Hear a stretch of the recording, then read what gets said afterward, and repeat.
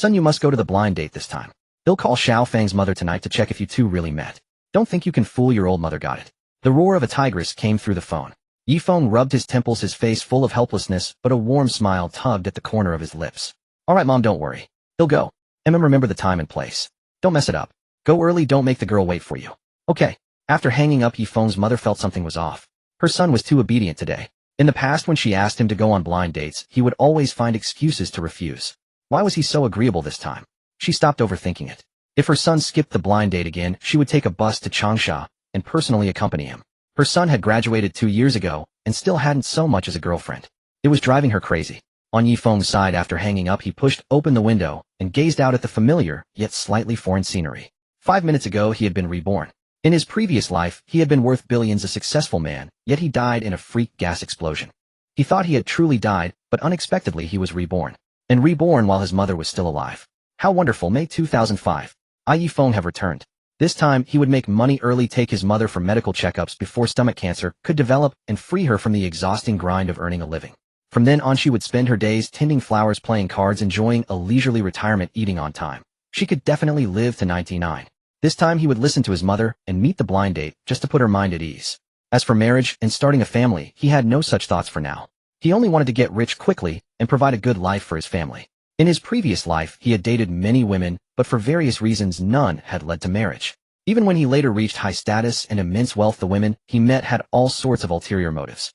Only love was absent. So although he yearned for love, it was not a necessity. At 1 p.m., he arrived at the address his mother had sent, Meishin Cafe. It was very close to the company where he currently worked. He pushed open the heavy glass door and stepped into Meishin Cafe. Soft music was playing. It was lunch break, and many people were enjoying coffee. He scanned the room, his gaze landing on a table by the window. A woman sat there. He took out his phone to check the details his mother had sent. Today Xiao Feng is wearing a red polka chiffon blouse with a pair of cropped jeans. She'll have a rose on the table. After reading, Ye Feng looked up again at the woman by the window. The woman was indeed wearing a red polka chiffon blouse and cropped jeans. A single rose lay on the table with dewdrops still on its petals. Fresh and tempting, just like this woman. Even just looking at her profile, for Ye Feng, who had seen all kinds of beauties, this woman was undoubtedly goddess level. Her exquisite face was both pure and seductive. Her bearing was extraordinarily refined. Her slender hand holding the coffee cup was almost luminous. Ye Feng thought to himself, truly beautiful. Definitely the most beautiful woman I've ever seen. This time his mother's taste wasn't bad. She had set him up with such a stunning woman. In his previous life, he hadn't agreed to this blind date his mother arranged. So he had never met this beautiful woman. But women only slowed down his money-making speed. So he strode over and plopped down opposite her. As she frowned slightly at him, he grinned and introduced himself. Hello, I'm Ye Feng. You're blind date. You're Xiao Feng, right? You're really beautiful. I have to admit you're the prettiest girl I've ever seen. But sorry, I'm a straightforward person. I don't want to be in a relationship right now. So if my mom calls you tonight asking about us, just tell her you don't like me, that we're not a good match. How about that? He thought his blunt attitude would make the goddess opposite him so angry her chest would heave. A nice view. To his surprise, the woman put down her coffee cup, a hint of a smile in her beautiful eyes, and said, funny, I don't have time for a relationship either. I think we're a good match. Ye Feng. The woman continued, are you free now? What's up? Come on, I'll take you somewhere. Saying this, she picked up her bag and stood. Instantly, her perfect hourglass figure was displayed before Ye Feng, a figure no man could refuse. Until they walked into the nearby Civil Affairs Bureau, Ye Feng was completely dumbfounded. Get a marriage certificate. Ye Feng called out to the woman. She turned back, looked at him, and nodded. Get married. I still have work later, and I have a flight to Shanghai tonight. It happens we have time now. Let's get the certificate done. We'll talk about everything else later. Ye Feng was at a loss for words. This wasn't right. Very wrong. His mother had just said to go on a blind date, not to get the certificate done in one go. Do you have your ID? The woman asked. Yes. Good, let's queue up and get the forms. She went to fetch 2 marriage registration forms. Ye Feng stared at the form in front of him, utterly dumbfounded. Even his rebirth hadn't left him this stunned. The woman sat down and pulled 2 documents from her bag. Ye Feng took them and saw the words prenuptial agreement. He flipped it open. The woman said, this is a prenuptial agreement stipulating a fake marriage for 1 year. During the marriage our assets remain separate. After 1 year we'll divorce, and he'll pay you a severance fee. During the marriage we need to live together but not share a room. Just enough to make people believe we're a real couple. Also, if my family needs you to show up, you'll come with me to visit relatives. Similarly, I'll accompany you if needed. During the marriage you cannot date anyone else. After the divorce you can live as freely as you like. Take a look at the agreement. If you have anything to add, include it. Ye Feng was not a man who acted on impulse. Every word the woman had just said hit precisely the points he needed at the moment. Having lived through the future, he knew that over the next few years his mother's nagging about marriage would only intensify year after year, until one day she suddenly stopped. At the time he had no idea why. Only later did he learn that his mother had been diagnosed with terminal stomach cancer and did not want to hold back any girl from other families. That was why she stopped urging him to marry. But he knew his mother must have passed away with regret, never having seen him wed in her lifetime. At that thought his gaze darkened. Now that he had been reborn, if he wanted to put his mother's mind at ease for the time being, finding someone for a fake marriage was not a bad idea. Besides, the terms the woman had offered were quite tempting to him. It perfectly matched his idea of a fake marriage. After 1 year of marriage, he would divorce the woman. By then, he would have earned enough money and his mother would no longer have spare time to nag him about marrying. She would only tell him to keep his eyes wide open when finding a partner and not let some bad woman swindle his money away. Moreover, the woman who was to enter a fake marriage with him was extremely beautiful. There was simply no reason to refuse. His gaze fell back onto the prenuptial agreement. He read it carefully item by item. The more he read, the more astonished he became, for the agreement was unmistakably written in a highly professional manner. Had she already hired a lawyer to prepare this in advance? This Ye Feng is quite interesting. When he flipped to the last page and his eyes landed on the post-divorce settlement fee, he was stunned. There were actually 6 zeros. The severance fee was as high as 3 million. It was May 3, 2005, and the divorce date was set for May 3, 2006. In this era, 3 million was truly a fortune. If you casually bought a house in Shanghai with it, you could easily multiply it tenfold while lying down and doing nothing. No. Wait. How could the blind date his mother introduced be so fabulously wealthy and domineering? He raised his head and asked the woman across from him, "What's your name?" The woman blinked. Ye Feng. He wanted to ask her full name, but then remembered that his mother hadn't told him the full name of the blind date either. She had only said her name was Ye Feng. But this was too strange. How could his mother have introduced him to a woman with such stunning looks and so much money? Where did she get such resources? Then he remembered that his family had once been prosperous before going bankrupt and returning to live in a small county town. Perhaps she was a daughter of those wealthy families his parents had known in the past. He stopped dwelling on the question. Putting down the agreement, he said, "The terms are fine. I agree to the fake marriage." The woman relaxed her brows and gave him a slight smile. "Good, let's sign." They began to sign their respective copies, exchanged them after signing. For the agreement to take effect, each copy had to be signed by both parties. However, when Ye Feng picked up the other party's copy and was about to sign it, he discovered that the name the woman had written on it was not Ye Feng. It did not even contain the character Feng at all. It reads Su Qingxue. "You're not called Ye Feng." Ye Feng frowned. Su Qingxue smiled softly and said, "I am called Ye Feng. It was my childhood nickname. Su Qingxue is my formal name."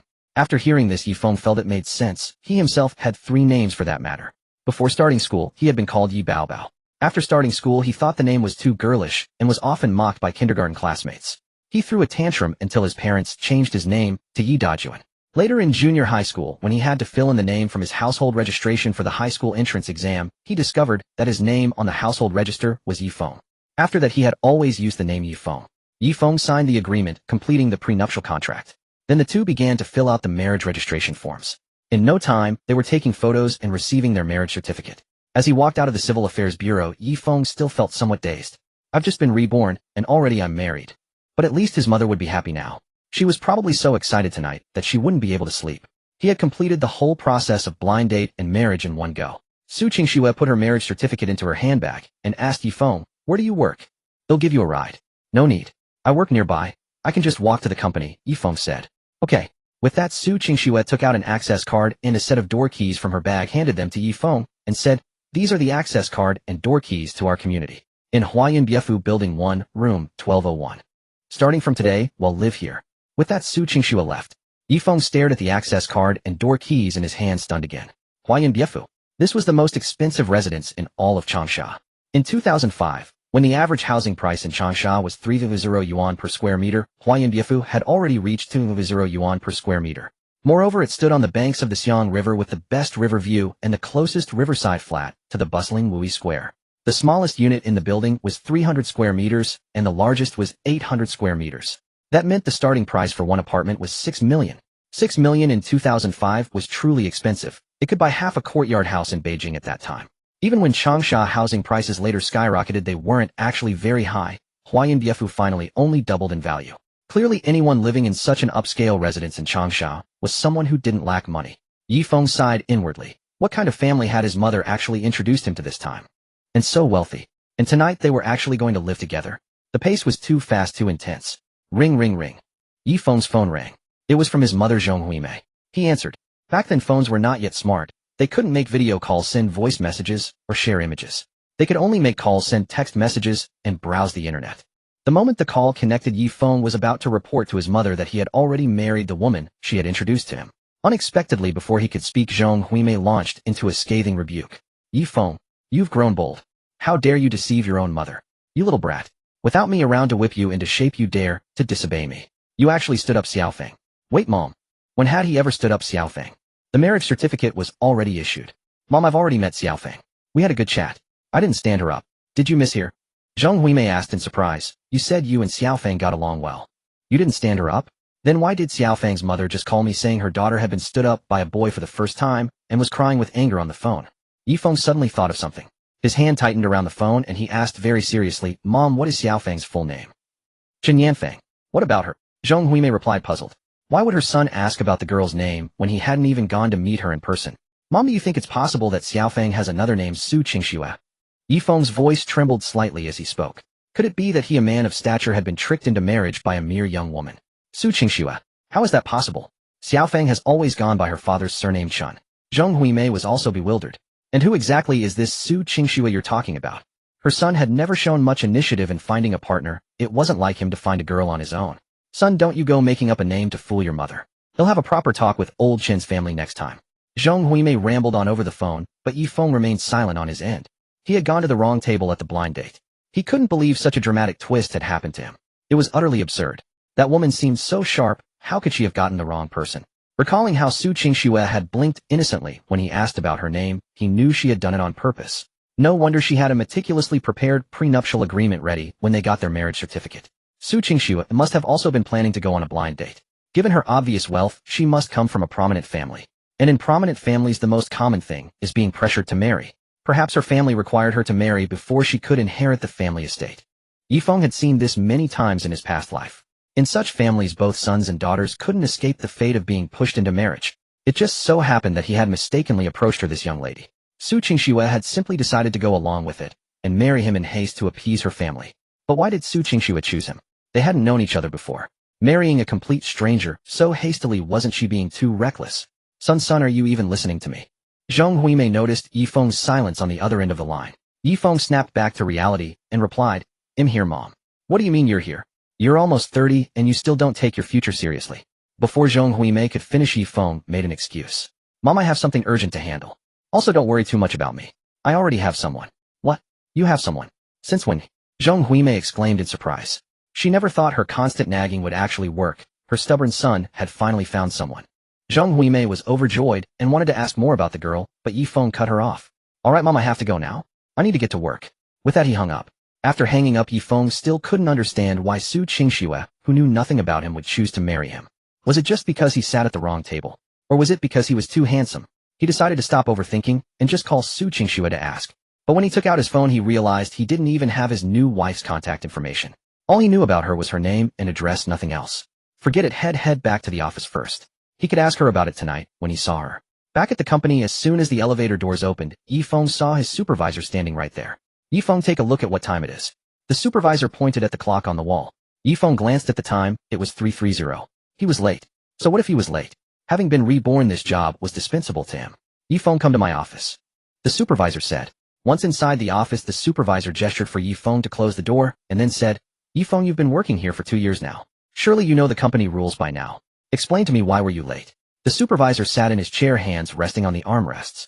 Supervisor, I was just at the Civil Affairs Bureau getting my marriage certificate. That's why I was late. Ye Feng replied nonchalantly. Getting a marriage certificate?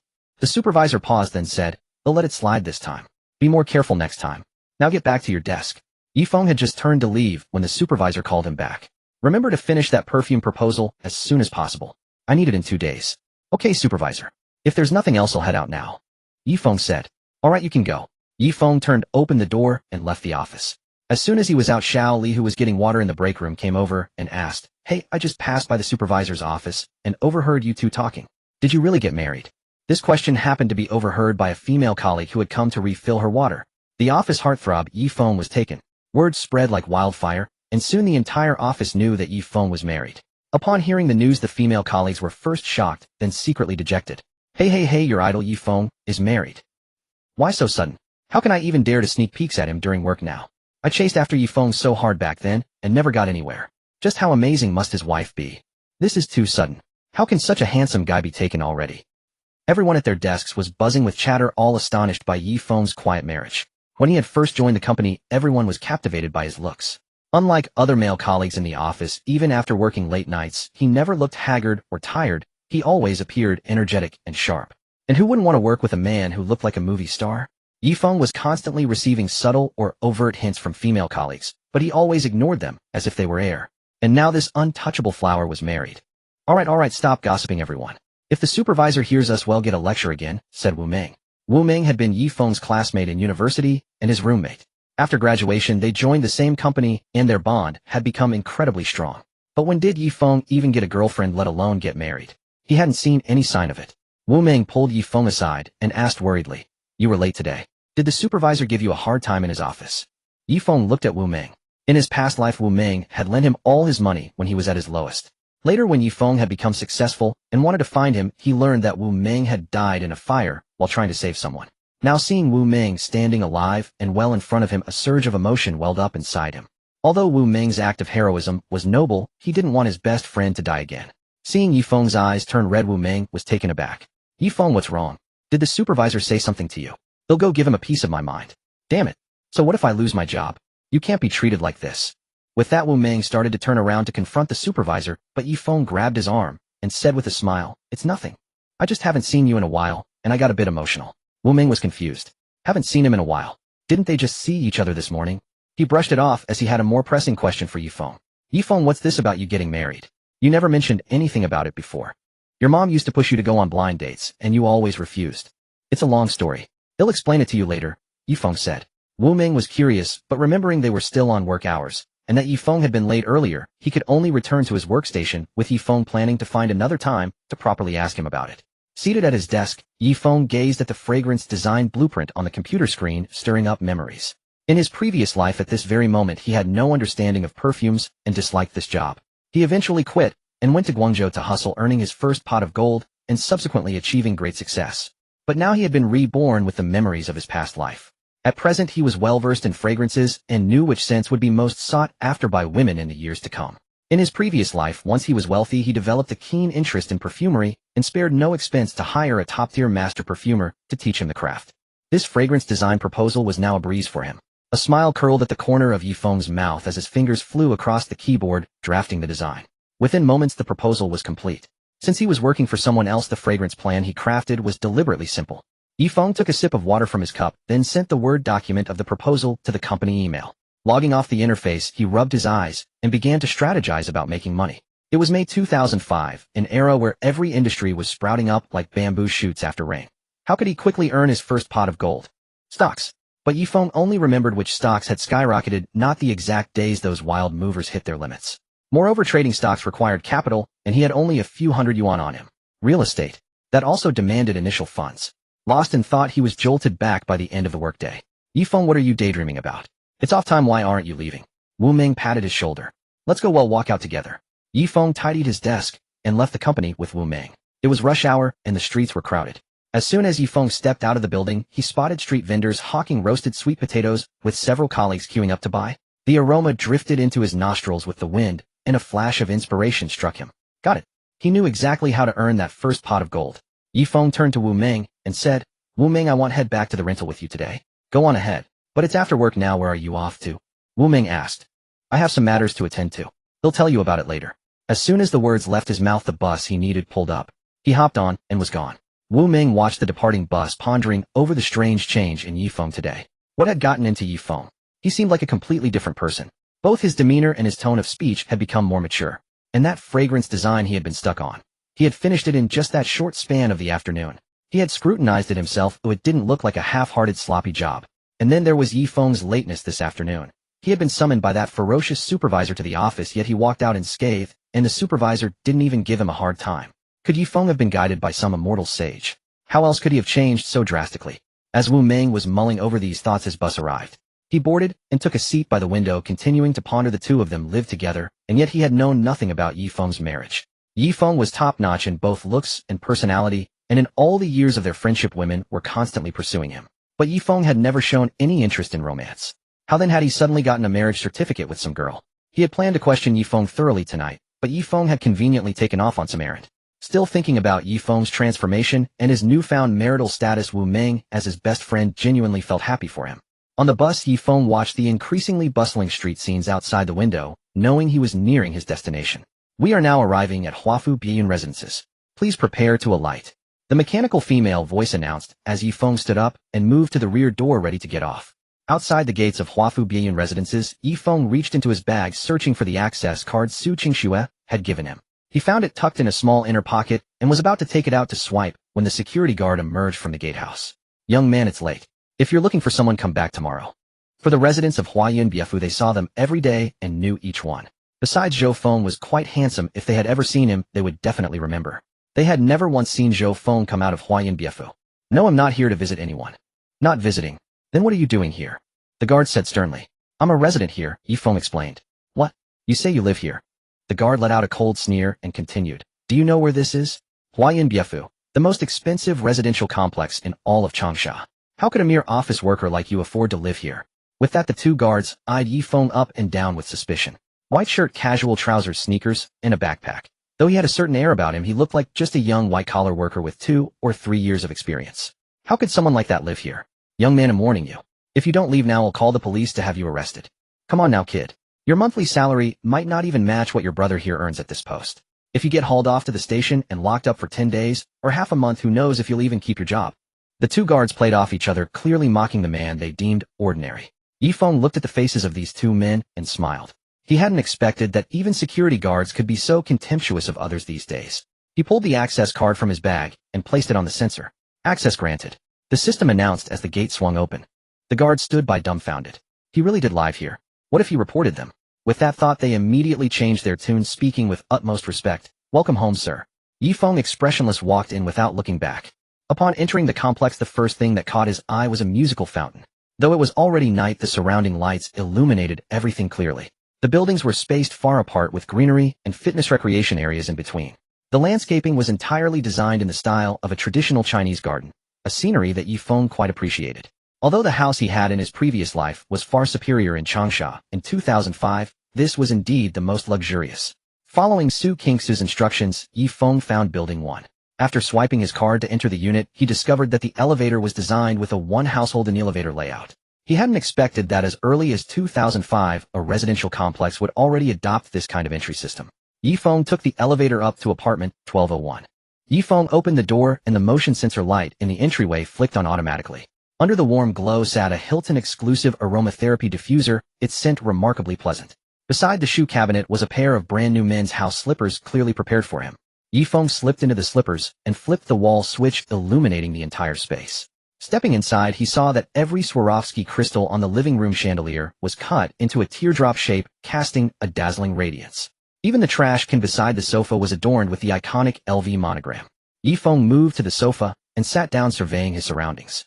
This had to be the grandest flat in Huayan Biefu, a sprawling 800 square meters. At 2,000 yuan per square meter, that alone would cost 16 million, not even counting the renovation. With the luxurious interior, it must be at least 20 million. Damn, this wife had married and a flash was loaded. He continued to inspect the place, noticing how unnaturally clean it was, as if devoid of any trace of daily life. If not for the countless luxury items scattered about, Ye Feng would have mistaken it for a model home. They had only just met, not even exchanged contact information, yet Su Qingxue had already given him her address and keys. Wasn't she afraid had stripped the place bare? This woman trusted him far too easily. After a long day, it was time for a shower. Ye Feng rose and headed for the master bedroom. It was a sprawling 100 square meter suite with a massive floor-to-ceiling window offering a panoramic view of the river. The room was sparsely decorated, dominated by cool, cold tones. Ye Feng found it curious there were actually women in the world who didn't like pink. He chuckled to himself and headed to the bathroom. The vanity was meticulously arranged with various toiletries, every corner spotless. Beside the bathtub sat scented candles bearing faint traces of their last use. Yet everything in the room was arranged with exceptional order, down to the toothbrush cups on the vanity, all perfectly aligned. The towels were folded with such precision, it was almost obsessive. This woman has OCD, Ye Feng muttered to himself as he stepped into the shower. He turned on the shower head, letting the water cascade over his face. Rubbing his eyes, he reached out to press the shampoo dispenser on the wall rack. As he pressed, the fragrance of the shampoo wafted out, a soothing, comforting scent. Ye Feng picked up the bottle to examine it. It was a French brand, one he recalled using in his past life. They offered personalized custom scents. No wonder it smelled so unique. The body wash was from the same line with a slightly different fragrance, but neither had the typical fruity floral notes women usually favored. The scent was refined and sophisticated. After his shower, Ye Feng loosely wrapped a towel around his waist, dried his hair, then tossed the towel aside and collapsed onto the large bed. Today had been exhaustingly long. The silicone mattress and the sleep-inducing aromatherapy in the bedroom quickly lulled him into a deep slumber. When he woke, it wasn't too late in the day. Ye Feng threw off the covers, dressed, and walked to the window. This was the prime spot for viewing the river. As luck would have it, today was a fireworks day. The statue at Orange Isle glistened under the bursts of light. The river mirrored the fireworks, and passing boats set the water shimmering with ripples. Ye Feng opened the upper window, and a gentle river breeze brushed his face as the sound of fireworks became clear. Inside and out it was a display of different brilliance. For a moment Ye Feng felt dazed. If not for the vanity mirror in the room, he might have thought he was still in his past life, before his rebirth. Ye Feng shook his head with a smile, looking at the vivid reality before him. He never imagined that the decisive businessman from his past life, having just returned to his early work days, would be swept into a flash marriage with a goddess-level woman. Married on first meeting with a wealthy wife, was he destined to be kept? Being kept. Ye Feng remembered how during his university days in his past life his buddies would always tease him about that. They'd say, with looks like his, why bother working hard? Just find a rich woman. Back then he never took those jokes seriously, brushing them off with a laugh. Who knew those casual jokes would come true? Reborn with past life memories, just to be kept. Interesting. Truly interesting. Ye Feng curled his lips into a smirk. Just then his phone vibrated with a text message from an unfamiliar number. The message read, "I'm Su Qingxue." Moments later a call came in from the same number. Ye Feng answered, and before he could speak the voice on the other end said, "I'm Su Qingxue." "Yeah, I know." Ye Feng replied. "Give me your bank card number. I forgot to ask today." Su Qingxue's voice was utterly emotionless, as if she were executing some routine task. Instead of answering, Ye Feng said, "You're not Xiao Feng. We were set up with the wrong person." A soft laugh came through the phone. "No mistake. My nickname is Xiao Feng." Ye Feng knew she was being deliberate. He pressed on, "Aren't you afraid I'll live off you and cling on until you can't get rid of me?" "Oh, you're welcome to try," Su Qingxue said with a faint amused chuckle. Then she added, "I asked for your bank card number. What do you need it for?" Ye Feng grew wary. Why would a woman ask for his bank details right off the bat? "To send you your living allowance." Living allowance? Ye Feng's heart leaped with glee. Just what I need for my first steak. He kept the thought to himself and gave her the number, curious to see if she'd actually come through. "Alright, I'm hanging up." Su Qingxue ended the call. Less than a minute later Ye Feng's phone buzzed with a message. "Your account has been credited with 100,000. 100,000. Shed just handed him 100,000. In 2005, 100,000 was a small fortune. Ye Feng stared at the screen and cursed, "Damn." Then he tossed the phone onto the bed, planted his hands on his hips, and gazed out at the night view. Being kept feels amazing, hell yeah. Not long after his phone vibrated again with a text from Su Qingxue, "I won't be back tonight. Make yourself at home. No need to clean. A housekeeper comes by regularly. If you can't cook, there's a notepad by the bed with delivery numbers." Ye Feng read her message and smiled, thinking, I really am being kept. Never expected that right after my rebirth I'd be dealt a winning hand from the start. Ye Feng didn't glance at the notebook on the bedside table. In his past life he had grown accustomed to a life of luxury and fine dining. He loved gourmet food, but having tasted every delicacy imaginable he had grown tired of them. Eventually he took to perfecting his own culinary skills, mastering everything from lavish imperial banquets to humble home-style dishes. While he couldn't claim to conjure them up effortlessly, he was certainly adept and seasoned in the kitchen. Ye Feng made his way to the kitchen. Su Qingxue's kitchen was expansive, truly palatial, dwarfing the living rooms of most ordinary homes. It was equipped with sleek modern appliances arranged in neat, orderly fashion. He opened the refrigerator, curious to see what ingredients were available, though he didn't hold out much hope. Given Su Qingxue's image as a career-driven woman, he figured she was probably the type who never lifted a finger in the kitchen. Contrary to his expectations, the fridge was far from bare or devoid of earthly pleasures. It was well stocked with a variety of vegetables, meats, and fruits, along with an assortment of beverages. His gaze landed on a bottle of Waha AD calcium milk, and a smile tugged at his lips. He had assumed only kids drank that stuff, never imagining Su Qingxue had a taste for it. He picked up a bottle, inserted the straw, and took a sip, trying to get a feel for the childlike side of this formidable woman. Each item in the fridge was meticulously portioned and stored. He grabbed a few packets of vegetables, noting their freshness, and the labels stuck on them stamped with the date they were put into the fridge. Not only that, but the fruits and vegetables were kept separate from the meats, and raw items were distinctly separated from cooked ones. The entire fridge was a model of organization. He even noticed that the vegetables on the same shelf were arranged by color from light to dark. This woman has a serious case of OCD, he thought. A corner of Ye Feng's mouth quirked up. This wife who had seemingly dropped from the sky was becoming more and more intriguing. He took out the ingredients he wanted. After all, this was his first meal since being reborn. He had to give himself a proper treat. Ye Feng was from Xiao City and had grown up there, so for his first meal in this new life, he decided to make some local specialties to celebrate his fresh start. He started by simmering a pork rib and corn soup, simple yet delicious. While that was bubbling away, he began stir-frying the other dishes. He washed the pig's blood tofu balls head taken from the fridge. This was a traditional delicacy from the Xiao City region, part of the Hunan cuisine repertoire, a staple in nearly every household there. These dark, unassuming balls were one of Ye Feng's absolute favorites in his past life.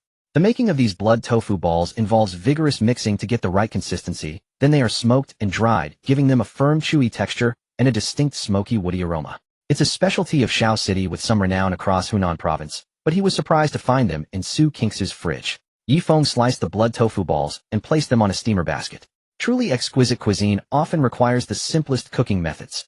He also whipped up a dish of blood sauce duck renowned for its sweet, spicy, tender, crisp, and savory profile. He stir-fried the chopped duck over high heat until it was 70% cooked, then added salt and shredded green peppers, followed by duck blood and spices, and finally a splash of rice, wine, tossing everything together. The secret to blood sauce duck lies in coating the duck meat thoroughly with the blood, sealing in its juices and allowing the flavors to meld as it cooks. The finished dish is fragrant, spicy, crisp, and refreshing, leaving one smacking their lips for more. To round out the meal, Ye Feng quickly stir-fried some Shanghai greens, infusing them with the aroma of sautéed garlic before serving. The vibrant green leaves were enough to whet anyone's appetite. He carried the 3 dishes and 1 soup to the table. The day had felt surreal, but as the fragrant, steaming food entered his mouth, Ye Feng finally felt the solid, reassuring truth that he had truly been reborn. Having been hungry all day, and with his cooking skills on point, Ye Feng devoured 3 large bowls of rice. Finally patting his belly, which was pleasantly round from the feast, he slumped back in his chair with a satisfied smile. After a while, he picked up his phone and called his mother, Xuejie. Over on her end, Xuejie had been burning with curiosity ever since Ye Feng hastily hung up the phone earlier after blurting out that he had a partner. She hadn't had a chance to ask any questions. Her son had never even mentioned a girlfriend before, so where did this partner suddenly come from? But she held off on calling back, worried about interrupting him at work. Just then her phone rang, and seeing it was Ye Feng, she picked up immediately and launched into a rapid-fire barrage. Ye Feng, what's going on with you today? First you dutifully agree to a blind date, then you stand them up, and now you say you have a partner. You better start explaining yourself clearly. Ye Feng, listening to his mother's familiar nagging, felt no irritation. Instead he chuckled and said, Mom, give me a chance to speak, will you? You fire off so much at once, how am I supposed to answer? Xuejie, hearing the laughter in his voice, grew more anxious. Don't you get cheeky with me. Talk properly. Ye Feng then turned serious. Mom, I was telling the truth today, and we didn't waste any time. We went all the way and got our marriage certificate today. Xuejie was stunned, speechless for a moment. What? Don't you dare lie to me. Yesterday you didn't even have a girlfriend, and today you're married. Forget meeting the parents, your father, and I don't even know her name. Ye Feng felt a pang of helplessness. Honestly, he hadn't known his wife's name either until they were signing the papers. Ye Feng insisted, Mom, it's true. I'm not lying to you this time. Xuejie, unconvinced by his vague assurances and certain he was just making up a story to stop her from nagging him about marriage, said earnestly, Son, you'll be 30 in a few years. It's high time you settled down. You don't need to make up stories to fool us. Ye Feng rubbed his forehead. He was only 22. But his mother had been on his case all year, insisting that at 22-23 by nominal age he was eating his 24th year's rice, and before he knew it he'd be 26 or 27, and rounding up he'd be nearly 30. Ye Feng decided to nip this in the bud, and said with a smile, Mom, I'm really not lying. How about this? You and Dad come to Changsha, and see for yourselves that I have a wife. And even if I didn't, it could just be a little trip for you too. He had an ulterior motive. He wanted to get his parents a full medical checkup. In his past life, his mother had passed away from stomach cancer. Although there were still 8 years before she would be diagnosed with terminal stomach cancer, now that he was reborn and had money, the first thing he wanted to do was ensure his mother's health and put his mind at ease. Xuejie thought the suggestion wasn't bad. Since her son had left for work right after the new year, he hadn't been back since. A trip to Changsha would also give her a chance to make sure he went on a proper blind date. Xuejie agreed. All right, that works. Your father and I are free these days anyway. We'll take the bus over tomorrow morning. Ye Feng was thrilled she agreed so readily and said happily, Great. Call me when you and Dad arrive tomorrow. It's Friday, so we'll be free. Even if he weren't free, he would have taken the day off, though he wouldn't mention that to his mother. After hearing her agreement, Ye Feng felt a surge of emotion. For his parents, this was just an ordinary visit, but for him, it was a long-awaited reunion. Xuejie then went on to ask her usual questions about his daily life, and Ye Feng answered them all patiently and truthfully. After hanging up, Xuejie was struck by how different her son seemed. In the past, he would answer these trivial questions without being rude, but never with such patience and warmth. Zhong Huimei called out to Ye Youcai, who was stir-frying in the kitchen, and said, "Father of the child, your son has made something of himself now." Ye Youcai was puzzled and asked, "What's wrong with Ye Feng? Were you just on the phone with him?" Zhong Huimei teased, "Your son has gone and done something good behind our backs." Ye Youcai, being quick-tempered, said, "You know something but won't tell me. You're just waiting to see me get all worked up, aren't you?" Seeing his anxious state, Zhong Huimei said slowly, "Ye Feng told me today that he not only has a girlfriend, but he's already gotten the marriage certificate." Ye Youcai was startled. "Who is this girl? How old is she? Where does she live? What do her parents do?" Zhong Huimei chuckled, "How would I know? It's not like I'm the one who got married." Ye Youcai continued, "This is a big deal. Our son is being too hasty. He hasn't even given the bride price, and we haven't met each other's parents. Our daughter-in-law must be feeling so wronged." Seeing Ye Youcai pacing anxiously, Zhong Huimei said, "You're too naive. You believe everything your son says. He didn't even mention the girl's name. It's obvious. He's just fooling us." Ye Youcai retorted, "That's not certain. Don't all young people nowadays talk about love at first sight? With our son's looks, plenty of people have liked him since he was little. What if he and our daughter-in-law really did fall for each other at first sight? Isn't that what happened in that drama you watched a couple of days ago?" Zhong Huimei recalled the tone Ye Feng had used on the phone. Oh, it didn't seem like he was joking. She began to feel a bit flustered too. "Now that you mention it, it's not impossible. I told our son that we'd go to Changsha tomorrow to see if it's true." Ye Youcai agreed. "We have to go. Our son just turned 22. What does he know? Besides, if they got the certificate so quickly, I'm afraid her parents might not know either. We need to go there tomorrow and see what's really going on." Zhong Huimei remarked, "That girl must be pretty naive too, getting a marriage certificate with Ye Feng without even meeting his family. It's a good thing our son isn't a bad guy, or who knows how her life would turn out." The couple decided to buy bus tickets for the earliest departure to Changsha the next morning, and planned to go out that evening to buy some of their son's favorite blood tofu and braised tofu, since he hadn't been home for over half a year. After dinner, Ye Feng cleaned up, put the leftovers in the kitchen, and went downstairs for a walk. Having been reborn just today and tired from the day's events, he went to bed early. At 2 in the morning, Ye Feng was fast asleep in the master bedroom, surrounded by the darkness of the night. The sound of a key turning in the lock broke the silence of the night. Su Qingxue, dragging her weary body through the door, slipped off her high heels. As she bent down to change her shoes, she noticed a pair of men's shoes by the entrance. A flicker of surprise crossed her face before she realized they belonged to Ye Feng, the man she had just gotten married to that day. Su Qingxue unbuttoned 2 buttons on her business attire. She had flown to Shanghai on a business trip that evening and hadn't planned on coming back, having even booked a hotel. But she just couldn't get comfortable in a hotel. A strange feeling inside had guided her home, urging her to sleep in her own bed. Su Qingxue turned on the living room light. The place was fully furnished with high-end appliances and furniture, but it felt like something was missing. It seemed empty, even a little cold. Su Qingxue took a shower first. After a day of rushing around, she was used to this kind of life, but her body still couldn't handle the strain. After her shower, Su Qingxue was about to go to bed when her stomach suddenly growled. She looked down at it helplessly. After all that exertion, she was indeed a bit hungry.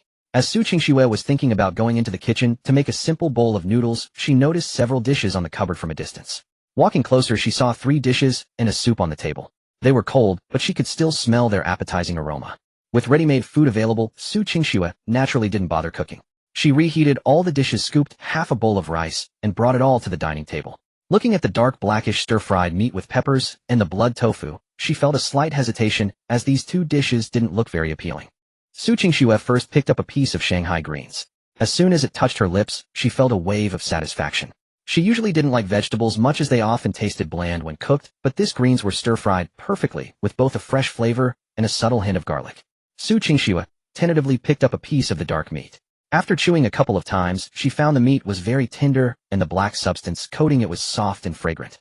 She quickly picked up another piece of blood tofu.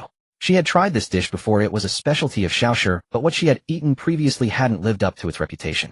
She wondered if this plate could change her mind. Su Qingxue took a bite of the seemingly ordinary blood tofu. She immediately tasted the smoky aroma of pine wood, followed by the chewy texture of the dried tofu, which became more flavorful with each chew. She had only intended to eat half a bowl of rice to tide her over, but ended up finishing the entire large bowl. As she ate, Su Qingxue wondered if Ye Feng had ordered this food using the number on the notepad. Which chef's cooking had improved so much? Or had a great chef joined some restaurant? She resolved to order from this place again, and make sure to ask which restaurant it was from in the morning. Su Qingxue cleaned up briefly. A full stomach always made her drowsy, especially since it was already very late. Half asleep, she stumbled back to her bedroom. Not bothering to turn on the light, she followed her instincts to the bedside, and flopped straight onto the bed. The bed is so soft, was Su Qingxue's first thought upon contact. As she lay down completely, she groggily felt like she was lying on top of something. Too tired to even open her eyes, she fumbled for the lamp switch. Ye Feng had been sleeping soundly when he was suddenly pinned down by something soft. The abrupt light from the lamp stung his eyes. He opened them in confusion and found a woman lying in his arms seemingly out cold. This was Su Qingxue, his quick marriage partner. Wasn't she supposed to be away tonight? Why was she suddenly back? Su Qingxue rubbed her sleepy eyes and looked down. Seeing Ye Feng, she smiled. You're smiling. Ye Feng was baffled. Damn, at a time like this, wasn't Su Qingxue afraid of him, a grown man? And she was even smiling. How carefree could she be? Why are you in my bed? Su Qingxue asked, too lazy to move, simply lying on top of Ye Feng. Shouldn't I be asking how you ended up in my bed? Ye Feng retorted. He was sleeping soundly when Su Qingxue entered his room. What's more, even after seeing him, she didn't move an inch or get off him. Wasn't this a marriage of convenience? Could it be she wanted to make it real? Ye Feng's dark eyes narrowed slightly. Su Qingxue pointed at the door and said, "This is the master bedroom. Your room is next door." Ye Feng was speechless. He had assumed he would be sleeping in the master bedroom. He hadn't expected to be relegated to a secondary room. But considering he was being financially supported, he conceded. He then pointed at Su Qingxue on top of him and said, "Get off first. They'll go sleep in the guest room." "I don't want to move," Su Qingxue said lazily. Ye Feng narrowed his eyes dangerously and said, "Are you trying to rob the cradle?" Their marriage certificate contained their ID numbers from which their birth dates were evident. Su Qingxue was 3 years older than him at 25 this year. Su Qingxue seemed to find his words amusing. She shifted her arms and wrapped them around Ye Feng's neck. "What if I insist on robbing the cradle?" Ye Feng immediately gripped her waist. In the next second, he used his strength to lift her and set her aside. Then in one fluid motion, he got out of bed, and walked to the door. He left only a parting remark. "It's just a fake marriage, sis. Don't get too into character." Then he closed the door and strode away. Damn it, a handsome guy really has to protect himself out there. Su Qingxue looked at the closed door and curled her lips into a meaningful smile. "Little brother, there's plenty of time." The next morning, Su Qingxue got up. She got out of bed, drew the curtains, and the morning sunlight spilled onto her. She stretched languidly like a lazy yet elegant cat. Looking at the river view outside the window, a long-missed content smile graced her face. Especially when she thought of what happened with Ye Feng last night. She smiled. She was looking forward to this life. After washing up, Su Qingxue went out and found Ye Feng already awake and busy in the kitchen. Ye Feng had gotten up at the crack of dawn to prepare breakfast. The morning is the best time of the day. He planned to start earning money today, so he needed to finish breakfast early and get going. Su Qingxue had just arrived in the living room when Ye Feng came out with the breakfast. Ye Feng looked at the just awakened Su Qingxue. She was quite different from the meticulously dressed-up woman of yesterday. Yesterday's Su Qingxue, from her perfectly styled curls to her carefully ironed clothes, radiated one word: exquisite. Now fresh out of bed, she wore comfortable loungewear and a bare face.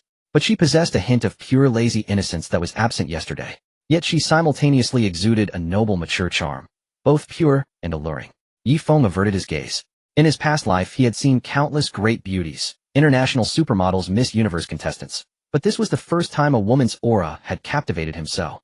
Su Qingxue looked at the tall Ye Feng. He was wearing an apron, and the morning sun cast a golden glow upon him. He looked warm and domestic, giving off a sense of home. Su Qingxue narrowed her eyes at the sight. Su Qingxue walked over and said with a smile, "I didn't know you could cook." Ye Feng smiled too. "There's a lot you don't know about me." Neither of them mentioned last night's incident, a silent mutual agreement. Watching Ye Feng place the porridge on the table and head back to the kitchen, Su Qingxue asked, "You're so skilled at cooking. The dishes on the cabinet yesterday, did you make those too?" Ye Feng replied, "Yeah." "Did you eat, even though you came back so late?" A flicker of surprise passed through Su Qingxue's beautiful eyes. She hadn't expected someone so young to be such a fantastic cook. His food was even better than the dishes from 5-star hotel chefs or Michelin 3-star head chefs. She had really stumbled upon a treasure of a husband. After Ye Feng finished cooking, they both sat down to eat. Neither was in the habit of chatting during meals. They quietly savored the delicious food. But Su Qingxue grew more astonished with each bite. It was just a simple breakfast of xilongbao millet porridge and spring rolls. But it was incredibly delicious. Her favorite was the xilongbao. She popped one in her mouth, and as the soup burst onto her tongue, the flavor was absolutely divine. It was without a doubt the best breakfast she had ever had. Ye Feng's culinary skills were simply supreme. Ye Feng ate quickly. He was in a hurry to start earning money and building his own business empire. He put down his chopsticks and said, "I'm done. I'm heading out. Take your time." Seeing his urgency, Su Qingxue said, "I'll drive you to work." Ye Feng looked at Su Qingxue, who was only halfway through her breakfast, and said, "No need, I'll just take the bus." Ye Feng took the bus to the company building. His company was Xuejie Group, where he worked in the planning department. Xuejie Group was a renowned large enterprise in Xiang province. The 22-story building before him belonged entirely to the company. Specializing in daily necessities and cosmetics, Xuejie Group had numerous departments, including marketing, sales, and product development. The company had over 3,000 employees. Ye Feng planned to open a breakfast shop right in front of the building. This location was not only close to his workplace, but also boasted a huge flow of foot traffic. With Xuejie Group's 300+ employees and the surrounding bustling CBD towers, there would be no shortage of customers. And he was extremely confident in his cooking skills. With the 1,000 yuan startup capital Su Qingxue had given him, he could rent a storefront here and start a breakfast business. The shop would definitely be a huge success. He could accumulate his initial capital faster and give his parents a better life sooner. Ye Feng arrived at the location at precisely 7 in the morning, leaving him an hour and a half before his workday began at 8:30. He started searching for a shop available for rent. Before long, he spotted a storefront nearby with a for rent sign displayed. However, arriving too early meant the shop wasn't open yet. Ye Feng called the contact number posted on the sign. After a brief conversation, he learned the shop was being subleased and the current tenant lived nearby. Within a few minutes, the tenant arrived. From a distance, Xie Dajiao spotted a tall, handsome young man standing in front of her shop and hurried over. "Hello, I'm Xie Dajiao. You're the one looking to rent this shop, right?" Ye Feng replied, "Hello, I'm Ye Feng. I just called about renting it." They walked inside to inspect the premises while discussing the price. Xie Dajiao said, "You've got a good eye. This is a prime location, though it's not large, only about 15 square meters. But don't underestimate it. It's surrounded by office buildings with heavy foot traffic. The rent is 10,000 yuan a month." The price was roughly what Ye Feng had anticipated. The facilities inside looked complete, and he was fairly satisfied. Still, he said, "Sister, look at me. I'm a fresh graduate without much money. Could you give me a better deal?" Xie Dajiao gazed at Ye Feng's handsome face and smiled. "Alright, I'll lower it for you. The minimum I can go is 9,000, otherwise it's not worth it for me. I was paying 10,000 a month myself. If business hadn't been so poor, I wouldn't have wanted to sublease." Earlier, Ye Feng had noticed the sign above the entrance reading Jiao Jiao Breakfast Shop and the steaming baskets and other breakfast-making tools inside. He knew the previous business was a breakfast spot, just like what he planned. He intended to sell steamed buns, dumplings, and fried dough sticks. Though the profit margin per item was thin, the sales volume could be substantial. Moreover, the prices he set for his buns and dumplings wouldn't be ordinary. The profit potential was significant. The 9,000 yuan rent was acceptable to Ye Feng. After all, Xie Dajiao was a regular person, and pushing too hard on the price wouldn't be fair and would likely be rejected anyway. Ye Feng examined the shop, then stepped outside to survey the surroundings. He noticed another breakfast shop directly across the street. No office workers had arrived yet, but the owner of the competing shop was already busy preparing. Ye Feng began to understand why Xie Dajiao's breakfast business at this prime location had failed. It was likely due to the competing breakfast shop across the street. However, since he planned to open here, he wanted more details. So he said to Xie Dajiao, 9,000 is acceptable. But Sister Jiao, with all these office workers around and such heavy foot traffic, why is your business struggling? Xie Dajiao nearly blushed at the sight of Ye Feng's earnest, handsome expression as he asked. She composed herself, shot a resentful glance at the shop across the street, and lamented, "At first my business was doing quite well. But last month a new breakfast shop opened across the way. Not only was their food tastier, but they also charged 1 mao less per bun. Just like that, my business collapsed. To cut my losses, I had to sublease." Ye Feng nodded. Xie Dajiao then asked what kind of business he planned to run. Ye Feng replied, "Sister Jiao, am renting this shop to start a breakfast business too." "Young man, let me be straight with you." Xie Dajiao paused and continued, "If you want to stay in business long-term, I'd advise you to try something else. You want beat the competition across the street in breakfast." Ye Feng smiled, glanced at the shop opposite, and said nothing. Seeing Ye Feng's determination, Xie Dajiao dropped the subject. Perhaps this young man had some unique insight into the breakfast trade.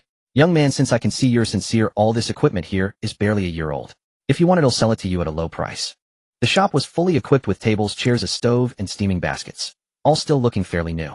Rather than spending money on new equipment, it made sense to keep using these. Every bit saved on startup costs mattered. Ye Feng asked how much. Xie Dajiao replied, "I spent about 10,000 yuan on all this a year ago. It's useless to me now. Just take it for 1,000. It was indeed a steep depreciation, 10,000 down to 1,000 in just 1 year. But since the shop was already transferred, what use did she have for these items? Ye Feng thought it over, found the deal reasonable, and agreed. "Sister Jiao, since we've settled everything, let's call the landlord and sign the contract." Xie Dajiao immediately called the landlord, who lived nearby, and arrived on his electric scooter within minutes. She pulled a prepared contract from a folder in her bag, 1 copy for the landlord, 1 for herself, and 1 for Ye Feng. Xie Dajiao's original contract with the landlord had 5 months remaining. Ye Feng took over the remaining 5 months, paying a total of 54,000 yuan in rent, 1 month's deposit, plus 5 months upfront. He also paid an additional 1,000 yuan for the shop's equipment. "Young man, here are the keys to the shop." Xie Dajiao detached the keys from her keyring and handed them to Ye Feng. "I'll wish you a prosperous grand opening and abundant profits." "Thank you, sister." Ye Feng pocketed the keys and said, "All settled. I'll be on my way now." Xie Dajiao and the landlord each departed. After they left, Ye Feng took out the keys, attached them to his own keyring, then pulled down the shop's rolling shutter and locked it. He then headed to the supermarket near the shop to buy ingredients for making buns, dumplings, and fried dough sticks. Pushing a shopping cart, Ye Feng methodically searched for each item on his list. Handsome guy wants some Ningxiang flour pork. The butcher at the meat stall called out in heavily accented Mandarin. I've got everything I need, thanks. Ye Feng replied politely. Buy one get one free. Buy one get one free. Handsome, how about some dried tofu? The supermarket buzzed with a cacophony of voices. Flour, yeast, eggs, salt, pork, cabbage, all purchased. Ye Feng pushed his now fully loaded cart to the checkout counter. That'll be cash or card? The cashier asked while bagging his items. Cash. Ye Feng pulled out his money and paid. All right, hey, race your receipt. Thank you and please come again. The cashier handed him the receipt with both hands and a smile. Thanks. Ye Feng took the receipt, tucked it into one of the shopping bags, and walked out of the supermarket carrying 2 large bags. With the groceries purchased, Ye Feng carried the bags back to his shop. Since both the buns and the fried dough sticks required 2 hours for the dough to rise, and it was nearly time to open for business, making steamed dumplings was the most practical choice. He cut the freshly bought pork into chunks and fed them into the shop's meat grinder in batches. While the grinder worked, Ye Feng washed and chopped scallions, cabbage, and shiitake mushrooms. Once the meat was ground, he divided it into 3 bowls, seasoning each with light soy sauce and sesame oil before mixing in the scallions, cabbage, and mushrooms respectively. The cabbage and mushrooms had been briefly stir-fried, releasing their natural aromas. Wearing disposable gloves, Ye Feng thoroughly mixed the fillings by hand. Due to the morning rush, he had no time to knead dough and roll wrappers, so he had bought pre-made hand-rolled dumpling wrappers from the supermarket. Though pricier than machine-pressed ones, the hand-rolled wrappers boasted a superior taste. Moreover, the price difference was negligible. 5 pounds of hand-rolled wrappers cost only 5 yuan. Ye Feng took out the wrappers packet by packet and began to wrap the dumplings. Different shapes signified different fillings. Swallow-shaped ones held the mushroom filling, ingot-shaped ones the cabbage, and the ordinary ones the scallion. He arranged the finished dumplings by shape into small steaming baskets and placed them over the stove. After a dozen or so minutes, the fragrant steam of the dumplings began to waft through the air. As steam billowed from the shop's entrance, the breakfast shop was officially open. Drawn by the enticing aroma, a few young women gathered at the door. Ye Feng quickly swapped his flour-dusted apron for a clean one, stood before the steaming baskets, and asked, "What can I get for you ladies? What are you selling here? It smells quite good," one of the girls inquired. "Since I was short on time today, I only made steamed dumplings. There are 3 flavors: scallion pork, cabbage pork, and mushroom pork." Ye Feng replied. "Oh, steamed dumplings. How much for a basket?" "All 3 flavors are 10 yuan per basket," Ye Feng said, pointing to the price list he had just pasted on the wall. 10 yuan a basket. That's so expensive. They had only asked out of casual curiosity, assuming it wouldn't cost much. The girls were taken aback. What kind of steamed dumplings could possibly warrant such a price? Across the street, a basket cost only 2 yuan and 90 fun, yet here, it was 10 yuan. That was more than 3 times the price. "Let's just go to the place across the street like usual." Yeah, let's go." "You all go ahead. I want to try this one," another girl said, glancing at Ye Feng before lowering her head. "Xiaomi, don't tell me you're charmed by the handsome boss," one of the girls teased, nudging her playfully. "Well, stop it. You guys go get your breakfast across the street," the girl said, blushing as she shooed the other 3 away. Ye Feng watched the scene with a light chuckle. In his past life at this age, he would have been too shy to handle such teasing, but now he simply found the girl's playful banter amusing. The girl looked up at Ye Feng and said, "Boss, I'll have 1 basket of the mushroom pork dumplings to eat here."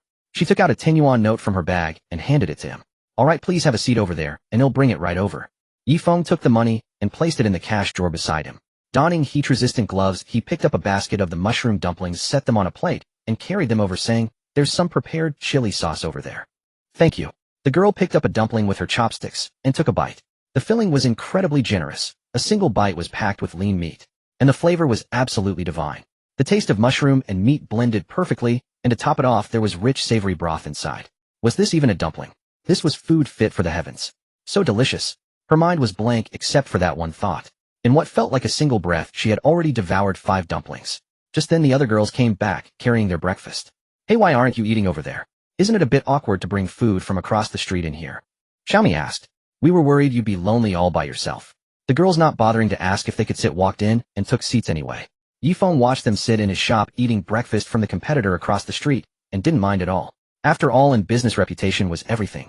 Regardless of the scale of the operation, one had to be mindful of that. Besides, only through comparison would people know which was better and which wasn't. Only then would they realize that his steamed dumplings, even at 10 yuan a basket, were worth every penny. "Xiaomi, how are the dumplings at this place?" "They're amazing. Not only are they packed with meat, but the taste is simply out of this world. This is honestly the best breakfast I've ever had." Xiaomi then used her chopsticks to break open a dumpling skin, letting the meat and broth spill out. The other girls' mouths watered just looking at it, and they couldn't help but swallow. They looked down at the buns in their own hands, which were mostly skin with barely any meat, and then at the dumplings on Xiaomi's plate. Their eyes widened. There's so much meat. And they look incredibly delicious. Xiaomi, can I have one? One of the girls asked longingly. Sure, Xiaomi said generously. The other two girls immediately chimed in, looking at Xiaomi with pleading eyes. Xiaomi, can we have one too? Of course, there are 3 left, so you can each have one. They'll just buy another basket. Xiaomi came from a slightly better off family than her 3 colleagues, so she could afford the 10 yuan basket. Besides, Ye Feng's dumplings were truly delicious. She also wanted to recommend them to her colleagues. The 3 girls thanked Xiaomi profusely and quickly reached out with their chopsticks, each grabbing a dumpling. The moment they took a bite, their eyes lit up instantly. Oh my god, were these steamed dumplings? Comparison is the thief of joy. After tasting Ye Feng's dumplings, the buns they'd bought across the street seemed like absolute garbage, completely unpalatable. So good. Yes, incredibly tasty. Honestly, the best I've ever had. So delicious. But it's so expensive, 10 yuan a basket. Still, it's totally worth it. To be able to buy dumplings this good with money is a blessing from the heavens. But I'm so poor. Forget buying that bag. Starting tomorrow, I'm eating here. Good food comes first. Xiaomi, delighted by her discovery of a top-tier breakfast spot, happily bought 2 more baskets from Ye Feng to treat her friends. The 4 girls then ate and loudly shared their impressions of the dumplings. Being quite attractive, they naturally drew the attention of passers-by. Their enthusiastic comments, along with the eye-catching price of 10 yuan per basket posted by Ye Feng, soon attracted a crowd of curious customers. Boss, why are your dumplings so expensive? They're more than 3 times the price across the street. Boss, are they really that good? Ye Feng smiled and answered each question. Xiaomi also spoke up to help him, saying they're truly delicious.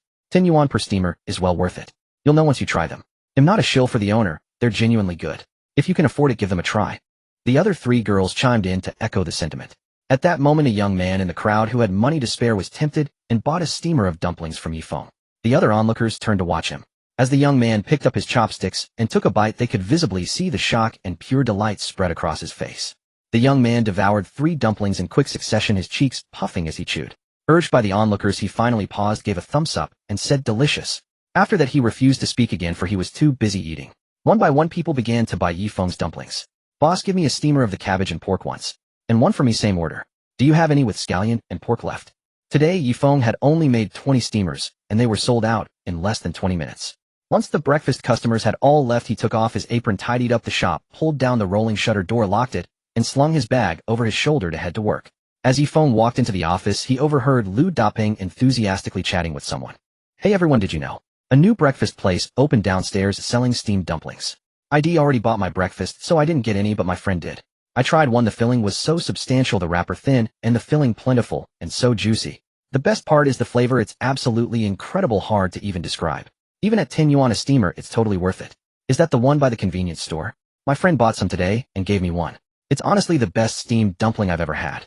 I smelled the aroma and wanted to buy some, but the business was so good that the shop was already closed by the time I got there. He'll head over early tomorrow to line up. Haha, you're really dedicated just for a bite of dumplings.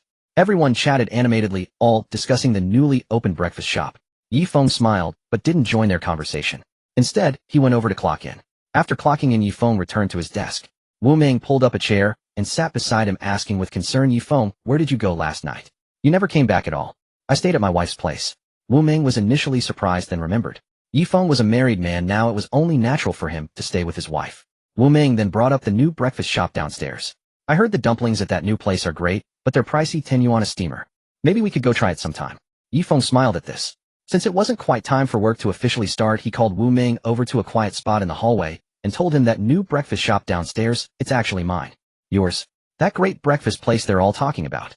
Wu Ming exclaimed in shock. Ye Feng nodded. Wu Ming was utterly stunned. Ye Feng, we live together, and I never knew you could cook breakfast. He felt like Ye Feng had changed so much. And selling dumplings at 10 yuan a steamer. What incredible culinary skill it must take to dare charge such a high price. Most importantly, even at that price, people were buying. He had already heard many colleagues saying they'd go try that shop tomorrow morning. He never imagined the shop was run by his best friend Ye Feng. It was simply astonishing. Hard to fathom. Ye Feng said with a smile, there's a lot you don't know yet. Get ready to be amazed. Wu Ming suddenly thought of something. Hey, wait a minute. The rent for shops near the company isn't cheap. How did you have the money to lease that place? They earned the same salary and even shared an apartment. Wu Ming was a spendthrift living paycheck to paycheck. He couldn't believe his good friend Ye Feng, after paying rent and living expenses, had managed to save enough to rent a shop. It was unbelievable. Ye Feng chuckled. And being kept. Wu Ming was bewildered. Ye Feng smiled again. It's a long story. My wife gives me an allowance. Wu Ming was shocked. Is your wife rich? Yes, she's loaded. Ye Feng thought of Su Qingxue's sprawling 800 square meter penthouse, and how she had casually transferred him 100,000 yuan as living expenses. A faint smile curled at the corner of his mouth. His wife was truly something special. While Wu Ming was still reeling in disbelief, Ye Feng patted him on the shoulder and said, "Bro, want to earn some extra cash on the side." "What do you mean?" Wu Ming felt his brain had completely shut down. The shocks just kept coming one after another. He couldn't handle it all. Ye Feng explained with a smile, "I've opened this breakfast shop, right?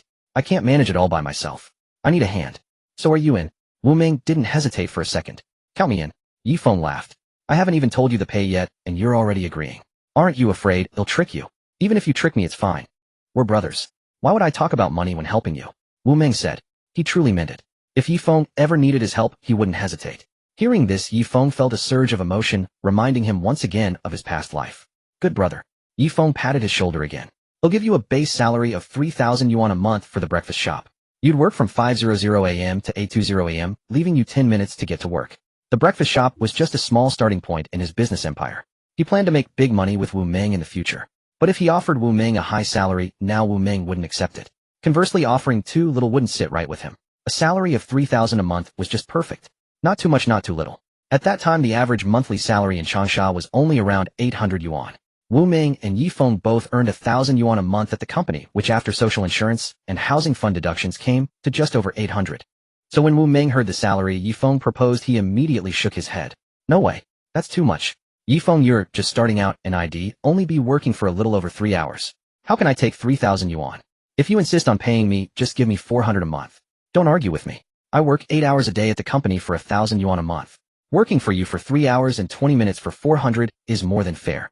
If you say another word about it, I won't consider you my brother anymore." Ye Feng knew Wu Ming wasn't bluffing, so he could only nod and say, "All right, brother, don't worry. Stick with me, and you won't regret it. We're about to hit the big time." Wu Ming's face immediately lit up with a brilliant smile as he chuckled. "That's a given. You know, Ye Feng, I really had no idea you had a knack for cooking. You never cease to amaze me. But I've never worked in the food industry before. If there's anything you need to say or do, just tell me directly. I don't want to hold you back." Wu Ming had always been a diligent and hard-working person, whether at the company or during his school days. He was never one to slack off or fool around. Ye Feng nodded. After wrapping up their conversation, it was time to clock in for work, and the two returned to their respective desks. At noon, after finishing his meal, Ye Feng used the remaining lunch break to visit a sign-making shop near the company. "Boss, can you make custom signs for a storefront here?" Ye Feng asked as he stepped inside. "Of course we can. What style are you looking for?" the owner inquired. "I need a design for a breakfast shop. The name is Feng Wei Breakfast Shop." "Sure thing." With that, the owner began working on the computer, clicking and typing away with the mouse and keyboard. Before long, a digital draft of the sign was ready. "Sir, how does this look?" The owner shifted the computer screen for Ye Feng's convenience. After examining it, Ye Feng offered a few suggestions.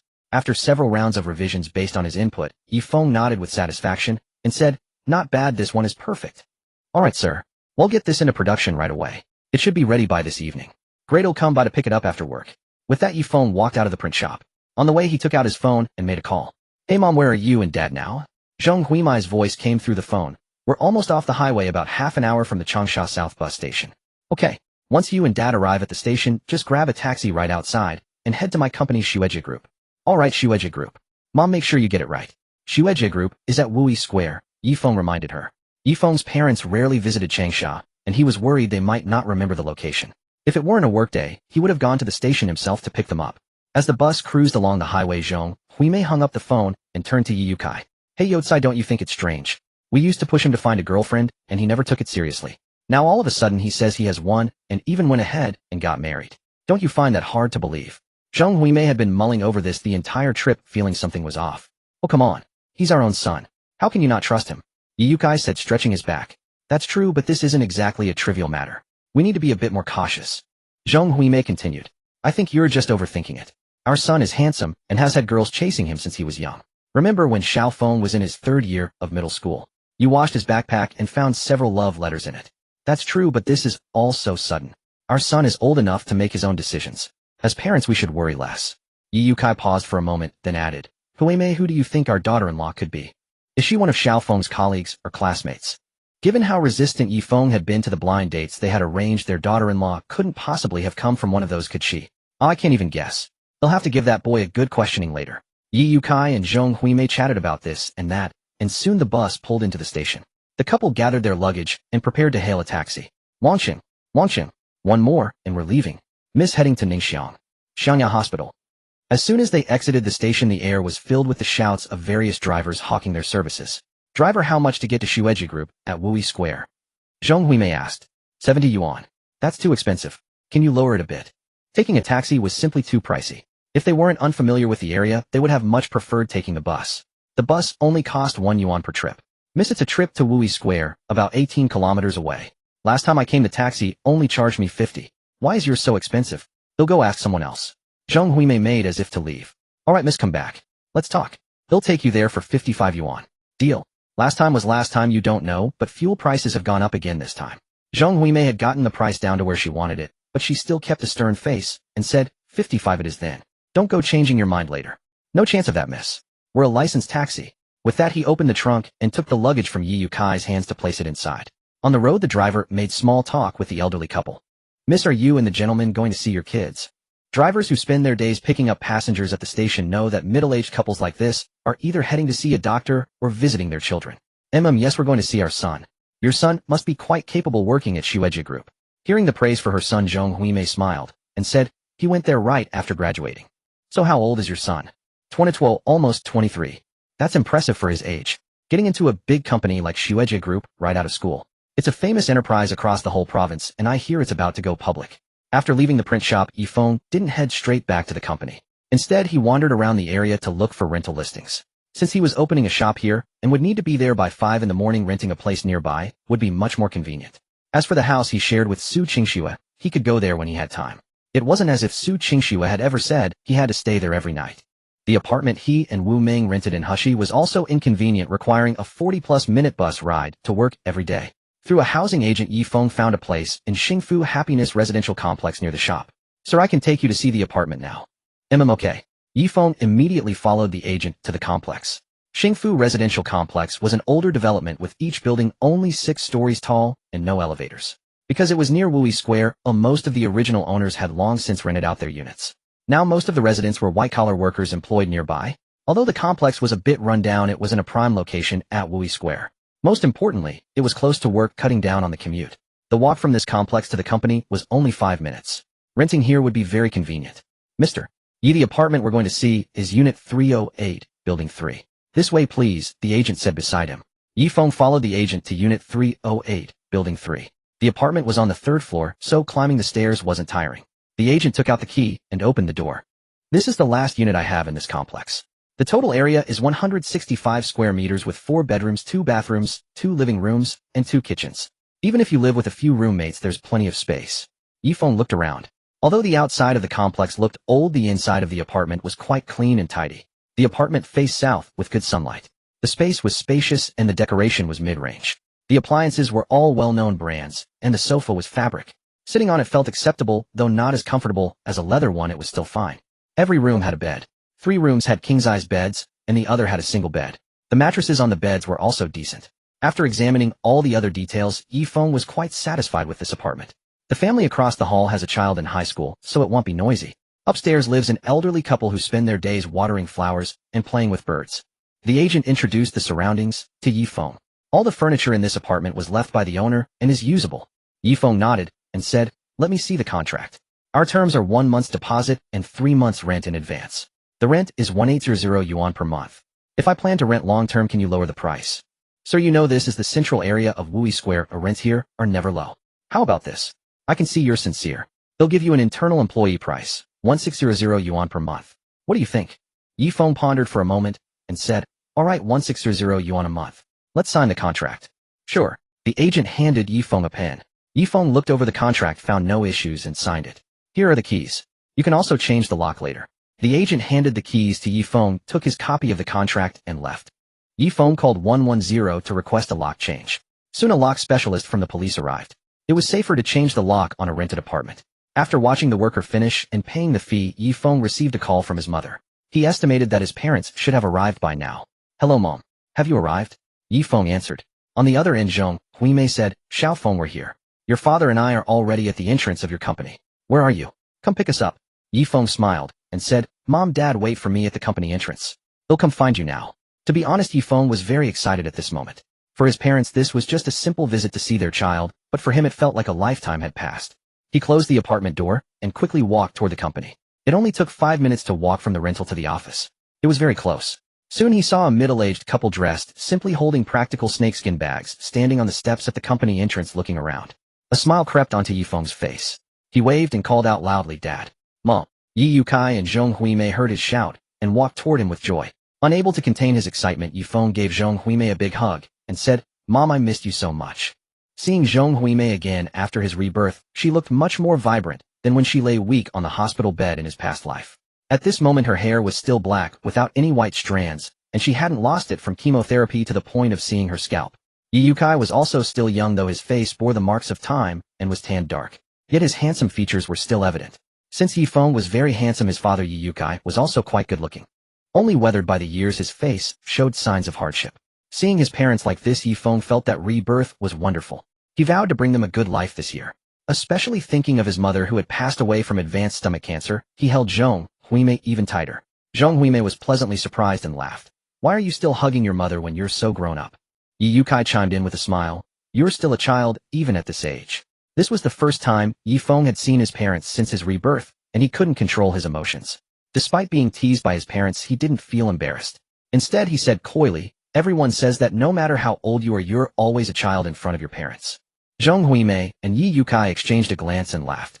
"All right, you're still mom's good baby." Ye Feng smiled, released Zhong Huimei, and took the snakeskin bags from them. "Mom, Dad, why did you bring so much stuff? It must be heavy for you." Zhong Huimei laughed and said, "It's all your favorite food, pig blood tofu, smoked tofu. I was afraid you couldn't find these in Changsha." Ye Feng replied, "Mom, Changsha is a big city. You can buy anything good here." Zhong Huimei said, "It's not the same. Local specialties are only authentic when brought from home. Besides, the prices for the same things are very different between our hometown and Changsha." Ye Feng flattered her with a smile. "Mom, you're always so thoughtful." Zhong Huimei said, "Cut it out, you're such a sweet talker. But what's gotten into you lately? You seem like you've grown up all of a sudden. You never used to listen to your mother's nagging so patiently." Ye Feng thought to himself, "Mom, it's not just growing up. Your son has lived an extra lifetime. That makes me a lot more mature." He joked, "You know what they say, a day apart feels like 3 years. We haven't seen each other for half a year. That's decades." Zhong Huimei pretended to be disgusted. "Oh, you're still the same joker." The family of 3 chatted as they walked. Ye Feng first brought his parents to his breakfast shop. They thought he was taking them to eat. Ye Yukai said, "Son, your mother and I already ate before coming. Why are you taking us to a snack shop? Besides, it's closed." Ye Feng smiled without answering. He unlocked the shop door with the key and asked, "Mom, Dad, what do you think of this little snack?" Zhong Huimei didn't understand what Ye Feng was up to. She walked into the shop and looked around. "This is a good location. There are office buildings all around. When your father and I were waiting at your company entrance, we saw many people coming and going. The business here must be good. The place is a bit small, but it has all the necessary breakfast-making equipment." Hearing his mother's business analysis, Ye Feng smiled and said, "Truly, my mom's such sharp thinking." After complimenting her, he said to his parents, "Dad, Mom, I actually just rented this breakfast shop." Zhong Huimei, still not quite registering the situation, asked offhandedly, "The environment here is so nice. How much is the monthly rent?" Ye Feng replied, "It's 9,000 yuan a month now." Seeing Zhong Huimei's bewildered expression, Ye Yukai sternly questioned Ye Feng. "Ye Feng, tell me the truth. Where did you get the capital? The rent alone is 9,000 a month, and this shop is full of equipment. That's a huge sum of money. You haven't gotten into any trouble out there, have you?" It was only after Ye Yukai's question that Zhong Huimei finally realized. This breakfast shop had been rented by her own son. She was equally shocked. Where would her son get so much money to lease a breakfast place in this location? And wasn't he supposed to be at work? She quickly chimed in. "That's right, son, we might earn less, but it must be through honest means. Don't do anything foolish." Ye Feng smiled, placing one hand on Ye Yukai's shoulder and the other on Zhong Huimei, saying, "Mom, Dad, don't rush. Let me explain. Remember how I told Mom yesterday that I got married and registered for the marriage certificate? That's true. Not only that I married a wealthy wife. The capital for this shop came from the living expenses my wife gave me." After hearing Ye Feng's explanation, Ye Yukai and Zhong Huimei exchanged a glance, their expressions growing even more complicated. Ye Youcai in particular looked as if he had something difficult to say. Ye Feng asked, "Mom, Dad, what's wrong? Are you feeling unwell from the long ride?" Seeing Ye Feng's candid demeanor, Zhong Huimei said with difficulty, "Son, how old is your wife?" A realization dawned on Ye Feng. His parents must have thought he was being kept by some wealthy older woman. Both embarrassed and amused, he said, "Mom, Dad, do you think your son is the type to throw away all principles for money?" Ye Feng quickly recounted the whole story of him and Su Qingxue from the beginning.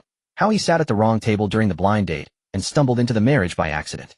However, he didn't tell his parents about the fake marriage arrangement, knowing that older generations usually find such things hard to accept.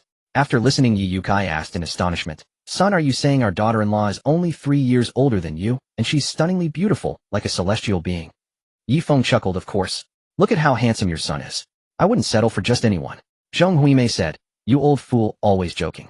Son, is our daughter-in-law really that wealthy, giving you 100,000 yuan a month as living expenses? 100,000 yuan. At this time, the average housing price in Xiao City was only 400 to 500 yuan per square meter.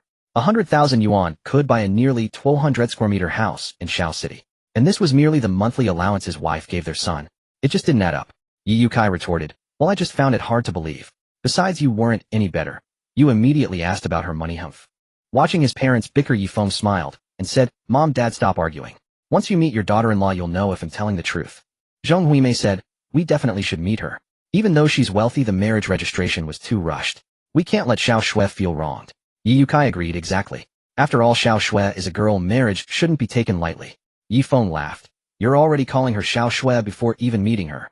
He hadn't even used that name himself. He continued, but your daughter-in-law is quite busy being a career-driven woman. Let me get you two settled first, and then we can arrange a time to meet. Zhong Huimei and Ye Yukai both agreed. Ye Yukai said, that's right, career is most important for young people.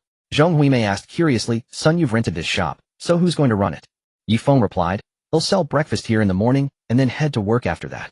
Zhong Huimei quickly interjected, how can that work? Making breakfast requires waking up very early, and you also have your job. Can you handle it all?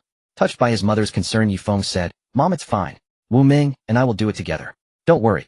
Zhong Huimei wanted to say more, but Ye Yukai settled it. I think it's fine too. Dear, a young man should work hard while he's young. At his age, it's the perfect time to build a career. Besides, now that Feng Feng is married and his wife is so wealthy, he needs to show his capabilities. Otherwise, he trailed off. But Zhong Huimei understood what he meant. She said no more. Ye Feng, however, was unconcerned with the implication in his father's words. As a reborn individual with 17 years of foresight and a mindset far beyond that of a fresh graduate, he was not fazed. He was a successful businessman who had weathered the cutthroat world of commerce. So for him, proving his abilities and making money were simple matters. Moreover, his marriage to Su Qingxue was merely a formality. He didn't care much about her attitude towards him. Thinking his parents had been through a tiring morning, he decided to take them to the rental apartment to rest. On the way, Ye Feng told them about the apartment.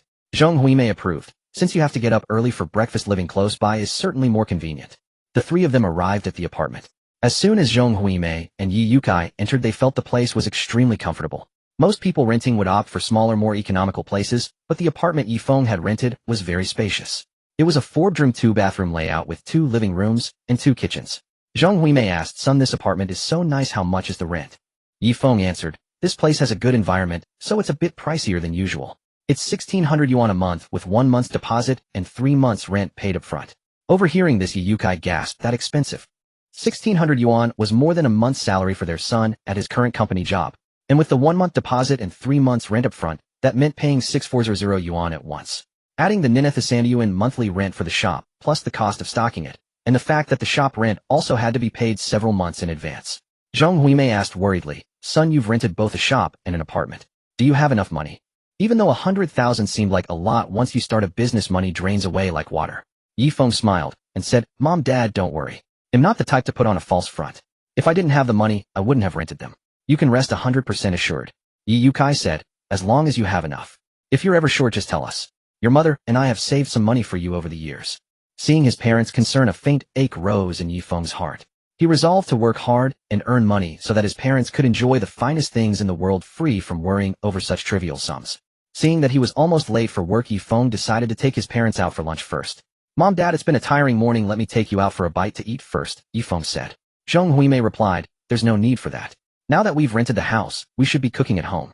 Restaurants are expensive, unhygienic, and use too much oil. Nothing beats home-cooked food. Ye Feng said, I'm heading out for work right now anyway. You two can just come with me to grab something. Besides, there's nothing in the house yet, or it'll take too long to get everything set up. Ye Yukai chimed in, you go on to work.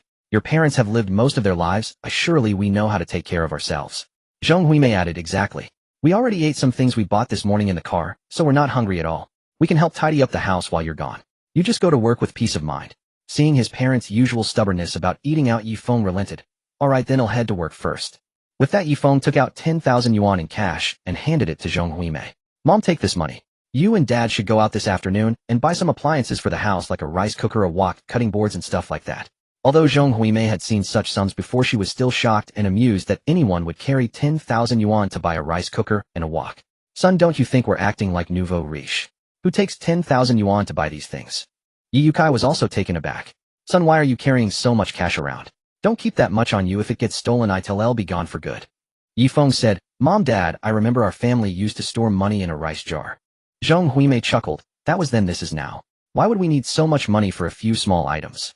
Ye Feng said helplessly, Mom, just take it. I'm not short on cash right now. Besides, keep an eye out and buy whatever we're missing in the rental. If it's not enough, at least you'll have some extra cash on hand. It's always good to have a bit of leeway. Hearing this, Zhong Huimei accepted the money, planning to spend it sparingly and return whatever was left to Ye Feng. She said, you shouldn't spend everything you have just because you have it. You're still young, but you should have some savings. That way, no matter what happens in the future, you won't be caught off guard. Ye Feng said, I know. It's just that I married a good wife, and she gives me a generous allowance.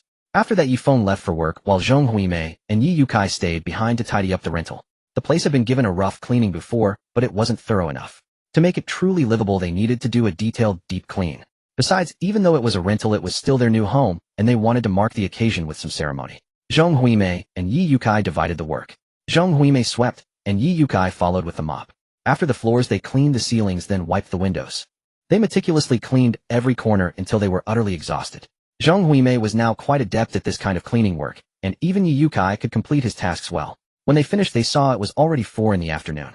They decided to go out for a quick bite before shopping for the missing household items. As soon as they got downstairs, they spotted a noodle shop at the entrance of the complex. Zhong Huimei was in the mood for noodles, so they each bought a bowl of rice noodles costing 6 yuan each. After seeing the price, Zhong Huimei complained to Ye Youcai, Changsha is really different. Even a bowl of tofu and wood ear mushroom noodles costs 6 yuan. Back home we could get this for 2 or 3 yuan. Ye Yukai replied, the cost of living is different. Things are pricier, but wages in Changsha are much higher than back home. Zhong Huimei said that's true. Otherwise, so many people wouldn't leave their small towns to work in the big cities. After finishing their bowls, neither felt full, having been on the road in the morning and cleaning all afternoon without rest. So they bargained with the owner and added 2 more servings of noodles for 4 yuan. Feeling full, the two strolled slowly along the street. Since they were out shopping anyway, they figured they might as well take a look around. Zhong Huimei gazed at the towering skyscrapers around her, feeling a sense of being in a different era. She couldn't help but exclaim, this is Changsha after all. Even the buildings are much taller than ours. Ye Yukai also said, yeah, we're used to the single-story houses back home. It's been years since we've seen such a lively scene. In the distance, they spotted a massive Ferris wheel surprisingly built on top of a giant rooftop. It was dark by now, and the Ferris wheel was radiating a beautiful glow. Dozens of light strips shone brilliantly, and the outermost ring was adorned with glowing bulbs. Ye Yukai said, who knew we'd get to see a free light show just by stepping out today? This trip wasn't wasted. Zhong Huimei added, that Ferris wheel is really tall. It looks even higher than the office buildings around Wui Square. I wonder what it feels like to be at the very top. Ye Yukai glanced at his watch. It's getting late.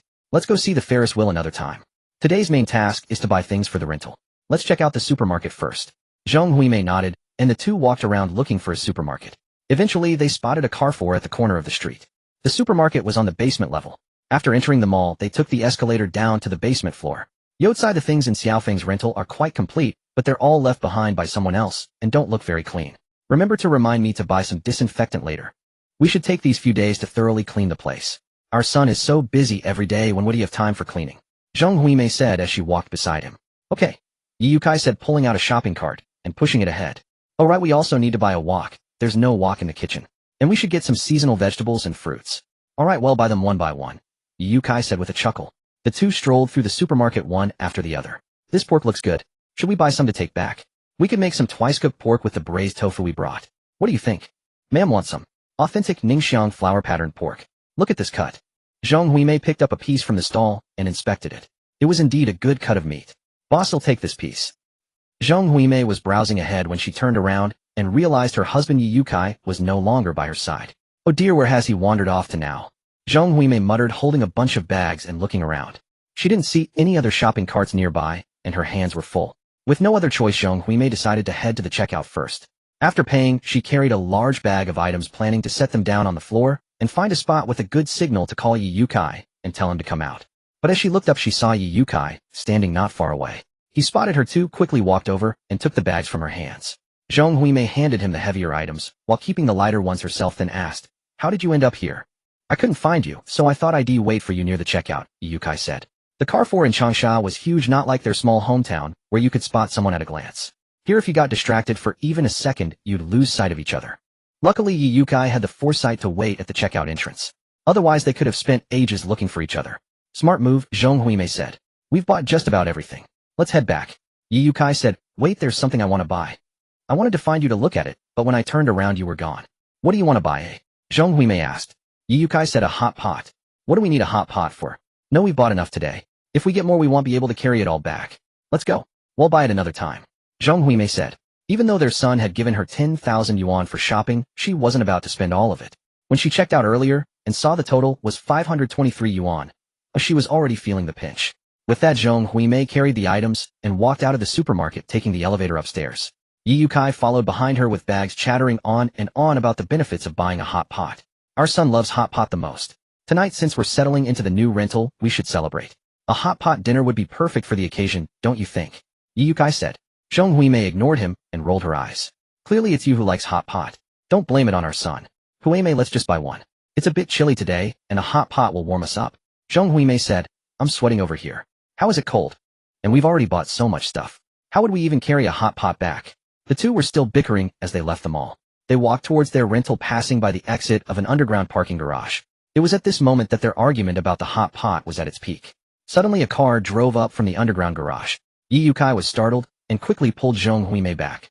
Where are you walking? That's where cars come out. Zhong Huimei was also stunned. Fortunately the driver saw them and slammed on the brakes just in time. No one was hit. Zhong Huimei patted her chest and said, you scared me to death. I'm not arguing with you anymore. I got so caught up in it, I wasn't paying attention. Ye Yukai stopped arguing too. Compared to buying a hot pot, his wife's safety was far more important. They were used to bickering over small things, but back in their small town, there weren't many cars. In Changsha there were people and cars everywhere. One wrong move could easily lead to an accident. It's fine, thank goodness. Let's not buy it if you say so. He'll listen to you, Ye Yukai said. Su Qingxue, due to inertia, was thrown forward, her hands gripping the steering wheel. After parking the car, she quickly unbuckled her seatbelt and got out. Looking at Ye Yukai and Zhong Huimei, she asked with concern, Uncle, Auntie, are you two alright? Do you need to go? She hadn't expected someone to suddenly dart out from the side as she drove up. This was the ramp leading from the underground garage to the ground level. Normally no one walked here, but it wasn't impossible. She always drove up this ramp with great caution. Zhong Huimei was surprised when the driver got out of the car to check on them. She shook her head and said, I'm fine. I'm sorry, I just misjudged and walked the wrong way. Did I startle you? Su Qingxue shook her head, carefully examining Zhong Huimei to make sure she hadn't been grazed by the car. Only then did she breathe a sigh of relief and offer a gentle smile. I wasn't scared. I'm just glad you're alright, Annie. Her gaze then fell upon the bags they were carrying. Uncle, Annie, you're carrying so much. It must be inconvenient to walk back. Let me give you both a ride home. Zhong Huimei smiled and replied, no need, young lady. We appreciate your kindness. We live nearby, we can just walk back. She had taken a liking to Su Qingxue. Most drivers in such a situation would have called her insane, let alone gotten out to check on her well-being. Offering them a ride home was beyond expectations. In comparison, this young lady was truly kind-hearted. Not only was she beautiful, but she was also compassionate. Moreover, the car she drove was the understated luxury Maybach 57S, costing over 2 million yuan on the road.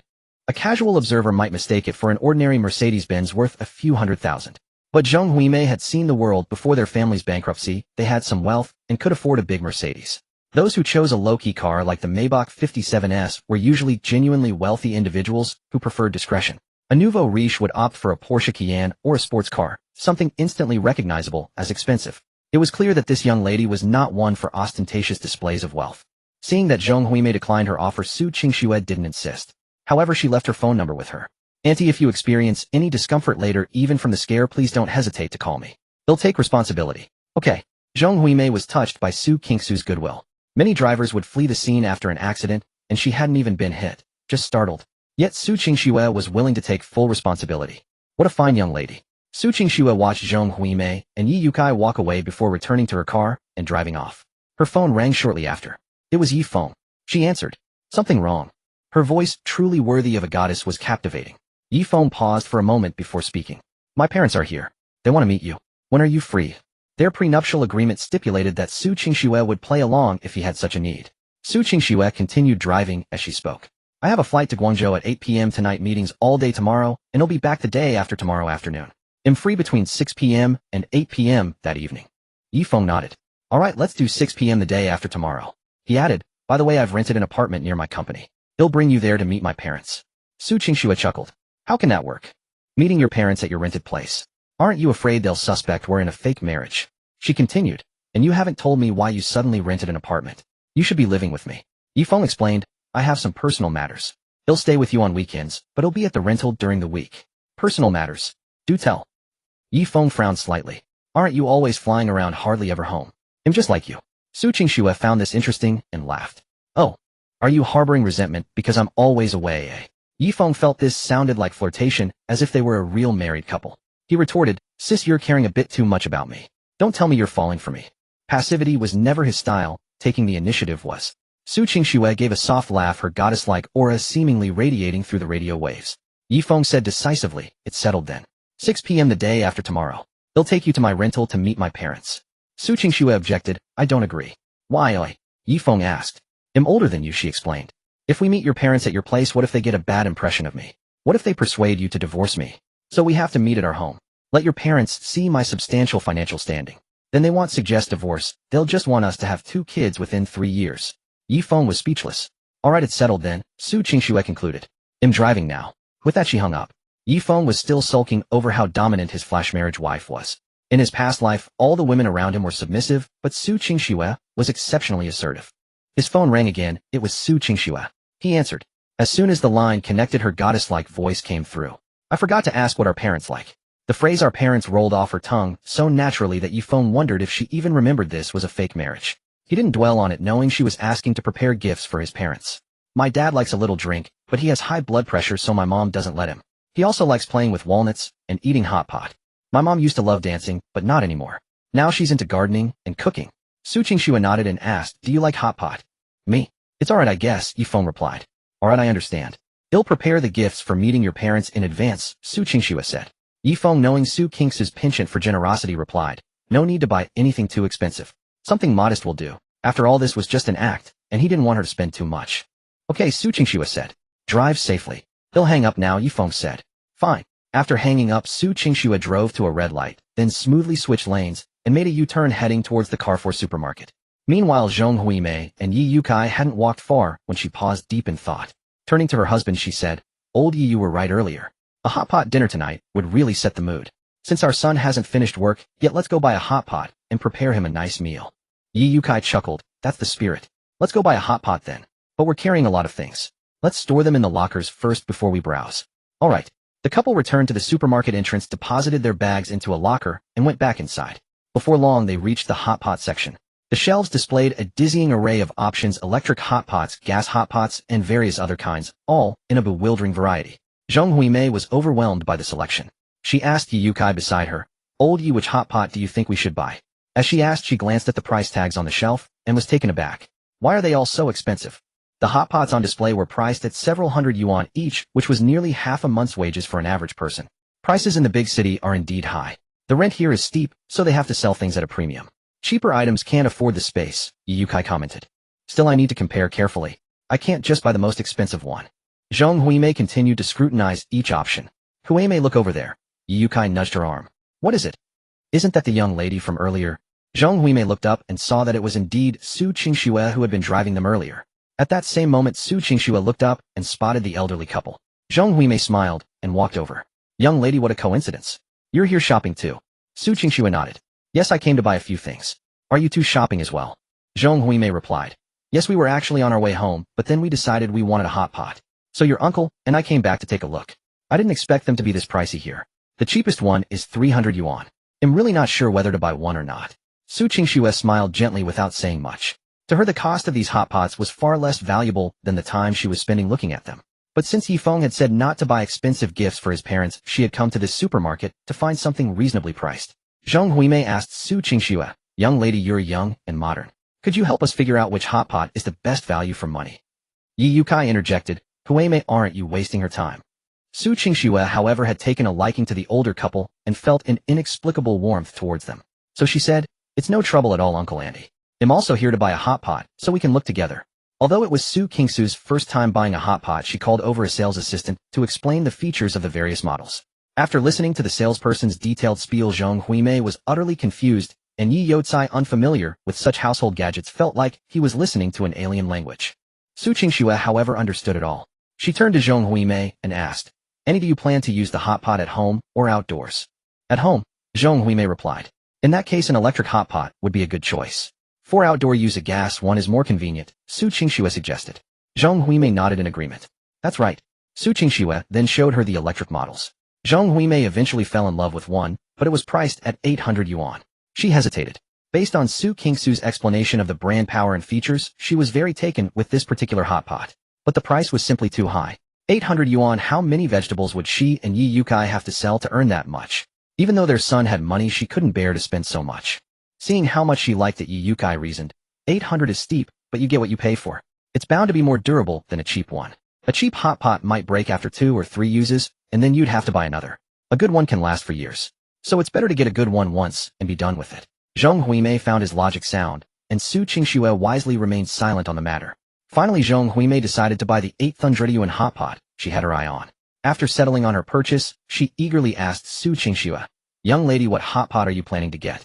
We can help you decide too." Su Qingxue thought for a moment, then nodded. "My in-laws are visiting, and they love hot pot. I'm planning to buy one so we can have it during our family dinner. I'm buying it for your in-laws." "What a thoughtful girl," Zhong Huimei said with a smile. "Uncle and auntie, could you help me pick one out? My in-laws are probably around your age. What style and color do you think they prefer?" Su Qingxue asked. When it comes to hot pot, the presentation matters as much as the taste. This was her first time meeting her in-laws, and she wanted to make a good impression. If she were buying it just for herself, she would have simply asked her assistant to get a plain black one. But for this first meal with her in-laws, she wanted to put in more thought. Zhong Huimei was delighted to be of help, and eagerly began selecting a hot pot for Su Qingxue. For a family meal, you'll need a larger capacity one. As for the color, you don't need anything too flashy, just something that doesn't show stains easily. Zhong Huimei scanned the shelves. "How about that dark blue one up there?" she said, pointing. Su Qingxue looked in the direction she indicated and asked the assistant to bring it down. The hot pot looked quite large, was from a reputable brand, and promised good quality. Besides, it was chosen by an older couple, so she figured Ye Feng's parents would likely approve. "All right, I'll take this one." Su Qingxue asked the assistant to fetch a brand new one and placed it in her shopping cart. Having finished their shopping, the three of them walked to the checkout together. Su Qingxue walked out with her pot and saw the elderly couple retrieving 2 large bags from the locker, filled with pots, pans, dishes, vegetables, and fruits, looking quite heavy. "Uncle, auntie, since we're fated to meet like this, why don't I give you both a ride home?" No need, no need. We live just across the street, not far at all." Zhong Huimei still felt a bit embarrassed and refused repeatedly. Ye Yukai saw that they truly couldn't carry any more, and despite Zhong Huimei's protests, he agreed. "All right then, my car is parked over in the parking lot." Su Qingxue helped carry a bag and walked ahead. She pressed a button and the trunk opened automatically.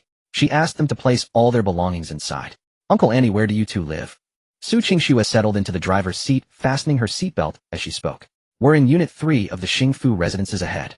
"All right." Su Qingxue activated the CarPad navigation system and began routing. At that time, few cars had built-in navigation, and smartphones weren't yet widespread.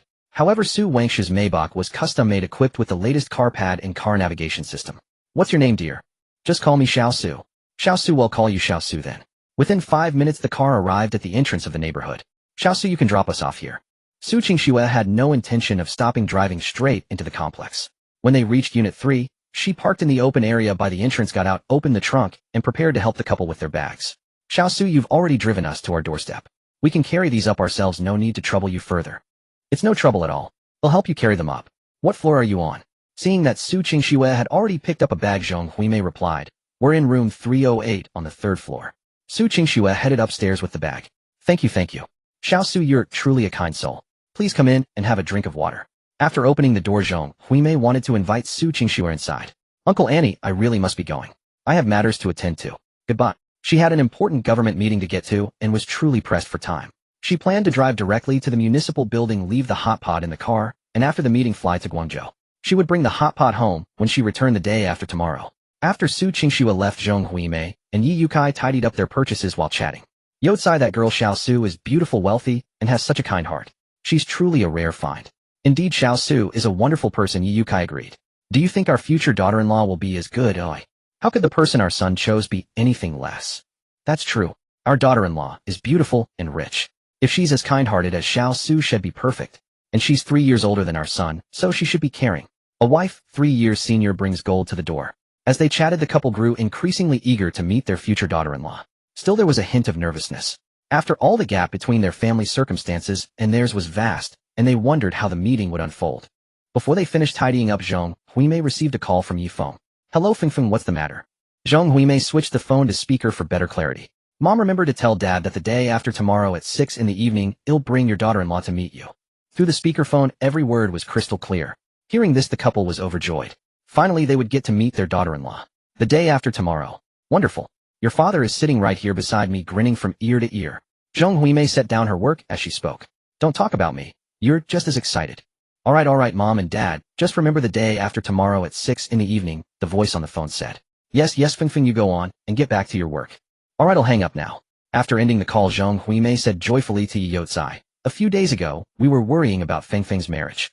Now we're still worrying, but only about how to make a good impression on our daughter-in-law the day after tomorrow. Ye Yukai chuckled. You know, I've only ever heard of ugly daughters-in-law being nervous about meeting their in-laws, never a mother-in-law being nervous about meeting her daughter-in-law. Zhang Huimei playfully swatted him, saying, You old rascal. I've been with you for decades, and you still love to tease me. Ye Yukai turned serious. My dear, you're doing me an injustice. I only made a joke to help you relax, seeing how tense you are. Zhang Huimei wasn't truly angry, but she was still a bit uneasy. She said, Tell me, what should I wear the day after tomorrow? For our first meeting with our daughter-in-law, we can't look too plain. Ye Yukai looked at his wife, now nearing 50. When she married him, he had vowed to make her happy for life. But after their family fell on hard times, she transformed from a pampered young lady who never lifted a finger into an ordinary farm wife skilled in all matters of daily life. Ye Yukai said, Let's go shopping tomorrow and buy you some new clothes. Zhang Huimei scoffed. Easy for you to say. Where's the money? I have a little private savings. When we meet our daughter-in-law, it doesn't matter what I wear, but you as the mother-in-law should dress well. Ye Yukai said. Zhang Huimei replied, I know all about your little savings. Don't you dare spend it. Save it for our son. Ye Yukai laughed heartily. All right. But don't overthink it. Our daughter-in-law is wealthy. Since she married our son, she must value him for who he is. As long as our clothes are clean and neat, that's all that matters. Zhang Huimei nodded, then asked curiously, What do you think our daughter-in-law is really like? Ye Yukai said, Well, no, when we meet her the day after tomorrow. Zhang Huimei said with curiosity, I'm just wondering, that's all. That Xiao Su we met at the supermarket today was such a lovely person. Beautiful, and so patient. Remembering how Xiao Su had asked if she was hurt, she continued, I hope our daughter-in-law is just as kind. Ye Yukai said with a smile, You know, no matter what our daughter-in-law is like, we don't need to interfere. As long as she's of good character and gets along well with our son, that's enough. Zhang Huimei said, Of course I know that. But we haven't met her yet. Surely I'm allowed to have some expectations. Still, I think Feng and his wife registered their marriage too hastily. We must find an auspicious day to give them a proper celebration. Ye Yukai nodded earnestly. Yes, absolutely. Our daughter-in-law of the Ye family must not be shortchanged. She knew our circumstances and still chose to marry our Feng, which shows she's not a materialistic person. And she didn't even ask for a bride price or make things difficult for us. She simply registered the marriage with Feng directly. We can't let her marry into our family so quietly. A wedding banquet is definitely in order. Zhang Huimei nodded in agreement. The two continued chatting as they prepared dinner, waiting for Ye Feng to return so the family could dine together. Ye Feng returned home from work to find that his parents had already cleaned the rented apartment until it was spotless, with the dining table laden with ingredients and a brand new hot pot at its center. His eyes welled up slightly as he couldn't remember the last time he had someone waiting for him at home after a long day. In his past life, even when he was worth hundreds of millions, he could only return to a lavish, modernly decorated mansion, splendid yet utterly devoid of any warmth or human presence. As Ye Feng stepped through the door, Zhang Huimei hurried over to greet him, eagerly taking the items from his hands, while Ye Yukai calmly placed his slippers out for him to change into. Ye Feng said with a wry smile, Dad, Mom, I'm not a child anymore. I'm a grown adult now, though I can handle such trivial matters myself. Zhang Huimei retorted dismissively, Didn't you say yourself that in front of your parents you'd always be a little baby? What, having second thoughts now? Ye Feng rubbed his forehead and said, Mom, I meant that in a spiritual sense. I didn't mean for you two to actually coddle me like a baby. He looked at the abundant ingredients on the table and asked, Mom, why did you buy so much today? And you even cleaned the place so thoroughly. Zhang Huimei said proudly, Of course. Aren't your parents amazing? Today is the first day in our new home, so we simply must have a proper celebration. Ye Feng said as he walked inside. What I mean is, you two must be so tired today. Why did you buy so much? How did you manage to carry it all back? I'm worried you'll overexert yourselves. Next time you go out, don't buy so much. Or at least call me to help. Ye Yukai chimed in, Don't you worry about that. We weren't tired at all today. Your mother and I even got a ride back in a car. Ye Feng asked in surprise. While the sun must be rising from the west. You two actually splurged on a taxi today. Zhang Huimei said, No, not exactly. Today as we were leaving the supermarket we were almost hit by a car. What? Ye Feng grabbed his mother, looking her over from head to toe. Who hit you? Where? Have you been checked out? Zhang Huimei chuckled. I said almost. We weren't actually hit. You're firing off so many questions at once, how am I supposed to answer? Seeing Ye Feng's panic, Ye Yukai quickly explained the whole story. That's what happened. Afterwards, the person even gave us a ride home. Your mother wasn't watching where she was going. The driver was perfectly fine. Only after hearing the full account did Ye Feng breathe a sigh of relief. He certainly didn't want to lose his parents right after being given this second chance at life. He said, "Mom, that person's brakes were timely this time. You're not a child anymore. You always used to teach me to watch out for cars when I was little. You need to be more careful yourself." Zheng Huimei gave an embarrassed smile. It was indeed a stroke of luck. Had it been a careless driver, she might very well be lying in a hospital bed right now. Seeing both her son and husband admonishing her, she tried to change the subject. Well, that's all in the past now. Look, your father and I specially bought this hot pot from the supermarket today. Let's have hot pot for dinner tonight. Ye Feng, seeing his mother's embarrassment, decided to let the matter drop. Alright, then let me show off my skills. I'll make the hot pot broth myself. I guarantee it'll taste better than anything you can buy in the store. Ye Yukai burst out laughing. Huh?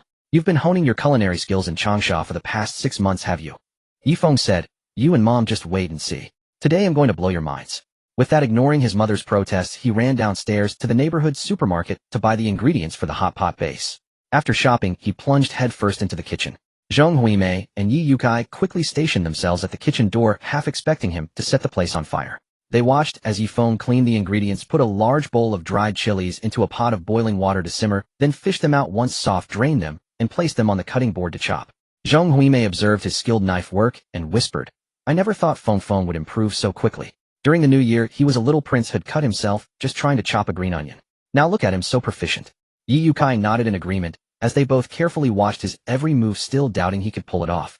Ye Feng deftly cut the beef tallow into small cubes and tossed them into the wok, patiently rendering out the fat.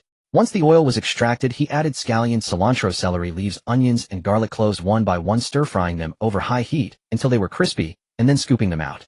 Then he poured the previously chopped chilies into the hot oil, added minced ginger, and stir-fried everything evenly. Despite the range hood working overtime, the air was thick with the pungent aroma of chilies. Zheng Huimei and Ye Youcai, overwhelmed by the fumes, but seeing his adeptness, decided they could trust him and left the kitchen. Ye Feng remained focused on his task. He simmered the oil over medium heat to evaporate any moisture, then added 2 large spoonfuls of his meticulously chosen broad bean paste. A special Pixian variety had gone out of his way to procure, followed by 250 grams of green and red Sichuan peppercorns. He continued to simmer the mixture for another 30 minutes. During this interval, Ye Feng soaked over a dozen prepared spices in white wine. Once softened, he added them to the wok and stir-fried everything together.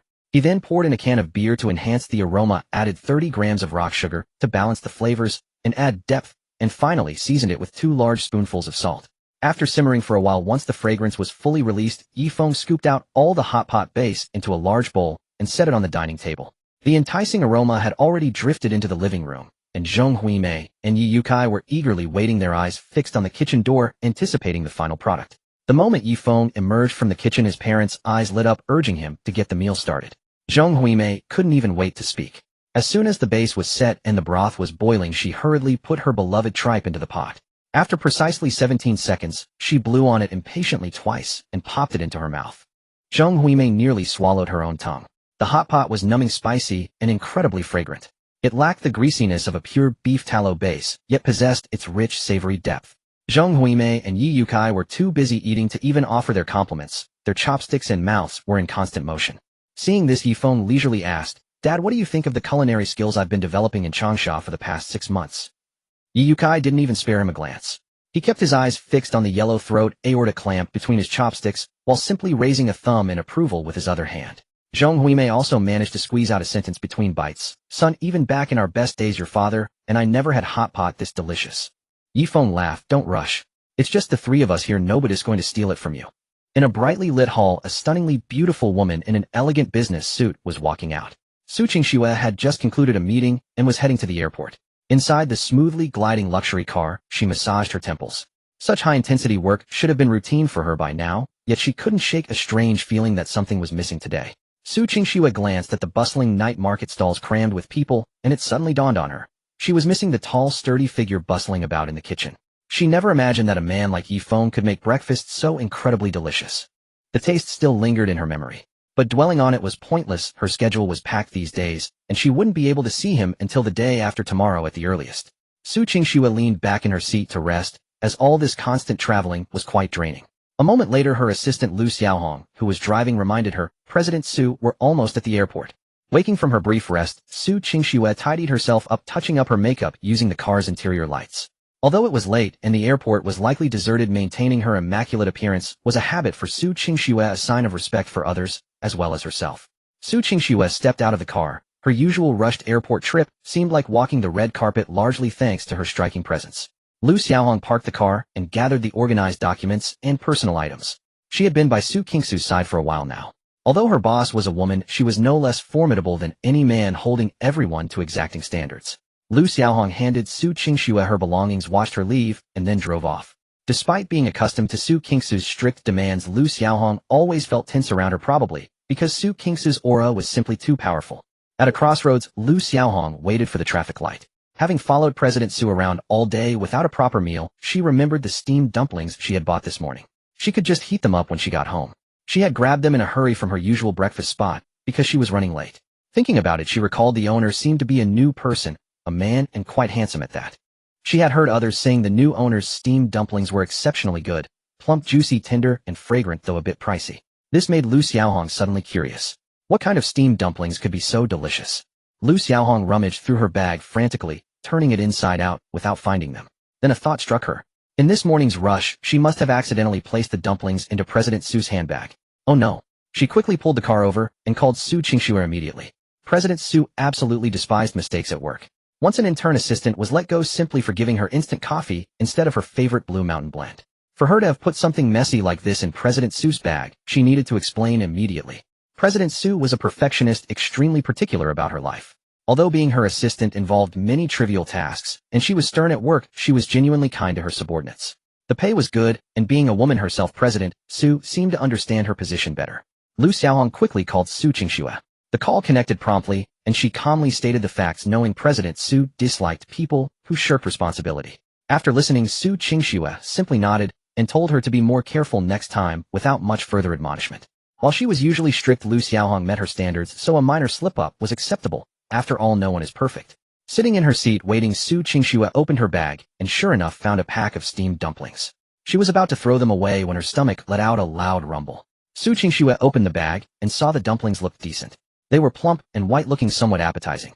But then she remembered they were cold and her interest waned. However, thinking about the unappetizing airplane food, she suppressed her hunger, deciding to wait until she landed in Guangzhou to have dinner, or rather a late-night snack. Just as she was about to toss them away, the aroma from the dumplings wafted over her. Acting on a whim, she picked one up and took a bite. Initially, she thought it might be greasy since it was cold, but upon chewing she discovered the wrapper was delightfully chewy, clearly handmade dough. As she bit into it, juice burst out, rich, but not oily, with a perfect balance of savory and sweet. Even cold, it was incredibly fragrant. The filling seemed to be pork and mustard greens, the greens crisp and the pork tender. No wonder they say nothing beats dumplings for a good meal. Apart from the breakfast Ye Feng had made her, this was the best breakfast Su Qingxue had ever tasted. They say food is best eaten hot, but this steamed dumpling was just as good cold. After finishing one, she called Lu Xiaohong. Xiaohong, I really like these dumplings you bought. For my future breakfast, you can order from this shop. Lu Xiaohong quickly agreed, never expecting such a pleasant outcome from a small mistake. When she called, President Su's tone was so neutral that she feared the worst. Now she was pleasantly surprised. She had never seen President Su show such clear appreciation for anything before. All thanks to that new owner. She'd have to try them herself tomorrow and see what made these dumplings so good that even President Su loved them. Su Qingxue learned from Lu Xiaohong that these were from a shop she frequented. Su Qingxue had tried food from outside the company before, but most of it was unremarkable. She wondered what kind of culinary master had opened this shop. The dumplings were even better than the ones Shed had at Guangzhou's morning tea restaurants. After eating just one, she stopped as the cold did affect the texture. She put the dumplings away and went through the VIP security lane into the VIP lounge. Once seated in the lounge, she asked the server to heat up the dumplings for her. The look on the server's face as they took the dumplings amused Su Qingxue. The slightly puzzled expression seemed to say, how can someone in the VIP lounge cherish a bag of steamed dumplings so much? What kind of Michelin-starred chef could have made these? After they were heated, Su Qingxue savored them slowly. Indeed, they tasted even better hot, elevating the texture to another level. The more she ate, the more fragrant they became. They could almost rival the breakfast Ye Feng had made, she thought as she ate. Back at home, the family of three had just finished dinner. Zhong Huimei and Yi Yukai were so full they were practically bursting. Ye Feng voluntarily cleaned up and went into the kitchen to wash the dishes. Zhong Huimei said with satisfaction, "See, marriage really changes a man. He's so diligent with chores now, cooking and washing up. That's our son for you." Ye Yukai added. Our son really has a knack for it. This hot pot is delicious.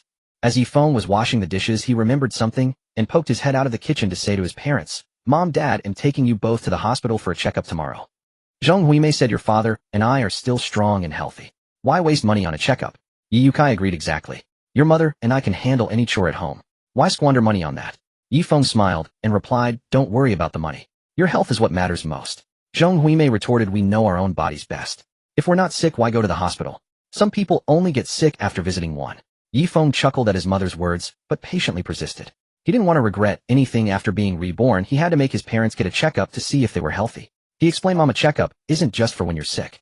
It's to detect potential illnesses early. If you catch them, early treatment can cure them. Many diseases show no symptoms in the early stages. By the time you notice, it's too late, and the optimal treatment window has passed. Zheng Huimei still expressed reluctance. Ye Feng didn't rush. He knew that people of his parents' generation harbored a deep aversion to hospitals mainly because they feared the expense. Ye Feng patiently continued, Mom, Dad, look. Your son is married, now has a job, and even opened a breakfast shop. Your daughter-in-law is good to me. She gave me 100,000 yuan to spend freely. For me, your health is the top priority. Once I'm sure you're both fine, I can boldly pursue my career with full confidence. Your well-being is my greatest support. Don't you agree? Hearing this, Zheng Huimei wavered. Ye Youcai, beaming with pride at his son's maturity, said, Feng is right. Tomorrow take your mother and me for a full checkup. Zheng Huimei nodded, unwilling to become a burden and wanting her son to forge ahead fearlessly. But after nodding, she said, Feng, you worry about our health, but we worry about yours too. Running a breakfast shop alone is too exhausting. You have to be at the shop by 4 in the morning, then work afterward. Since your father and I finished planting the rice seedlings and most of the farm work is done, we can help you with the breakfast shop. Ye Feng thought for a moment and said, that works, but only after we get your checkup results and I'm satisfied with your health. Zheng Huimei joked, I agree, Boss Ye. Ye Yukai also said, Boss Ye, I agree too. The three of them laughed and chatted, especially Zheng Huimei and Ye Youcai, who were delighted to be able to help their son. After washing the dishes, the family strolled to the sign shop to pick up the signboard. Ye Feng walked ahead carrying the sign, while Zheng Huimei and Ye Yukai followed behind. Zheng Huimei looked at her tall son and said with satisfaction, our son has really grown up. I remember just a few years ago he was about my height, and now he's heads taller than me. Ye Yukai teased, a few years ago. I think it's been more like a decade. Zheng Huimei pretended to be angry. I was just getting emotional, and you have to spoil the mood. Ye Feng, overhearing them, said, Mom, I remember you once told me you fell for Dad because of his humor. Zheng Huimei laughed, so now you and your father are ganging up on me, huh? The family chatted and laughed as they walked, soon arriving at the breakfast shop. Ye Yukai steadied the stool, while Ye Feng personally hung the signboard with Zheng Huimei watching from the side. The small shop was modest, but it carried the family's hopes for the future. As Ye Feng tidied up the leftover materials from the signboard, Zheng Huimei and Ye Yukai exchanged a glance, both seeing contentment and happiness in each other's eyes. After hanging the sign, Ye Feng took his parents to the mall for supplies.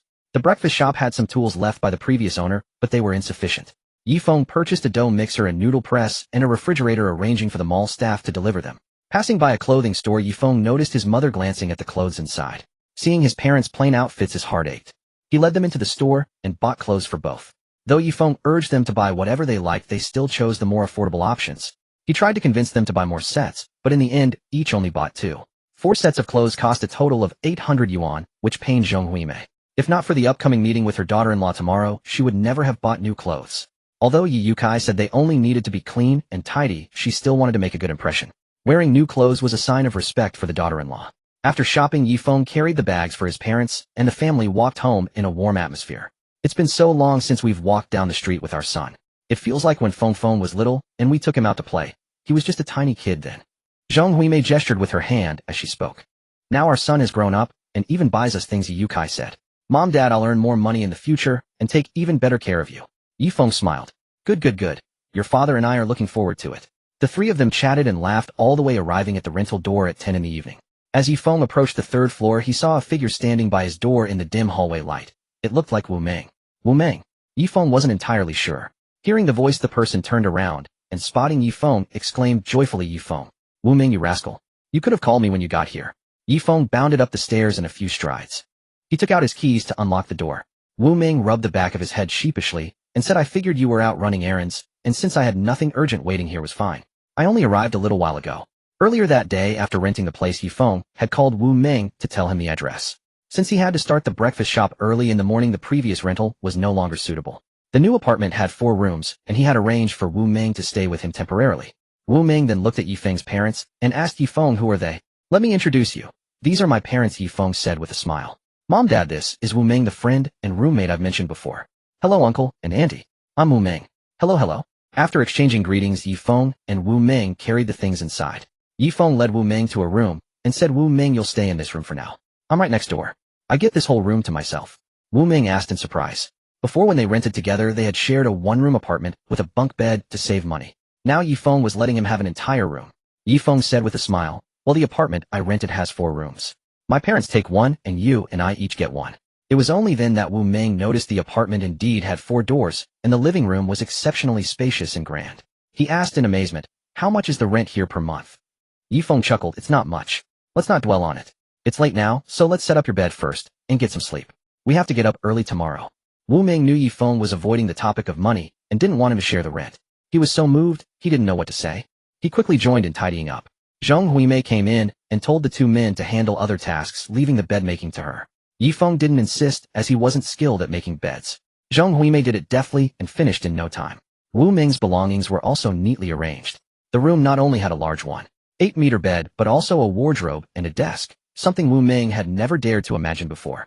Remembering something, he grabbed his bag and pulled out a wad of cash, handing it to Ye Feng.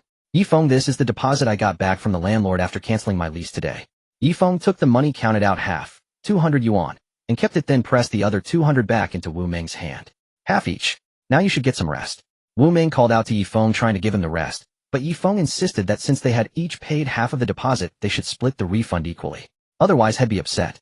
Wu Ming finally withdrew his hand, his eyes reddening despite being a burly man. He resolved to work diligently for Ye Feng. At 3 a.m., the sky was still pitch black. Ye Feng was roused by his alarm, rubbed his eyes, and sat up. He tiptoed to the bathroom to wash up, planning to head over early alone to prepare. To his surprise, as soon as he stepped out, his parents and Wu Ming were all up too. Why are you all awake? I heard you get up and figured you were heading to the shop, so I thought I'd go with you. Your father and I heard the water running in the bathroom and guessed you were off to the store. It's still so dark outside. How could we feel at ease letting you go alone? But it's only 3 a.m. Why don't you all get some more sleep? Now that we're up, we won't be able to fall back asleep, Zheng Huimei said. It's just open, so there's bound to be a rush. It's better if we go early to get ready, Wu Ming added. Seeing this, Ye Feng had no choice but to agree.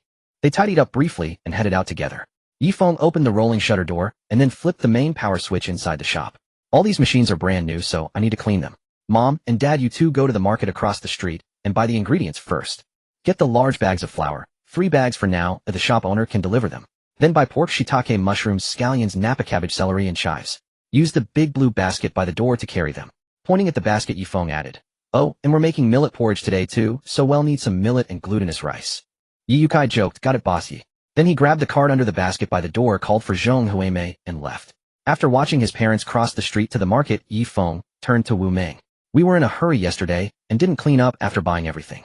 You start by giving the shop a thorough cleaning. Mop the floor, wipe down the tables, that sort of thing. Sure thing, boss. Wu Ming replied cheerfully. With everything arranged, Ye Feng began figuring out how to use the machines, cleaning them while familiarizing himself. By the time they were spotless, he had mastered them all. Ye Feng poured the leftover flour from yesterday's steamed dumplings into the dough mixer, set the program, and let the machine run. He mixed the dough in 2 batches, covering the first with plastic wrap to proof on the counter, while using the second batch for the steamed dumplings.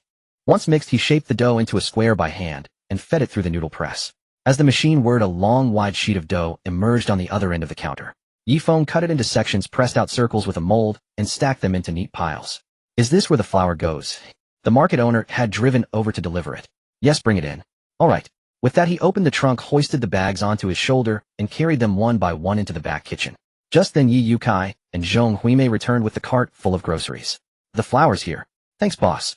Zheng Huimei said. No problem. He'll be off then. Fengfeng, we went early and got the freshest pork in the market. Look, it might still be warm. As she spoke, the couple pulled out the ingredients one by one from the basket. Your father and I will wash these vegetables. With that, Zheng Huimei grabbed a small stool from the corner, sat by the sink, and began rinsing the produce. Ye Feng brought the meat to the dedicated cutting board. It was pork leg with just the right balance of fat and lean. He sliced it piece by piece along the grain, then chopped it all into a fine mince. With that much meat, mincing it by hand was laborious, but hand-chopped pork had a different texture than machine-ground meat. The hand-minced pork worked by knife and cutting board had a firmer, more satisfying bite. That was one of the reasons his dumplings sold at a premium, yet remained so popular. Across the street, the couple at the rival breakfast shop was also busy at work. They were a couple in their 40s, the man named He Dahai and the woman Tang Wan. Tang Yuan kneaded dough while glancing over at the Fengwei breakfast shop across the way fretting. Honey, I heard that new place that opened yesterday sells a basket of steamed dumplings for 10 yuan. Hidahai replied dismissively. Tang Yuan, thinking he hadn't heard, added, Hey, I also heard they only made 20 baskets yesterday, and they sold out in a flash. Today they seem to be going all out. They were already busy when we arrived. Do you think they'll end up stealing our business? Hidahai shrugged off his wife's concern. Don't worry, dear. They just opened so people are only checking them out. Plus the owner's handsome, which draws the girls in. Well, at least they have something appealing. So what if the owner's good looking? If the food doesn't taste good, they won't keep their customers. In my view, they're not selling steamed dumplings. They're selling looks and novelty. Once people get over the newness in a few days, he'll still go there. Mark my words, their business won't last. Hidahai seemed to dismiss the Fengwei breakfast shop across the street with contempt. After all, his own shop had been open here for so long that it had already built up a solid base of regular customers. Seeing his wife still distracted, he said, Oh, don't overthink it. Hurry up and knead the dough. We have a heavy workload today. Tang Yuan replied, but her mind was still preoccupied with worry. Thinking of the many tasks waiting in the shop, she buried herself in work again, without saying more. On the bus, 2 women in professional attire got on. Cece, your outfit looks really nice today. I think so too, but I'll let you in on a secret. I had to skip meals for several days to fit into this dress. Ha, you're something else. I didn't eat anything last night, and I woke up starving this morning. Since I'm already wearing this dress, I'll just forget about it. What should we eat for breakfast today? That new breakfast shop downstairs from our office. The steamed dumplings smelled so good. I was planning to buy some, but by the time I got there they were all sold out. It's still early today. How about we go try their steamed dumplings? Yes. I heard people talking about them at work yesterday, and I've been craving them ever since. But they're expensive. 10 yuan for a basket. 10 yuan a basket. Fine, 10 yuan a basket. Everyone says they're delicious, so we have to try them. You never can save money in your wallet. It's just 10 yuan, no big deal. The aroma of Fengwei breakfast shop filled the air. Ye Feng lifted the lid of a steamer basket to reveal plump soup dumplings lying round and full inside. He poked the surface with chopsticks. They were soft and springy. Ye Feng curled his lips in satisfaction and covered the basket. He then opened another basket of steamed dumplings. The wrappers had turned translucent from steaming, revealing the filling inside. After confirming that both the soup dumplings and steamed dumplings were ready, he lifted the lid of the pot, simmering millet porridge, releasing its rich, fragrant aroma. Everything was ready. Ye Feng glanced at the time, 6:30 a.m., and said, Mom, Dad, Wu Ming, it's still early. Let's have breakfast first. With that, he took 2 baskets of steamed dumplings and 2 baskets of soup dumplings, placed them on plates, and ladled out 4 bowls of millet porridge. Wu Ming quickly came over to help carry them. Ye Yukai and Zhong Huimei stared at the soup dumplings and steamed dumplings on the plates, exclaiming in surprise, Did you wrap all these buns and dumplings yourself, Feng Feng? They were so beautiful. The difference between well-made and poorly made buns and dumplings was like night and day. Beautifully wrapped buns and dumplings clearly whet the appetite. In his past life, Ye Feng had specially trained in wrapping buns and dumplings, so the ones he made now were the most exquisite Ye Yukai and Zhong Huimei had ever seen. Zhong Huimei was utterly astonished. She never imagined that her own son could wrap soup dumplings and steamed dumplings more beautifully than she, a housewife who had been doing this work for over a decade. Most importantly, there was artistry in them. They were so beautiful she couldn't bear to eat them. Wu Ming was also stunned. But he knew that these buns and dumplings were indeed made by Ye Feng because he had been cleaning and tidying the tables the whole time. Yes, I made them all, Ye Feng said as he brought over the porridge, smiling and inviting, Mom, Dad, let's eat quickly. We'll be busy once the customers start arriving. Zhong Huimei picked up a soup dumpling with her chopsticks and took a bite. The soup immediately burst out. To avoid staining the table, she quickly used a napkin to catch the drips running down her chin. Feng Feng, these buns you made are really good. Not only are they beautiful, but they also taste amazing. The skin is thin and the filling is generous, and the broth inside is even more delicious, full of the fragrance of bone. Yes, and the skin is so soft and fluffy. These are the best buns I've ever eaten. Ye Yukai mumbled with his mouth full of bun. Wu Ming first took a bite of the steamed dumpling he had been longing for. One bite, and it was all filling, and with the dipping sauce, it was so fragrant it made him dizzy. He widened his eyes as he chewed, having taken too big a bite. It took a long time before he could swallow. These steamed dumplings are exactly as everyone said yesterday, so delicious that your tongue feels like it's exploding. With that, he stuffed another steamed dumpling into his mouth. Seeing such positive feedback from everyone, Ye Feng curled his lips into a smile. He thought to himself, these were soup dumplings and steamed dumplings made with master-level culinary skills. How could they not be delicious? In his past life, he had spent countless hours and money perfecting the art of making soup dumplings and steamed dumplings. They're so good. Feng Feng, how much are you selling them per basket? Ye Yukai asked, taking a sip of porridge. I'm selling the soup dumplings and steamed dumplings for 10 yuan per basket, and the millet porridge for 5 yuan per bowl. What? That's so expensive. Zhong Huimei put down her chopsticks, shocked. Feng Feng, I saw that the shop across the street only sells for 3 yuan per basket, and their millet porridge is only 2 yuan. If we charge so much, won't no one come to buy? Ye Yukai asked worriedly. Exactly. We got up early today and made so many buns, dumplings, and millet porridge. If we can't sell them, it'll all be a loss. And these things can't be kept overnight. Wu Ming interjected. Uncle Auntie, let me tell you. On the first day Ye Feng opened, he sold out in no time. The colleagues in our company who missed out are still regretting not coming earlier. Really? How could I lie to you two? They all said it was super delicious. So how many did you sell yesterday? Zhong Huimei asked again. 20 baskets. I was in a rush yesterday and only bought some ingredients from the supermarket, so I made 20 baskets of steamed dumplings, Ye Feng said. Only 20 baskets yesterday. No wonder they sold out quickly. Besides, selling at 10 yuan per basket is so expensive. Maybe people just come to try it out of curiosity. They can't afford to buy it every morning, can they? The average office worker can't pay that. Zhong Huimei had been worried about today's business ever since she went to the market in the morning. Now that she heard the prices, she grew even more anxious and her tone became urgent. Ye Yukai quickly said, Feng Feng, don't blame your mother. She's just worried about your business. Zhong Huimei softened her tone and said again, Feng Feng, we're running a breakfast shop for the long haul, not just a short-term gig, right? How about lowering the price? Although our soup dumplings and steamed dumplings are indeed tastier than others, I think selling them at 4 yuan per basket would be a reasonable price and give us a big advantage. Everyone can afford that every day. Seeing his mother looking worried, Ye Feng smiled and said, Mom, don't worry. While 10 yuan for a steamer basket of soup dumplings might be pricey, your son's culinary skills are worth it. Trust me, you'll sell them all. Zhong Huimei wished her son could sell his dumplings for 100 yuan a basket. She had just witnessed him laboring over the dumplings and buns. However, she knew that customers had to be willing to pay the price. But seeing Ye Feng's confidence despite her lingering doubts, she didn't want to dampen his spirits so soon after the opening. She said, all right, well, do as you say. Let's start with this price and see how today goes. As they chatted and prepared, by 7:50 people began arriving for work. An office worker wearing black-framed glasses walked along the street. He usually had breakfast outside, but with only a few options near the company, he had grown tired of them. He habitually walked towards his usual breakfast spot, but halfway there he caught a whiff of an enticing aroma he hadn't smelled nearby before. Could it be a new place? Curious, the man followed the scent and looked up to see a small shop called Fengwei Breakfast. He took a deep breath, drawn in by the delicious smell, and decided to give it a try. The couple running the breakfast shop opposite watched this unfold with growing irritation. Tang Wan recognized this customer, who frequently bought breakfast and often from their shop. Seeing him go to the competition today, she said coldly, that's the first customer of the day, and he went over there. He Dahai was also displeased, but less agitated than his wife. Don't worry. That guy looks like an ordinary office worker, and they don't have much money. How could he possibly spend 10 yuan on a basket of buns at the place across the street? The young man walked over, exchanged a few words with the tall guy, hesitated for a moment, and then turned back towards their shop. The food at the new place smelled great, but it was too expensive. One meal there cost as much as 3 days of his usual breakfast. The man turned and went back to his regular breakfast spot. Tang Wan and He Dahai exchanged a smug smile, waiting for business to come to them. Over at Fengwei Breakfast, Zhong Huimei watched the customer leave after hearing the price, her worry intensifying. Feng, maybe we should lower the price. Even if the food is delicious, it won't matter if no one buys it. Ye Feng smiled at Zhong Huimei, reassuring her, Mom, since I set the price, I won't lower it. Don't worry, just wait and see. He glanced at the couple across the street, who were gloating over their small victory. The man was even looking his way as if in challenge. Ye Feng remained unfazed. In business, what mattered most was the final profit. Soon a young couple walked over. Dressed fashionably, they clearly weren't short on money. Attracted by the aroma from Fengwei Breakfast, they approached. The man asked, Boss, what do you have for breakfast? It smells amazing. Ye Feng smiled and introduced, we have steamed dumplings, soup dumplings, and millet porridge. We just opened, so the menu is small, but everything is made fresh this morning. Would you like to try some?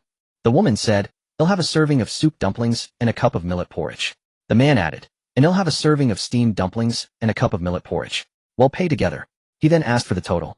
Ye Feng smiled, that'll be 30 yuan together. That expensive? The man asked, surprised. Ye Feng pointed to the price list on the sign beside him and said with a smile, our breakfast is pricey, but it's absolutely delicious. The woman urged him, there's a reason it's expensive. Just pay quickly, I'm starving. All right, the man nodded and paid 30 yuan.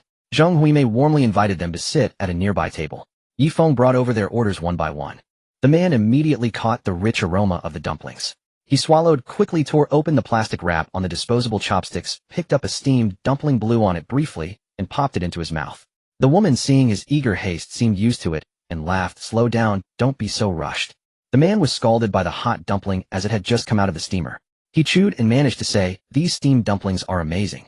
So fragrant and savory with juice inside. Ye Feng noticed, and said considerately, Our steamed dumplings are delicious even when slightly cooled. Please take your time, sir, and be careful not to burn yourself.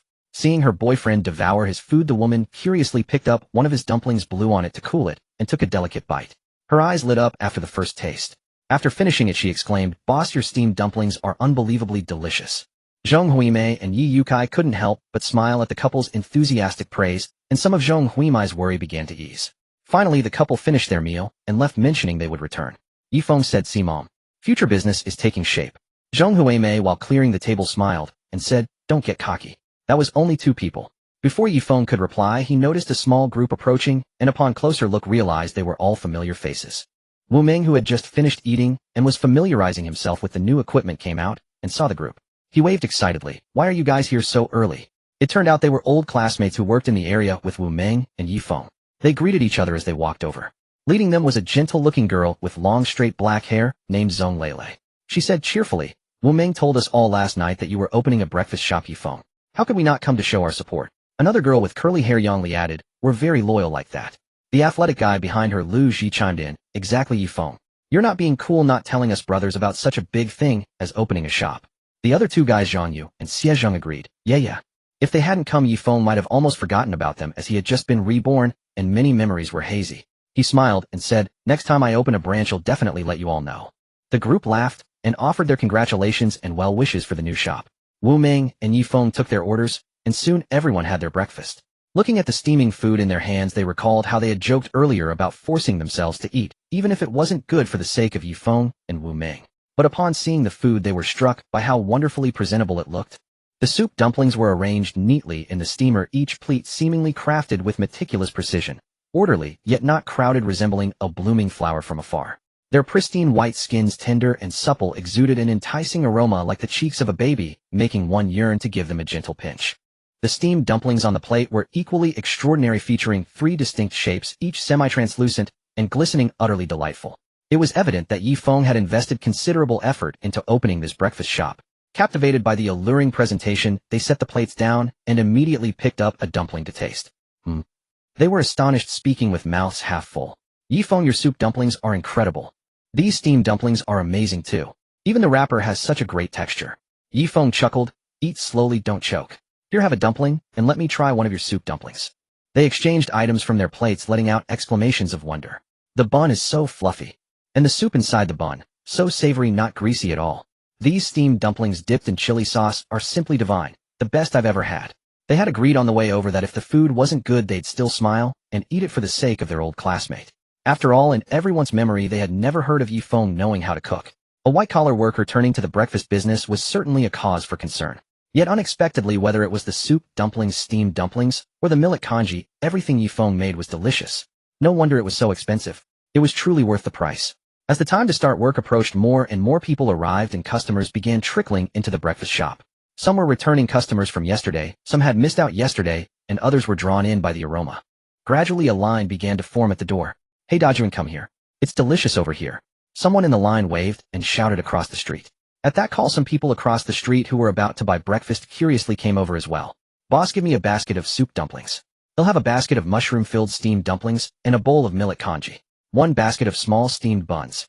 1 at a time, no rush."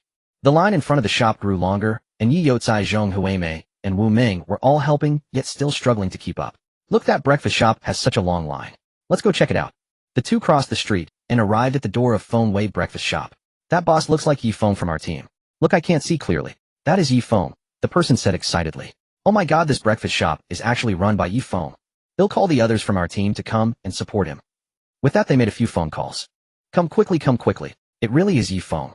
He's so impressive, working a job and running a shop." As they chatted, it soon became their turn. "Hey Ye Feng, it's you guys." Ye Feng looked up and saw his colleagues from the same team. Wu Ming is here too. Wu Ming also greeted them. "We've been colleagues for years, just coming to show our support." Ye Feng smiled and said politely, "So what would everyone like?" "They'll have a basket of soup dumplings. They'll have a basket of steamed dumplings with cabbage and pork. They'll have a basket of soup dumplings too. They'll have a basket of mushroom-filled steamed dumplings and a bowl of congee." "All right." Ye Feng packed each order and handed it to them. "We'll head off to work now. Bye." "Bye." Ye Feng and Wu Ming waved back. Not long after, Lu Xiaohong came to work thinking about the steamed dumplings she had bought yesterday that had been praised by President Su. So she returned to that breakfast shop that sold steamed dumplings. She saw only 2 steamers left in the large pot, and asked, "Boss, what do you have left?" "There's 1 basket of soup dumplings and 1 basket of steamed dumplings with scallion and pork filling," Ye Feng said. "He'll take them all, and he'll eat here." Lu Xiaohong took out 20 yuan from her bag and handed it to Ye Feng. After finding a seat, Ye Feng brought the steamed dumplings and soup dumplings to her table. Lu Xiaohong picked up a steamed dumpling and put it in her mouth, her eyes widening in shock. She never imagined such delicious steamed dumplings could exist. No wonder President Su praised them. This was truly the best steamed dumpling she had ever tasted. Then she picked up a bun and took a bite, and the rich broth flowed out from the small opening. As Secretary Su Qingxue's assistant Lu Xiaohong had flown to countless countries and regions tasting and seeing countless delicacies. But this was the first time she had been won over by a breakfast shop. No wonder even President Su, who was so particular about food, had eaten the cold steamed dumplings she bought yesterday. It was irresistibly delicious. Over at Ye Feng's side, another customer arrived. "Boss, will have a basket of soup dumplings." "Sorry, sir. We've sold out for today. Please come back tomorrow," Ye Feng explained with a smile. "Boss, business is booming. It's only 810 and you're already sold out," the man said in astonishment. After he left, Wu Meng, while cleaning the tables nearby, said, "Feng Gu, we actually sold out all this breakfast." Zheng Huimei was grinning from ear to ear, no longer worried that Ye Feng's breakfast was too expensive to sell. She laughed, Yes. Feng, we've sold out everything in such a short time." As she spoke, she and Ye Yukai placed the steamers into basins ready to wash them. Once the cleanup was mostly done, Ye Feng checked the time. It was 9:00 in the morning. All the customers had left. Ye Feng stretched and said to everyone, "Let's head back and rest for a while." They had woken up at 3:00 a.m. and had been busy until now. Everyone was exhausted. They needed to go back and rest. "Feng, don't you two have to go to the office?" Ye Yukai asked. "According to company policy, today is mine and Wu Meng's day off, so we don't have to go in," Ye Feng explained. "Feng Gu, I have some things to take care of today. He'll head off now. Call me if anything comes up," Wu Meng said, slinging his bag over his shoulder. "We'll head back then. Be safe on the road." "Alright, I'm off. Bye, Feng Gu. Bye, Uncle and Andy." After Wu Meng left, Ye Feng pulled down the rolling door and took his parents back to the rental. Back at the apartment, Zheng Huimei excitedly called Ye Feng over to count the day's earnings. The money they received was mostly in 10 yuan and 5 yuan bills. The three of them sorted it out together, and it didn't take long. After counting, it totaled 2300 yuan. Zheng Huimei was shocked. 2300 yuan. Ye Feng had already calculated the earnings as he had prepared all the breakfast items that morning, and they had sold out completely. In total, they had sold 80 baskets of soup dumplings, 90 baskets of steamed dumplings, and 120 bowls of millet porridge. The revenue amounted to 2300 yuan. Zheng Huimin asked Ye Feng, "Feng, what was our cost?" "Less than 300 yuan, Ye Feng replied with a smile. Both Zheng Huimei and Ye Yukai were astonished. Zheng Huimin exclaimed, "That means we made a net profit of 200 yuan this morning alone." She couldn't even dare to dream of such a thing. Ye Yukai also sighed in amazement. Running a breakfast shop is indeed lucrative. But it's also because of the delicious breakfast you make, son, and the higher prices you charge. Otherwise, we certainly wouldn't have earned this much in one morning. Ye Yukai then remarked with emotion, "In this era, to make money you still need real skills. Otherwise, even selling the same breakfast, those who do it poorly will earn much less than those who do it well." Zheng Huimin nodded in agreement. "Yes, Feng, you are truly capable. You're amazing. Ever since your father and I went bankrupt and returned to the village, our income has dropped drastically. We toil in the fields all year and only manage to earn 200 yuan. That's just what you made in a single morning. And that's also equivalent to 2 months of your salary at your previous job. It's incredibly profitable." After tallying the earnings, the three of them went back to their rooms to rest. When Ye Feng woke up, he smelled the aroma of food. He got up and saw his mother busy in the kitchen. Seeing Ye Feng approach, Zheng Huimei said, "Feng, you're up. Mom just has one more dish to cook, and we can have lunch soon." "Mom, Dad, you were exhausted from the long journey yesterday, and you got up early this morning to help at the shop.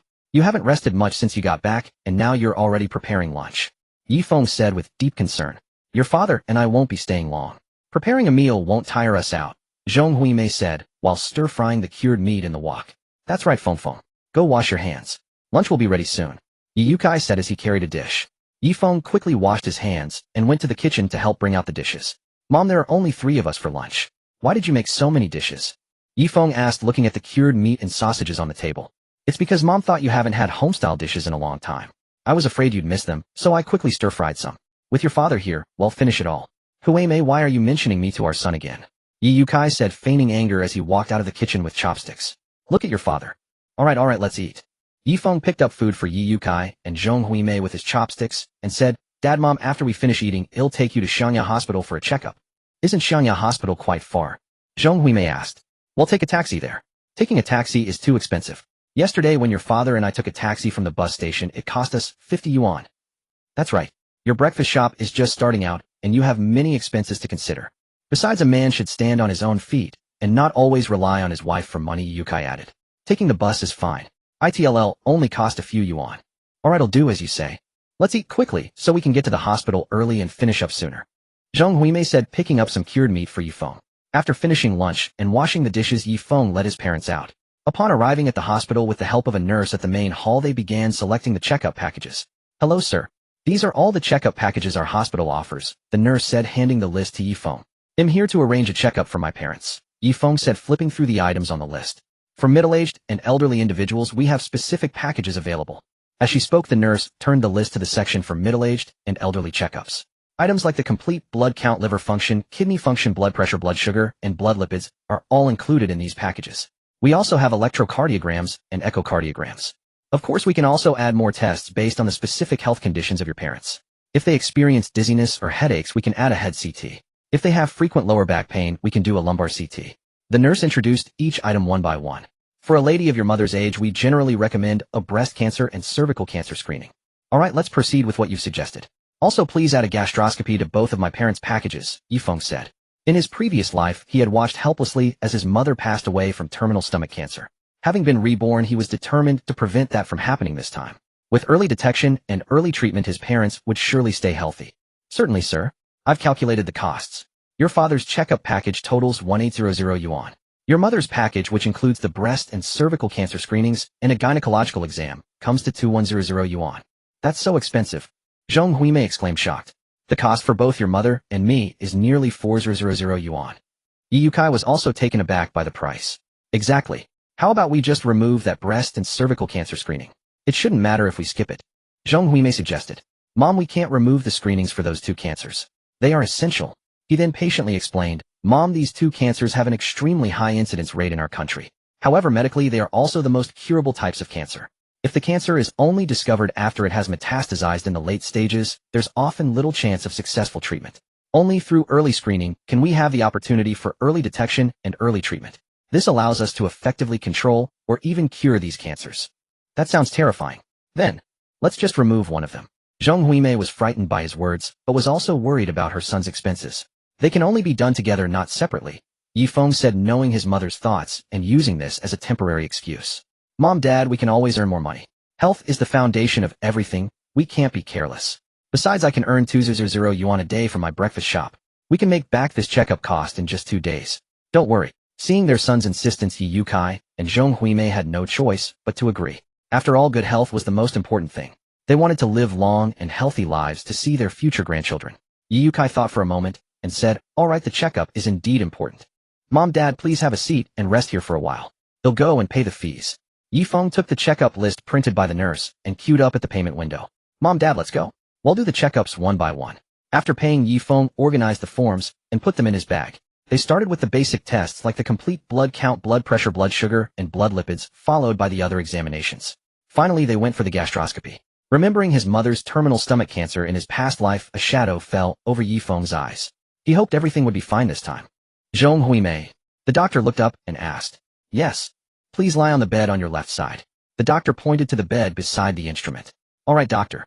Zheng Huimei lay down as the doctor instructed. Open your mouth. During the procedure, try to breathe in through your nose and out through your mouth. Be sure not to make any swallowing motions. The doctor slowly inserted the instrument into Zheng Huimei's throat. Don't bite down on the scope with your teeth. Keep the left lateral position and stay still. During the process, there was a sensation of a foreign object, and Zheng Huimei felt quite uncomfortable. Mom, just bear with it a little longer. Ye Feng said, his voice filled with concern as he stared at the instrument screen. The gastroscope passed through the esophagus and finally reached the stomach, where the doctor operated in silence. After a few minutes, the doctor spoke. All right, that's it.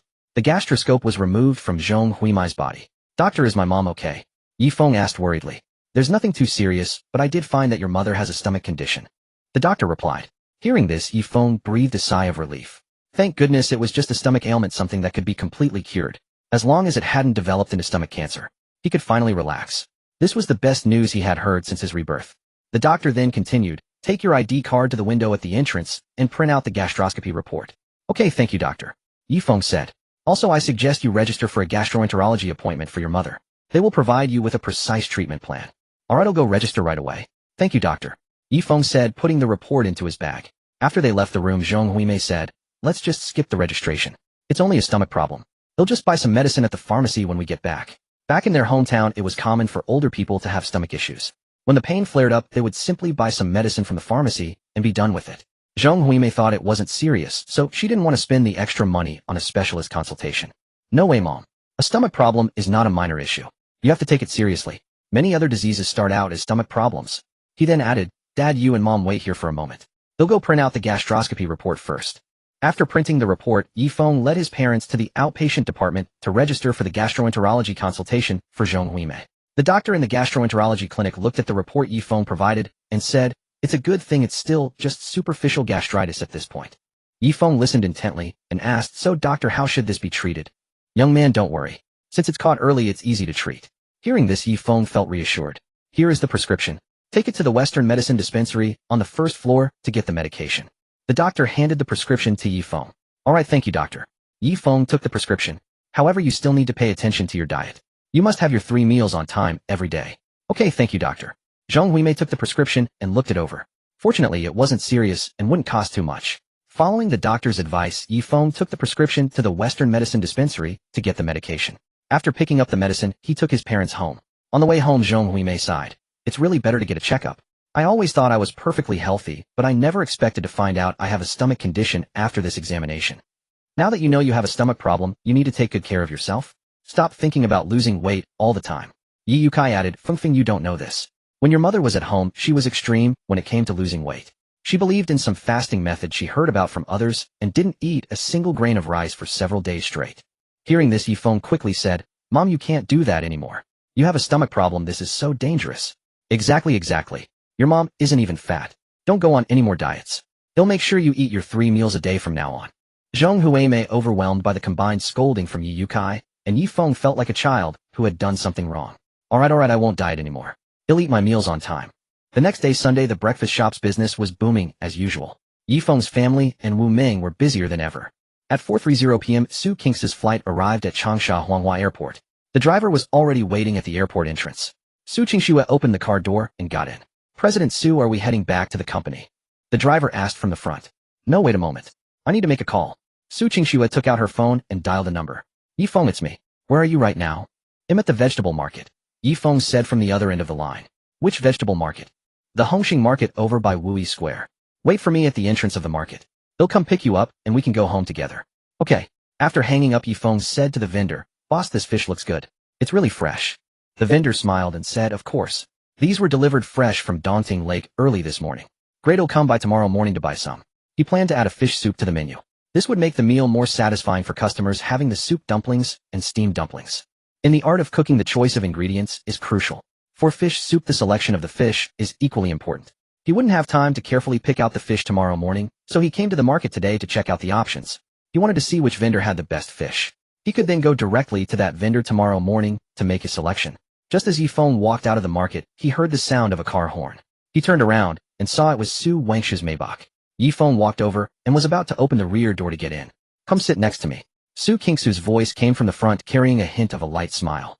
Ye Feng was about to say it wasn't necessary, but the rear door was locked and wouldn't open. So he decided to sit up front with his wife. After getting into the passenger seat and buckling his seatbelt, Ye Feng asked, Isn't it said that women have a thing about the passenger seat that it's reserved only for their husband? Aren't you my husband? Su Qingxue said with a faint smile as she started the car. Ye Feng, what did you come to the vegetable market for? Su Qingxue asked, tucking her hair behind her ear. The unique fragrance from her hair inadvertently drifted into Ye Feng's nose. Indeed, even the strands of a bow tie's hair are fragrant. Inside the enclosed car, Su Qingxue seemed even more alluring. Ye Feng didn't shy away and boldly admired her. He said, Let's drive to my rental place first to pick up my parents, and then we'll go to your home. Su Qingxue corrected him with a smile. It's not my home, it's our home. All right. Whatever his sister said was right. As the car pulled out of the open-air parking lot of the vegetable market, Su Qingxue asked, I was away on a business trip these past 2 days and didn't have time to accompany your parents. How did they enjoy their stay? Ye Feng didn't say much, only mentioning that he had taken his parents to the hospital for a checkup today, where they discovered his mother had a stomach condition. Su Qingxue furrowed her brow slightly. Stomach condition. Yeah, my mom wants to lose weight and often skips meals. Ye Feng said, We saw the doctor today and he prescribed some medication. Su Qingxue nodded, then said, I know a specialist in gastroenterology. They'll give you their contact information, and you can take your mother for a thorough checkup later. As she spoke, she pulled the car over to the side of the road, took a business card from her bag, and handed it to Ye Feng. Call the number on the card to make an appointment, and mention you're Su Qingxue's family member. You won't need to queue or register. Ye Feng took the card and saw it read Wu Li, expert professor of gastroenterology, Xuejie Hospital. He had seen this expert's profile today while registering his mother and also heard other patients talking about her. He knew that Wu Li was the top authority in gastroenterology across the entire Hunan province, the best and most prestigious expert professor. However, her expert appointments had been fully booked long ago. Moreover, she only held clinic hours once a week. Even ticket scalpers couldn't get an appointment. Unexpectedly, with Su Qingxue, all it took was a phone call saying he was Su Qingxue's family to skip the queue and registration. This privilege was incredible. Thanks. Ye Feng put the card away in his pocket. Although his mother only had superficial gastritis now, he wouldn't be completely at ease until it was fully cured. After the car restarted, Su Qingxue slowly drove out of the market while asking, "Do your parents have any requirements for their daughter-in-law?" Hearing this, Ye Feng said, "We're only in a fake marriage, why do you ask?" As he spoke, he turned his head to look at Su Qingxue. "Besides, you're so beautiful, have such a great figure, and are wealthy. If you were really my wife, my parents would be extremely satisfied." Su Qingxue smiled and said, "So I really fit the standard of your family's daughter-in-law. By the way, where is the rental place? I need to set the navigation. It's in the happiness community near Wui Square." Su Qingxue set the location, feeling that this place was oddly familiar, but couldn't recall where she had heard of it. She didn't dwell on it and drove to the happiness community. When the navigation indicated they were approaching the community, she found the surrounding routes very familiar. She hadn't been here recently except for that time she went out to buy hot pot ingredients. Suddenly she remembered, the uncle and aunt she had almost hit with her car last time lived in the happiness community. What a coincidence, she thought while driving. After entering the community, Su Qingxue asked, "Which building?" "Building 3, just go straight and turn left." What a coincidence. Not only in the same community, but also in the same building. Could it be that the uncle and aunt from last time were Ye Feng's parents? After parking the car, Su Qingxue followed Ye Feng upstairs. She thought to herself it couldn't be that coincidental. But on second thought, although the uncle and aunt she met last time were simply dressed and somewhat older, they still carried an air of elegance. Especially when she recalled that the uncle's eyes and brows bore some resemblance to Ye Feng's. The more Su Qingxue thought about it, the more she felt a similarity in their presence. Seeing Su Qingxue silent as if lost in thought, Ye Feng joked, "What's wrong? An ugly daughter-in-law being nervous about meeting the in-laws is one thing, but you're a beautiful one. Are you scared too?" Su Qingxue was already 80 certain that the uncle and aunt from last time were Ye Feng's parents. She confidently smiled at Ye Feng and said, "I'm not scared at all. You can bet your parents will love me." Ye Feng glanced at Su Qingxue and saw her smiling, her deep sparkling eyes looking at him with a cheerful expression. That smile left Ye Feng momentarily dazzled. "Oh, you're so sure." In his past life, Ye Feng had seen all kinds of women and had strong composure, so even though he was attracted by Su Qingxue's beauty at this moment, his mind remained rational. Su Qingxue gave a mysterious smile and said nothing more. Soon the two arrived at the 3rd floor. Ye Feng knocked on the door. Hearing the knock, Zhong Huimei and Ye Yukai inside felt both excited and nervous. Their son had just called saying he was bringing his daughter-in-law home. They had quickly cleaned the already tidy house once more and changed into the new clothes their son had specially bought for them the night before last. Zhong Huimei kept talking while they waited. "Will our daughter-in-law think we're too poor? Do you think I look okay in this outfit? Will she like it?" Ye Yotsai, annoyed, said, "Stop pacing around the room, you're making me dizzy." Not long after they heard knocking at the door. Zhong Huimei quickly walked over and opened it, seeing her son first, and behind him a mature, beautiful woman. Why did she look so familiar? Zhong Huimei exclaimed in surprise, "Xiao Su." Ye Feng turned his head in surprise to look at Su Qingxue, as if silently asking what's going on. Su Qingxue smiled smugly at Ye Feng, then said with a laugh, "Uncle, auntie. No, I should say dad, mom. I am Ye Feng's wife." Zhong Huimei and Ye Yukai were shocked. How could Xiao Su be Feng Feng's wife? Right, Xiao Su was Su Qingxue. Both were overjoyed. "Xiao Su, coming quickly. What a fateful coincidence. So Xiao Su is our daughter-in-law." Ye Feng watched as his mother, as if embracing her own daughter, took Su Qingxue's arm and led her inside, completely forgetting about her son. He could only smile helplessly and follow them. It was clear that a daughter-in-law had replaced a son in their hearts. Ye Feng asked, "Mom, Dad, have you two met before? Why haven't you mentioned it?" Zhong Huimei clapped her hands with a laugh. "Didn't I tell you before? Your dad and I went to the supermarket and came back in a car. It was Xiao Su's car." Ye Yukai chimed in, "Exactly, this must be fate." Though Su Qingxue had guessed correctly, she still felt a flutter of nervousness upon finally meeting Ye Feng's parents. She asked, "Mom and Dad, did you get to use the hot pot set you bought at the supermarket last time?" Zhong Huimei laughed heartily. "We did. That boy Ye Feng made a wonderful hot pot with it. If I'd known you were the one who bought it, I would have invited you over to join us."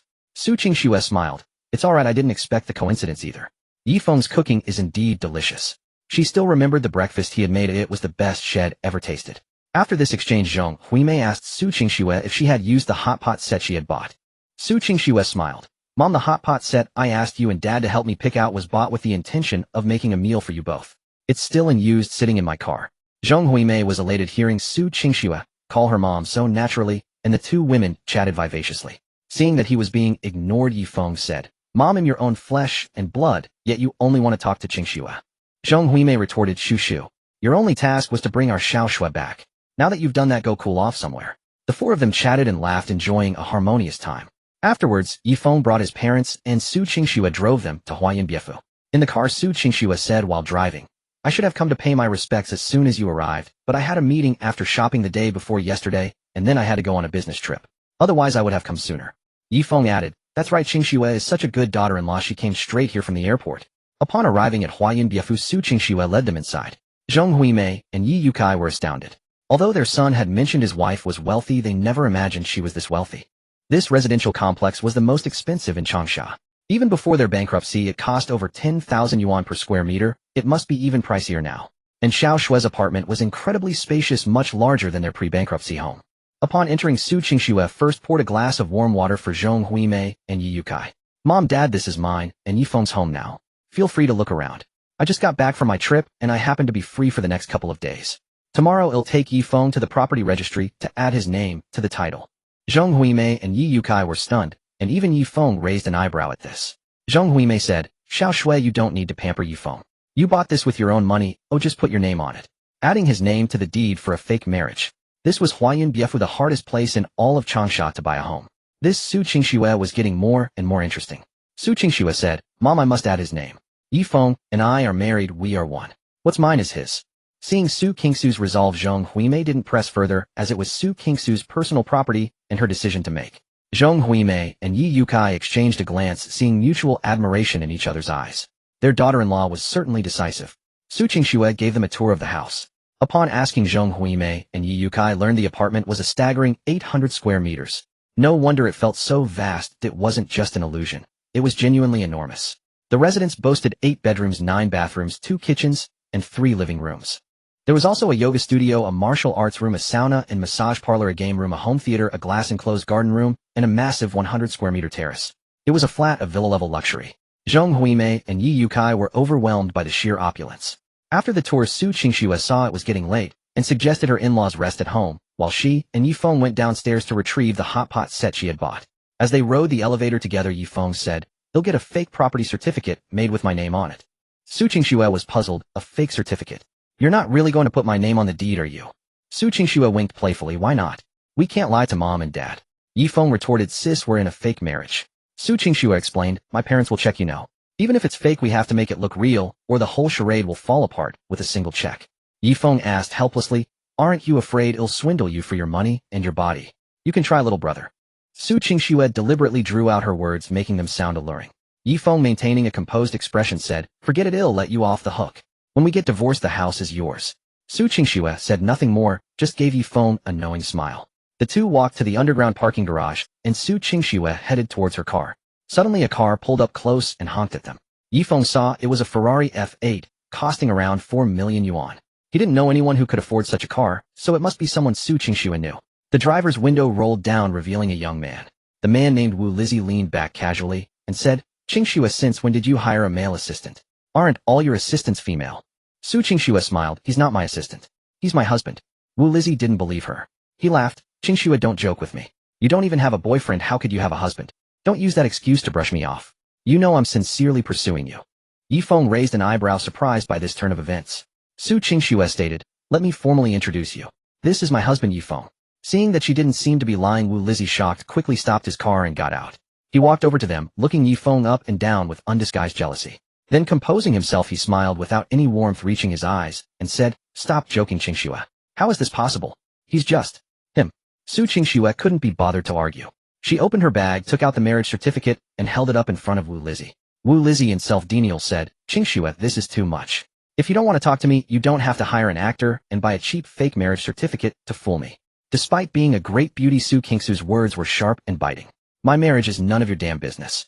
Wu Lizzie was enraged and yelled, Su Qingxue, I've been giving you face. I've been nothing but smiling and polite despite your countless rejections. If you're not going to be with me, at least find someone better than me. How could you pick some pretty boy to live off your money? Su Qingxue said coldly, first, this is my own business. Second, don't judge a book by its cover. My husband is just low-key, he's not a kept man. He's actually a hidden billionaire. Her money was Ye Feng's. She herself was Ye Feng's. Didn't that make Ye Feng a billionaire? Her logic was flawless. Ye Feng had never seen Su Qingxue use such an expression or tone before. He could only think this is why she's the boss. So domineering. Though wasn't she laying it on a bit thick? Wu Lizzie continued, Su Qingxue, don't be so stubborn. What do you mean net worth over 100 million? Isn't it just because you fancy his good looks?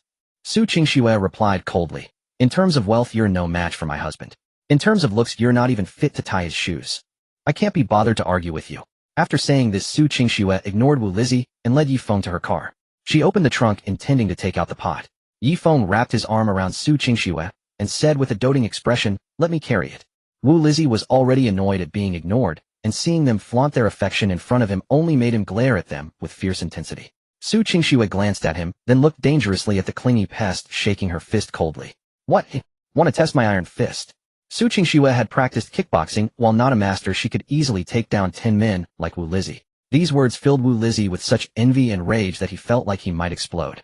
Su Qingxue was actually defending this good-for-nothing pretty boy. He would go and dig up the pretty boy's background later. A low-key hidden tycoon worth over 100 million. He absolutely refused to believe it. Wu Lizzie drove off in a fury, spewing threats as he left. Su Qingxue, I won't give up. My grandmother said we're the perfect match. You belong to me. Su Qingxue sneered coldly, took out her phone, and made a call. When Wu Lizzie's sports car reached the entrance of the residential complex, he was stopped by the security guard. When he asked why, he was told that he had previously entered the community under false pretenses, and the police had been notified to investigate him on suspicion of theft. Wu Lizzie's face turned as ugly as if he had just eaten something foul. He was eventually retrieved from the police station by his father, crestfallen, though that's a story for later. Ye Feng and Su Qingxue returned home, where Zhong Huimei was already busy in the kitchen. Seeing them return, she said, You're back. Qingxue, go rest. Fengfeng, come here. We're having hot pot today, let's all eat together as a family. Su Qingxue said, Mom, didn't we tell you and Dad to rest? Why are you working? Well, I had nothing better to do. I brought the seasonings I bought last time. Let Ye Feng do the cooking, well, just focus on eating. Ye Feng said, I'll follow Mom's orders. Su Qingxue also entered the kitchen and said, Mom, I want to help too. Ye Feng looked at Su Qingxue in surprise. Su Qingxue continued, but I don't know how to cook.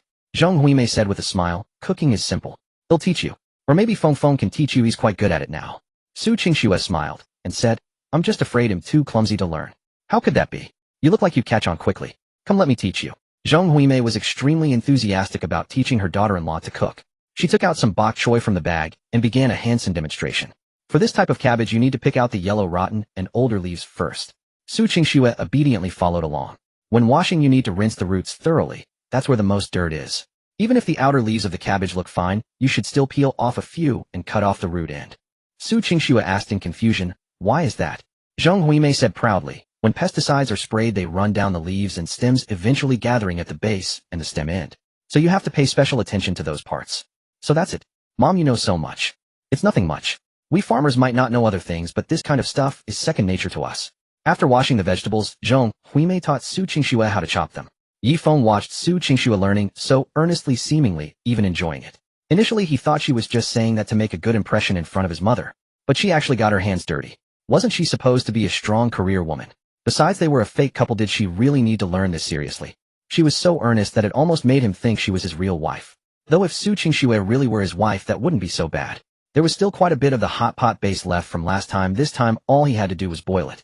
Ye Feng set the hot pot base to simmer, and thinking of his father alone outside, went out to the balcony to keep him company. Ye Yukai watched the two women bustling in the kitchen. This daughter-in-law was just as his son had said, beautiful, generous, wealthy, and with such a good temperament. Even when she didn't know him and his wife last time, she was patient and kind, and even drove them home. Someone so perfect seemed too good to be real. Ye Yukai said, Ye Feng, honestly, are you sure she's really your wife? Ye Feng thought to himself, she is my wife, just a fake one. But aloud he could only say dutifully, of course she's real, Dad. Why would I lie to you? Ye Yukai joked, you didn't rent her to fool us, did you? You give me too much credit. A wife this good, how much would it even cost to rent? If you really don't believe me, you'll go get our marriage certificate for you to see. It's in Qingxue's bag. Ye Yukai grabbed Ye Feng and said, I was just joking.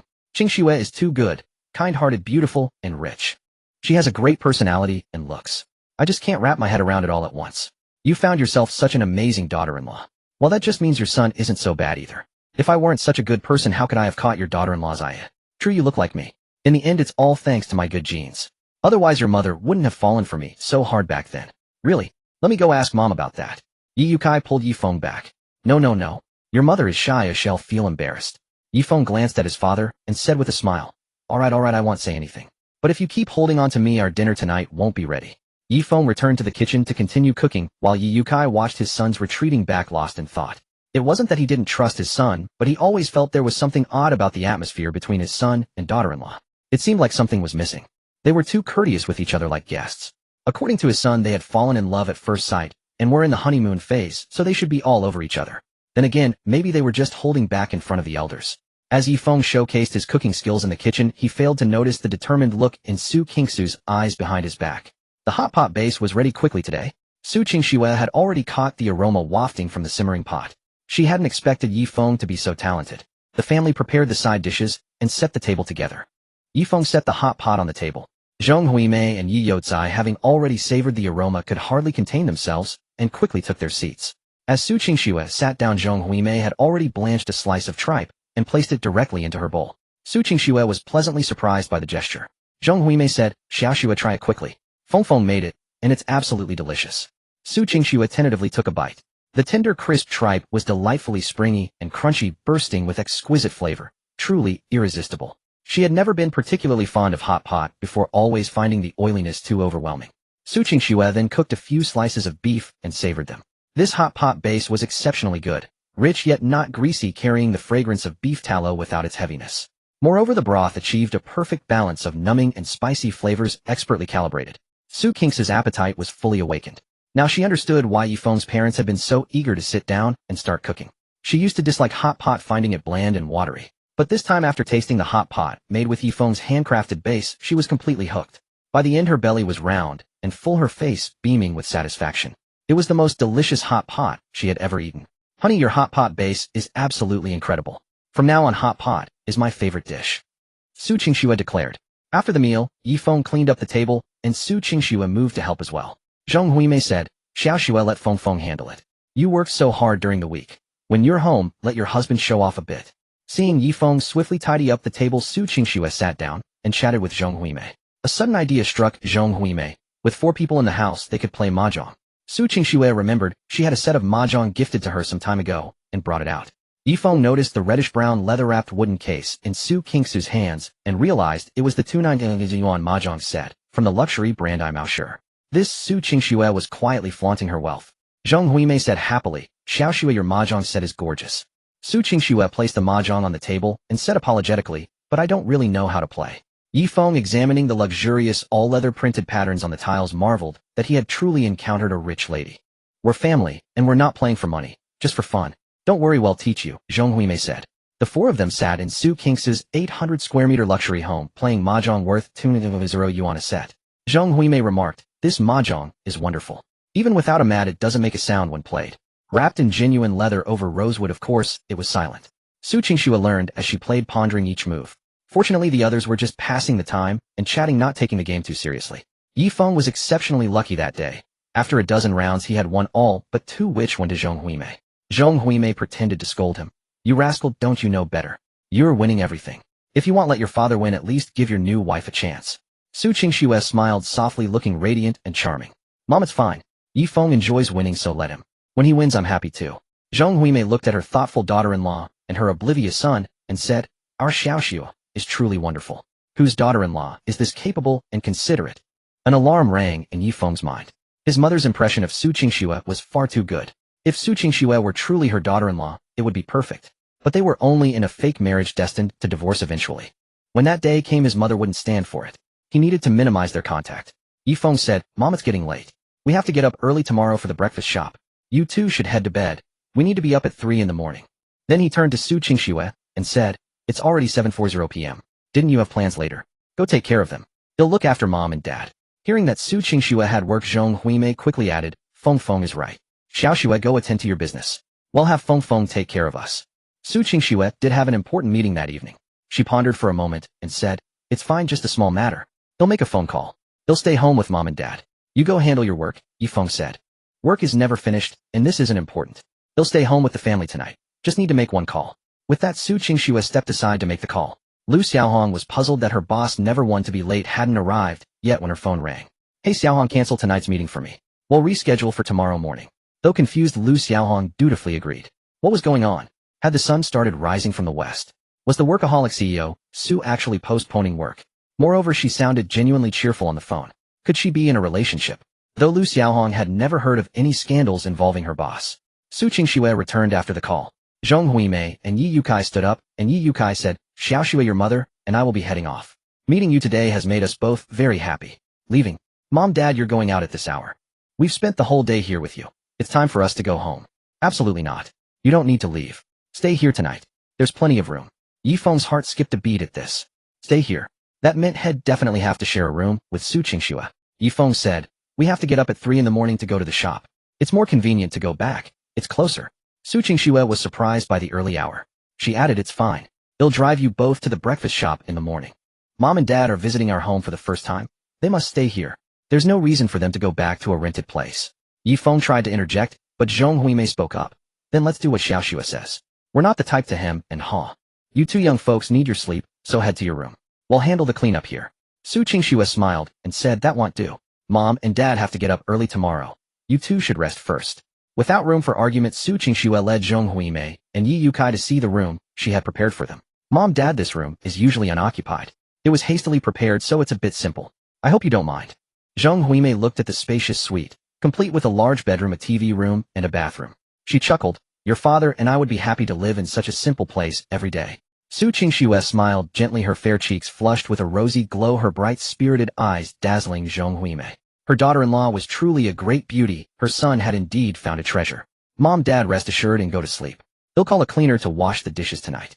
Zhong Huimei's heart ached with frugality. They'll do it, no need to waste money. This little task I can handle well. Su Qingxue couldn't persuade them as Zhong Huimei and Ye Yukai insisted on washing the dishes. Su Qingxue looked at the dishes caked with congealed red oil. Even she, who rarely did housework, knew how difficult they would be to clean. Su Qingxue said, Mom, Dad, we won't call a cleaner, but you two must not touch them either. Let's put all the dishes into the dishwasher. Ye Feng, upon hearing this news, Su Qingxue's home was well decorated, but he never imagined it would be this luxurious. It was only 2005, and she already had a dishwasher at home. Even a decade later, they wouldn't be widespread. Zhong Huimei and Ye Yukai were also curious. They knew about washing machines, but what was a dishwasher? They had never seen one, nor even heard of how it worked. They all went into the kitchen. Su Qingxue's kitchen was quite spacious. Even with all 4 of them inside, it still felt roomy. They stood around the dishwasher. Zhong Huimei saw that it wasn't a standalone machine, but was built into the counter. Su Qingxue pulled open the dishwasher's door. Although it had been installed for a long time, she never cooked, so she had never used it. She took out the manual ready to study it, when she heard Ye Feng say he knew how. Su Qingxue looked at him with a hint of doubt. Ye Feng took the manual, skimmed through it briefly. Mom, Dad, look. First open the door, and place the dishes, cups, and spoons neatly on the racks, ensuring their level. Also, don't overcrowd the dishwasher, leave some space for the water jets so they can reach all the dishes. And don't pre-rinse the dishes. The dishwasher relies on the food particles stuck to the dirty dishes to maintain the proper chemical balance inside. But large food scraps should still be thrown into the trash first. Ye Feng demonstrated as he spoke. Then add this special dishwasher powder and close the lid. Zhong Huimei asked curiously, can't we just use regular dish soap? No, the foam would overflow the dishwasher. You need to use special dishwasher powder and detergent. Ye Feng continued, then press the power button. These buttons are for different modes which you can switch based on how greasy or dirty the dishes are. Now it's washing. It'll take about half an hour. Finally open the lid and take them out, but they'll be very hot right after washing, so wait for the dishes to cool down before handling them. After washing, you need to take out the filter basket inside that collects food residue, rinse it clean, and put it back. Seeing everyone staring at him in silence, Ye Feng asked, what's wrong? Is there something on my face? Su Qingxue said, no, it's just surprising. You know how to use a dishwasher. That's impressive. Is that considered impressive?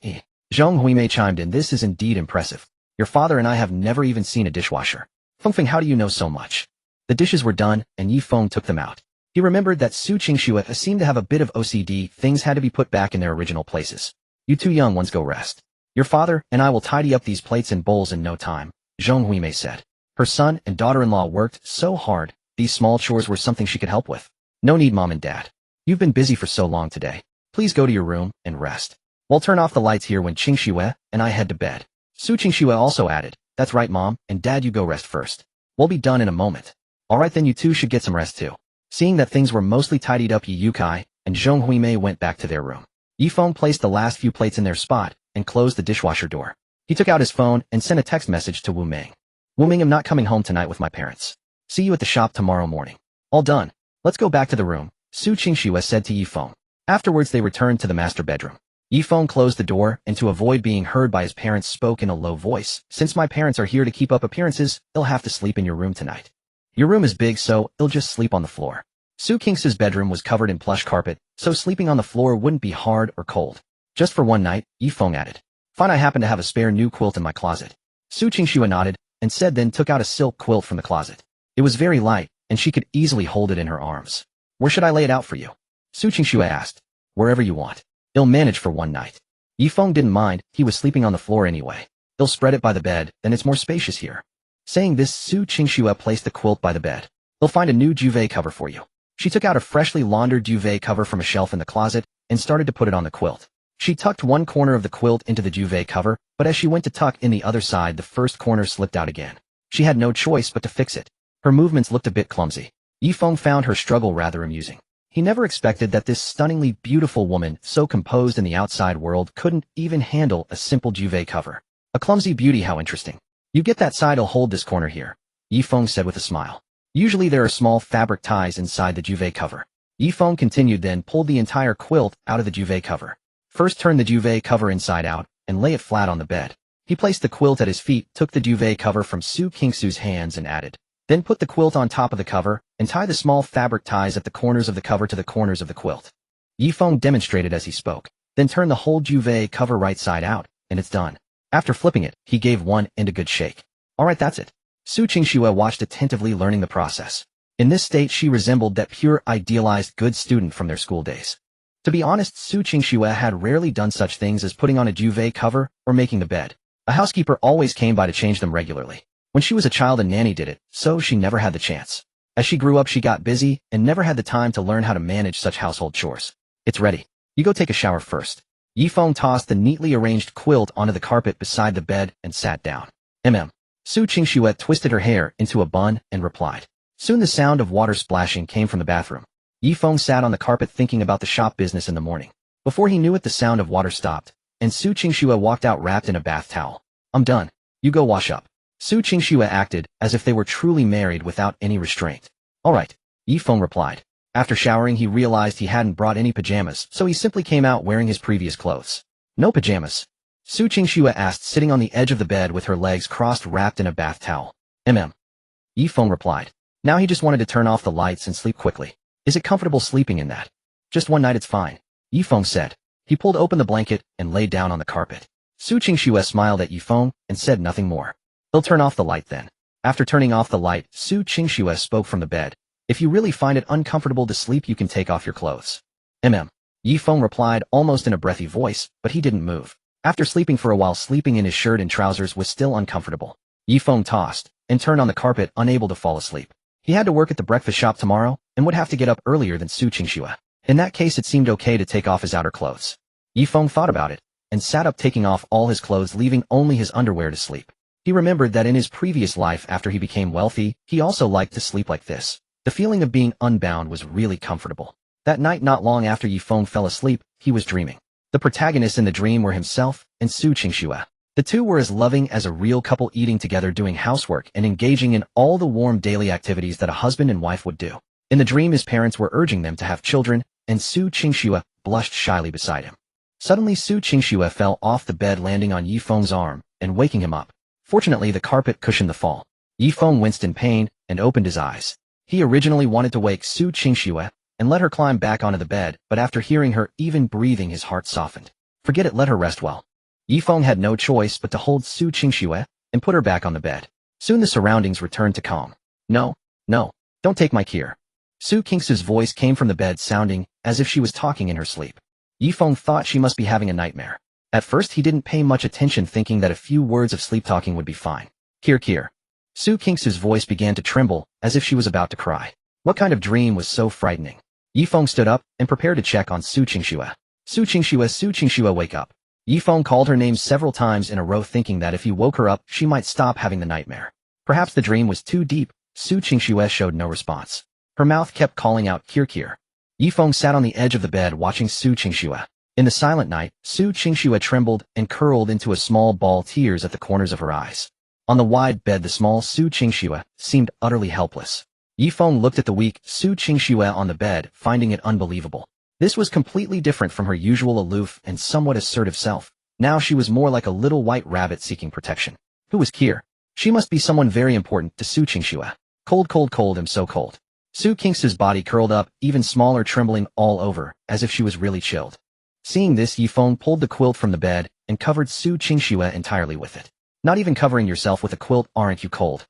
Even though he knew Su Qingxue was asleep and wouldn't answer him, he still muttered a complaint. Cold, so cold. Su Qingxue kept repeating in her sleep. Why is she so cold? Ye Feng muttered to himself as he looked at Su Qingxue. He then picked up his own quilt from the floor, draped it over her, and tucked the edges in carefully to prevent any draft from seeping in. It was already May, and the weather in Changsha was gradually getting warmer. As a vigorous young man, sleeping one night without a quilt shouldn't be a problem for him. Logically speaking, with the May weather in Changsha plus 2 quilts, it should have been warm enough. Yet Su Qingxue kept murmuring about being cold, her body tossing and turning restlessly on the bed, looking deeply uncomfortable. Still cold. Could she have a fever? Ye Feng said as he bent down and pressed the back of his hand against Su Qingxue's forehead. Kir. Su Qingxue mumbled, then instinctively snuggled into Ye Feng's embrace, wrapping her arms around him. Gradually, Su Qingxue stopped complaining about the cold and clung quietly to Ye Feng, greedily absorbing the warmth radiating from his body. The night was still long, and holding her like this wasn't a solution. Both of them needed to sleep. Ye Feng tried to gently pry her off him and lay her down on the bed. But every time he parted her hands, she clung even tighter, refusing to let go. Su Qingxue held on to Ye Feng tightly, murmuring words like "so cold, Kir, and don't take my Kir away." Ye Feng let out a helpless sigh. With no other choice, he had to lie down on the bed holding Su Qingxue, who was still wrapped in the quilt. Su Qingxue slept beside him, her arms never releasing their firm grip on him. Ye Feng decided not to worry about it anymore. He had woken up too early that morning, busy with the breakfast shop and taking his parents to the hospital for a checkup. He was already exhausted. Holding her was fine as long as she didn't cause any more trouble. Ye Feng drifted off to sleep lying there. The next morning, his alarm clock set for 3 o'clock rang on time. He quickly turned it off on the nightstand, afraid of waking Su Qingxue beside him. After all the tossing and turning in her sleep last night, she must be exhausted.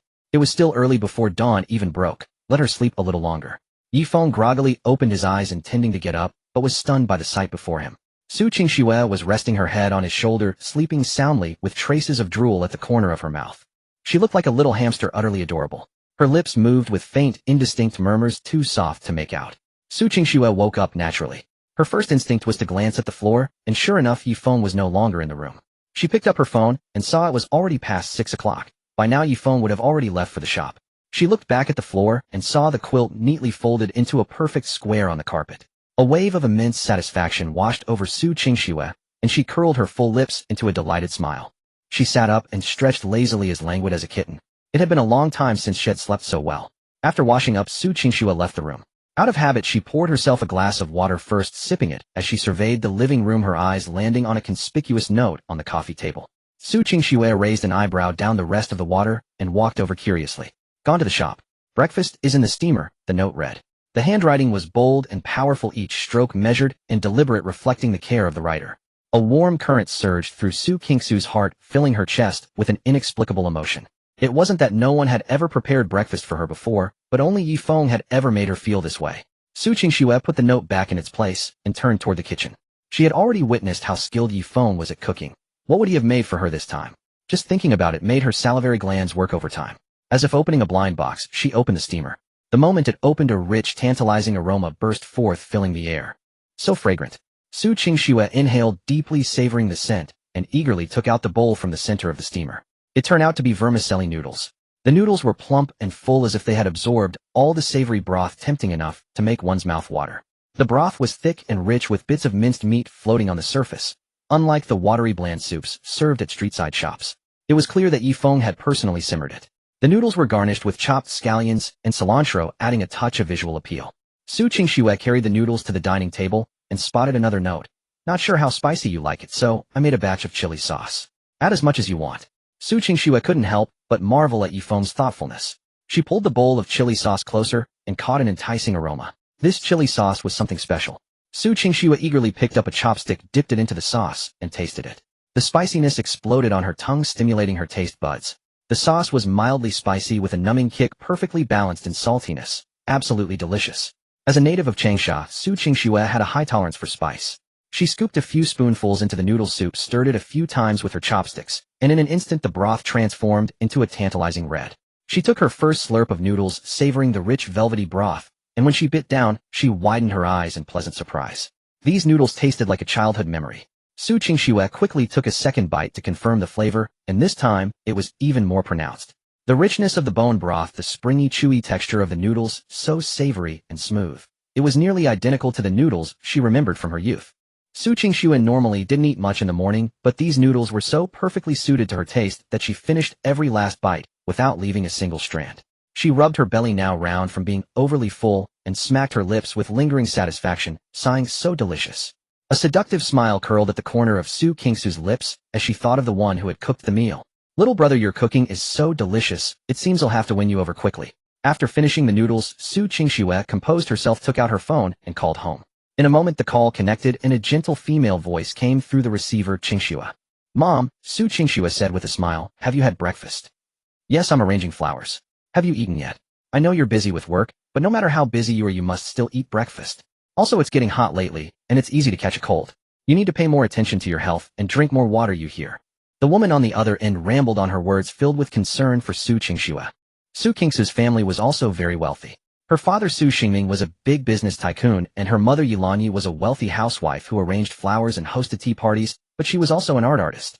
I've eaten breakfast, I'll take care of myself. You say this every year, and I've long since memorized it. Su Qingxue patiently answered every question. Where's Dad? Su Qingxue asked again. He went for a morning run. Judging by the time, he should be back soon. He'll be very happy if he knows you called. The female voice on the other end suddenly rose in pitch, calling out, Shengming, it's Qingxue on the phone.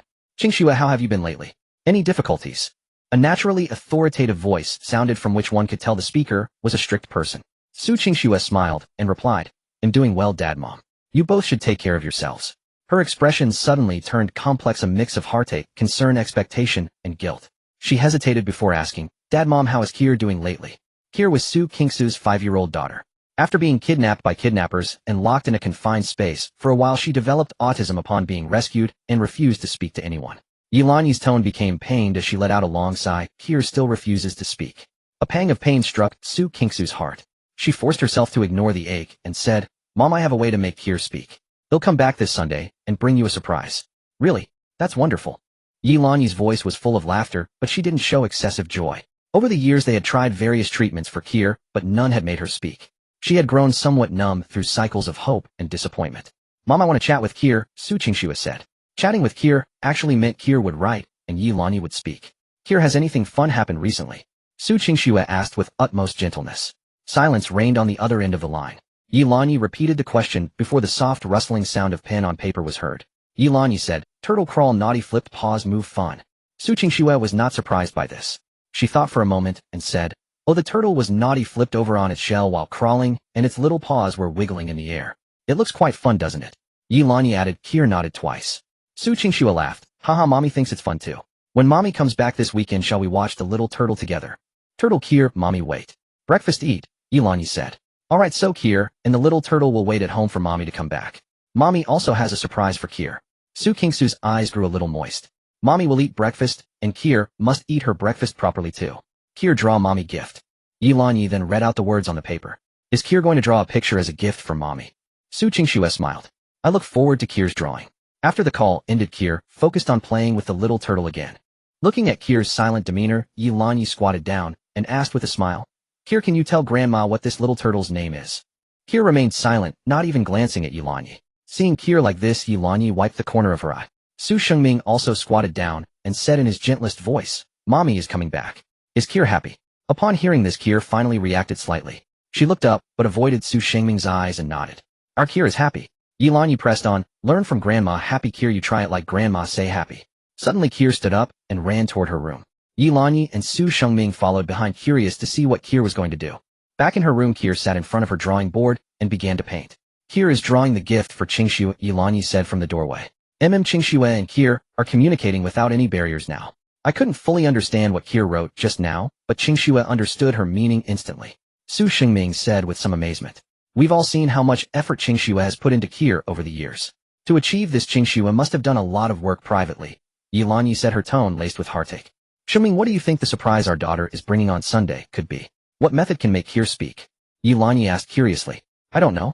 I've been thinking about it, but I can't figure it out. Su Qingxue frowned in frustration. Did she find a match?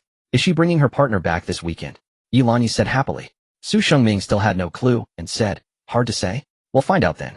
At that moment after hanging up, Su Qingxue's lips were curved high as she savored Kier's recent concern for her. Thinking about the method she had mentioned to make Kier speak and the surprise she would bring back Su Qingxue, thought to herself that she needed to plan carefully.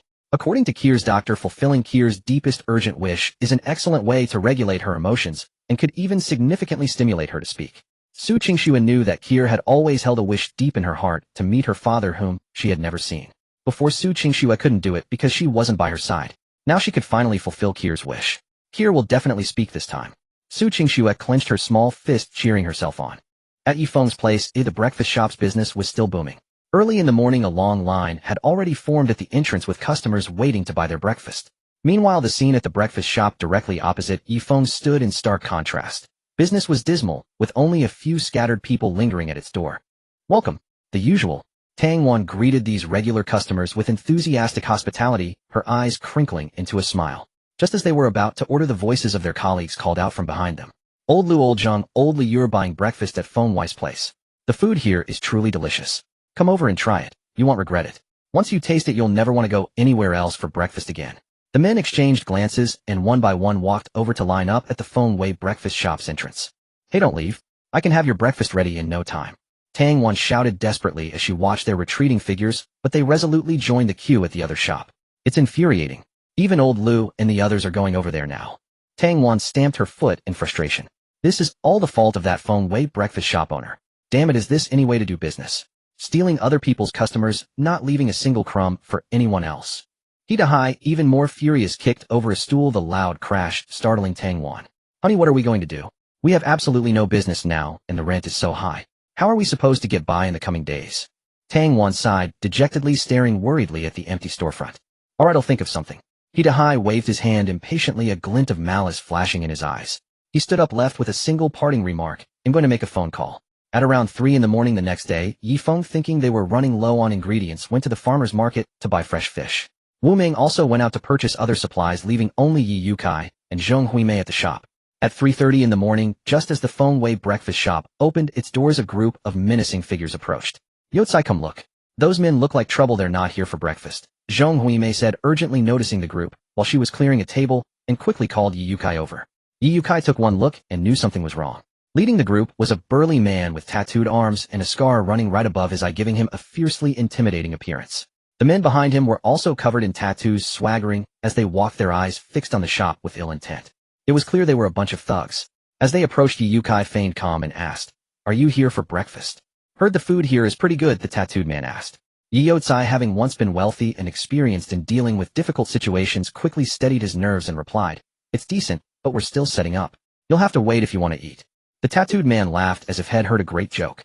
"Ha, brothers, he's telling us to wait. Do you want to wait?" "No," the group behind him answered in unison. "See that? My brothers don't want to wait. Have breakfast in front of us within a minute or else ha." The tattooed man slammed his hand on the table, staring directly into Yi Yukai's eyes. "A minute is too short. We really can't do it." Yi Yukai shook his head. "Can't do it, huh? Brothers, trash the place." At the tattooed man's command, his gang of thugs barged into the shop, smashing anything they could get their hands on. "No, stop. What are you doing?" Zheng Huimei tried to intervene, but was held back by Yi Yotsai, shouting in desperation. When they had smashed enough, the tattooed man called them off and walked up to Yi Yotsai, snarling, "Don't open this shop anymore, understand? If you do, we'll come and trash it every time." After delivering his threat, the tattooed man swaggered off with his gang. Zheng Huimei collapsed to the floor, sobbing at the wreckage around them. "This is a sin. A sin. Yotsai, why is it so hard to run a business now?" "Sai, isn't that the truth?" Yi Yukai sighed, deeply in agreement. He could tell those men were there to cause trouble out of jealousy over his son's successful business. He also felt a pang of regret, realizing he had forgotten to teach his son the wisdom of guarding one's own turf when first entering the business world. Zheng Huimei cried, even harder, completely at a loss. "What are we going to do? Feng will be back at the shop soon. This remark jolted Yukai. He quickly pulled Zhong Huimei to her feet and urged, "Quick, let's clean up the shop. Don't let our son find out." Zhong Huimei managed to hold back her tears and began tidying the shop. Yukai calmly directed her, "First, let's assess the extent of the damage." Zhong Huimei now composed quickly inventoried their belongings. Half of the bowls and chopsticks are shattered.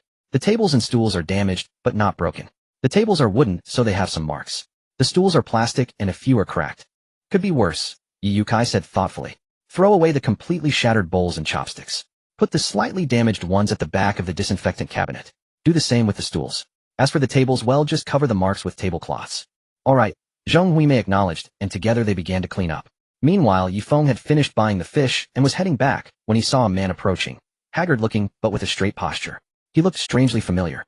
Before he could recall the name, the man spoke. "First, Ye Feng. Ye Feng, it really is you. Long time no see." Ye Feng then remembered. This was Qin Lang, the older brother of his elementary school classmate Qin Feng.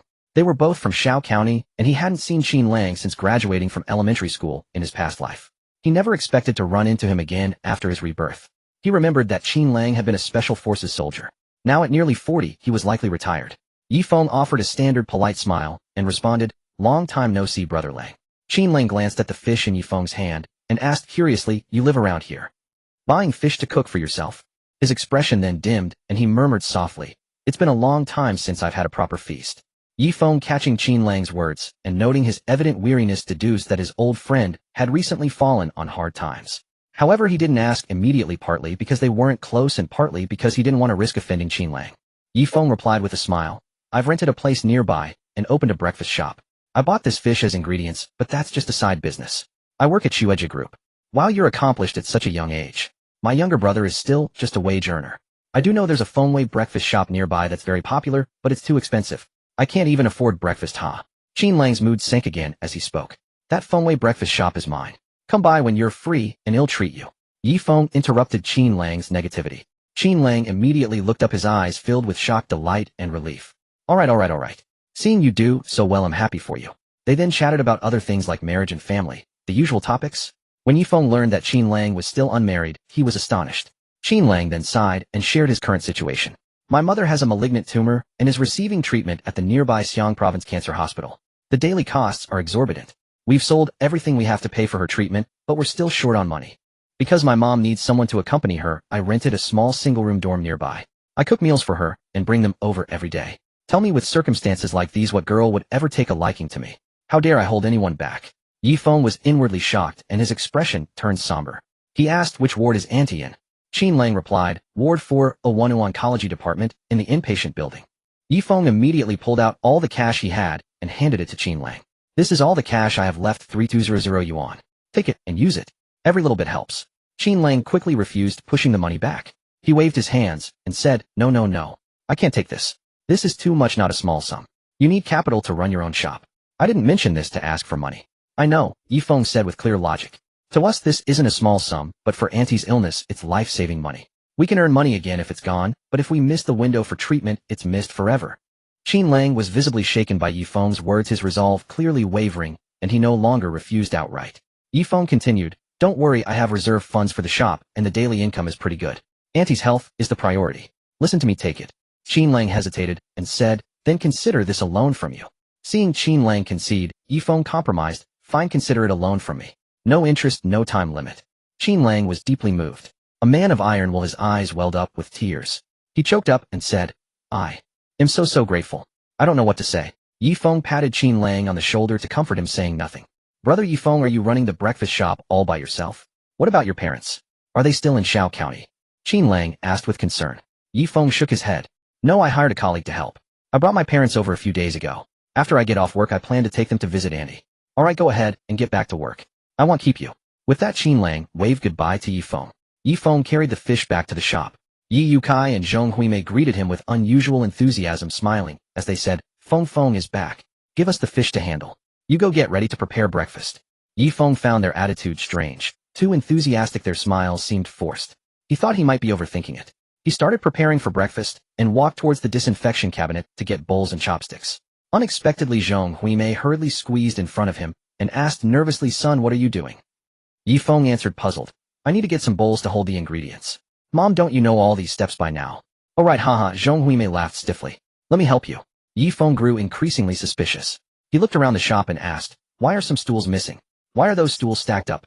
Ye Yukai quickly explained, "I was worried the shop was too small and would crowd the customers, so I moved some stools away and stacked the others."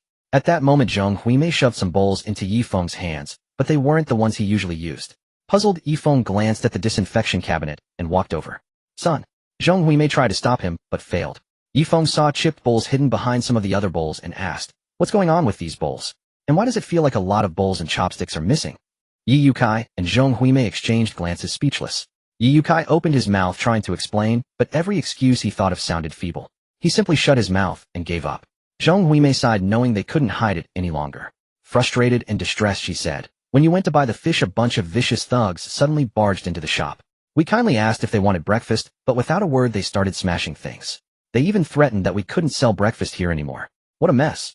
Upon hearing this, Ye Feng didn't get angry or sigh. He stared straight at the breakfast shop across the street and said, "I'll handle this." Ye Feng's mind was clear as a bell. His breakfast shop's success directly cut into the profits of the one across the street. The thug's final threat, a clumsy attempt at misdirection, confirmed to him that the people across the street were behind this. In the morning, Su Qingxue was working in her office. She rubbed her brow, showing rare signs of fatigue.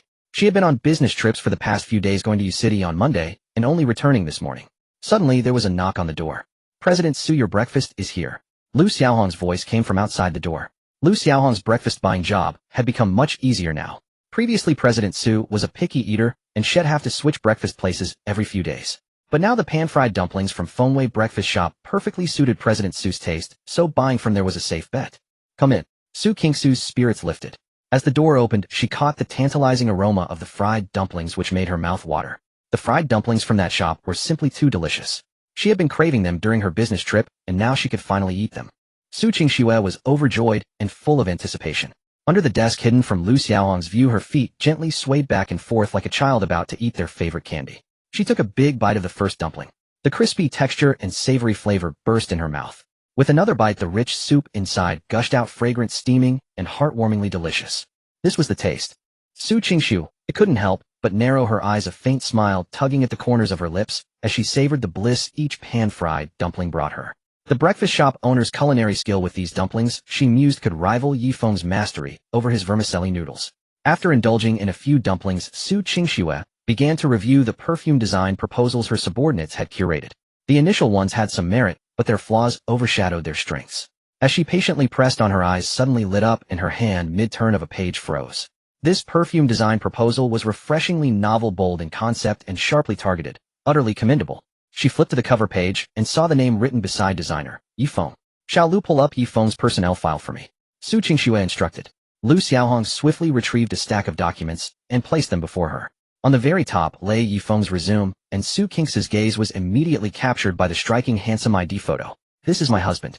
My husband is an employee at my company. How did I not discover this sooner? It seems I need to visit the planning department more often to show concern for my staff." Su Qingxue was ecstatic, her joy shining through. Such delightful surprises were her greatest weakness. Lu Xiaohong was stunned.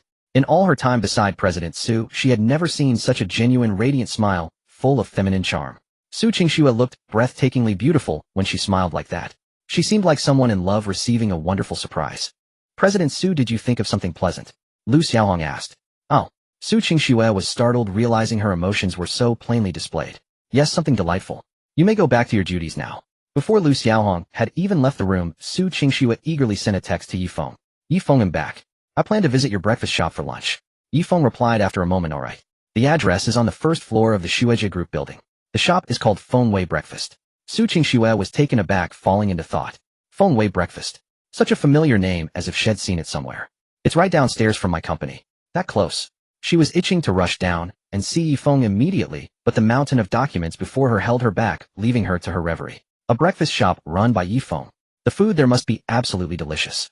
Su Qingxue seemed to taste that bowl of vermicelli again, smacking her lips. It was a pity she hadn't seen him cook for her last time. Would she get to watch him prepare her lunch when she went down now? She couldn't wait. Su Qingxue excitedly pumped her fists and hummed a little tune. "Little one, be a good boy, and wait down there for your sister to come find you." Meanwhile, at 8:20 a.m., Ye Feng arrived at work punctually, diligently focusing on his tasks at his desk. "Hey, I heard President Su is back from her business trip," said Chen Yaokong, the colleague behind, Ye Feng chatting with Zhang Nin beside him. "Really? Then we might get a chance to see her," Zhang Nin said excitedly. President Su isn't someone we can just see whenever we want. Better focus on our work. I've heard she values talent. If we ever come up with a brilliant proposal, maybe we'll catch her eye and get a chance to meet her. Chen Yaokong fell silent after speaking. Ye Feng, we've been here so long, and still haven't seen the legendary president, Su Ming said, twirling his pen. Ye Feng remained silent, continuing his work intently. Seriously, I've heard President Su is a real beauty. Aren't you even a little curious? Wu Ming added. A beauty? Ye Feng's mind involuntarily flashed an image of Su Qingxue's face and the feeling of her embrace the night before last. Ye Feng, come here for a moment. The voice of Supervisor Yang Chaoshu pulled his thoughts back. Oh no, did we get caught chatting? Wu Ming said worriedly. Don't worry, it's fine, Ye Feng said as he left. Supervisor, what did you need me for? Ye Feng asked. Ye Feng, your design proposal has caught the attention of the higher-ups. Prepare yourself. You're coming with me to a meeting in an hour.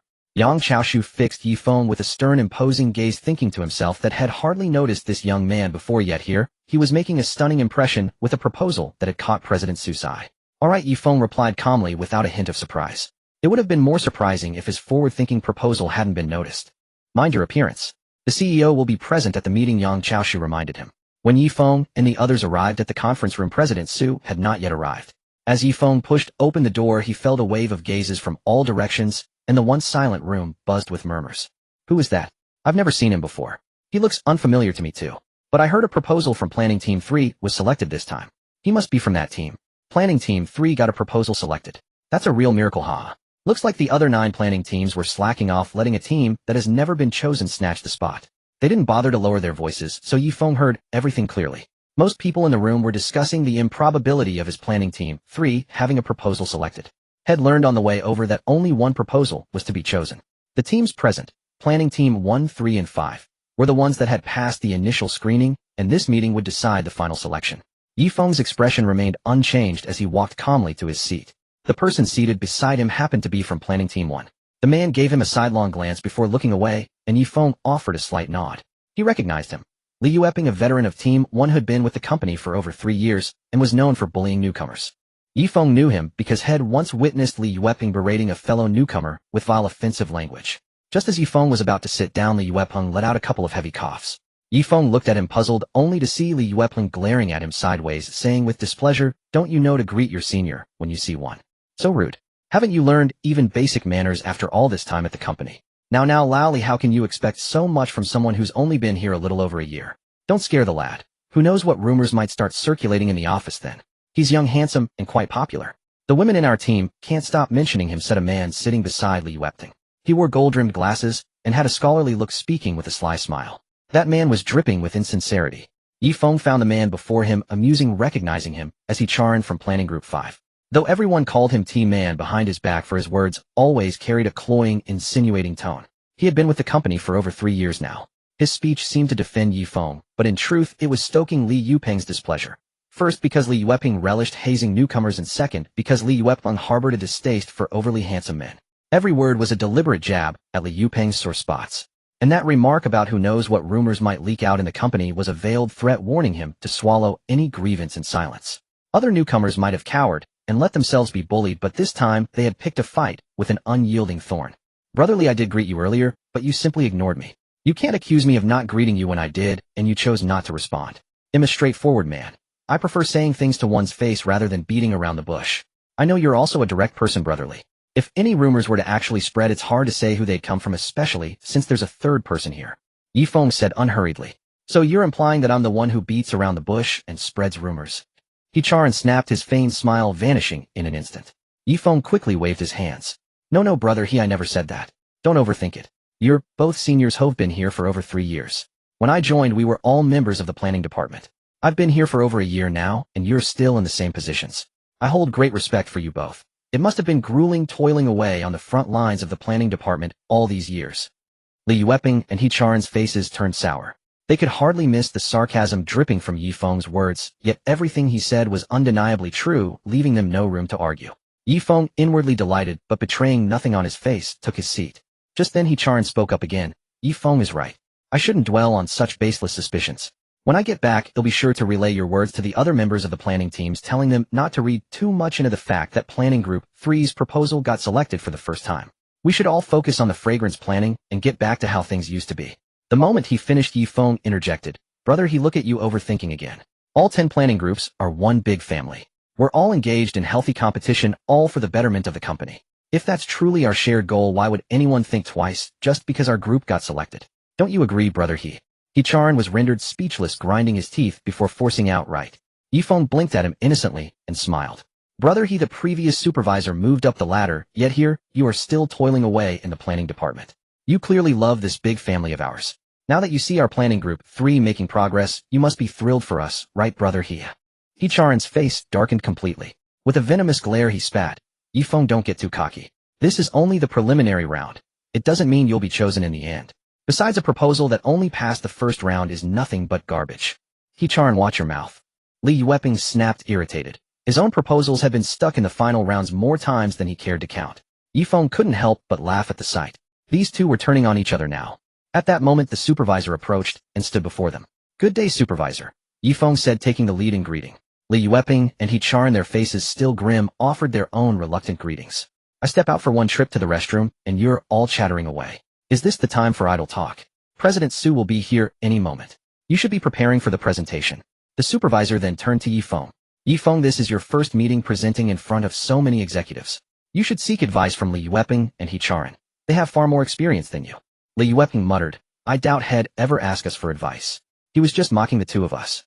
Seeing the supervisor's expression darken like a storm about to break, Ye Feng leaned close to Ye Feng's ear and said coldly, weigh your own standing with the supervisor. Ask yourself whether he favors someone who gets things done or someone who stirs up petty squabbles and office gossip. Don't think that just because we call you brother you actually are one. Ye Feng's face stiffened, intimidated by Ye Feng's commanding presence, into silence. Don't worry, supervisor. They'll ask if there's anything I don't understand, Ye Feng said with a smile. The supervisor's expression returned to normal, and after a few more words of advice he walked away. Suddenly someone hurried in, announcing as he walked, President Su is here. Instantly the room fell into complete silence. All eyes fixed on the door. The door swung open, revealing a strikingly elegant woman at the threshold. Ye Feng thought to himself, so this is the legendary beauty. Nothing so special after all. But strangely no one else said a word. They all kept staring at the doorway, craning their necks in anticipation. Then came the rhythmic click-clack of high heels against the floor. Ye Feng felt his heart inexplicably quicken with each step. The sound of the heels stopped, and the woman appeared in the doorway. Good day, President Su. Everyone chorused in unison. Ye Feng's greeting died in his throat mid-sentence, his mouth frozen. Agape. Wasn't that Su Qingxue? Su Qingxue was President Su. Ye Feng had never been more stunned in his life. My wife is the president of my company. Ye Feng felt dizzy. He rubbed his eyes and looked again and again to be absolutely certain. Unless Su Qingxue had a twin, there was no doubt it was her.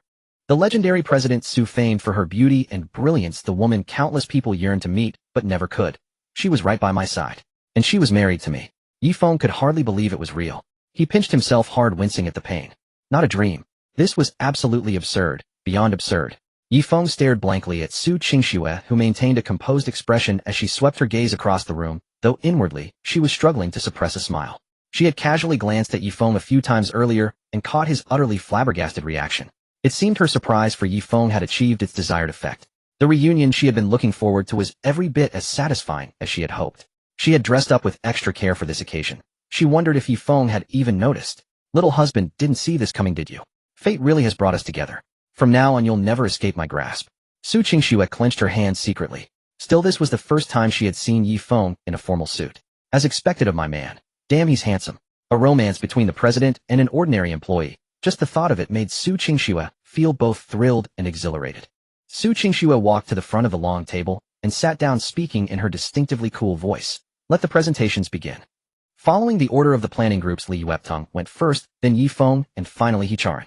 Ye Feng's fragrance was named Poetry in the Distant Place, a citrus-type perfume targeting young women. It carried a delicate, refreshing botanical scent with hints of fresh fruit and a touch of rum. The bottle was designed in a teardrop shape, symbolizing purity like water. Ye Feng's fragrance was named Cherish the Night, with the theme, Embrace Me. It was a floral blend aimed at urban professionals and unmarried women. The scent was an alluring mix of flowers with a subtle hint of vodka. The bottle resembled an inverted crystal pyramid exuding pure seduction. He-chan's fragrance was named True Love, a forest-type perfume primarily for men, themed around love in the heart. It smelled of fresh green plants and woody notes, projecting an air of profound mystery and broad solemn grandeur. Ye Feng and He-chan had presented several times before and delivered standard performances. What surprised everyone most was Ye Feng's composure. He handled it with ease, unlike his first presentation. After all three finished, each person in the room harbored their own private thoughts. Su Qingxue clasped her hands on the table and said, "What does everyone think?" Zhang Liang, the marketing manager, said, "I'm more inclined to favor Li Yupeng's proposal. His fragrance falls into the youthful girl category, which is its standout strength. With rising living standards and children maturing earlier, this segment holds enormous potential. Girls at that age are among the most beauty-conscious and image-focused. I believe this perfume will be well received by many young women. Moreover, our company has few offerings in the youthful girl segment, so we should expand in this direction. The design is solid and the scent is pleasant. The top notes of citrus and lemon evoke a girl's innocent budding charm." Once the marketing manager voiced this, several others quickly echoed his sentiment. Li Yupeng felt a surge of private delight upon hearing this. With the marketing manager's endorsement, his odds of winning first place improved considerably. He shot a smug glance at Ye Feng and He Charan, then crossed his legs with satisfaction. Peng Yuan, the marketing director, stood up and spoke slowly. "I leaned toward He Charan's proposal. Its theme is highly suited for promotional campaigns, especially around festivals like Qixi, making it easy to attract customers. The inclusion of lavender and bergamot gives it a passionate, intense aroma. As a man smelling it truly evokes the feeling of falling in love." Some people nodded in agreement. He Charan's smile stretched nearly ear to ear, his earlier gloom completely dispelled. He cast a challenging look at Ye Feng, eagerly anticipating his rival's downfall. Yi Qian, the sales manager, stood up again and said, "I favor Ye Feng's proposal. The formula is innovative, the tone is bright, and the blend of various florals is harmonious. The base notes of amber and musk are refined and delicate, worthy of savoring. Moreover, our company's core focus is on mature women's fragrances. I believe this eye-catching perfume, backed by our mature sales channels and customer base, will achieve outstanding results." After she finished, several around her expressed their support for Ye Feng's proposal. Su Qingxue regarded these shrewd veterans and said slowly, "So it seems there's no unified opinion. Well, it's truly a difficult choice." Zhang Liang sighed, putting on a troubled expression. "Indeed. We've each chosen our top pick from our own perspectives. Perhaps we could have them present once more, and we can reconsider." Peng Yuan looked at Su Qingxue with a probing, tentative tone. "Does the CEO have time to sit through another round?" Yi Qian said with a frown. Peng Yuan was slightly irritated. "Let's hear what Su has to say." Su Qingxue remained silent for a moment, flipping through the three proposals again, before slowly raising her head. "Each of the three plans indeed has its own merits. One targets a weak area for us, one is marketing friendly, and one has an innovative formula." The three managers nodded. "How about this? We produce a batch of each perfume and put them on sale. Then we compare the sales figures. Whichever perfume sells the most will be the one we adopt. What do you think?" "That's a good approach." Zhang Liang nodded first. "This seems like the most viable method, adding another layer of screening." Peng Yuan remarked. "I agree," Yi Qian said. Everyone else unanimously consented to the decision. After the meeting concluded, Su Qingxue was the first to leave, followed by the others. Ye Feng was organizing his proposal materials when his phone buzzed. He glanced at it and saw a text from Su Qingxue asking him to wait 10 minutes for her. Ye Feng checked the time. 10 minutes from now would be exactly when work ended. Su Qingxue must want to walk out together. Besides, he had some questions for her as well. When Ye Feng returned to his department, Wu Ming and the rest of the team quickly gathered around him. "Ye Feng, how did it go?" Wu Ming asked excitedly. Ye Feng shook his head, feigning disappointment. Seeing this, the others rushed to console him with phrases like, "Failure is the mother of success," and "You've already done remarkably well." But Wu Ming didn't join in, saying with a hint of confusion, "That doesn't seem right. I've read your proposal, and I think it's more innovative than any we've had before. Now that's a true brother having such faith in my abilities." Ye Feng smiled and said, all right, enough joking. I didn't exactly lose, nor did I win. Su asked me to compete with the other two in a follow-up round. We'll each produce a batch to sell, and whoever has the highest sales wins.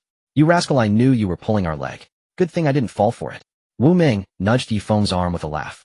Did the rules say anything about company employees buying your perfumes? If not, I'll be there to support yours. Ye'll support you too. Zhang then clenched her fist, looking ready for battle. You're the pride of planning team 3 now. Don't hesitate to ask if you need any help. The others also chimed in, promising to support Ye Feng's fragrance. Ye Feng was caught between laughter and tears. He glanced at Wu Ming, who had started it all, and said with a smile, "Thank you all. I truly appreciate the sentiment, but that approach wouldn't be quite right. If you believe in me and my design, then just wait for good news.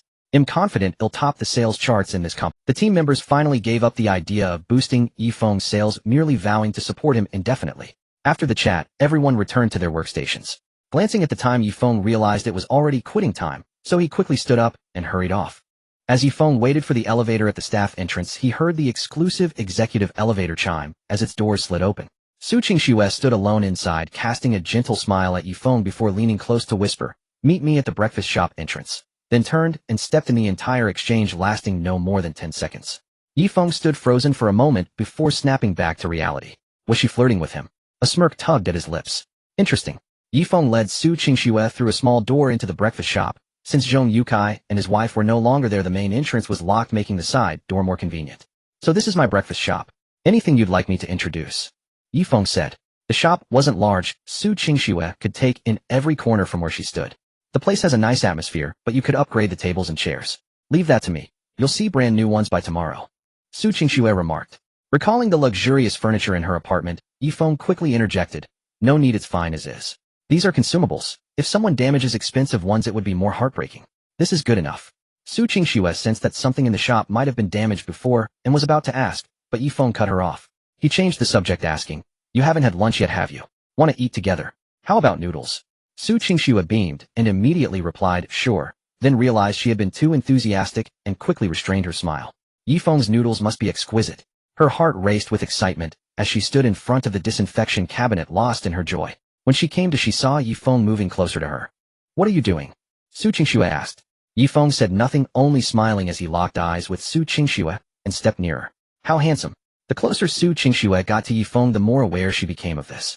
How could my man have such a delicate, fair, and sharply defined face? Su Qingxue smiled, too, watching Ye Feng approach step by step. Since when did Ye Feng become so forward? He had always been restrained before. Although she wasn't used to this proactive Ye Feng, she loved it. Su Qingxue screamed silently in her heart. Ye Feng drew closer and closer to Su Qingxue, until only an arm's length separated them. Was he about to kiss her? His face inched nearer, and Su Qingxue closed her eyes. Suddenly she heard the disinfection cabinet door open behind her, followed by Ye Feng's voice laced with amusement. What are you closing your eyes for? She had been tricked. Realizing this, Su Qingxue's face flushed even deeper. I actually lost my composure in front of a younger man. Su Qingxue couldn't believe it. She was always the one in control. As Ye Feng reached for a bowl, he kept Su Qingxue in his peripheral vision. Seeing her rosy cheeks, his hand trembled slightly. The truth was, he had been unsettled by Su Qingxue's flirtation in the elevator and refused to be outdone, so he decided to counterflirt. Now it seemed Su Qingxue had indeed been charmed, and Ye Feng was in high spirits. Have a seat. They'll have the noodles ready in no time, he said, composing himself and focusing on cooking. Soon 2 steaming bowls of noodles were placed on the table. Su Qingxue had intended to stay silent after the earlier incident, but the aroma of the noodles made her surrender completely. She picked up her chopsticks and devoured the meal. Ye Feng too felt awkward about speaking with Su Qingxue. Theirs was a sham marriage, and his recent actions had crossed a line. Even he found it unbelievable. After finishing, Su Qingxue said to Ye Feng, I plan to take you to meet my parents this weekend. What do you think? Huh? Ye Feng was taken aback, then quickly calmed down. The fake marriage contract stipulated both parties are obligated to meet each other's parents and act affectionately in front of them, playing the role of a devoted husband or wife without being discovered. Even if the contract hadn't required it, Ye Feng would have agreed now because Su Qingxue had performed well in front of his parents, winning their approval. As a gesture of reciprocity, he should also set her parents' minds at ease. Ye Feng gladly assented. No problem, it's my duty. But I'll need you to help me play along. Okay, Su Qingxue agreed, thinking of Kier and looking forward to the weekend trip home. Give me the bowls. I'll wash them, Ye Feng said, extending his hand. Let me do it. You worked hard making the noodles. Leave the dishes to me. Su Qingxue took the bowls and headed toward the sink. Ye Feng watched her back, skeptical. Could Su Qingxue, who had never lifted a finger for housework and couldn't even put a duvet cover on, really wash dishes? Sure enough, she placed the bowls by the sink, but didn't start washing. Instead, she seemed to be searching for something. Ye Feng stayed put, curious to see what she would do next. Don't you have a dishwasher here? Su Qingxue turned around, perplexed. Ye Feng shook his head. We wash everything by hand. Su Qingxue looked astonished, her mesmerizing eyes widening. All these dishes and chopsticks. You wash them all by hand? Ye Feng nodded and said, perhaps I should do the dishes. Su Qingxue refused decisively. No, I said I'll wash them. You just rest for a while. Once the lunch break is over, we'll have to go to work. With that, she began to wash the dishes by hand. Ye Feng stood by and watched for a while, seeing Su Qingxue flustered and making a big fuss, yet after all this time, she hadn't even cleaned a single plate. Suddenly a plate slipped and shattered. Are you alright? Ye Feng hurriedly walked over to Su Qingxue with a worried expression and without a second thought took her hand to examine it closely. I'm fine, but the plate is broken, Su Qingxue said, staring at Ye Feng. Ye Feng let out a sigh of relief. As long as you're unharmed, that's what matters. He'll clean it up. After Ye Feng finished cleaning up, he saw that Su Qingxue was still standing by the sink, her head hanging low in dejection. Seeing her like this stirred an inexplicable discomfort within him, for he believed that Su Qingxue should be proud and radiant, not troubled by such trivialities. He walked over to comfort her. It's alright, don't be upset over this. It was just a broken bowl. May it bring peace and safety. Su Qingxue looked up, and deep within her eyes fragments of gratitude shimmered as she said, "Teach me how to wash them." "All right, I'll teach you," Ye Feng agreed gently. In that instant, Ye Feng thought he saw the corners of Su Qingxue's lips curl up, but when he looked closer the smile had vanished. A strange feeling stirred in Ye Feng's heart, but he told himself he was just overthinking. Washing dishes is actually quite simple. The reason you broke the plate earlier was because you used too much dish soap, making it too slippery to hold, Ye Feng explained patiently. Su Qingxue nodded. "I understand, Teacher Yi." Ye Feng was taken aback by the title, and looked at Su Qingxue. She blinked her phoenix-like eyes at him, and they were standing so close that they could see the fine hairs on each other's faces. Ye Feng's heart fluttered in confusion, and he quickly said, "All right. Let's put on some gloves first to protect our hands." Ye Feng and Su Qingxue each put on a pair of gloves. "You've already rinsed the leftover soup from the bowls. The food residue at the bottom should be scraped into the trash bin to avoid clogging the drain, but what you did is fine too. We can just clean the drain later," Ye Feng explained patiently. Then he guided Su Qingxue step by step through the process. After the lesson, they each washed a bowl. "Do you think you've got it, eh?" Ye Feng asked. "I think so," Su Qingxue replied, her voice tinged with hesitation. "Then give it a try. If there's anything you don't understand, I'll help you. I'll wash them with you," Ye Feng said as he began to wash. Su Qingxue followed suit, and the bowls they washed came out sparkling clean. "You're a fast learner. You seem quite skilled already." Ye Feng praised her movements. Su Qingxue thought to herself because she already knew how to wash dishes, pretending not to was just a ploy to foster their relationship. Many years later, Su Qingxue finally told Ye Feng about this, and he laughed, saying her plan had indeed worked, for it was then that he realized his feelings for her were anything but ordinary. But that's a story for another time. After finishing the dishes, there was still some time before the afternoon shift. Ye Feng, thinking about meeting Su Qingxue's parents on the weekend, asked, "Do your parents have any particular likes?" "My father enjoys tea and calligraphy. He especially admires those with good handwriting. My mother enjoys flower arranging and painting. She is an artist, and our home has a vast collection of paintings and calligraphy works." Su Qingxue introduced them in detail. A vast collection of paintings and calligraphy. Ye Feng thought to himself, then he should probably avoid buying any art pieces. He couldn't afford anything too expensive, and he was also afraid of duplicating something Su Qingxue's family already owned. When you go that day, could you bring a homemade lunchbox?" Su Qingxue asked hesitantly. She thought that since Ye Feng's cooking was so delicious, Kier would surely love it too, and might even eat a bit more. "A lunchbox?" Ye Feng was puzzled. "I think your cooking is delicious. Maybe others will like it too," Su Qingxue said, planning to give Ye Feng a surprise later, so she didn't mention Kier. "No problem. Any specific requirements?" Ye Feng asked. "The taste should be light with plenty of soup, no scallions, no cilantro, and preferably a bit on the sweeter side." Su Qingxue listed a long string of preferences based on Kier's tastes. Ye Feng was even more confused. This flavor profile didn't seem to match Su Qingxue's own preferences. Rather, it sounded like something suited for a child. And she was so specific, as if there was a particular person in mind. But since Su Qingxue didn't say, Ye Feng didn't ask. Both parties were not to pry into each other's privacy, as stipulated in their agreement. "It's about time. Let's head back to the company," Su Qingxue said. Although she was reluctant to part with Ye Feng, she still had to get back to work. Money had to be earned. Only by earning enough could she protect her family from harm. The time her daughter was kidnapped had dealt her a heavy blow, turning her into a relentless workaholic. "Let's go," Ye Feng said, following behind Su Qingxue. As she passed by the disinfection cabinet, Su Qingxue was reminded of the moment Ye Feng had flirted with her earlier. Her heart fluttered, and she quickened her pace. Su Qingxue let out a startled cry. She missed her step, twisted her ankle, and her body uncontrollably lurched towards the disinfection cabinet. Seeing her head about to hit it, Su Qingxue squeezed her eyes shut in fright. "Watch out!" Ye Feng dashed forward, one arm wrapping around Su Qingxue's slender waist, the other supporting the back of her head, pulling her into his embrace. Instinctively, Su Qingxue's arms circled around Ye Feng's neck, fearing she might fall. With her eyes still closed, she felt the sensation of being kissed. Su Qingxue's eyes flew open, and she was lost in Ye Feng's gaze. So deep, so dark, his eyes, which were usually bright as stars, now filled with shock and surprise. She had kissed Ye Feng. Ye Feng steadied Su Qingxue and said, "That was just an accident. Let's head up." With that, he walked ahead, leaving Su Qingxue gazing at his retreating figure, her cheeks burning as she touched them. She let out a long breath, trying to calm her racing heart. She had always been confident in her pursuit of Ye Feng, believing she held the reins of her heart. But now, facing him, she felt her control slipping away more and more. This man was a thief of hearts. Su Qingxue thought to herself, vowing to hold him tight. After work, Ye Feng took his parents to the oncology hospital to visit Qin Lang's mother. They exchanged pleasantries upon entering, but Qin Lang sensed Ye Feng had something to say. They stepped into the corridor, leaving Ye Yukai and Zhong Huimei inside chatting with Qin Lang's mother. "Brother Ye Feng, is there something you want to tell me?" Qin Lang asked. "Brother Qin, how would you like to work with me? My breakfast shop is on track now, but I need more hands. I'd like to hire you as my waiter and security guard, paying 3,000 yuan a month, working from 3 a.m. to 11 a.m. daily. What do you think? Ye Feng looked Qin Lang straight in the eye. 3,000 yuan a month. That was a fortune. Qin Lang's heart raced with excitement. Jobs with such high pay and simple duties were as rare as hen's teeth. Previously, he had stood guard at a residential complex, enduring 10-hour shifts and the disdain of others, all for a mere 500 yuan a month. What Ye Feng offered, despite the early start, ended at 11 a.m. and paid 6 times more. Moreover, Ye Feng was a kind boss who had helped him immensely. Working for him was something Qin Lang genuinely welcomed. He rubbed his crew cut and said, "Of course I'd love such a great job. But while I'm confident in security work, I've never been a waiter and don't know the ropes. You've been so good to me, brother Ye Feng, and I'm afraid I might let you down." Ye Feng let out a hearty laugh. "Don't worry, it's a small thing. You can learn. Are you willing?" Qin Lang nodded eagerly. I am. I may be slow, but one thing I have is the will to learn." "Then it's settled." Ye Feng smiled. "Since you're willing to learn, you won't fail at this job. It's a deal then. Start tomorrow, and he'll give you full attendance pay for this month." "That's not right." Qin Lang shook his head like a rattle drum. "You're paying me too much, and I don't deserve it. Besides, a few days of the month are already gone. If you give me full pay, I'd be taking advantage of you." "That absolutely won't do."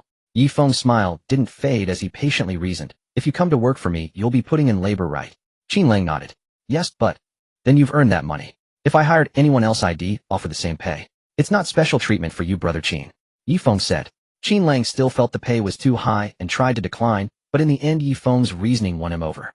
"Brother Ye Feng, you've been so good to me, I don't know how to thank you. Don't worry, I'll work diligently and earnestly. He'll be the first to arrive and the last to leave. He'll treat every customer like royalty, and if anyone dares to cause trouble, he'll beat them to a pulp." Qin Lang pledged with fervent passion.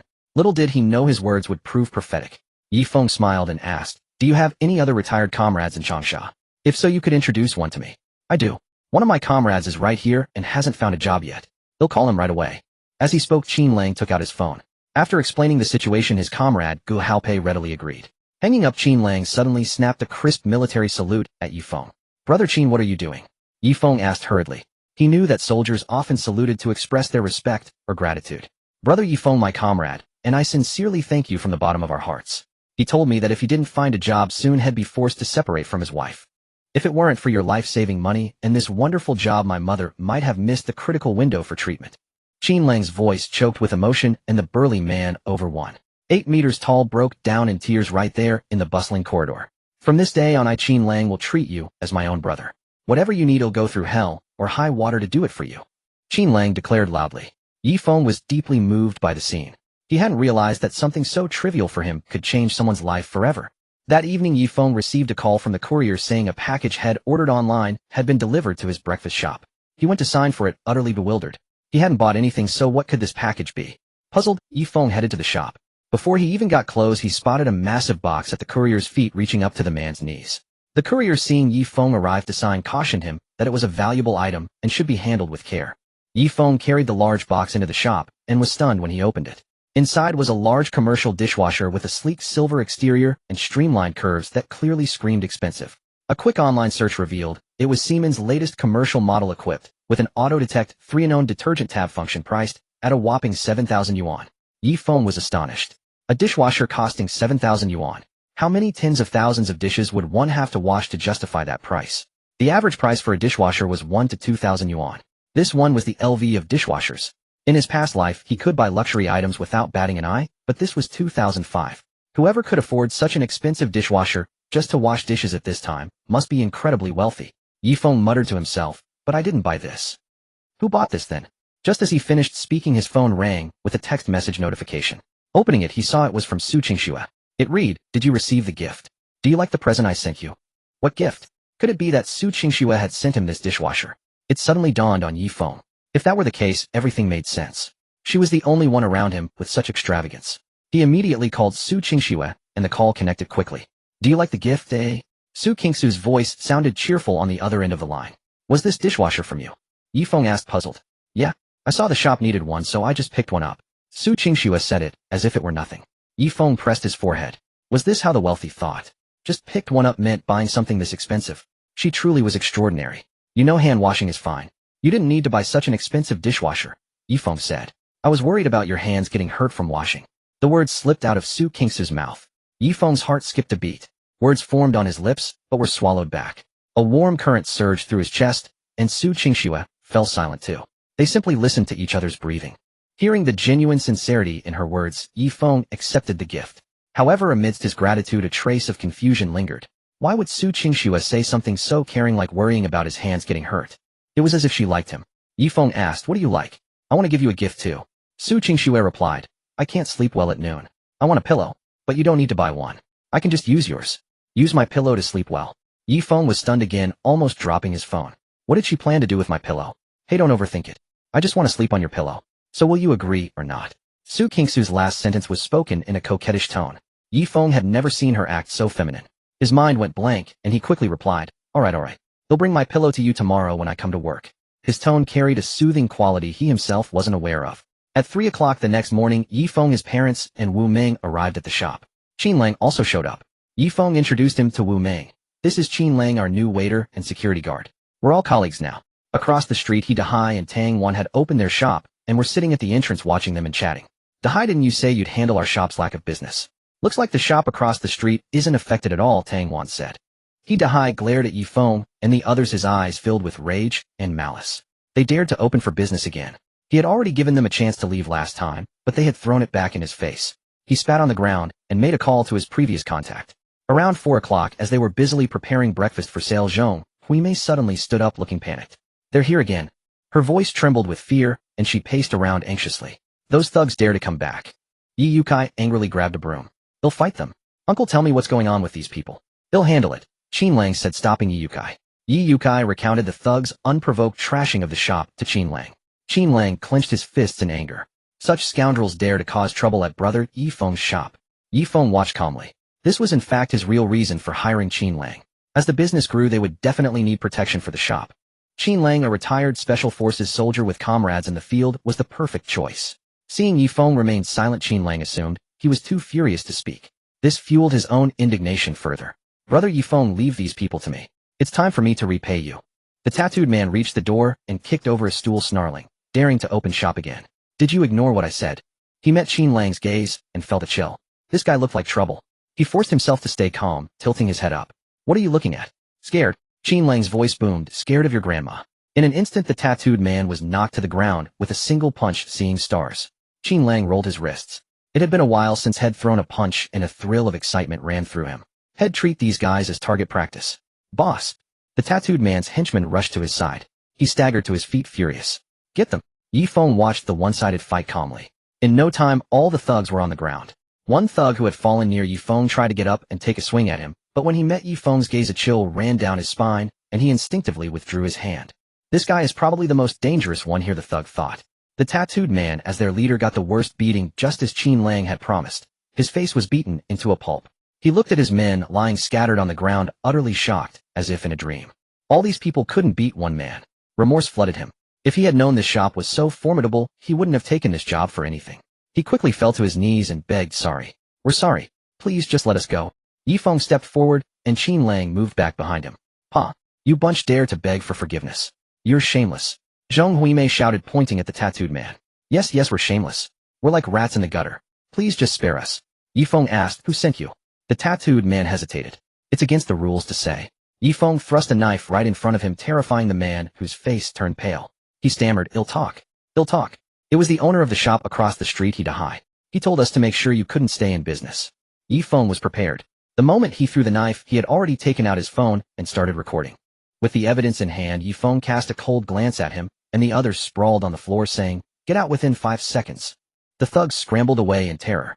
Once outside, the tattooed man's lackeys grimaced and asked, Boss, we've hit a wall this time. What do we do? Every wrong has its source, every debt its debtor. Our miserable state and this huge loss are all because of that bastard He Dahai. Brothers, follow me, and let's smash his shop to pieces. The tattooed man gnashed his teeth in fury and led his gang storming toward He Dahai's store. They barged in and started wrecking the place without a word. When He Dahai tried to stop them, he was shoved to the ground and stomped on hard. Tang Wan scrambled to his side. In no time, the shop was reduced to shambles, a scene of utter devastation far worse than the earlier incident at Fengwei breakfast shop. Zhong Huimei stood at her doorway watching the chaos across the street. Seeing the wicked reap what they had sown filled her with immense satisfaction. She burst into loud laughter, one hand on her hip and the other pointing across the way. This is truly the witch brewing her own potion, hoist with her own petard. A grown man with so many schemes as if the world isn't vast enough to contain his cunning. Zheng Huimei laughed until tears streamed down her face. Wiping her eyes, she continued, "What a sight to behold. I never thought I'd live to see such a dog-eat-dog spectacle. Yes, yes, keep it up. Keep making a scene." Ye Feng said to his parents, "Dad, Mom, with brother Qin Lang at the shop from now on, you won't have to worry about anyone causing trouble. He also has a fellow veteran who will be joining us soon. They're both retired military personnel and highly skilled." "My wonderful son," Zheng Huimei said, patting Ye Feng's back proudly, her smile stretching from ear to ear. "Oh, how did I raise such an exceptional son? Handsome, business savvy, with a beautiful and wealthy wife, and able to handle such thorny problems so calmly. I'd wake up laughing in my dreams." Ye Yukai had never been happier either. He gave Ye Feng a thumbs up and praised, "Son, having you is a blessing for our family. I've eaten more salt than you've eaten rice over the years, yet I couldn't solve this. You handled this seemingly impossible problem with ease. Truly the waves of the Yangtze push forward, and the new generation surpasses the old. Son, what do you plan to do about the shop across the street?" Zheng Huimei asked cheerfully. Ye Feng, looking as if he had a master plan, replied calmly, "Mom'll handle this. We can't just let that family walk all over us." After the tattooed man and his gang left, He Dahai and Tang Wan collapsed to the floor, staring blankly at the wreckage of their shop. "Dahai, weren't these thugs hired by you? Why did they come and smash our place?" Tang Wan asked tearfully. He Dahai dragged himself up, nursing his trampled foot, and looked across the street. The next moment his jaw dropped in shock. "What? How is the shop opposite still open? It wasn't trashed either," he exclaimed, his voice cracking. Tang Wan also got up, both of them staring in disbelief. "Impossible, impossible. These thugs have never failed before. Is the owner of that breakfast shop really that formidable? What do we do? It seems we've messed with the wrong people." He Dahai muttered, a sense of unprecedented dread creeping into his heart. Suddenly Tang Wan met Ye Feng's gaze. It was so cold, so condescending, like looking at an ant that could be crushed with a flick of a finger. Tang Wan couldn't help but shiver. She quickly grabbed He Dahai's hand and stammered, "Dahai, let's go beg for mercy. That man across the street is not to be trifled with. I'm scared." He Dahai shook off her hand, stubbornly insisting, "You want me, a man in my 50s, to beg a kid who looks barely 20? Over my dead body? It would be too humiliating. If you want to go yourself." Tang Wan went on about how formidable the shop owner was, and He Dahai, feeling a knot of fear in his stomach, reluctantly agreed to swallow his pride and apologize. They approached Fengwei breakfast shop, where Ye Feng was making dumplings at the steamer by the entrance. Tang Wan was the first to plead. "Young man, we were blind not to see your greatness. We made a mistake. We're an old couple in our 50s just trying to make a small living. Could you possibly forgive us this once? We promise it'll never happen again. Yes, we were momentarily foolish, jealous of your booming business. All our regular customers have come to you. Put yourself in our shoes and you'd understand." He Dahai said, his back hunched. Zheng Huimei stopped what she was doing upon seeing them, her eyes blazing with anger. "Huh, I can't understand such behavior. All I know is that in business you win some and lose some. It's all about skill. You lack the skill to keep your customers, and yet you blame us. You even picked on us two old folks when our son wasn't around. Go on, get out of here. We don't accept your apology." Tang Wan and He Dahai exchanged a glance and continued with fawning smiles, "We truly know we've done wrong. Young man, please be generous and let us off the hook. We're old and our minds aren't what they used to be. Please, for the sake of our age, forgive us this once." Ye Feng finally finished wrapping a batch of dumplings. He looked up and said coldly, "I'm not buying this moral blackmail. If you want to apologize, show some sincerity. You say these words, but who knows what's really in your hearts? Tell me, how do you plan to compensate for our losses?" He Dahai stammered, "Well, you see, our shop is also in shambles. How about we call it even and part ways from now on?" Ye Feng was so angry he laughed. It was the first time he had met such shameless people. Ye Feng directly took out a recording and played it. He Dahai and Tang Wan were shaken to the core upon hearing it. This recording could ruin them. If it were handed over to the police, they'd at the very least be charged with incitement, and they would definitely end up behind bars. If they really ended up in jail, what would their future hold? They could kiss their breakfast shop goodbye. Tang Wan felt as if the sky was falling. Her vision blurred, her legs gave way, and she collapsed to her knees, begging for Ye Feng's forgiveness. I'm sorry, we truly know we've done wrong. We'll agree to any compensation you want. Just don't hand that recording over to the police, and we'll do anything." Seeing He Dahai still frozen in place, she yanked him down, forcing him to his knees as well. He Dahai hastily begged for mercy. "Young brother, I'll count out to you. Can you let us off the hook? I'm begging you." With that, He Dahai thumped his head heavily on the ground before Ye Feng. Only then did Ye Feng speak slowly. "I'm not necessarily going to hand this recording over to the police. As long as you sincerely repent, I can delete it." Tang Wan and He Dahai's eyes lit up instantly, and they kowtowed to Ye Feng again. "We truly know we were wrong. We shouldn't have instigated them to smash the shop, nor should we have been jealous of your good business. All the faults are ours. As long as you're willing to delete the recording, we'll agree to any compensation you ask for." Yes, we're willing to pay. We'll pay for everything that was smashed before. Just name your price," He Dahai quickly added. Ye Feng turned to look at Ye Yukai and the others saying, Dad, Mom, you two were the only ones in the shop when it was vandalized. Tell us how much they should compensate. Zhong Huimei calculated silently in her heart and quoted an inflated price. 1,500 yuan. No problem, we're willing to pay. We'll go to the bank right away, withdraw the money, and give it to you immediately, He Dahai promised. We were truly blind and foolish before. Seeing you today, we realize you are not only extraordinarily handsome, but also have a magnanimity that ordinary people can't match. We have committed a grave mistake. Thank you, young brother, for your great generosity in being willing to forgive us. Ye Feng let out a cold snort and said, I haven't said I forgive you yet. Do you think just paying money makes it right? If I beat you up and then paid you money, would you be happy about it? Qin Lang, standing nearby, cracked his knuckles and let out a heavy snort at the couple. He Dahai was so frightened he nearly wet his pants. He quickly said, we didn't think it through. We won't do business here anymore. We'll move away today and stay out of your sight. Is that all right? Ye Feng neither expressed satisfaction nor dissatisfaction, but simply uttered one word, scram. Watching the dejected figures of He Dahai and his wife Ye Yukai couldn't help but sigh, son, your decisiveness is far beyond mine. This is what it takes to be a true businessman. With that unpleasant matter settled, Ye Feng and the others got back to work. Zhong Huimei planned to wipe down the entire shop, when suddenly she let out a startled cry. How is there a dishwasher here? I remember there wasn't one yesterday. Hearing the word dishwasher, Ye Feng's heart stirred, and he said to Zhong Huimei with a smile, it's a gift from your daughter-in-law. Zhong Huimei was utterly shocked. This dishwasher, which looked anything but cheap, was a gift from her daughter-in-law. With its sleek and shiny exterior, its logo consisting entirely of incomprehensible English letters, and its array of function buttons, she couldn't even begin to figure out it was simply too high-end and luxurious. Suddenly another thought struck her. How did her daughter-in-law know the shop didn't have a dishwasher? Had she been to the shop? Zhong Huimei quickly reminded him, son, you haven't been back to your own home for days. Xiao Su is going to be upset. From now on, leave the breakfast shop to me and your father. You don't need to work here anymore. Just live with Xiao Su. You can even leave for work together in the morning. Wouldn't that be wonderful? Ye Feng gave a helpless smile and said, Mom, your daughter-in-law is always on business trips and rarely comes home. It's better for me to stay with you all. Zhong Huimei frowned and said, child, why can't you understand a woman's heart? Xiao Su is always traveling for work. When she finally manages to come home, she's already exhausted, and yet she finds an empty house. No warm meal waiting for her, no light left on for her, just her alone, facing the darkness of the entire house. How heartbroken Xiao Su must feel. Ye Feng put himself in Su Qingxue's shoes and realized it would indeed be lonely and sad. Alright then, how about this? On the days she's not home, I'll stay with you, Mom and Dad. But when she returns from a business trip, I'll go back and cook for her. Ye Feng proposed a compromise. That works too, Zhong Huimei nodded in agreement. Brother Ye Feng, you're married.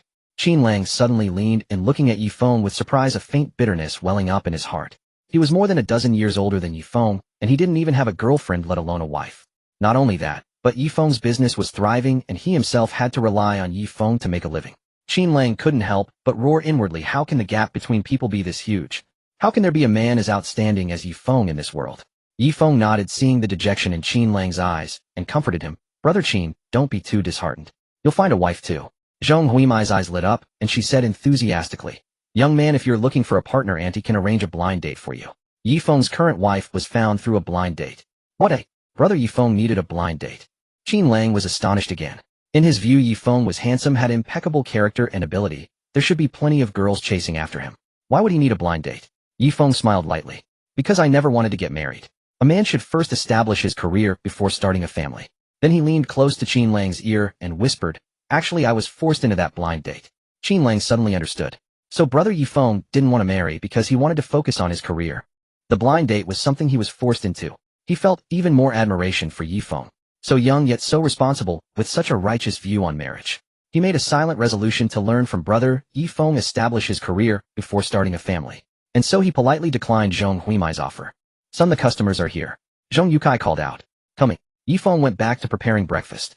A queue had already formed at the shop entrance.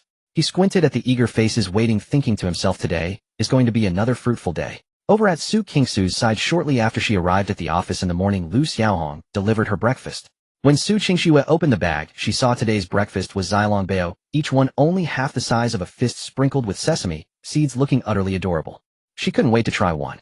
The moment she bit into it, the rich, savory broth burst out, flooding her mouth with a delicious, aromatic flavor so good that Su Qingxue wanted to drink the soup by itself. She continued to chew and couldn't help but let out an The meat filling inside was absolutely divine.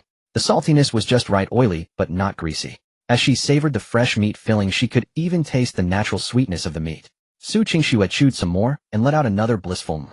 The skin was so wonderfully soft and fluffy. One bite was enough to tell it was made from dough kneaded by hand. The dough must have been made with high-quality flour kneaded with just the right amount of force and steamed for the perfect amount of time. It was so tender and soft, and when combined with the meat filling and broth, it was simply one of the greatest delicacies on earth. After finishing one, Su Qingxue asked, "Which shop did you buy this from?" What she didn't say was that this breakfast was almost as good as what her own husband made. Su Qingxue thought Ye Feng also runs a breakfast shop here. This shop's food is so delicious, it's a major competitor for Ye Feng's business. She had to find out which breakfast shop it was, then acquire it, so Ye Feng could run it. She couldn't allow her man's breakfast shop to have any competitors. Her man deserved nothing but the best.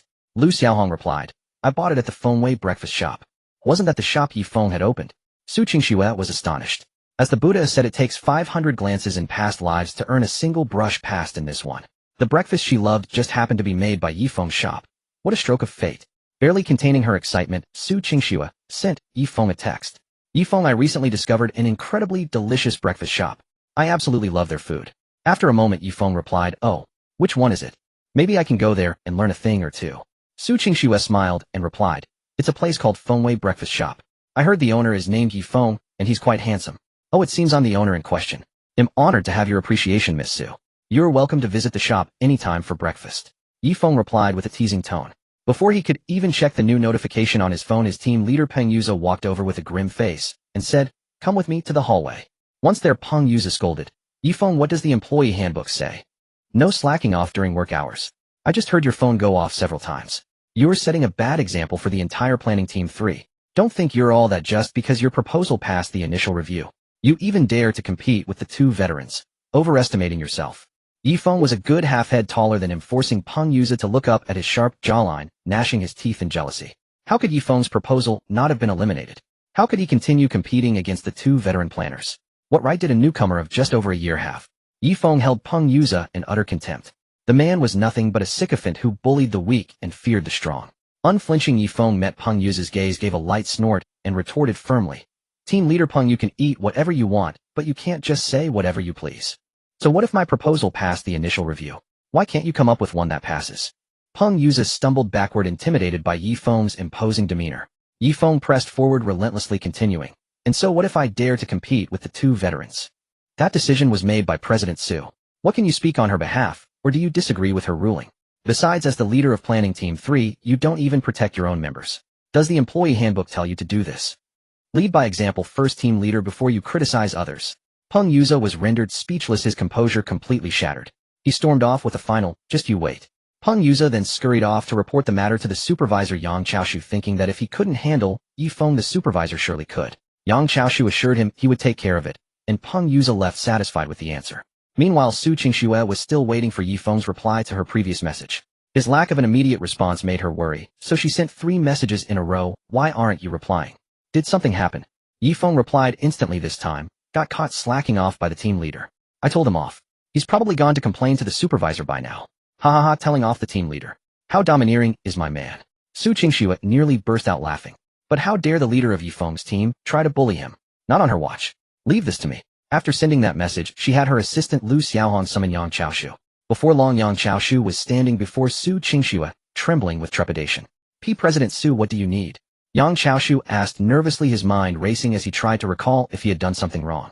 Su Qingxue cleared her throat, first asking about the recent situation in the planning department, then casually mentioned, "Planning Team 3 has made great progress this time. Especially Ye Feng from that team. He left quite an impression on me." Yang Chaoshu raised an eyebrow in surprise, a pang of jealousy striking him. Ye Feng had actually managed to impress President Su. He forced a smile and said, "That's Ye Feng's good fortune. The team's progress is all thanks to your wise leadership, President Su." However, Su Qingxue's demeanor shifted, making Yang Chaoshu flinch. "I've heard that Peng Yuze, the leader of Planning Team 3, isn't doing his job properly. As the supervisor, you need to keep a close eye on him." Yang Chaoshu was inwardly bewildered. Peng Yuze was just a minor team leader. How did news of his poor performance reach President Su's ears? Despite his confusion, he readily agreed. Yes, of course. He'll keep a closer watch on him and make sure he corrects his ways." Su Qingxue knew Yang Chaoshu was a shrewd character. Having made her point clear enough for him to understand, she dismissed him. After leaving, Yang Chaoshu kept mulling over the matter.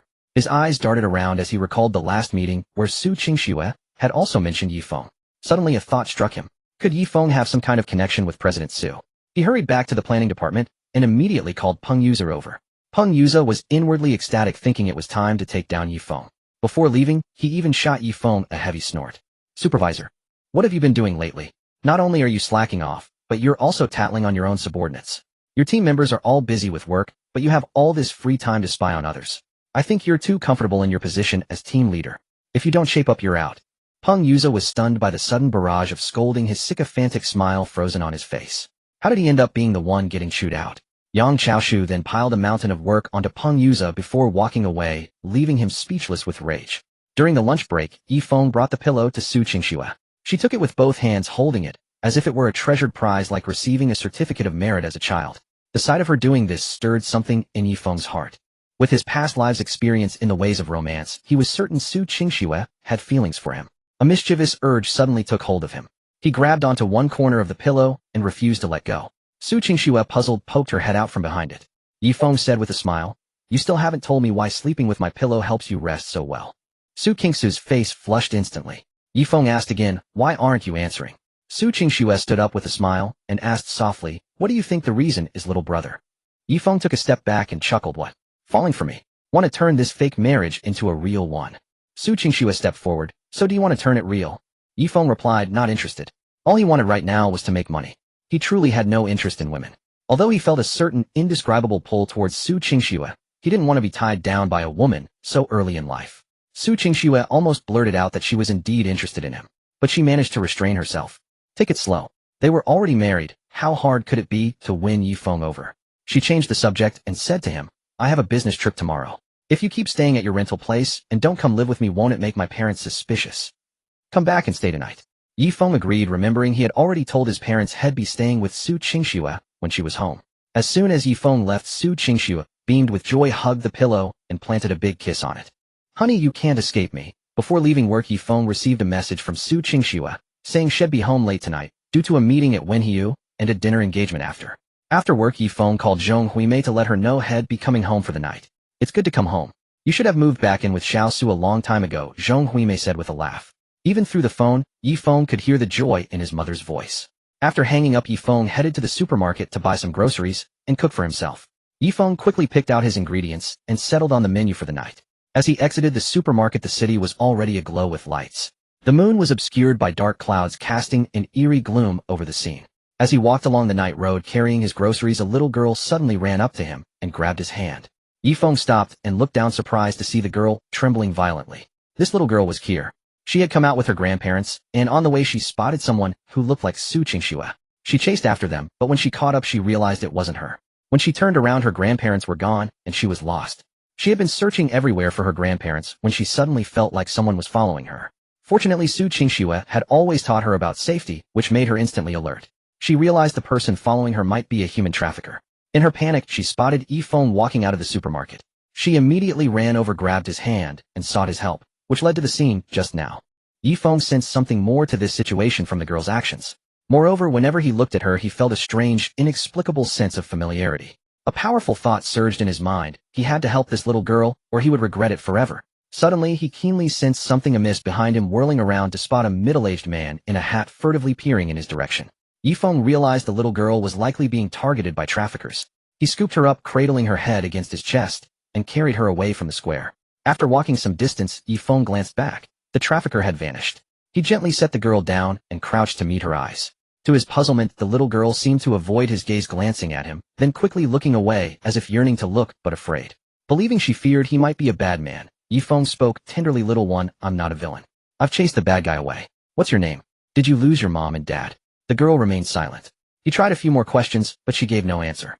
Then he realized she was special. Such a cute little girl, so young yet unable to speak. What a pity. Ye Feng's heart ached for her. He gently stroked her hair, a subtle tugging pain in his chest. He was surprised by his own reaction. He was not usually so sentimental, but strangely his emotions swelled at the sight of this child. Suddenly the little girl took his hand and wrote a string of numbers on his palm. "Is this your family's phone number?" Ye Feng asked. She nodded, then wrote 2 more characters on his palm. "Grandma." Understanding it was the grandmother's number, Ye Feng immediately dialed. The call was answered almost instantly. A woman's choked, slightly hoarse voice came through. Ye Feng explained the situation and gave their location. From a distance, Ye Feng saw a couple about his parents' age running toward him, their steps frantic. It was Ye Lanyi and Su Qingming. After losing Kuer, they had searched everywhere asking everyone they met, and even called the police. Yilani had been crying blaming herself for not watching Kuer carefully. She was about to call Su Qingxue when she received Ye Feng's call and rushed over. Seeing their distress, Ye Feng swallowed the reproach he had prepared and explained just now this little girl was targeted by a trafficker. Luckily she was smart enough to ask for my help. You must take better care of her next time. Yilani knelt before Kuer, hugging her tightly and sobbing. Kuer, I'm so sorry. Grandma and Grandpa didn't take good care of you. Kuer looked at Yilani's tearful face with a blank expression, a hint of confusion, as if she didn't understand why the woman was so upset. Recalling that when she herself cried Su Qingxue would pat her head, Kuer reached out and patted Yilani's head. Yilani looked up, eyes brimming with tears, and examined Kuer from head to toe. Seeing that the girl was only a little disheveled, but otherwise unharmed, she let out a long sigh of relief. She stood up and looked at Ye Feng with gratitude. Sir, thank you so much for protecting Kuer today. May I ask your name? Your phone number? Where do you live? We'd like to visit with Kuer's mother to thank you properly. Ye Feng waved his hand. No need. I helped Kuer not for any reward. It was just a small gesture. Then he crouched in front of Kuer, his gaze tender. Kuer, that's your name, isn't it? What a lovely name. You truly live up to it. Kuer, from now on stay close to the adults when you go out. Don't get lost again. Goodbye. After saying this, Ye Feng left. A dozen seconds later, as his figure disappeared around the corner, Kuer suddenly took a few steps forward, startling Yilani and Su Qingxue into hurrying after her. Kuer, don't get separated from us again. One more time and Grandma and Grandpa will have heart attacks, Yilani said, still shaken. Kuer continued staring in the direction Ye Feng had gone, saying nothing. Yilani noticed her gaze and wondered, was Kuer trying to chase after that gentleman just now? Yilani asked, Kuer, do you miss that uncle? Kuer looked into the distance, neither nodding nor shaking her head. Su Qingxue recalled what the doctor had said, that Kuer might struggle to express ordinary emotions or might feel them, but not be able to convey them accurately. So he rephrased, Kuer, would you like to see that uncle again? This time Kuer nodded. Su Qingxue and Yilani exchanged a glance, both eyes wide with astonishment and disbelief. Kuer actually felt reluctant to part with a stranger she had met only once. Carrying this surprise, they took Kuer home. Back at his place, Ye Feng was about to prepare a meal when he received a call from Su Qingxue. Ye Feng, could you come pick me up at Xuejie restaurant? Su Qingxue's distinctively cool, melodious voice came through the line. Clear and captivating, even a man who had known countless women had to admit hers was the most beautiful voice he had ever heard. Sure. Ye Feng agreed readily. He took a taxi to Xuejie restaurant and found Su Qingxue's private room.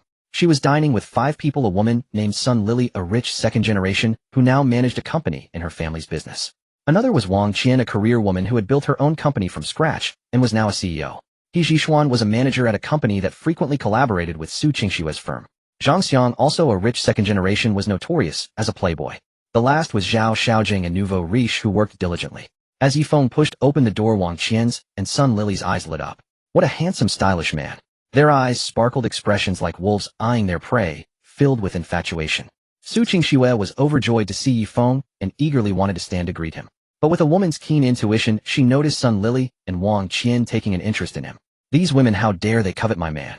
A flicker of jealousy stirred in Su Qingxue's heart. This was the first time she had so clearly felt the pull Ye Feng had on women. She stood up, linked her arm through his, and slowly walked to her seat. Sun Lily and Wang Qian stared wide-eyed, wearing expressions of envy, as if their prey had been snatched away. Reveling in their jealous looks, Su Qingxue said cheerfully, let me introduce everyone. This is my husband. After Su Qingxue's introduction, Sun Lily and the others were stunned. Impossible.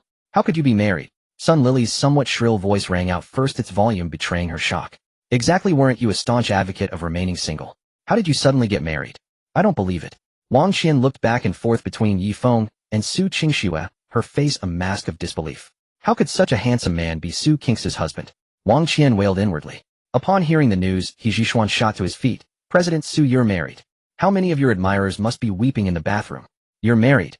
How come I haven't heard a single whisper about it? Zhang Xiang exclaimed, his face full of shock. He knew Su Qingxue had no reason to lie about such a matter, which made the reality of it even more staggering. My goddess is married.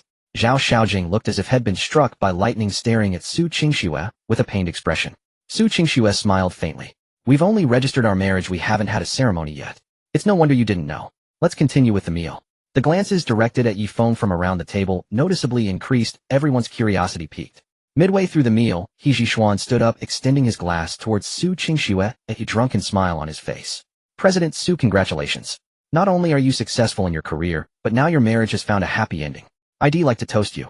Before Su Qingxue could even reach for her glass, Zhang Xiang and the others had already raised theirs, saying, President Su, we're all happy for you. Hey, raise a toast to you.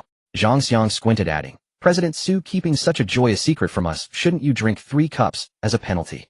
Yes, yes, the others chimed in, first finish our toast then down the 3 penalty cups. Su Qingxue frowned slightly, feeling a bit troubled. She could manage 2 or 3 glasses, but drinking that many would be taxing on her body and spirit, and she wasn't keen on it. Just as Su Qingxue found herself in a tight spot, Ye Feng snatched her glass, filled it to the brim, and downed it in one go. I'm her husband. Her matters are my matters. Tonight I'll drink on her behalf. Ye Feng declared with an air of authority. My husband is so domineering. Su Qingxue stared blankly at Ye Feng's profile, feeling an indescribable sense of happiness well up within her.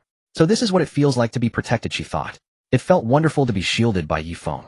After the dinner party, Sun Lily and Wang Qian still refused to believe Ye Feng was Su Qingxue's husband, suspecting he was just hired to put on an act. Unwilling to accept that Ye Feng had been snatched away by Su Qingxue, they approached him. Ye Feng and the heiress of the Sun Group, currently managing one of the family's companies. I'm in need of a male assistant, and I think you'd be quite suitable. If you agree to be my assistant, the salary will be very generous.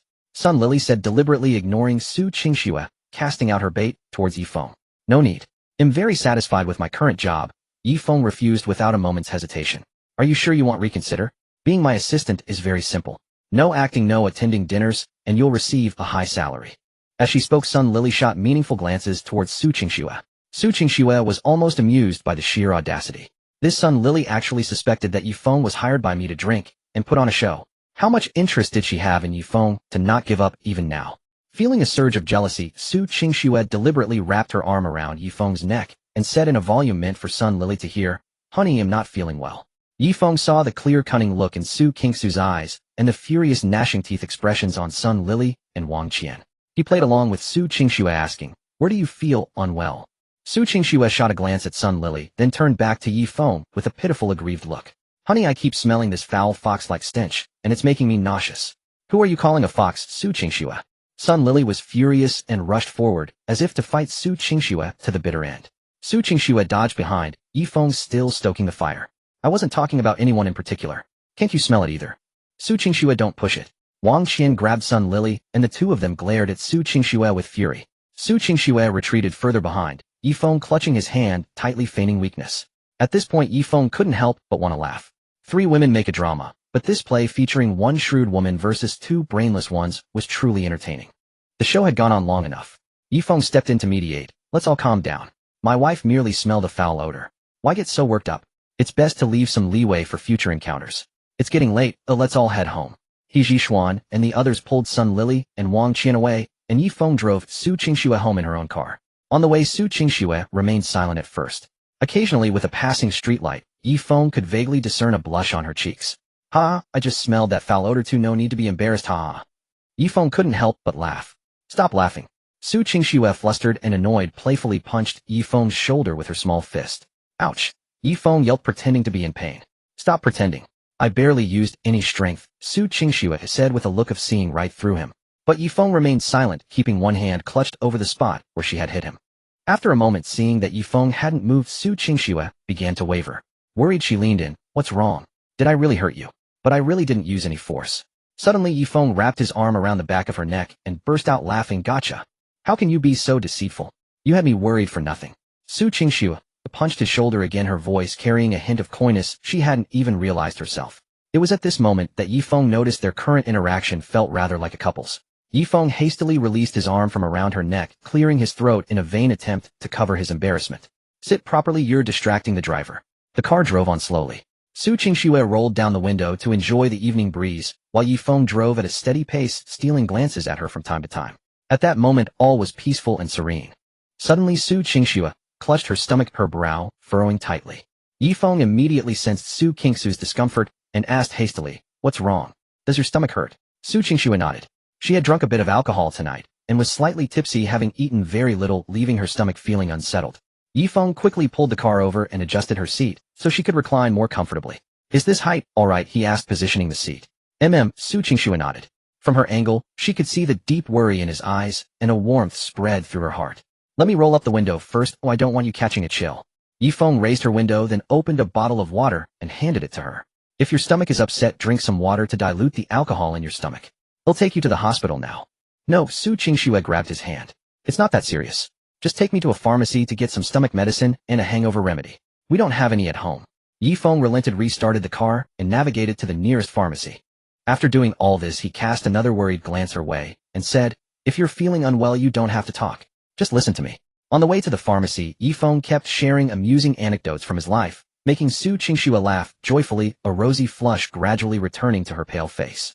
At the pharmacy, Ye Feng rushed in to buy the medicine and hurried back to the car. It was only a short distance, yet he was panting when he returned. "Why are you in such a rush? You're sweating," Su Qingxue said, a hint of distress in her voice. She took out a tissue and leaned over to dab the sweat from his forehead. "Having a patient in the car makes me uneasy," Ye Feng said bluntly. "I can handle this myself. You just need to rest." He laid out the dosage for 1 dose on his palm and patiently relayed the pharmacist's instructions. "Here, take the medicine first." Ye Feng helped Su Qingxue take her pills, then gently guided her to lie back down. He smiled at her and said, "Just hold on a little longer. We'll be home soon." Su Qingxue's eyes welled up with tears which nearly spilled over. For the first time, she felt how warm the word home truly was. When they reached the building, Ye Feng hurriedly got out and went around to open her door. After helping her stand steadily, he asked with concern, "Do you feel any better after taking the medicine?" Su Qingxue nodded and said in a weak voice, "Much better. I don't feel like throwing up anymore. Let's go home." With that, she took the initiative to link her arm through his and headed towards the entrance. But her stomach still ached, so she walked slowly. After only a short distance, she was panting heavily, looking exhausted. Ye Feng looked over with concern and saw a thin sheen of sweat on her forehead. In one swift motion, he scooped her up in a bridal carry, causing her to gasp in surprise. "Ye Feng, I can hold on to you," and walk slowly. "You'll tire yourself out like this." Su Qingxue struggled slightly, wanting to get down. "Don't move. They'll carry you back. If you're not feeling well, just stay still in my arms," Ye Feng said firmly, striding towards the elevator, leaving her with only a view of his perfectly defined jawline. When Su Qingxue heard those words, her heart, long hardened and impervious to hurt through years of navigating the treacherous waters of the business world, suddenly dropped all its defenses. She was profoundly moved, and an uncontrollable urge welled up within her to draw closer to his heart, closer and ever closer. Sincerity is what touches people most deeply. In all these years apart from her parents, Ye Feng was the only one who treated her so well, without any ulterior motive of gaining something from her. Su Qingxue obediently nestled her head into his embrace, a warmth so safe and secure. Listening closely to the steady, powerful beat of his heart, she felt this was the happiest moment in the world. Ye Feng carried her all the way home and gently set her down on the sofa. As she left his embrace, Su Qingxue felt a sudden emptiness and reluctance. In his arms, she didn't have to worry about being hurt, because he would protect her. She could be a vulnerable woman relying on him. But out of his arms, she had to transform back into the formidable Su Qingxue. She was startled by this feeling. It was unprecedented, and it was a dangerous feeling. Once she developed the habit of relying on someone, if that person were to betray her, in the future the damage would be immeasurable. Su Qingxue lowered her head, sinking into a wave of melancholy. Suddenly, Ye Feng placed his hand on her stomach and gently began to rub it, asking softly, "Is it hurting badly again?" Su Qingxue's melancholy instantly vanished. Tears, as if triggered by a switch, burst forth uncontrollably. "Ye Feng, it was you who took the initiative to provoke me, you who made me fall for you. I will never let you leave me," Su Qingxue vowed silently. After composing herself, she raised her head, leaned back against the sofa, and closed her eyes in comfort, savoring his attentive care. That feels good. Rub a bit more to the right," Su Qingxue said with her eyes closed, utterly content. "Hey, what's with that expression and tone? You're ordering me around like I'm your servant," Ye Feng teased, reaching over to tickle her. "Ha ha ha, I'm sorry, ha." Su Qingxue opened her eyes, trying to dodge his mischievous hands. "Seeing how energetic you are, you weren't just faking being sick to trick me, were you?" Ye Feng asked casually, continuing to tickle her. Su Qingxue laughed uncontrollably, squirming on the sofa. Seeing her laugh so freely, something stirred deep within Ye Feng, and his movements gradually slowed. Suddenly, Su Qingxue grabbed his hand and looked him straight in the eyes, saying, "Enough, enough. Let's stop." The air fell silent. The warm amber light enveloped them, but it couldn't intrude upon their private world. Su Qingxue and Ye Feng gazed at each other, their eyes locking in an intense, unspoken exchange. Smiles lingered on both their faces, and as they looked at one another, a sweet, palpable chemistry filled the space between them. Su Qingxue was the first to break eye contact. She asked half-jokingly, "With such skilled hands, you didn't use to rub your ex-girlfriend's stomach, did you?" There was a hint of genuine jealousy and a probe in her question. He had been so attentive tonight, even his stomach rubbing was so practiced, and she couldn't help but consider that possibility. Su Qingxue felt a pang of jealousy, dreading the answer she didn't want to hear. Ye Feng looked at her steadily and said, "You are the only one." What Ye Feng didn't say was that he had learned these techniques because in his past life his mother had been in the terminal stages of stomach cancer, and he hadn't known how to care for her. So he had specifically sought out a traditional Chinese medicine practitioner to learn these methods to relieve stomach pain. But by the time he had mastered them, his mother had already passed away. Su Qingxue's face flushed crimson and she stammered. I am still a bit hungry. Could you make me something to eat? How could this man utter such heart-fluttering words with such a straight face? Su Qingxue tried to calm her racing heart, startled by her own unusual reaction. Ye Feng smiled and got up to prepare the meal. Glancing at the ingredients he had bought, he silently thanked his foresight in choosing mostly warming ingredients perfect for dishes suited for someone with an upset stomach. He quickly decided on the menu: pumpkin porridge, yam and pork rib soup, and clove cinnamon chicken. Ye Feng washed and chopped the vegetables with practiced skill, then heated the wok and began to stir-fry. As he was simmering the pumpkin porridge, he suddenly felt someone embrace him from behind. Turning his head, he saw Su Qingxue tying an apron around him. Seeing him look back, she smiled. How did you forget to put on an apron? It would be a shame to get your clothes dirty. Ye Feng chuckled. He was never too particular about such things. What are we having for dinner tonight? Su Qingxue leaned against the kitchen doorframe, tilting her head to watch him.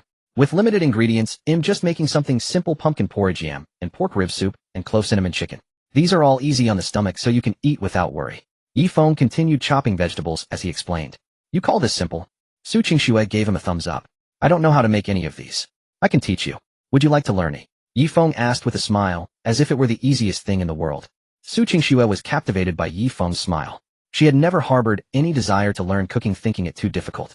But to cook for Ye Feng in the future, she was willing to learn. All right, if you teach me, you'll learn. She walked over, but as she stood before the cutting board, a flicker of fear crossed her face.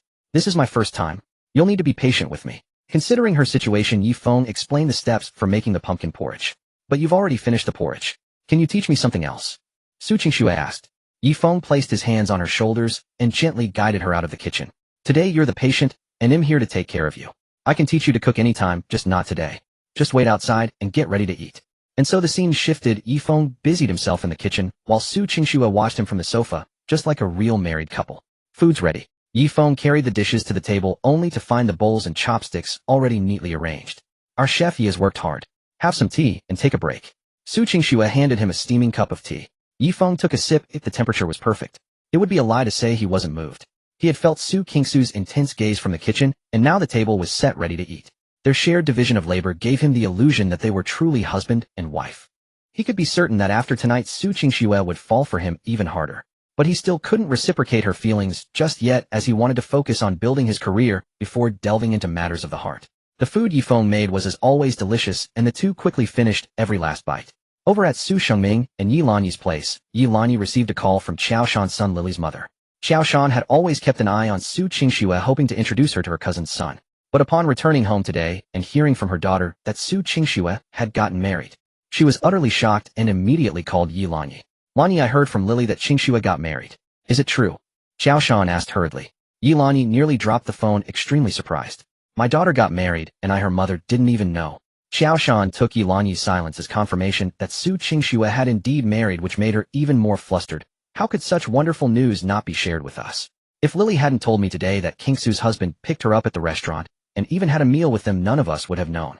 Qiao Shan then rambled on about why such a big event wasn't mentioned to her.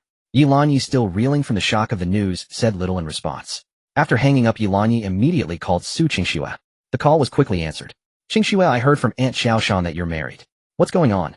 Yi Lanyi asked in disbelief. Su Qingxue had deliberately arranged for Ye Feng to come to her restaurant that day. The moment she made that decision, she had prepared herself for her parents to find out. Mom, it's true, I'm married. They'll bring my husband home this Saturday for you and Dad to meet.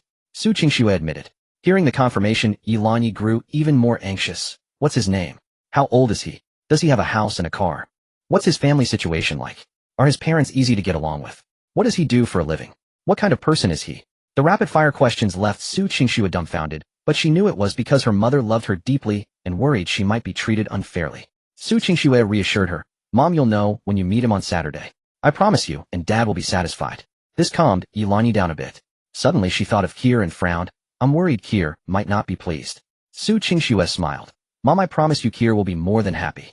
Kier had always looked forward to meeting her father. Now that the moment was near, how could she be unhappy? Su Qingxue thought to herself.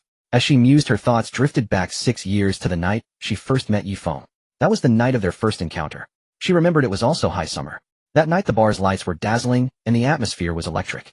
She was drinking listlessly with a group of friends, when suddenly a young man in white clothes with black hair by the bar counter caught her eye and captivated her heart. They later went to a hotel, where their encounter marked the first time for both of them. Qingxue, why have you gone quiet? Yi Lanyi's voice pulled Su Qingxue back to the present. Flustered, she said, "Mom, what did you just say? I didn't catch that." Mom is asking, does your husband have any dietary restrictions or foods he avoids? Ye Lanyi inquired. He has no dietary restrictions, Mom. You and Dad can prepare anything simple. He's very easygoing and won't mind such details. Su Qingxue said, her tone softening involuntarily as she spoke of Ye Feng. Child, you don't understand. This isn't about whether he minds or not. It's about our attitude. When you bring your husband home, we want to be fully prepared. If we do things properly, it shows our respect and gives you face. By treating him well, we ensure he treats you well, and hell no, you have your family's full support behind you. Ye Lanyi said passionately. Su Qingxue was deeply moved. Her parents were truly the ones who cared for her most in the world. I can't believe how fast time flies. My daughter is getting married, becoming someone else's wife. I always thought about when you'd find someone, but now that it's really happening, I can't bear to let you go. Ye Lanyi's voice grew, choked with emotion. Su Qingxue quickly comforted her. Mom, don't be sad. He'll always be your little girl, and now you'll have a son-in-law to honor you too. You should be happy. They'll bring him back often to visit you and Dad. Ye Lanyi brightened, and they chatted for a while longer before hanging up. After hanging up, Ye Lanyi hurried to find Su Qingming and tell him the news. Su Qingming was initially stunned, but then he was overjoyed. Haha, wonderful. Now we can rest easy knowing our daughter will have someone to care for her after we're gone. Su Qingming's face crinkled with smiles. I'm delighted too. Qingxue always forgets to take care of herself. Now that she has a husband, she should pay more attention to her health. Ye Lanyi added, grinning ear to ear. But I'm worried about how Kier will take it. Ye Lanyi voiced her concern. Su Qingming shared the same worry. After hearing that their daughter had guaranteed this man would win Kier over, he mused, Qingxue is a decisive girl. Since she said that perhaps this man is Kier's biological father. Ye Lanyi's eyes lit up instantly. She spun around in joy, murmuring, I must burn incense for our ancestors. All these years Qingxue never dated, never even looked at anyone. Then suddenly she was pregnant, had the baby, and when asked who the father was, she said she didn't know. I was so scared then. Afraid she'd had the child just to carry on the family line. Su Qingming held Ye Lanyi close, understanding her feelings. He had felt the same. Ye Lanyi continued. After Kier was born, Qingxue seemed even less interested in romance, just focusing on her career. I even wondered if she was a lesbian. But now, thank the ancestors, Qingxue has found her other half. If her husband turns out to be Kier's father, that would be perfect. I'm going to light incense for our ancestors right now. After finishing their late-night snack, Ye Feng and Su Qingxue were both stuffed their bellies round. Let's go to the balcony to digest our food, Su Qingxue suggested. Ye Feng agreed, opening all the balcony windows. They settled into the rocking chairs, chatting casually back and forth. There's a nice breeze tonight. It's quite cool. Su Qingxue savored the evening wind, squinting her eyes in contentment. Suddenly, she spotted a moth flying toward her. Startled, she leapt from the rocking chair and dashed toward Ye Feng. What's wrong? Startled by her scream, Ye Feng jumped to his feet and rushed toward her. In her panic, Su Qingxue tripped over the small table between the two chairs. Her body pitched forward uncontrollably, sending them both crashing to the floor, with Ye Feng beneath her. With a gentle effort, Ye Feng effortlessly scooped Su Qingxue up into his arms. On their side, Ye Yukai and Zhong Huimei were lying in bed chatting. Zhong Huimei patted Ye Yukai's arm and asked in confusion, Yotsai, I always feel that our son and daughter-in-law aren't like a real married couple. They rarely meet and don't seem to miss each other. Newlyweds should be inseparable, not wanting to be apart for a moment. Fortunately, they slept together tonight. Ye Yukai nodded silently and said, I also find it strange. I remember when we first got married, we couldn't bear to be apart for even a day. Our daughter-in-law is so wealthy. Could it be that our son is her kept lover? Zhong Huimei was startled by this possibility and said hesitantly, that can't be. Our son wouldn't be someone's kept lover. The way they treat each other with such polite reserve definitely indicates a problem, Zhong Yukai said worriedly. Could it be that our son hired little Su to put on an act to deceive us? Zhong Huimei said with a worried frown. We need to find a time to ask our son to show us his marriage certificate. Marriage certificates can be forged for 9 yuan 99 under the bridge. If our son really intends to deceive us, he would have prepared all that, Ye Yukai said with concern. Hey Yotsai, Zhong Huimei nudged his arm. Do you have any friend working at the Civil Affairs Bureau? Ye Yukai thought seriously, then suddenly slapped his thigh in excitement and said, I just remembered one. Qian Xiaofei, who took our wedding photos back then. Do you remember him? Great. Then let's go to the Civil Affairs Bureau tomorrow and ask him. Zhong Huimei said happily. But our son might not have registered his marriage there. What's the use of asking him? Ye Yukai's voice sounded puzzled. As long as he works at the Civil Affairs Bureau, he can log into the staff system to check if a marriage is truly registered. Any marriage that has been processed can be found. Zhong Huimei explained. So that's possible. Then let's sleep quickly, we need to get up early tomorrow for the breakfast shop. After saying this, Ye Yukai fell asleep immediately. The next morning at 6:30, Ye Lanyi and Su Qingming found themselves in a dilemma. Kier refused to eat breakfast that morning. No matter how they tried to coax her, she wouldn't eat, which worried Ye Lanyi and Su Qingming greatly. Kier brought her writing board and wrote the characters Mom on it. Does Kier want to see her mom? Yilani asked. Kier nodded. Xingming, let's take Kier to see Qingxue. Otherwise Kier's fussing won't do any good, Yilani discussed with Su Qingxue. Alright. Su Qingxue turned to Kier and said, Grandpa and Grandma will take you to see Mom. When we get there you must eat breakfast obediently, okay? Kier obediently nodded twice, then began to dance with joy. When they arrived at the foot of Su Qingxue's company building as they parked and passed the Fengwei breakfast shop, Kier spotted Ye Feng busy inside. She quickly tugged at Yilani's hand and stopped. Yilani looked down in confusion and saw Kier trying to pull her hand away. Kier, tell Grandma why you want to let go of my hand. We agreed last time not to run off, didn't we? Yilani crouched down and looked at Kier seriously. Kier couldn't speak, so she could only point forcefully at the Fengwei breakfast shop beside them. When she saw Ye Feng disappear from her sight, she stamped her feet in anxiety. Don't worry, Kier. Yilani gently stroked Kier's hair and soothed her. Does Kier want to have breakfast at this Fengwei breakfast shop? Kier nodded vigorously. Let's go, well, queue up, Yilani said, taking Kier's hand and joining the line. Kier was so anxious just to eat at this shop. Su Qingxue asked in surprise. I find it strange too. Kier rarely has such strong emotional swings, and she's never eaten at this shop before, Yilani said, glancing into the shop. Suddenly, she saw Ye Feng, who had been blocked from view earlier. Qingxue looked quickly. Isn't that the young man who helped us find Kier last time? Yilani quickly nudged Su Qingxue's arm. Indeed, that young man actually runs a breakfast shop downstairs from Qingxue's company. What a coincidence. No wonder Kier was so anxious. She must have seen him and wanted to meet him, Su Qingxue remarked. Looking at Ye Feng's profile, Su Qingxue suddenly felt he looked familiar, as if he bore some resemblance to Kier. Kier suddenly broke free from Yilani's hand and ran toward the shop in trance. Kier! Yilani was startled and quickly chased after her. That shout drew Ye Feng's attention. He looked at Kier with delight and came out of the shop. Kier, why are you here? Ye Feng crouched down and patted Kier's head. Yilani explained. We were passing by, and Kier saw you, so she insisted on coming here for breakfast to see you. Ye Feng smiled. Come on in. He found them a seat in the shop and explained things to Zhong Huimei and the others, asking them to attend to the other customers first. After settling everything, Ye Feng sat on a stool next to Kier and asked, Kier, what breakfast do you like? Kier took Ye Feng's hand and wrote stroke by stroke, pan-fried dumplings. His palm was too big, so she could only grasp his index and middle fingers. Ye Feng's heart melted at the feel of her tiny soft hand in his, and that familiar warmth surged within him once more. All right, Uncle will get you the dumplings, he said with a smile, gently pinching her soft cheek. What would you two like for breakfast? Ye Feng turned to ask them. After Yilani and Su Qingxue ordered steamed buns, he went to fetch them. Watching Ye Feng's retreating figure, Yilani mused, Qingxue, seeing how that gentleman and Kier interact, I feel a special bond between them. So natural, so harmonious, like their family. Su Qingxue agreed, I feel it too. And have you noticed? Kier's nose looks just like that young man's, tall and straight. Yilani and Su Qingxue exchanged a glance, surprise and doubt flickering in each other's eyes. Soon Ye Feng returned with the breakfast.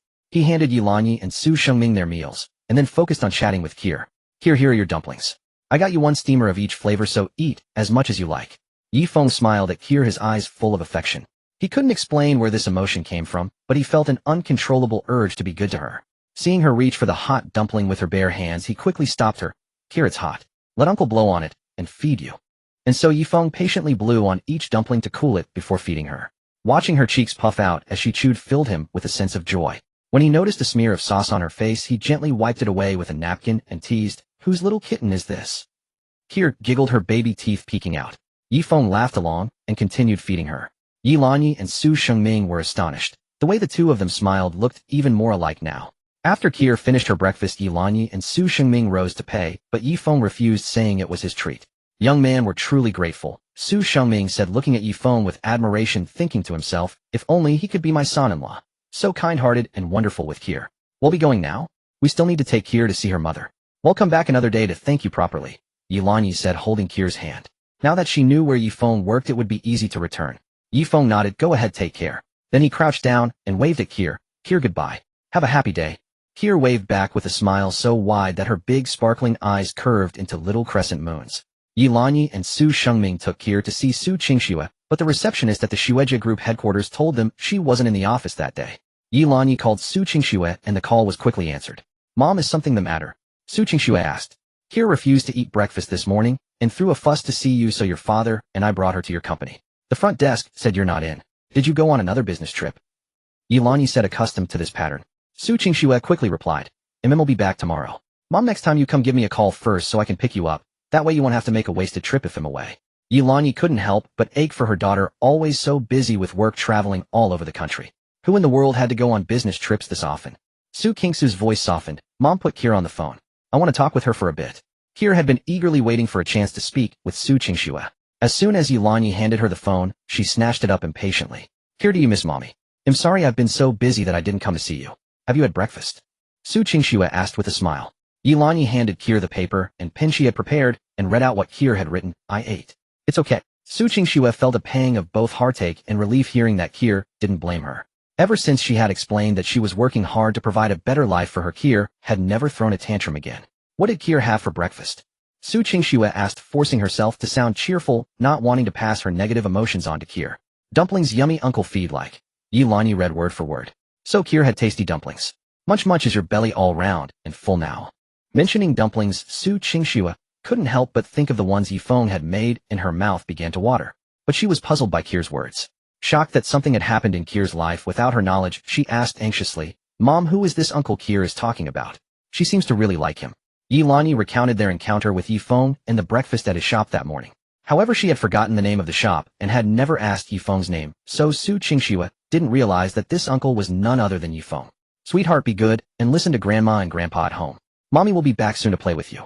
I have to get to work now. Bye-bye, sweetheart, moi. Su Qingxue planted a big kiss on the phone. Moi. Kier pressed her lips to the receiver and kissed back, just as soundly. After the breakfast shop closed, Ye Yukai and Zhong Huimei went to the Civil Affairs Bureau to see their friend Qian Xiaofei. Qian Xiaofei confirmed that Ye Feng and Su Qingxue were indeed legally married. He looked up from behind the screen with a grin. Congratulations. Xiaofeng really is married. Ye Yukai and Zhong Huimei finally felt reassured, their doubts completely dispelled, and they burst into hearty laughter. Upon hearing that Ye Feng and Su Qingxue had yet to hold a wedding banquet, Qian Xiaofei smiled and asked, When's the banquet? Be sure to invite me. I'd love to share in the joy. Ye Yukai waved his hand and laughed. No problem, I'll let you know. After leaving the Civil Affairs Bureau, Zhong Huimei said, Yotsai, what Qian Xiaofei said just reminded me. Our son and Xiao Su haven't had a wedding banquet yet. We can't shortchange our daughter-in-law. We must hold one.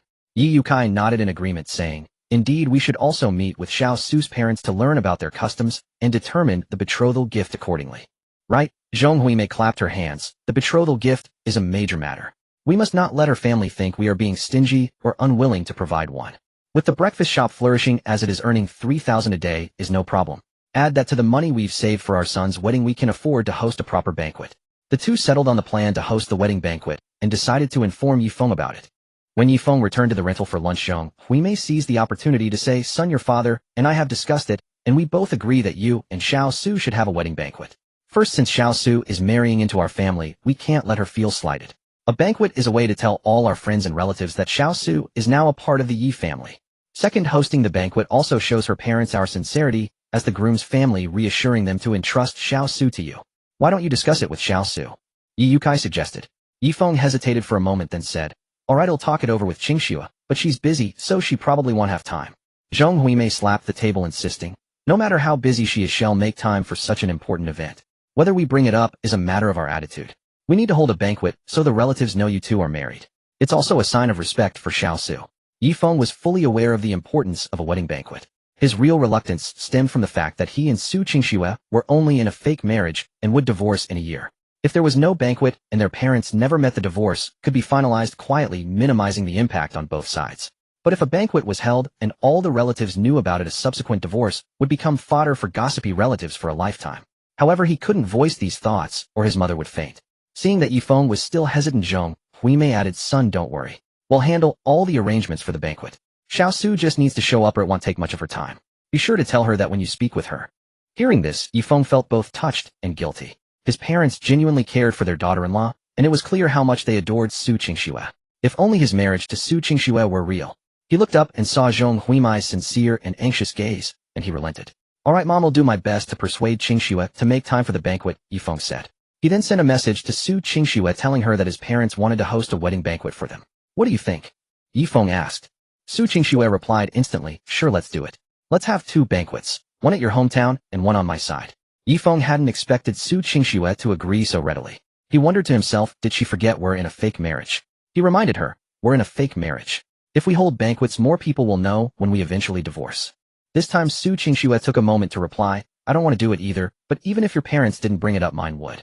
So let's just have one on each side. That's fair. Considering Su Qingxue's parents, Ye Feng agreed to the plan. Have you arrived in the city for your business trip? Ye Feng typed and deleted and retyped before finally sending this message. Su Qingxue arrived long ago. What missing me? Ye Feng, I'm focused on work. It's you who's missing me, right? Su Qingxue blushed with anger upon reading this. She clenched her phone tightly, thinking, little brother, don't get too cocky. You'll be mine sooner or later. All these unrequited feelings, they'll make you pay for them later. Ye Feng noticed she hadn't replied for a while, and her blushing face appeared in his mind, making him smile. Ye Feng, don't you get presumptuous just because I'm fond of you. Su Qingxue sent the message huffily. Ye Feng couldn't help but laugh. Presumptuous. That was the first time the word had been used to describe him. It felt novel. At the same time, Su Qingxue's straightforward personality piqued his interest. Most girls he teased would say something contradictory like, I'm not fond of you at all. Woman, you've successfully caught my attention. Well, what can I do? You're the one who's fond of me. Ye Feng replied with amusement. Su Qingxue in her hotel room was so frustrated she drank 3 glasses of water in a row. The one who is loved always has the upper hand. She truly understood that saying now. Ye Feng, just you wait, I will win you over. I need to get to work now, let's stop chatting. Ye Feng sent another message. Su Qingxue checked the time and realized she too was due for her negotiation with the business partner. But how was it fair that she got so lost in their conversation, she forgot the time, wishing she could skip everything for him, while Ye Feng didn't seem the least bit reluctant to end it. This isn't fair. Su Qingxue quickly typed, you're just leaving like that. Ye Feng replied, puzzled, why not?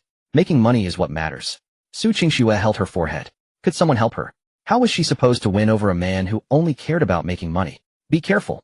If you slack off at work again, I'm not at the company this time, so no one will have your back. Su Qingxue sent this message huffily. It suddenly dawned on Ye Feng that the supervisor hadn't said anything to him last time, and the team leader had inexplicably been given more work. It was Su Qingxue who had protected him.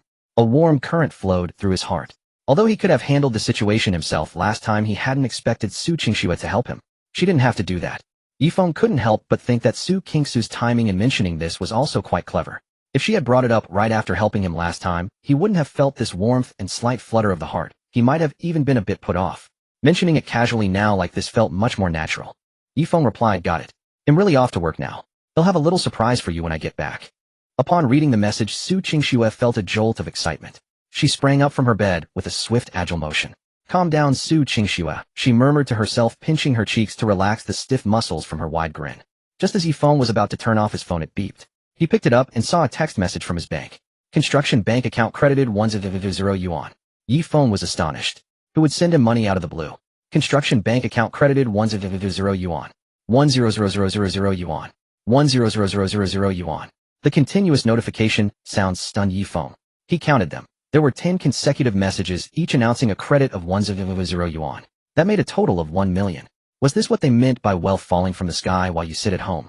Ye Feng stared at his phone screen in disbelief. Could this be a scam? He hastily logged into his mobile banking app and saw that his account balance indeed had 7 extra zeros. Haha, his savings had suddenly increased by 1 million.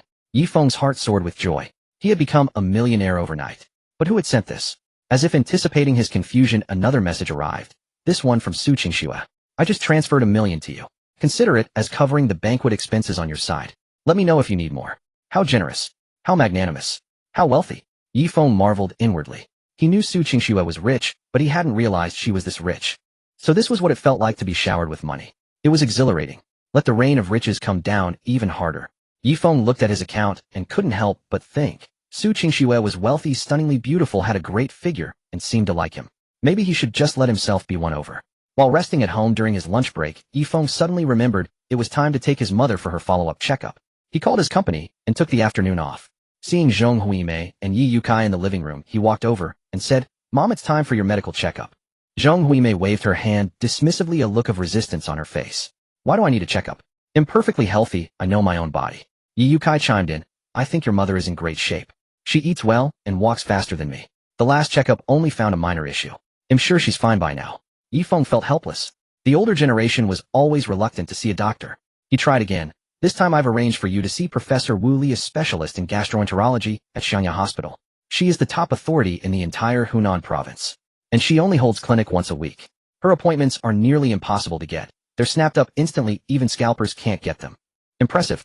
Zhong Huimei was taken aback by the doctor's reputation and felt a flicker of hesitation. But then she thought seeing such a renowned doctor must cost much more than a regular one. Zhong Huimei waved her hand again, feigning indifference. I don't care if she's a big shot or a small shot. Even if she examines me, you'll still be healthy. I'd rather not go and waste the money. Seeing how stubborn she was, Ye Feng played his trump card. Mom, this specialist was recommended by your daughter-in-law. She was being thoughtful. You wouldn't want to hurt her feelings, would you? Zhong Huimai's attitude softened instantly. Recommended by my daughter-in-law. Oh my, I've troubled little Su. Didn't you say her appointments are hard to get? She must have waited a long time to secure one. Ye Feng smiled knowingly. With her status and position, she doesn't need to book an appointment. Huh, no appointment. Then how does she get to see the doctor? Zhong Huimei was utterly confused. Ye Feng just gave a mysterious smile and said, you'll see when we get there. He took Zhong Huimei to the hospital. Upon arrival, he asked her to wait in the lobby while he made a phone call. He took out the business card Su Qingxue had given him and called Wu Li. The phone rang for a long time before it was answered. Who is this? I'm busy, said a voice on the other end, sounding as if it might hang up at any moment. Hello, Dr. Wu. I'm a family member of Su Qingxue. I'd like to schedule an appointment for my mother's checkup this afternoon. Ye Feng said politely. You're a family member of CEO Su. How are you related? Wu Li asked. She knew most of Su Qingxue's family and could spot an imposter immediately. I'm her husband. Ye Feng said, his heart stirring slightly as he said it. Wu Li raised an eyebrow. She had heard rumors that Su Qingxue had gotten married. She hadn't expected to meet her husband so soon. When will you be coming? Wu Li asked calmly. We're already in the hospital lobby on the first floor.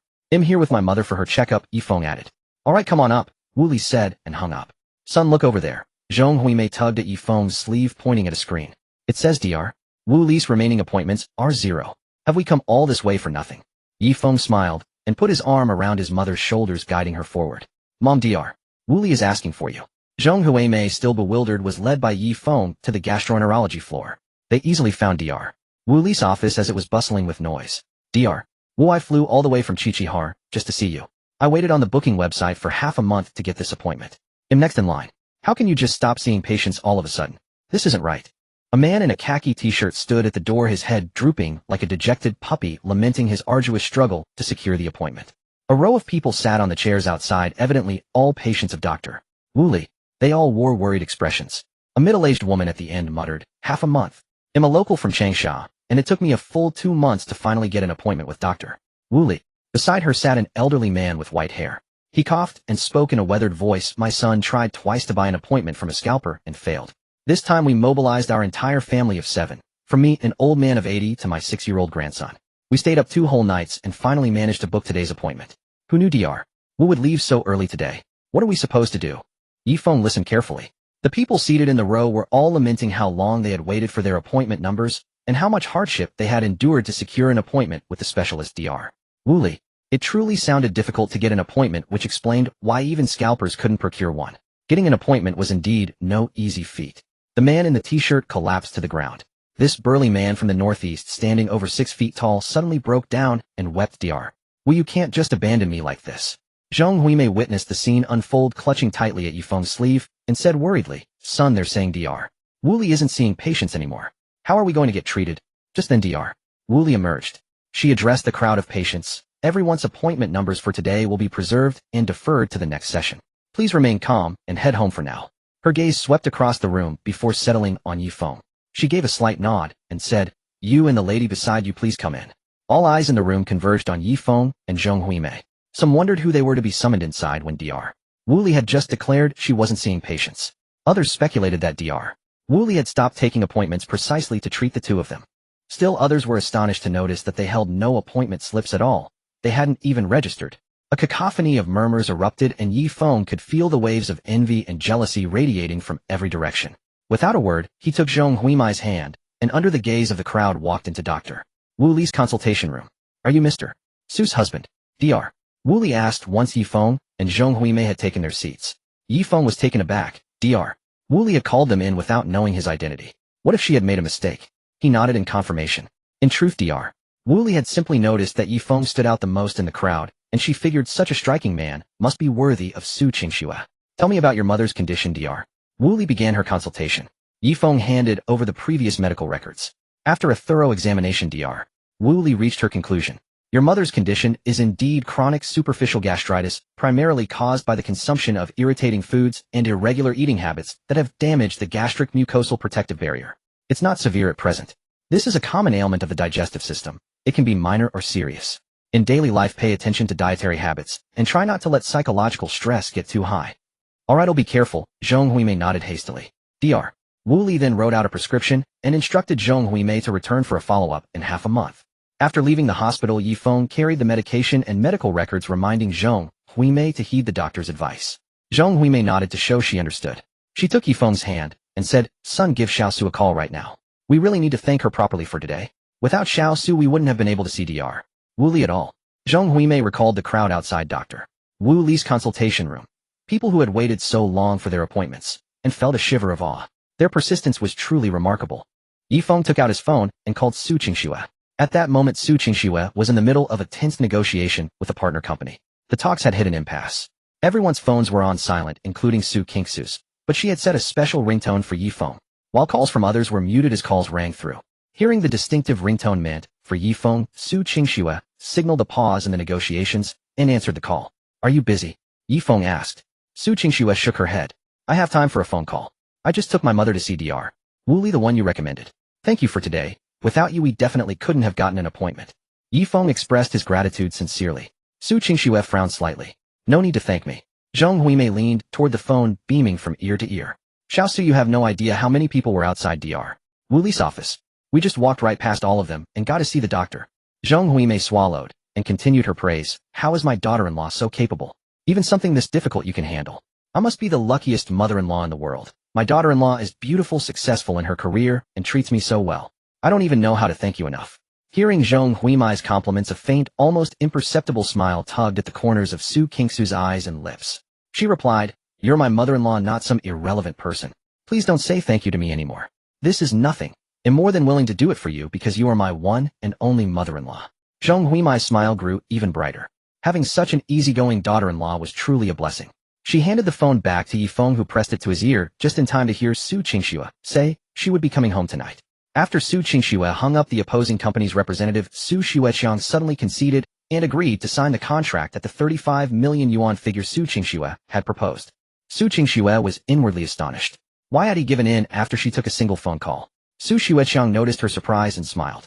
"At first I looked at you, so cool, composed, and sharp, and thought you were just a formidable career woman lacking a bit of warmth and humanity. I never expected you to have a family, and a harmonious one at that. That gives our company confidence in partnering with yours." Su Qingxue hadn't expected that an offhand phone call would seal the deal. She had only answered because she had assumed the negotiations were hopeless after such a long stalemate. In the end, it was that very call that saved everything. Ye Feng really is my lucky star. The thought brought an irrepressible smile to Su Qingxue's lips. When Zhong Huimei learned that Su Qingxue would be home tonight, she quickly said, "Son, go back to your place with Xiaosu tonight. Enjoy a sweet romantic evening together, just the two of you." That evening, Ye Feng was preparing dinner at home when he heard the sound of the door opening. He went out to check. It was indeed Su Qingxue. "You're back. Wash your hands and get ready to eat," he said, taking her coat with a natural tone. Su Qingxue froze at the sight, overwhelmed by a profound sense of happiness and relief. The exhaustion from the day's cutthroat negotiations and verbal sparring instantly dissipated. This kind of plain simple life was enough to bring immense joy. When Ye Feng turned around, she suddenly threw herself into his arms, wrapping her arms tightly around him. Confused, Ye Feng started to push her away, but then he heard her voice from below, "Rarely so weary. Hold me for a moment. Just hold me quietly like this, please." Ye Feng dismissed the thought of pushing Su Qingxue away and stood still quietly, lending her his energy. After she had recharged, Su Qingxue took another deep breath from Ye Feng's body. Though reluctant to let go, she knew their relationship wasn't at a stage where they could casually embrace, so she reluctantly pulled away from his arms. "By the way, you said you had a surprise for me. What is it?" Su Qingxue recalled, her eyes brightening, her features as vivid as a painting. Ye Feng smiled and replied, "Right. There's a little surprise, but you'll have to close your eyes." Seeing Ye Feng's smile, Su Qingxue felt a strange sensation in her heart, but the allure of the surprise overshadowed her curiosity. She obediently closed her eyes. Ye Feng took her hand and led her into the living room. "The surprise is right here. Feel it first," Ye Feng said, guiding her hand. Su Qingxue touched it and thought, "This. It's bumpy. Could it be abs?" It's Ye Feng's abs. Not only that, but she also detected a faint pleasant scent. Unable to resist, she teased, "Ye Feng, your abs even smell nice. Did you go and get all clean just to surprise me?" Ye Feng couldn't help but burst out laughing. Su Qingxue, puzzled, opened her eyes a slit. The next second she completely flipped out. "Ye Feng." Her furious voice echoed through the room. It turned out that what she was touching wasn't Ye Feng's abs at all, but 8 sausages. "Ha, they do smell really good, I can smell them too," Ye Feng said, stifling his laughter and giving Su Qingxue a thumbs up. Su Qingxue, remembering how passionately she had described the moment, was mortified that it was all for 8 sausages. She wished she could dig a hole and hide herself. Wasn't she just a total fool? She looked at the culprit, who was now doubled over with laughter, her cheeks puffed up in anger. She suddenly lunged at Ye Feng, grabbed his hand, and bit his finger. It's alright enough. This surprise was just to make you laugh, and it did. Come on, let's go eat. I've made you a delicious meal, that's the real surprise, Ye Feng said with a smile. After speaking, he got up to bring out the dishes. The dinner was indeed lavish, filled with all of Su Qingxue's favorite dishes, which soothed her ruffled feathers. After the meal, Ye Feng sat on the sofa to rest for a bit. Just then a voice echoed in his mind. Ding, suitable host detected. The sucker system has been activated. System default binding Su Qingxue as the target of sucker points. Ye Feng was stunned. He had thought his rebirth was the world's only glitch, but he never expected to have a sucker system. And this sucker system had even defaulted Su Qingxue as his target. Ye Feng found it somewhat amusing. Could it be because he tricked her into thinking sausages were abs? Fortunately, having already experienced rebirth, Ye Feng quickly calmed down. Received 100 sucker points from target Su Qingxue. Current total sucker points 100. Ye Feng was a bit puzzled. While it might be true that existence is reasonable, what was the actual use of this sucker system? And what was the point of these sucker points? The system, picking up on his thoughts, replied, the sucker system will randomly assign you tasks. Upon successful completion, you will receive corresponding sucker points. Once you accumulate enough points, you can use them to redeem items from the system's shop. Ye Feng suddenly understood and was overjoyed. Didn't this system mean he had a cheat code? He didn't have to be the sucker himself, and he could even redeem items. The system's voice sounded again. New task issued: make target Su Qingxue believe the host intends to kiss her. Reward 100 sucker points. That's simple. Ye Feng accepted the task. He thought if all tasks were this easy, he'd soon accumulate enough points to redeem some skills from the shop. He had just glanced at the shop and saw a skill called Versatile Style Icon that was quite tempting. With this skill, he would look great in any outfit. It cost exactly 200 sucker points. How should he complete the task? Ye Feng remembered that a well-received romance movie was hitting theaters in the next couple of days. He could quietly complete the task while watching it. Decided, Ye Feng said to Su Qingxue, Qingxue, there's a new movie with a good plot coming out. How about we watch it together? Su Qingxue raised an eyebrow in surprise. She wouldn't refuse an invitation from Ye Feng. She smiled and sat down beside him, saying, sure, I haven't watched a movie in a long time. Do you have a projector at home? Ye Feng asked, assuming that someone as wealthy as Su Qingxue would have one. Of course. He'll go get it, Su Qingxue said, getting up to fetch the projector. While she was gone, Ye Feng decided to put his plan into action. He first went to the kitchen to make a bucket of popcorn, then rummaged through his room to find a small teddy bear plush. By the time Ye Feng approached, Su Qingxue had already returned with the projector. She sat on the sofa and saw Ye Feng holding a bucket of popcorn and a teddy bear. She was delighted. Movie and popcorn were a perfect pair. She had thought it was too late to bother, but she had forgotten she had a chef husband.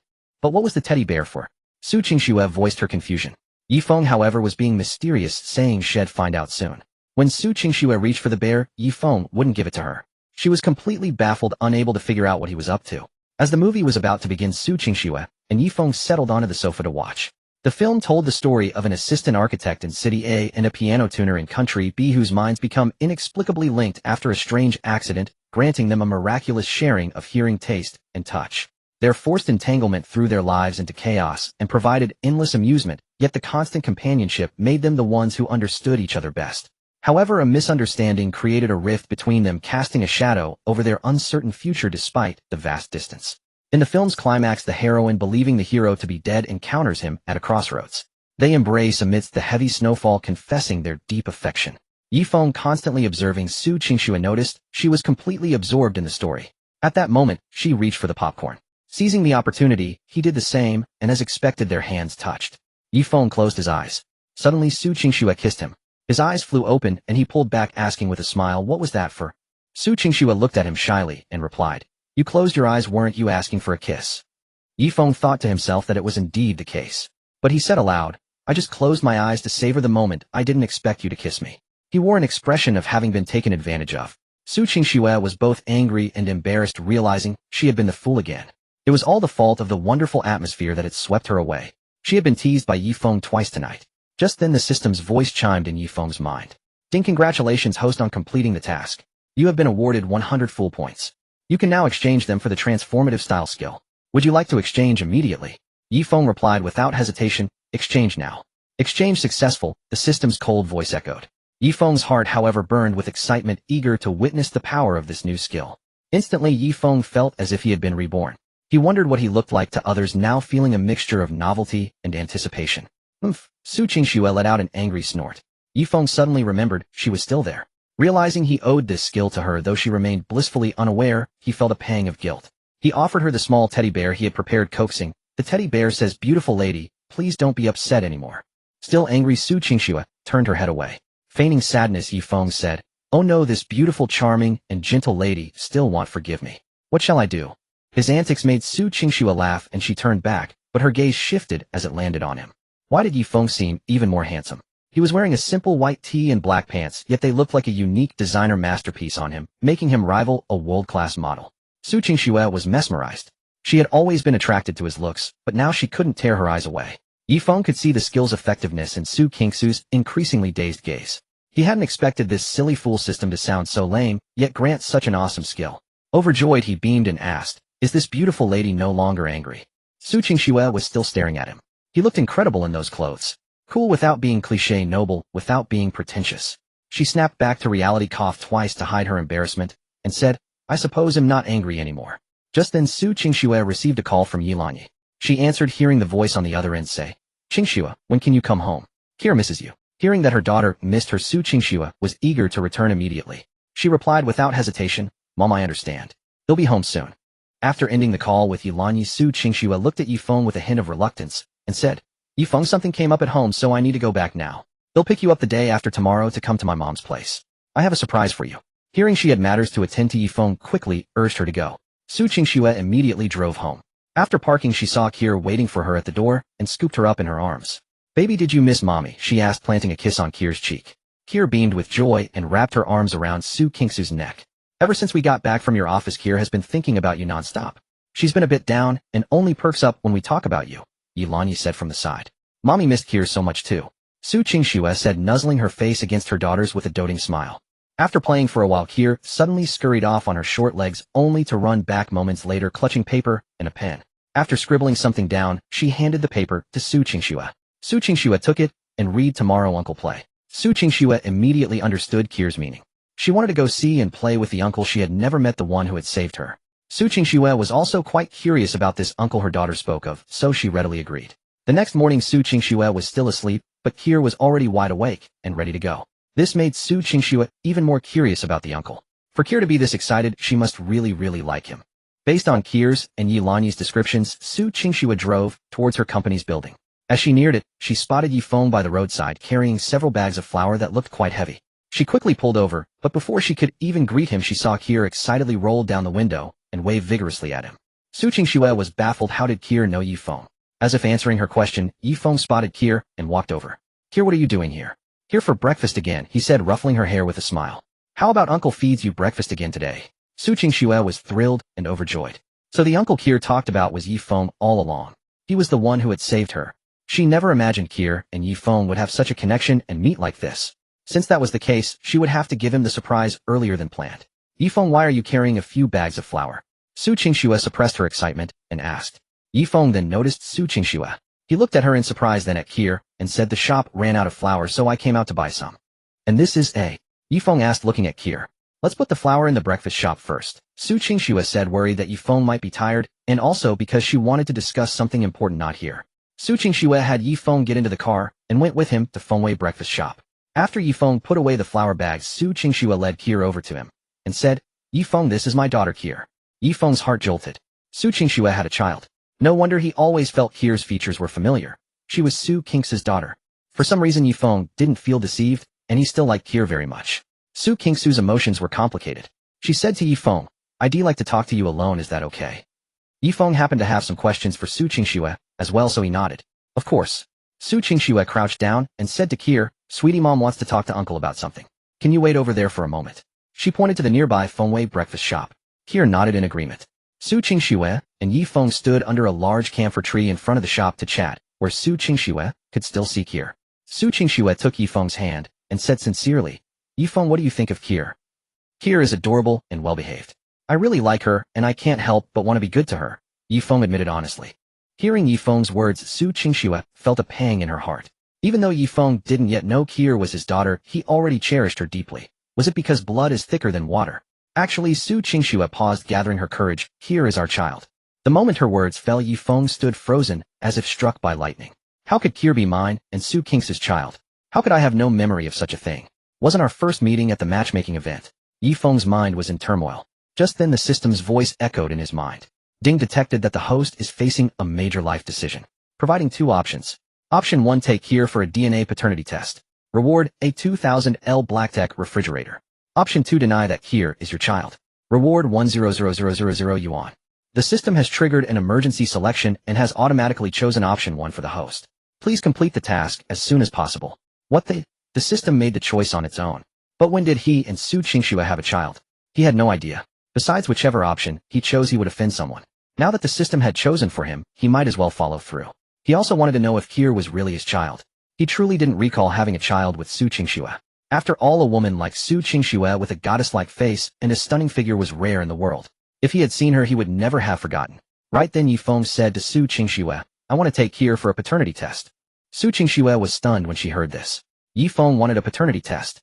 He actually doubted that Kier was his daughter.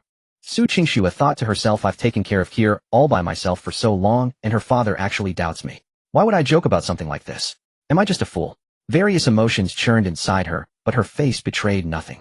Just then the system's voice rang in Ye Feng's mind again. Ding detected that the resentful target Su Qingxue's resentment value is skyrocketing. Real-time broadcast. Resentment value 100. 100. 100. Current total resentment value 600. Why was Su Qingxue's resentment value rising so fast? Was it because of what he said about the paternity test? No wonder. Any woman hearing that would probably want to kick the child's father away. Su Qingxue said petulantly, Fine, go ahead, but I don't have time right now. With that she turned and walked away without looking back. Before Ye Feng could react, he saw Su Qingxue leave with Kier. Su Qingxue held Kier's hand and stomped off angrily. Suddenly she felt Kier tug at her hand, as if she had something to say. Su Qingxue stopped and Kier began to write on her palm. Mom, why did we leave so suddenly? Su Qingxue didn't know how to explain this to Kier. Should she tell her that her biological father doubted she was his daughter? Kier, do you like that uncle just now? Su Qingxue looked into Kier's eyes. Kier nodded vigorously, gesticulating excitedly, and wrote on Su Qingxue's palm, Uncle kind like an angel. Kier danger uncle save Kier, grateful really like him. It turned out Ye Feng held such a high place in Kier's heart, like an angel, which was the highest praise Kier could give. But it was understandable. Ye Feng had saved Kier, and she was grateful, so it was natural she saw him as an angel. Su Qingxue's heart was in turmoil. She was angry at Ye Feng, so hearing praise for him felt awkward. She tentatively asked, Kier, what would you think if Uncle Ye Feng were your father? Hearing this, Kier froze, not blinking, her breathing light, as if afraid to disturb something. Su Qingxue thought Kier hadn't heard clearly, so she repeated the question. Before she finished, Kier burst into giggles, hopping and clapping, looking overjoyed. This was the reaction Su Qingxue had expected, and seeing it she felt a sense of relief. This was fate. It allowed Ye Feng and Kier to meet in a moment of danger and connect through mutual warmth. On this foundation, telling Kier that Ye Feng was her father would achieve twice the result with half the effort, and Kier would be even happier. Kier's joy was boundless. After hopping in place for a while, she began clapping, encircling Su Qingxue, her hair bouncing, with every step, every strand radiating happiness. Su Qingxue watched her quietly, smiling as she saw her so lively and cheerful. This was the real Kier, bubbly, always laughing like a little son. After running around for a while, Kier finally stopped, tired. Su Qingxue took out a pre-prepared wet tissue and gently wiped the sweat off Kier's face. She looked at her tenderly and asked, Are you this happy? You must be tired from running, and you're sweating so much. Kier's eyes sparkled like stars. She hugged Su Qingxue's other hand, which hadn't been wiped yet, and waited obediently for her to finish. Afterward, Kier started hopping again and wrote on Su Qingxue's palm, Happy Kier, happy. Like uncle is daddy happy. Su Qingxue couldn't help but laugh, writing happy 3 times in a row. It was clear that Kier was genuinely overjoyed that Ye Feng was her father. Su Qingxue felt even more annoyed inwardly, looking at Kier's reaction, and then at Ye Feng's. There was not a trace of joy visible on his face. Kier adored Ye Feng so much that she didn't doubt him for a second upon hearing he was her father. That was the trust a father and daughter should share. Su Qingxue said petulantly. Kier stopped liking him. Kier blinked her big doll-like eyes as if she didn't understand. Su Qingxue turned her head away, looking like she didn't want to discuss it further. Kier took Su Qingxue's hand and wrote, Mommy is angry. Because of daddy. Su Qingxue was silent, which Kier took as confirmation. Kier felt a pang of anxiety. She loved her daddy so much, and she adored her mommy too. How could her two most beloved people be angry with each other? Kier reached up and patted Su Qingxue's head, just as Su Qingxue often did to her. Su Qingxue turned back to see Kier launching herself at her. In an instant her arms were filled as Kier hugged her tightly around the neck and planted a smacking kiss on her cheek. Mommy, don't be angry. Daddy, he didn't mean it. Forgive him. Kier wrote in Su Qingxue's palm. Su Qingxue burst out laughing, unable to stay angry any longer. How could she possibly harbor any anger when she had such a little darling by her side? She was too busy being overjoyed. Su Qingxue ruffled Kier's hair and said with a smile, all right, mommy isn't angry anymore. Since my Kier wants mommy to forgive daddy, then mommy will forgive him. She then took Kier to find Ye Feng. She didn't notice that Kier's written sentences were becoming more and more coherent. When they arrived, Ye Feng was helping out in the shop, looking utterly distracted. He didn't even notice Su Qingxue and Kier standing right in front of him. Su Qingxue cleared her throat. Ye Feng snapped back to reality, his eyes lighting up with surprise at the sight of them. What are you two doing back here? He blurted out. Su Qingxue stated, I'm free now. We can go do the paternity test. Ye Feng readily agreed. Su Qingxue took them to a DNA testing facility she had invested in. The establishment was highly discreet, which put her at ease. The director Chinde personally came out to greet them and guided them through the paternity testing process. After the samples were collected, all that was left was to wait for the results. Ye Feng sat on the bench, his heart brimming with anticipation, his mind racing a mile a minute. Is Kier really my daughter? If she is, that would be incredible. She's so adorable and lovable, having a daughter like her would make him laugh in his sleep. But what if she isn't? Ye Feng shook his head, stopping that train of thought. Ye Feng kept glancing towards the direction the doctor had gone so frequently that even Kier noticed. When he was preoccupied, Ye Feng tended to be quiet. He clasped his hands, nervously waiting with a mix of excitement and anxiety. Suddenly, Ye Feng heard footsteps. He jolted and sprang to his feet. Were the results here? Chunde walked over holding a report. Ye Feng's eyes were glued to it. As Chunde began to open it, Ye Feng felt his heart clench and his breath hitched. Based on the analysis, the probability of paternity is 99.91, confirming a father-daughter relationship, Chunde announced in a calm, measured tone. Ye Feng was stunned. He truly was Kier's father. He had a daughter. He was a father. Just then a voice echoed in Ye Feng's mind. Ding, congratulations, host, mission complete. Reward, a high-tech 2000L large refrigerator. Simultaneously, the refrigerator materialized virtually in Ye Feng's mind. He was astonished by its sheer size. It was massive. With a four-door design and a gleaming silver-white exterior that sparkled, it had a smooth, cool touch and stood there like a majestic giant. The color was unusual, not the typical silver-white, but with a hint of silver-gray, exuding a sense of cutting-edge technology. Truly worthy of a 2000L model. So imposing. So tall. So much space. The system's mechanical voice chimed in again. Allow me to introduce the high-tech features of this refrigerator. This refrigerator utilizes high-tech water molecule activation technology and a high-tech preservation compartment. It ensures that whatever you put inside remains in its original state no matter how long it's stored. When you take it out, it's exactly as it was when you put it in. Taste, freshness, moisture, nutrition, everything stays the same. Ye Feng was overjoyed by the system's explanation. Truly, only a system reward could be this incredible. No matter how long you kept something in the fridge, it would remain as fresh as the moment you put it in. This was fantastic. A true technological marvel. This reward was extremely practical. With this large refrigerator, he could prepare dumplings in advance every day and store them without worrying about spoilage. They would stay perfectly fresh, ready to be taken out and cooked at any moment, tasting as if they were just made. No more waking up at 3 a.m. This also meant his parents wouldn't have to endure such hardship. Waking up at 3 a.m. was too early and too tiring. Awesome. And with this massive 2000L refrigerator, opening branches of his breakfast shop would be a breeze. Awesome. Ding. Host, please designate the placement location for the high-tech refrigerator. Ye Feng had no time for that at the moment, and simply told the system he would decide later. There were more important things to attend to, namely Kier, his daughter. He put down the DNA report and looked up at Kier. Upon confirming that Ye Feng was indeed her biological father, Kier was even happier than before. She trotted over on her little legs and crashed into Ye Feng's arms. Daddy! A clear, crisp, childish voice rang out through the corridor, echoing and lingering in the air. Su Qingxue was stunned. Kier had spoken. After the initial shock came an uncontrollable wave of ecstasy. After all this time, Kier had finally spoken. Kier could talk. Su Qingxue rushed over to her, her eyes shining with delight. Kier, you just called Daddy. Mommy wants to hear you talk more. Is there anything else you want to say? Can my precious, keep talking so Mommy can hear your voice more. Su Qingxue waited with bated breath, barely daring to breathe, afraid to disturb the moment. Kier opened her mouth, but no sound came out. Why? Why couldn't Kier speak again? Su Qingxue encouraged her again. Kier, can you call Daddy one more time? It's so hot today. Chi-Chi wants to go swimming. Any takers? Drop your locations.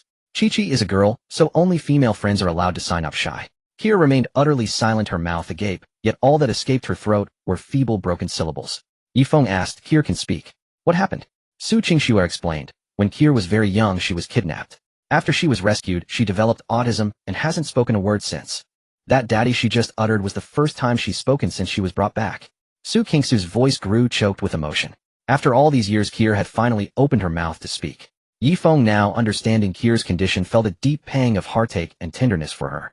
How could anyone bear to let such a young child endure something so terrifying and dark? Kier was so adorable. How could those people have brought themselves to harm her? What exactly did Kier experience during the kidnapping that led to her autism? Merely thinking about it made Ye Feng's heart ache. I need to talk to you, Ye Feng said to Su Qingxue. All right, let's step aside, Su Qingxue replied, seating Kier on a chair. She and Ye Feng moved to a spot where they could still see Kier, but were at a distance. Ye Feng spoke in a steady tone. He'll get straight to the point.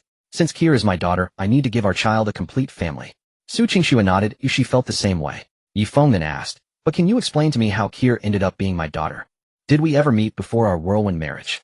I have no memory of it at all. Su Qingxue recounted their first encounter in Guangzhou in detail, but she omitted the part about being smitten with Ye Feng at the bar that night along with the specifics of that evening. She couldn't tell him that as she still wanted to maintain her cool, sophisticated image in his eyes. Yet why did this lingering bitterness persist? Su Qingxue asked herself. Perhaps it was because that precious heart-fluttering first meeting meant everything to her, yet Ye Feng had forgotten it entirely, as if it were merely a figment of her imagination, a thought that was indeed somewhat bitter. Ye Feng then remembered. He had indeed been to Guangzhou back then, but only because he was an outstanding student sent by his school as an exchange student to a university there. Su Qingxue continued. When you came to the blind date that day, I was quite surprised. We were merely ships passing in the night, a fleeting encounter. I thought I'd never see you again, but then I ran into you again, and by some twist of fate you mistook me for your blind date. Su Qingxue let out a soft laugh. Even now she vividly remembered the intense feeling of I must never let him go again when she saw Ye Feng once more. Moved by her feelings, Su Qingxue slowly leaned towards Ye Feng and kissed him. Ye Feng didn't resist.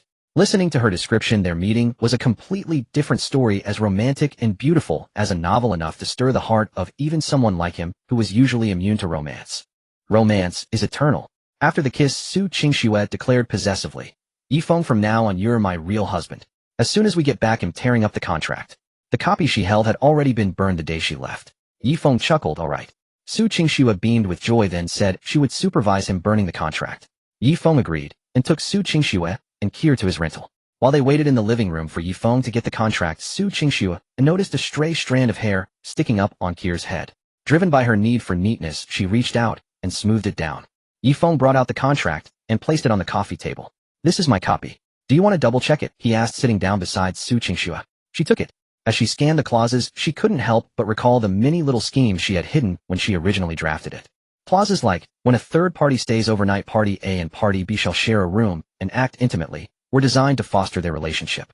After all, who knows what might happen after spending so many nights in the same room? Su Qingxue had even considered that if Ye Feng insisted on separate rooms, she'd have to invite more people over to stay the night. She then saw the final clause. Upon divorce, party A Su Qingxue shall pay party B Ye Feng a divorce settlement of 3 million yuan.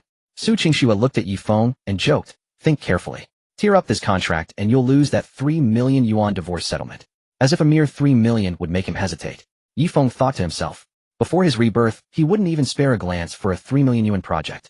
The deals he entertained were always in the tens of millions. But he decided to tease her. Is that so? Then let me think it over.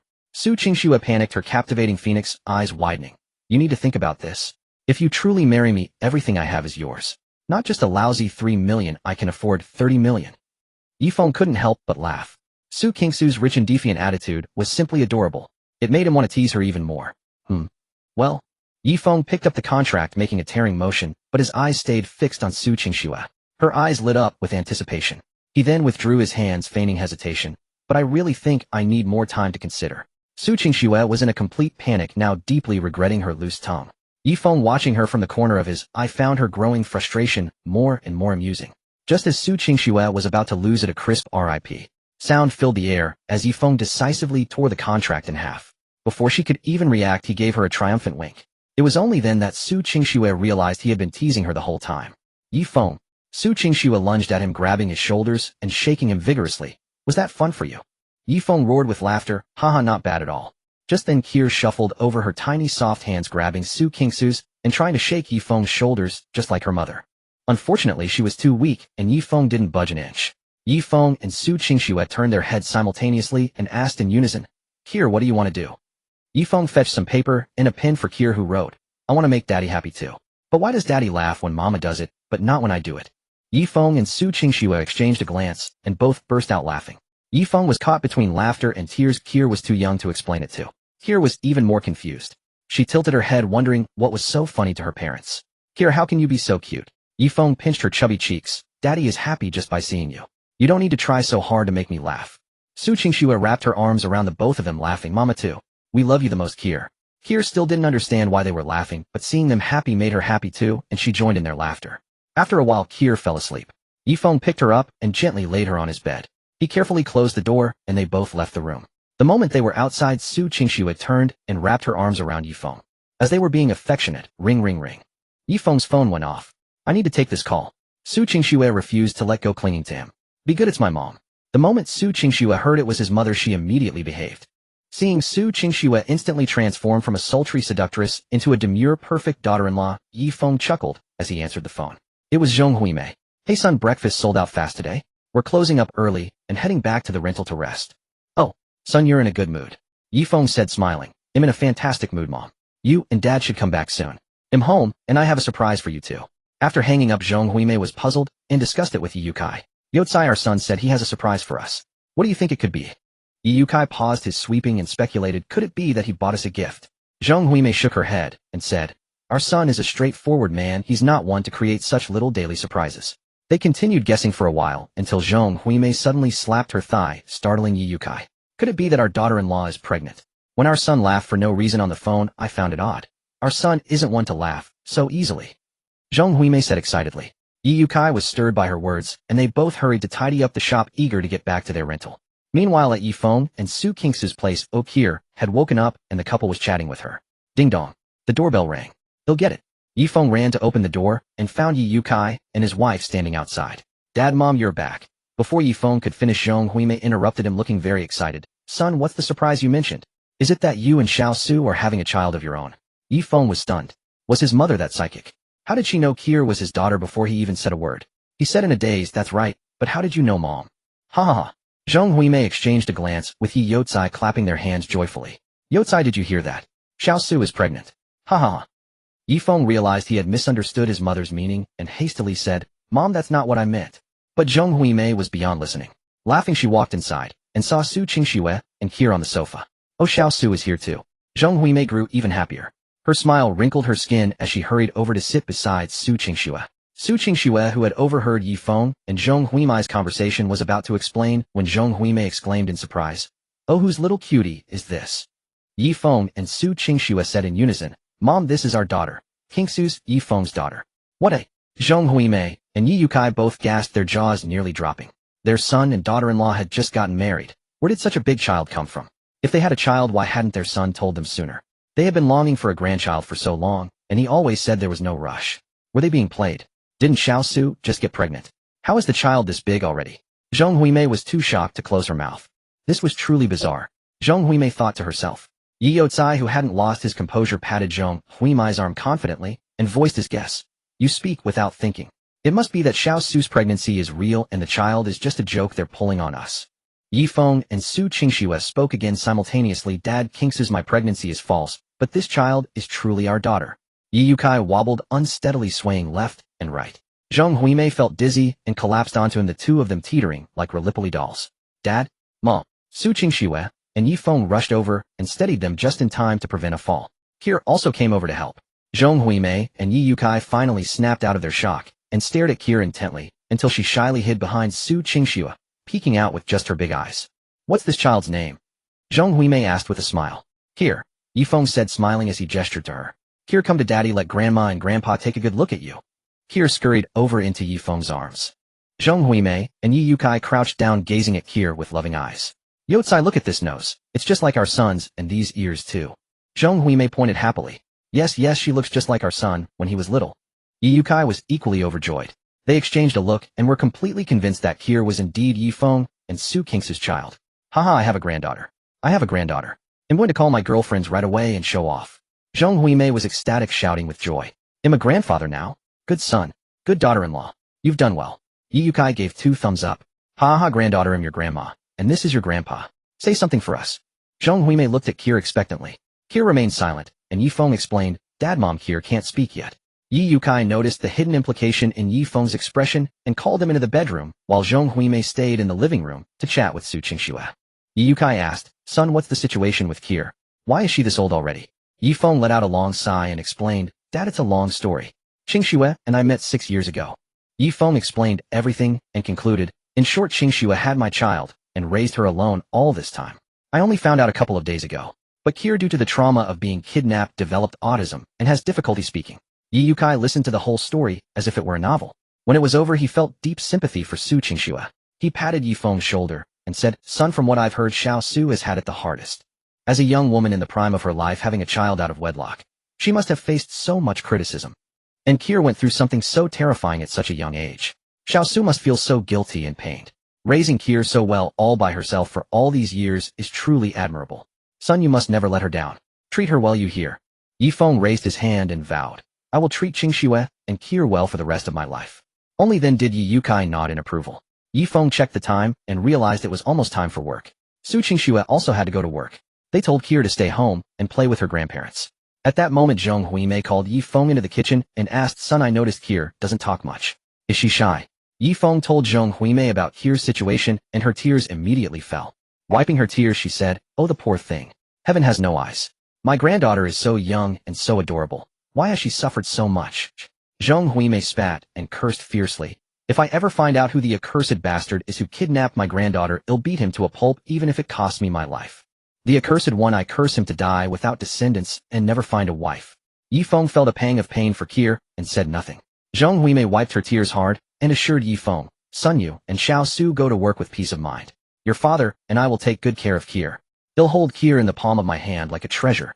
Zheng Huimei then asked, When are we going to meet the in-laws? Ye Feng said, Mom, tomorrow I'll go see Qingxue's parents first.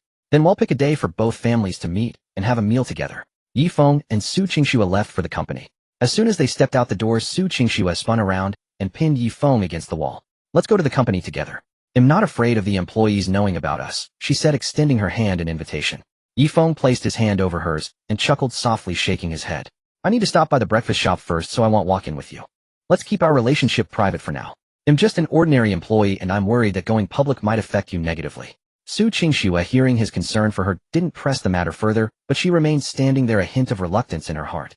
Even though she knew Ye Feng was thinking of her, she still yearned to announce their relationship to the world. Sensing her mood, Ye Feng tightened his grip, holding her hand firmly, and said softly, Be get off to work now. Let me walk you to the car. But I want a kiss, Su Qingxue said. All right, Ye Feng said, planting a kiss on her cheek. Su Qingxue pointed to her lips. I want one here too. All right, Ye Feng obliged. Only then did Su Qingxue reluctantly head to the company, while Ye Feng made his way to the breakfast shop. Upon arriving at the shop, Ye Feng instructed the system to place the refrigerator in his desired spot. Put it right next to the disinfection cabinet, he commanded. The system was efficient. The moment he finished speaking, the massive 2,000-liter high-tech fridge materialized beside the cabinet, already plugged in and ready for use. Ye Feng eagerly opened the refrigerator to test its capabilities. He first placed a bowl of water in the freezer section to check its freezing power. Next, he put a bowl of river snail rice noodles and a coconut jelly in the high humidity zone, and a bowl of steamed dumplings and stinky tofu in the low humidity zone. Finally, he placed a bowl of prepared fish and pork in the cold storage area.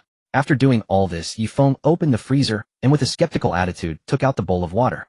The moment he took it out, he was stunned. The water had completely frozen solid. In just 5 short minutes, it could turn water into ice. Amazing. Ye Feng waited another 10 minutes, then saw that most of the ice block in the bowl had melted back into water. At this point, he was ready to open the high humidity zone. As soon as he opened the fridge door, Ye Feng covered his nose, bracing for the pungent smell of the snail noodles. Ye Feng sniffed cautiously. No odor. Not sure, let him smell again. He lowered his hand and took a deep breath. Not a trace of stench. Amazing. Ye Feng then took out the coconut jelly that had been stored with the snail noodles and took a bite. Delicious. The moisture and freshness were exactly as they were when he put them in. In fact, because it had been chilled, the coconut jelly tasted even better. Most importantly, there was no flavor transfer. The coconut jelly hadn't been affected by the snail noodles at all. Next, he tasted the stinky tofu and steamed dumplings. Their flavor and freshness were identical to when they were stored, and there was no cross-contamination between the two foods either. Ye Feng then opened the cold storage zone and took out the fish and pork. The texture of the meat was exactly as it was when stored. Even the water droplets on the fish were still glistening crystal clear. This preservation effect was incredible. He wouldn't have to wake up at 3 a.m. anymore. Ye Feng was extremely satisfied with the refrigerator, but because its performance was so remarkable, he worried it might be stolen. After all, it was 2005, and the public security system wasn't fully developed. He immediately asked the system about this. Rest assured, host, the refrigerator cannot be stolen. Without your authorization, even a bomb couldn't blast it open or move it. If anyone attempts to steal it, this system will immediately sound an alarm and notify you. Hearing this, Ye Feng felt relieved. As expected of system-created equipment, it was truly impressive. After securing the refrigerator, Ye Feng returned to the company for work. Meanwhile, Su Qingxue was sitting in her office when she received a screenshot from her younger sister Su Ruohuan. Her sister, 20 years old and a senior at Hunan University, had a penchant for writing risque novels and often asked Su Qingxue to help publish them in Taiwan. Su Qingxue opened the screenshot. It was a QQ space post from Wu Lizzie which read, "Su Qingxue is mine. Whoever dares to compete with me will face the consequences." Su Qingxue was furious. What a presumptuous fool. Who does he think he is to utter such shameless words?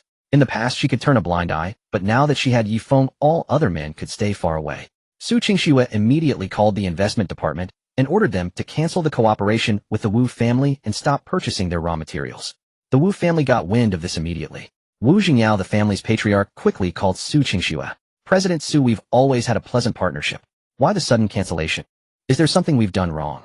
Wu Jingyao asked nervously. Su Qingxue scoffed coldly. "Your son said something he shouldn't have on social media." With that, she hung up, leaving Wu Jingyao no chance to respond. Realizing his son was the culprit, Wu Jingyao kicked open Wu Lizzie's door. "Dad, what are you doing?" Wu Lizzie shot his father an annoyed look. Furious, Wu Jingyao grabbed his son by the ear and roared, "What am I doing? I should be asking you. Locked in your room all day, what kind of nonsense are you up to on that phone of yours? Have you been spouting off on social media again?" "No, I haven't." Wu Lizzie stammered, looking guilty. "Give me your phone." Wu Jingyao snatched the phone from Wu Lizzie's hand and saw the post. "You ungrateful brat. You're infuriating me. What do you mean Su Qingxue is yours? Are you just casually tarnishing her reputation? Delete it right now." Wu Jingyao, overcome with rage, slammed the table several times. "I want to delete it," Wu Lizzie insisted. Especially since he had asked a friend at the Civil Affairs Bureau to check Su Qingxue's marital status and learned that she had indeed registered her marriage with a man named Ye Feng. His anger was unbridled. He immediately posted on QQ Space to stake his claim. So what if she was married? The woman he had his eye on must be his. Wu Jingyao snorted coldly. "Fine. If you want to delete it, it'll freeze all your bank cards. Your credit cards. Your sports car. Your house. You can pack your bags and get out right now." "Dad, what are you doing? If I marry Su Qingxue, wouldn't that be good for our family? Besides, Grandma said Su Qingxue and I are a perfect match. Don't bring your grandmother into this. If President Su had any feelings for you, that would be one thing, but clearly she has none. Because of your post, she's already canceled the 10 million yuan procurement contract with our family. I don't believe it. Why should I convince you? Who do you think you are? I'm absolutely livid. Your allowance for this month, next month, and the month after that is gone." Immediately, Wu Jingyao grabbed Wu Lizzie's phone and deleted the post. Then he posted a new update. "Our cat got hold of my phone and was typing nonsense. President Su, I sincerely apologize. They'll make sure this cat is properly disciplined and this won't happen again. Truly sorry." Su Ruohuan saw the new post and immediately sent a screenshot to Su Qingxue. "Sis, why were you so quick to act this time? You never bothered with this Wu guy before?" Su Ruohuan asked, full of curiosity. Su Qingxue cut straight to the point. "Mom and Dad were just asking about that cloth-bound book the cleaning lady found. Reading that kind of book at home. This needs to be dealt with seriously." Su Ruohuan immediately surrendered. "Sis, I'm sorry." Then she quickly changed the subject. "Sis, I'm planning to come home tomorrow to see Kier. They'll bring her some fun things." Su Qingxue dropped a bombshell in a light, airy tone. "Then get a gift for your brother-in-law too." "I have a brother-in-law." Su Ruohuan shouted in shock. Her sister, the unattainable beauty with a killer figure, immense wealth, and brilliant talent, the ice queen who never looked at men, was actually married. It was utterly unbelievable. Wasn't her sister a staunch never-marry type? "That's right, you have a brother-in-law now." Just thinking of Ye Feng brought a smile to Su Qingxue's voice. Hearing her sister's laughter made Su Ruohuan even more stunned. This was huge. Her sister was smiling just thinking about her brother-in-law. She was completely smitten. "Sis, tell me all about him. What's he like?" Su Ruohuan asked eagerly, her curiosity piqued. "Your brother-in-law. He's handsome and funny, a fantastic cook, has a sharp business mind, is incredibly considerate to me and filial to our parents." Su Qingxue couldn't find enough praise for Ye Feng. Listening to her sister, Su Ruohuan nodded along, picturing a perfect man. Handsome, wealthy, devoted to his wife, and worthy of her sister. Her sister had never praised anyone like this before. Her brother-in-law must be truly exceptional, and her sister was genuinely smitten. She was getting more and more excited to meet him. "Sis, how did you two meet? Tell me your love story." Su Ruohuan asked, eager for gossip. A story about such a handsome man and beautiful woman was bound to be romantic. "Your brother-in-law is Kier's father." Su Qingxue dropped another bombshell. "He's Kier's father." Su Ruohuan was shocked again. This phone call was so surprising, she might lose 3 pounds. Her sister and brother-in-law's love story was so romantic. Who would have thought that encounter 6 years ago would have a sequel? The fate between them was so deep, it must have been the matchmaker himself who tied the red thread. She was totally rooting for them. She knew her sister had waited for Kier's father for 6 years, ever since that first encounter, unable to forget him. For 6 years, Su Qingxue had closed her heart to love, focusing solely on her career, rejecting every man who tried to court her. Do mom and dad know? Su Ruohuan asked. Not yet. Let's keep it from them for now. I want to surprise them tomorrow. Su Qingxue instructed. Okay. Su Ruohuan agreed. She was eagerly looking forward to meeting the brother-in-law her sister had waited 6 years for. With Kier's delicate features, her brother-in-law must be handsome too. At the Xuejie Group secretariat, Lu Xiaohong was frowning as she spoke on the phone. What? You're hospitalized. The French translator can't make it today. Lu Xiaohong quickly asked if the person could recommend another translator of the same or higher caliber, because a major French client was arriving today to place an order and a French translator was absolutely necessary. The person said no, claiming he was the top translator in Changsha. Lu Xiaohong had no choice but to hang up, determined to resolve this before the big client arrived to avoid causing trouble for President Su. At noon, Su Qingxue messaged Ye Feng telling him to wait for her in the parking lot. When Su Qingxue arrived at the parking lot, Ye Feng was already waiting. Let's get in the car. You drive. Su Qingxue said. Ye Feng opened the passenger door for Su Qingxue and then took the driver's seat. Unexpectedly, this scene was witnessed by Zhang Nan, a colleague from Ye Feng's team. Zhang Nan rubbed his eyes, muttering to himself, am I seeing things? Did I just see Ye Feng get into President Su's car? The more he thought about it, the more impossible it seemed. How could two people so far apart in status act so intimately and get into the same car? I must be seeing things. Zhang Nan shook his head and walked away. Where are we going? Ye Feng asked from the driver's seat. I'm taking you to IFC to buy a suit. We're meeting my parents tomorrow, so it's better to dress formally. Watch out. Su Qingxue exclaimed. A slow-moving car ahead was blocking their lane. Ye Feng deftly turned the steering wheel with one hand, smoothly overtaking it by squeezing past a car in the adjacent lane. Click. Ye Feng snapped his fingers with a flourish, smiling as he gently tousled Su Qingxue's hair. Don't worry. Su Qingxue was impressed by his smooth moves and didn't hold back her praise. Not bad, quite suave. Just then a sports car passed by, blasting music. Please don't be obsessed with me, I'm just a legend. Su Qingxue muttered softly. You're my husband, what's wrong with being obsessed? Ye Feng stifled a laugh and continued driving. Before long, the car arrived at the underground parking lot of the International Finance Center.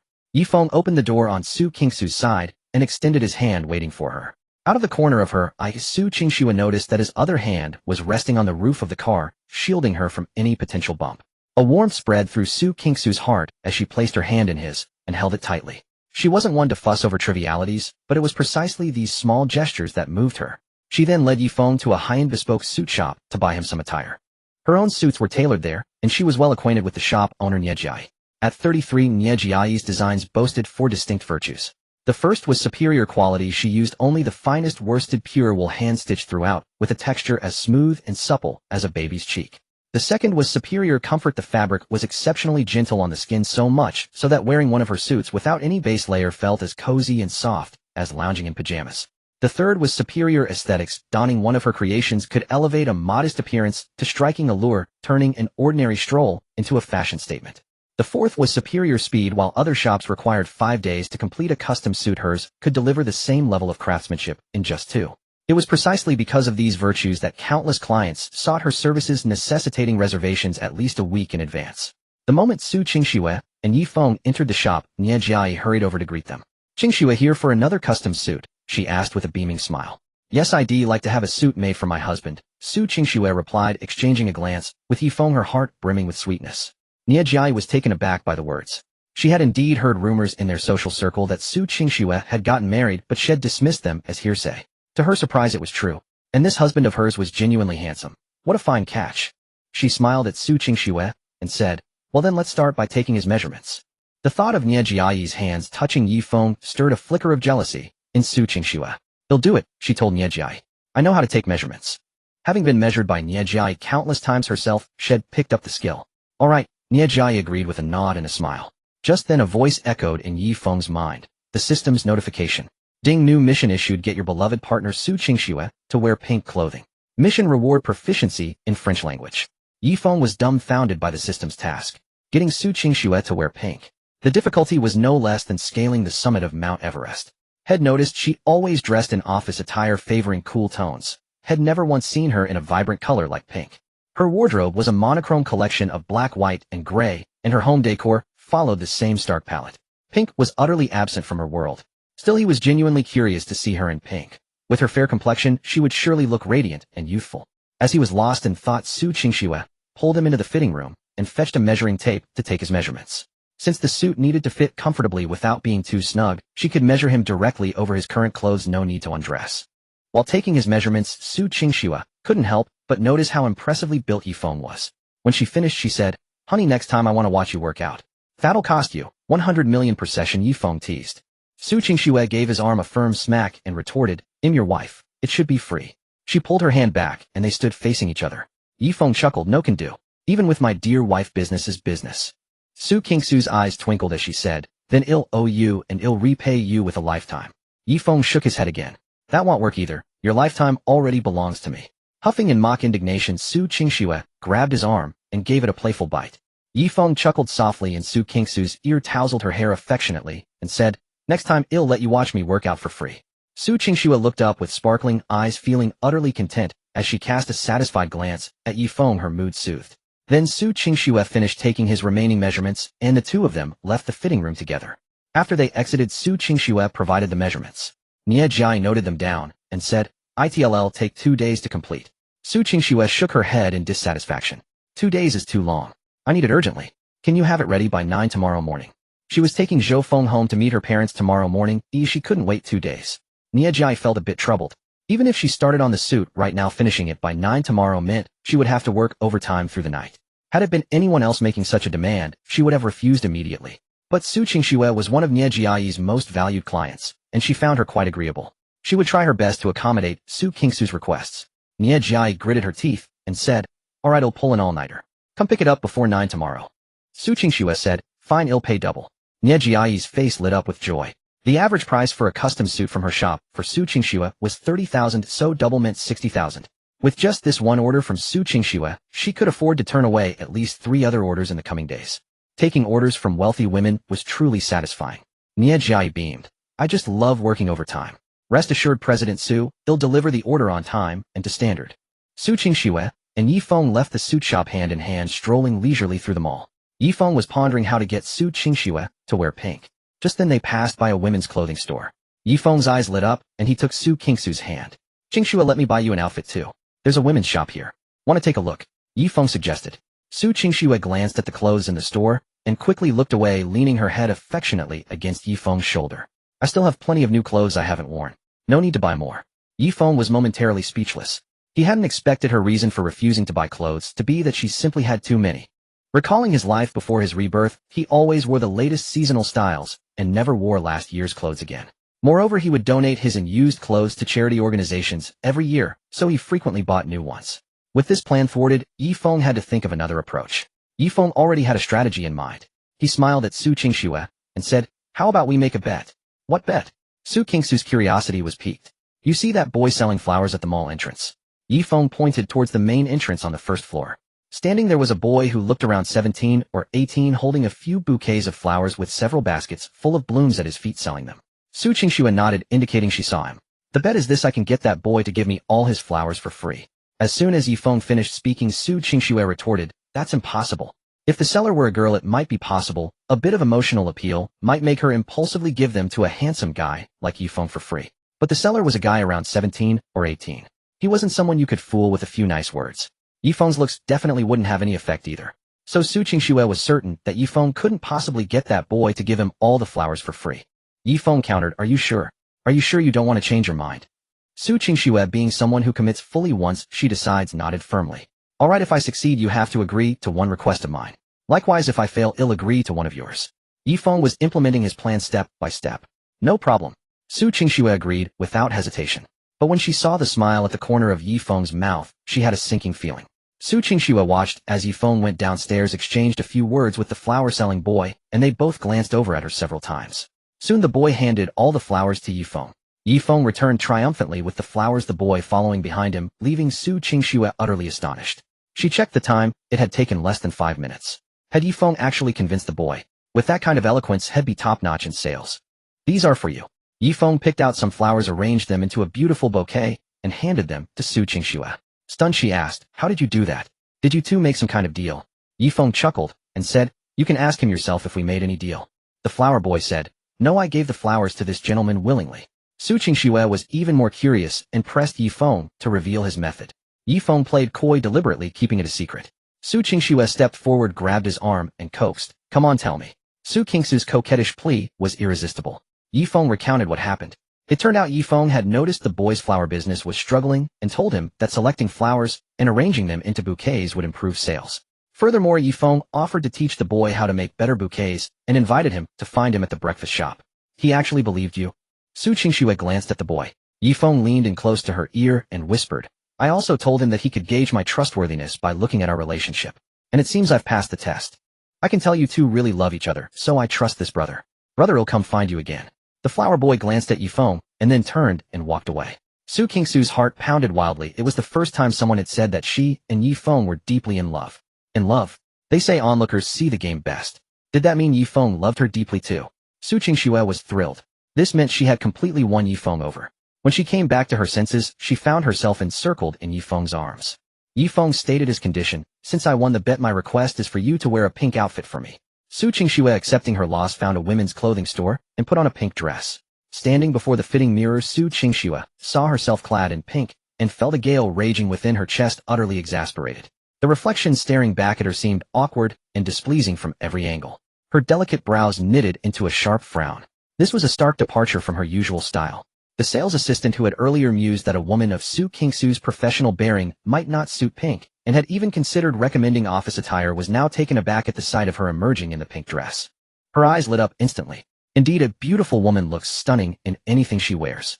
Moreover, in pink, Su Qingxue exuded a unique vibrancy that other charming girls lacked, a fresh, delicate allure. "Ma'am, this dress suits you perfectly," the sales assistant remarked. This dress had been personally selected by Ye Feng for Su Qingxue. She had initially disliked the pink garment, and was about to return to the changing room to switch it since their bet only required her to wear a single pink item.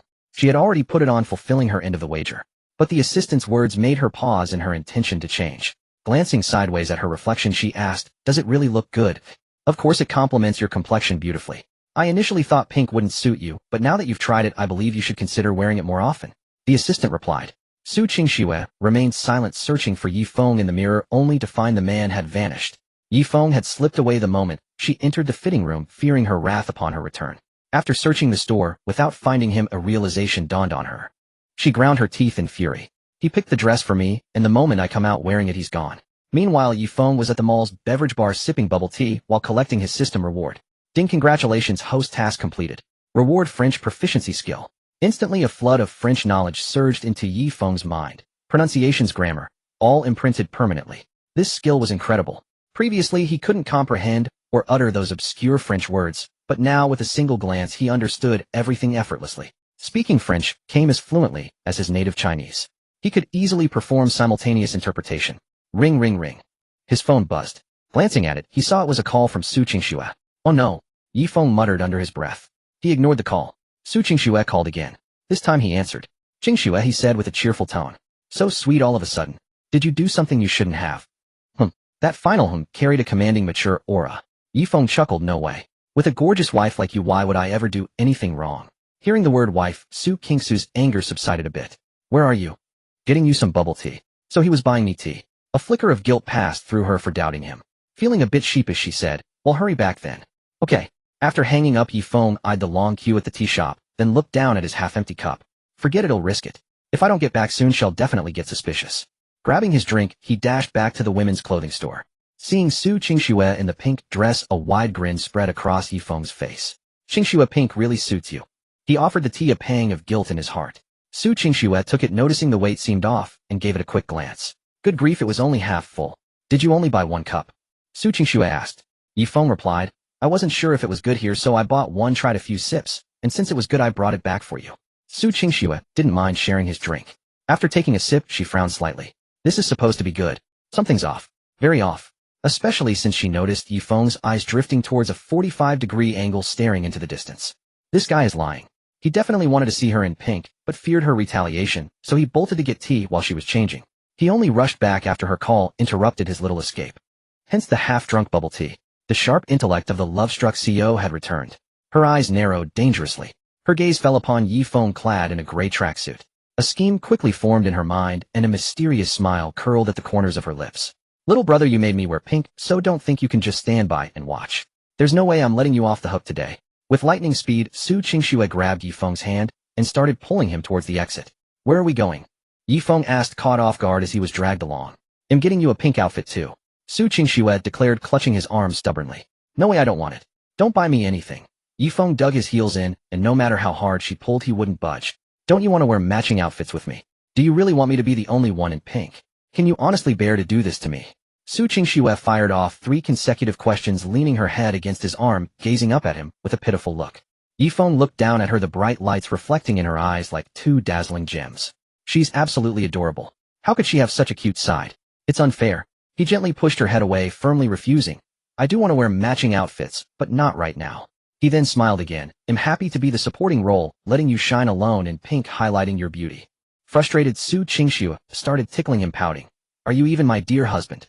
No way, I'm wearing a matching pink outfit with you today. You have no choice. Ye Feng, unfazed by the tickling, stood his ground and let her try. Just then her phone rang. It was Lu Xiao, probably something from the company. When it came to making money, Su Qingxue was a relentless workaholic. She released Ye Feng and answered the call. Su Anna, the GM of Francis Flowers Perfume Company, has arrived in Changsha. Lu Xiaohong reported. Su Qingxue checked her watch. It was 1:30 p.m. Her meeting with Anna was scheduled for 3 p.m. Her company had a partnership with Flowers, selling her perfumes to them for distribution in Europe. They were essentially her overseas distributors. Flowers was a renowned perfume company with a massive European market, sourcing from various brands globally. Su Qingxue's company was one of them. Anna's visit was to finalize the purchase contract for the upcoming year with her Xuejie Group. Lu Xiaohong spoke nervously. Su, our usual French translator, was hospitalized this morning and can't make it. What should we do? She had spent the afternoon calling in favors and offering high pay to find a replacement, but the candidates who showed up were all inadequate after a phone screening. While not a professional interpreter, she knew enough French to judge their incompetence. This was a major contract. A professional simultaneous interpretation level translator was absolutely necessary. If the translation was subpar and led to a mistake that killed the deal, Su would be furious. Su Qingxue frowned, then said in a low voice, I see. He'll handle this. After hanging up, Ye Feng noticed her worried expression and asked, What's wrong? Why the frown? Su Qingxue relayed the phone call's contents. Ye Feng suggested, You could consider hiring me as your translator. You speak French? Su Qingxue stared at him in astonishment. Most people only knew the 2 languages taught in school, Chinese and English, and it was rare to find someone fluent in a third. And Ye Feng knew French. What other surprises did he have in store? Without hesitation, Ye Feng launched into a long, incredibly fluent string of French without a single stumble. Su Qingxue wasn't fluent herself, but after years of dealing with French companies, she could understand enough to confirm his pronunciation and grammar were impeccable, even more precise than their original translator. He spoke from his diaphragm, his voice resonant and powerful, a pleasure for Su Qingxue's ears. His French was exceptional. How was her husband this talented? He was easily on par with any professional translator they'd hired before. Overjoyed, Su Qingxue grabbed his hand. Then come with me. He'll pay you 2,000 yuan per session. The pay was decent.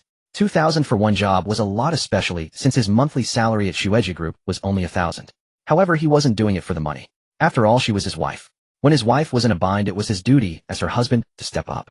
Seeing Ye Feng's silent, Su Qingxue thought he was dissatisfied with the pay. How about I sweeten the deal? A special husband's price, $19.99. Ye Feng chuckled and asked, This isn't a sale. Oh, why is the husband's price $1 less?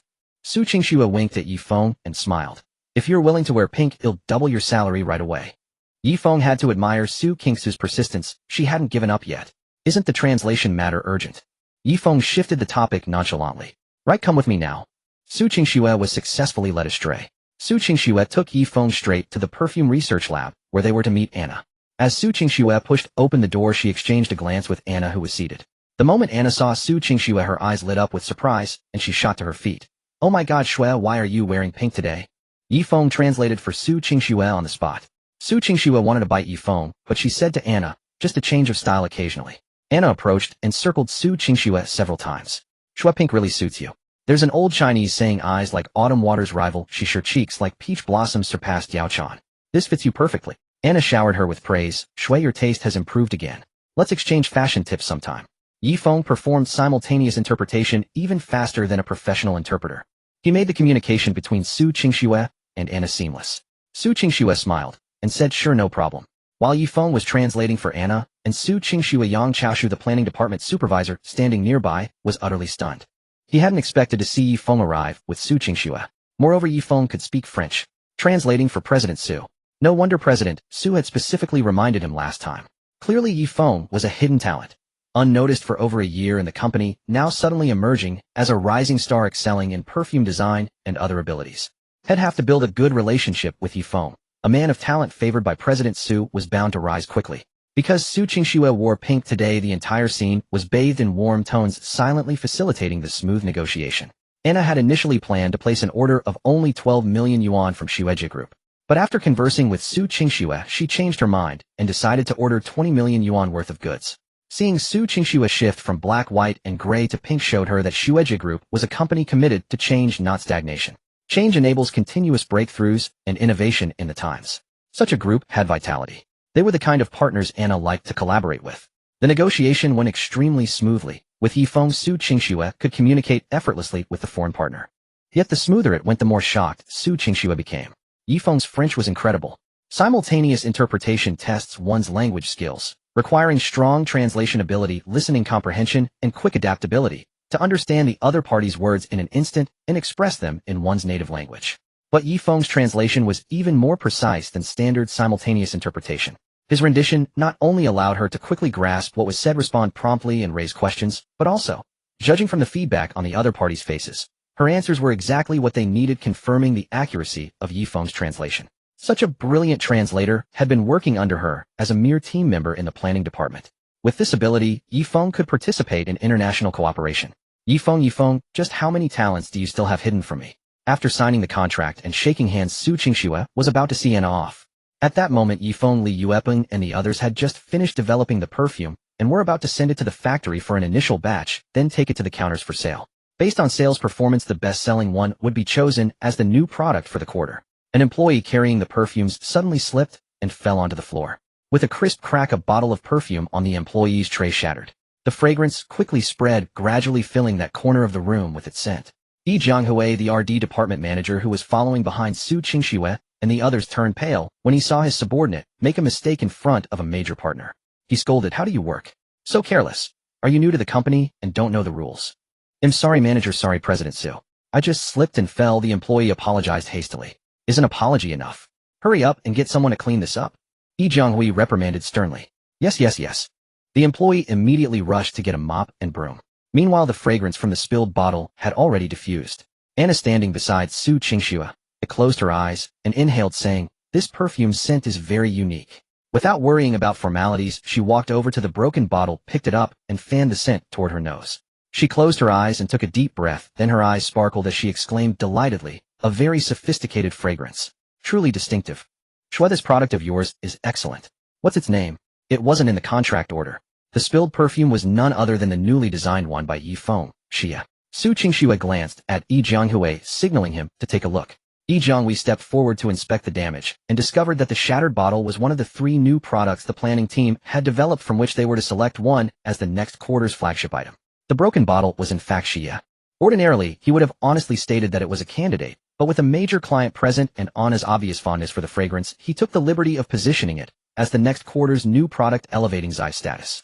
He said, "President Su, this is the new fragrance developed this quarter, Xie." At these words, Su Qingxue turned her gaze to Ye Feng. She clearly remembered that this fragrance was his design. Ye Feng provided simultaneous interpretation. Anna smiled with delight and exclaimed, "Xie, what a beautiful name, and the scent is lovely too." She then looked at Su Qingxue and said, "Xue, our company would like to place an order for this product as well. Let's add another 2 million. No 4 million. No 6 million in orders." Everyone was stunned, including Su Qingxue herself. In all their dealings with Anna, no single product had ever commanded such a massive order volume. The Xuejie Group boasted over 20 fragrance lines, and while Anna's previous order had been for 20 million, even their best-selling item had only reached 3 million. A single new fragrance designed by Ye Feng had doubled the sales of their top seller. Her husband was truly exceptional. Amidst her astonishment, a wave of pride surged through Su Qingxue. She wished she could proclaim to the world right then that Ye Feng was her husband. Ye Feng snapped his head towards Ye Feng. What kind of extraordinary talent was this? The entire RD team had toiled for ages on their fragrances, yet none could rival his single new design. Why hadn't he made a stronger impression before? This man's talent for fragrance design was simply astonishing. He must be given greater responsibilities in the future. Even Yang Chaoshu, the head of the planning department, hadn't expected that Ye Feng's new design would directly catch the eye of their major client flowers. And it had secured the largest order of all. It was clear that Anna had great faith in this new fragrance, Xie. He would need to foster a good relationship with Ye Feng from now on. Ye Feng had not only gained the president's favor and mastered French, but now his design had won over a key client. Add to that Ye Feng's strikingly handsome appearance. He knew that President Su, despite having a daughter, had remained single. Recalling how she had once summoned him to her office to subtly hint that he should look out for Ye Feng, a startling thought crossed his mind. Ye Feng, however, was not overly surprised. He knew his fragrance design was worthy of such an order. This Anna certainly had good taste. Anna immediately said to Su Qingxue, "Xue, let's sign the contract right now." She had almost missed this opportunity. Thankfully, that employee had broken the sample, or she might have missed it entirely. She then playfully chided Su Qingxue for not showing her the new product sooner, nearly causing her to miss out. Su Qingxue smiled and explained that it was a fresh release not yet on the market, otherwise she would have certainly introduced it to her. Anna was appeased. After the contract was signed, Su Qingxue and the others saw Anna and her team off. Once they had driven away, Su Qingxue dismissed the rest and led Ye Feng back to the CEO's office. The moment she stepped inside, she shut and locked the door behind her, then turned and embraced Ye Feng. "Ye Feng, what reward should I give you? How about a very special one?" It was a reward Ye Feng thoroughly enjoyed. As Ye Feng returned to the department for work, he had barely stepped into the workspace when Yang Chaoshu approached him, his eyes crinkled into a smile as he praised, "Ye Feng, you're looking quite sharp today."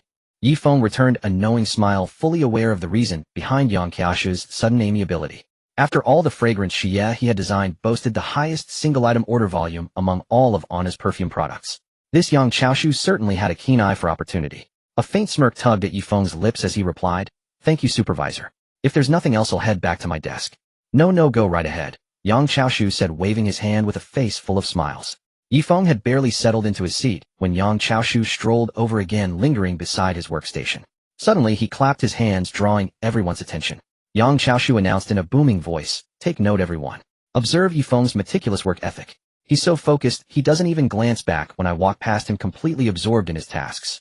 Unlike some of you who are restless and craning your necks. Learn from Ye Feng. He's talented, diligent, handsome, and leads an exemplary lifestyle. He is a model for you all." The entire team was stunned into silence. For a moment, the room was utterly still as everyone stared at Ye Feng and Yang Chaoshu in disbelief. Had an iron tree blossomed? Could pigs fly now? Yang Chaoshu was actually praising someone. It was common knowledge that Yang Chaoshu had never once complimented anyone on planning team 3, though reprimands were a regular occurrence. Ye Feng must be exceptionally impressive to have earned a word of praise from Yang Chaoshu. That was incredible. But why had Ye Feng suddenly gained Yang Chaoshu's favor? Had he really reached such a level of prowess? After another round of his patrol, Yang Chaoshu left. Wu Ming immediately slid his chair over to Ye Feng's side. "Ye Feng, why did Supervisor Yang suddenly compliment you today? It feels so out of place." Ye Feng explained briefly. A foreign distributor placed an order for 6 million yuan worth of Xuejie. 6 million. Wu Ming blurted out in shock, failing to control his volume, causing many heads to turn. Wu Ming quickly clamped his hand over his mouth, offering an apologetic smile and a nod to the others to signal he was fine. Leaning in closer, he whispered, "Not 60,000, not 600,000, but a genuine 6 million yuan order." Absolutely true, the contract is already signed. Ye Feng's perfume design hadn't even hit the market, yet it had already secured an order of 6 million. The design was simply phenomenal. Ye Feng's talent was extraordinary, enviably so. "Man, you're incredible. This is seriously impressive." Wu Ming praised him, still dazed from the shock of the 6 million figure. Ye Feng chuckled, "Just another day at the office. With such a massive order base for your Xuejie right out of the gate, you've definitely won this new product competition." Wu Ming stated with absolute certainty. There was no contest left, it was a complete landslide. The sales of the other 2 fragrances wouldn't even amount to a sixth of Zai's. Comparing them to Xuejie at this point would be sheer folly. Ye Feng was just too strong. Soon the news spread to the rest of the team. Hecharan and Li Yueping refused to believe it, and separately went to Yang Chaoshu to verify. Yang Chaoshu gave them both the same cryptic response. "You two should focus on preparing your new fragrance proposals. There's no need to invest extra effort this time." Yang Chaoshu thought his hint was obvious enough. Unless they were complete fools, they should understand. He was implying that Ye Feng's Xuejie was the inevitable choice for the new product launch. Both Hecharan and Li Yueping caught the underlying message and were furious. "Why?" they demanded. "The competition hasn't even started. How can you be so sure it'll lose?" Seeing their obstinance, Yang Chaoshu shook his head and informed them about the 6 million yuan order for Ye Feng's perfume. A 6 million yuan order. For this new fragrance he designed. Li Yueping was astonished, hardly believing his ears. His perfume got noticed by a major client. Hecharan was so shocked his face seemed to crumple. What was the point of competing now? What hope did they have? This order volume must have broken the record for a new fragrance launch. Even across the entire perfume industry, it was rare for a new scent to achieve such massive order numbers. How did Ye Feng get so lucky to stumble upon such a big client? Li Yueping and He Charan had no choice but to leave, unwillingly convinced that she didn't deserve this order volume, and that Ye Feng had just gotten incredibly lucky. Meanwhile, Yi Qian, the sales department manager, called Su Qingxue to inquire about the competition for the 3 new fragrances. Su Qingxue replied directly, "No need to compete. We'll go with Ye Feng's Xie." Yi Qian was somewhat surprised. She had heard about the 6 million order, but had initially suspected it was a rumor.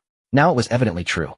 She had always been optimistic about Ye Feng's design, but she never imagined it would sell this well, far exceeding her expectations. Ye Feng's capability as a newcomer was not to be underestimated. Yi Qian thought to herself that she should keep a closer eye on this Ye Feng in the future. Yi Qian replied, "Understood, President Su." Shortly after, she received another call from Yang Chaoshu. "Sister Yi, what's the status of the new product competition?" Yang Chaoshu asked cheerfully. "No need to compete. President Su has decided. The new product will be Ye Feng's from your planning team 3. Announce it at an appropriate time." Yi Qian instructed. Yang Chaoshu smiled, the outcome aligning perfectly with his prediction. Indeed, if a 6 million yuan order wasn't enough to secure the sales crown, the other 2 fragrances would have to be world-shatteringly sensational. Yang Chaoshu promptly gathered all personnel from the planning department for a brief meeting and announced that the season's new product was Ye Feng's Xie. Many in the planning department were unaware of this news and were utterly astounded to hear it. It was unprecedented for a newcomer to win the final competition. Ye Feng's skill was devilishly impressive. Managing to outshine veterans like He Charan and Li Yueping was truly remarkable. After the meeting, He Charan and Li Yueping lingered, approaching Ye Feng. Ye Feng, don't get too cocky. You were just lucky. Next time I'll make sure you don't even make it past the first round. He Charan spat venomously. You should learn to be more modest. A rookie like you acting so arrogantly is bound to reap what you sow. Li Yueping glared at Ye Feng, his expression a mix of envy and disdain. He Charan, speak with a clear conscience. Whether I rely on luck or skill, you know the truth deep down. Your jealous ranting is beneath my notice. Come talk to me when you've had the same luck. Ye Feng retorted sharply. He then turned his gaze to Li Yueping and let out a disdainful laugh. Li Yueping, are you genuinely unaware that mere seniority without competence isn't something to brag about, or are you just pretending to be clueless? Our company doesn't promote based on tenure alone. Don't worry about me reaping consequences, worry about whether you can keep your position here while remaining so unproductive. Ye Feng's words struck a nerve with both of them, infuriating them to the point of hopping mad. Having suffered losses against Ye Feng in verbal sparring before, they had no choice but to slink away in disgrace.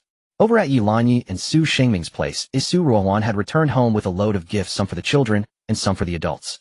While taking stock of the items, Yilanyi spotted an electric razor. She picked it up and handed it to Su Qingming, saying, "Qingming, look how thoughtful Ruohuan is towards you.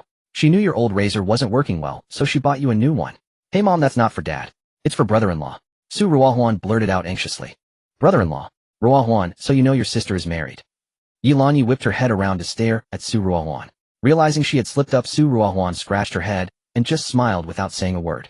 "You silly girl, why aren't you answering when I ask you a question? Do you know who your brother-in-law is?" Yilanyi grew anxious and walked over to give Su Ruohuan a light smack on the arm. Su Ruohuan, recalling what Su Qingxue had told her, clamped her mouth shut. "Sorry mom, but to keep my comic books safe I can't tell you. You'll find out soon enough anyway, waiting a little longer won't hurt." Knowing Su Ruohuan's willpower was weak and easily cracked, Yilanyi pulled out her trump card. "Ruohuan, think carefully about whether you'll talk or not. I've been wanting to take a look at that big box under your bed for a long time now." Under Su Ruohuan's bed was a big box that no one was allowed to see. Since childhood, she had never let Yilanyi or Su Qingming touch it. Whenever Su Ruohuan misbehaved, Yilanyi would use this to keep her in line, and it always worked. Su Ruohuan immediately panicked. That box absolutely must not be touched. Inside were the comic books she had treasured for years, many of which were already rare editions. If her mother found out, wouldn't she realize that all those comic books discovered at home before were hers? "Sorry sis, but I can't get caught. Mom's going to find out sooner or later anyway. It shouldn't matter if it's a little sooner." "Brother-in-law is Kier's biological father," Su Ruohuan blurted out rapidly. Yilanyi was overjoyed inside. Finally, they had found Kier's real father. 6 years ago, Su Qingxue's belly had suddenly started to grow, and she didn't even know who the father was, a worry that had persisted until now. They had been concerned that their daughter's current husband would be unhappy upon learning about Kier, but now it turned out the son-in-law was Kier's biological father. All their problems were solved. Yilanyi was pleased, but she kept a stern face and scolded Su Ruohuan. "Ruohuan, don't think I don't know what you've been up to behind my back. You're this old now, but instead of thinking about marriage, you spend all your time reading that stuff. Stop reading those trashy books from now on. He'll have the nanny find all those dirty books in your room and burn them all." Leaving a devastated Su Ruohuan behind, Yilanyi hurried off to share the news with Su Qingming. Su Qingming was pleasantly surprised and said, "That's great. Now Kier can have a complete family. I just wonder if Kier will be able to accept her father, since the two of them have never met before." "You're right, I hadn't even thought of that.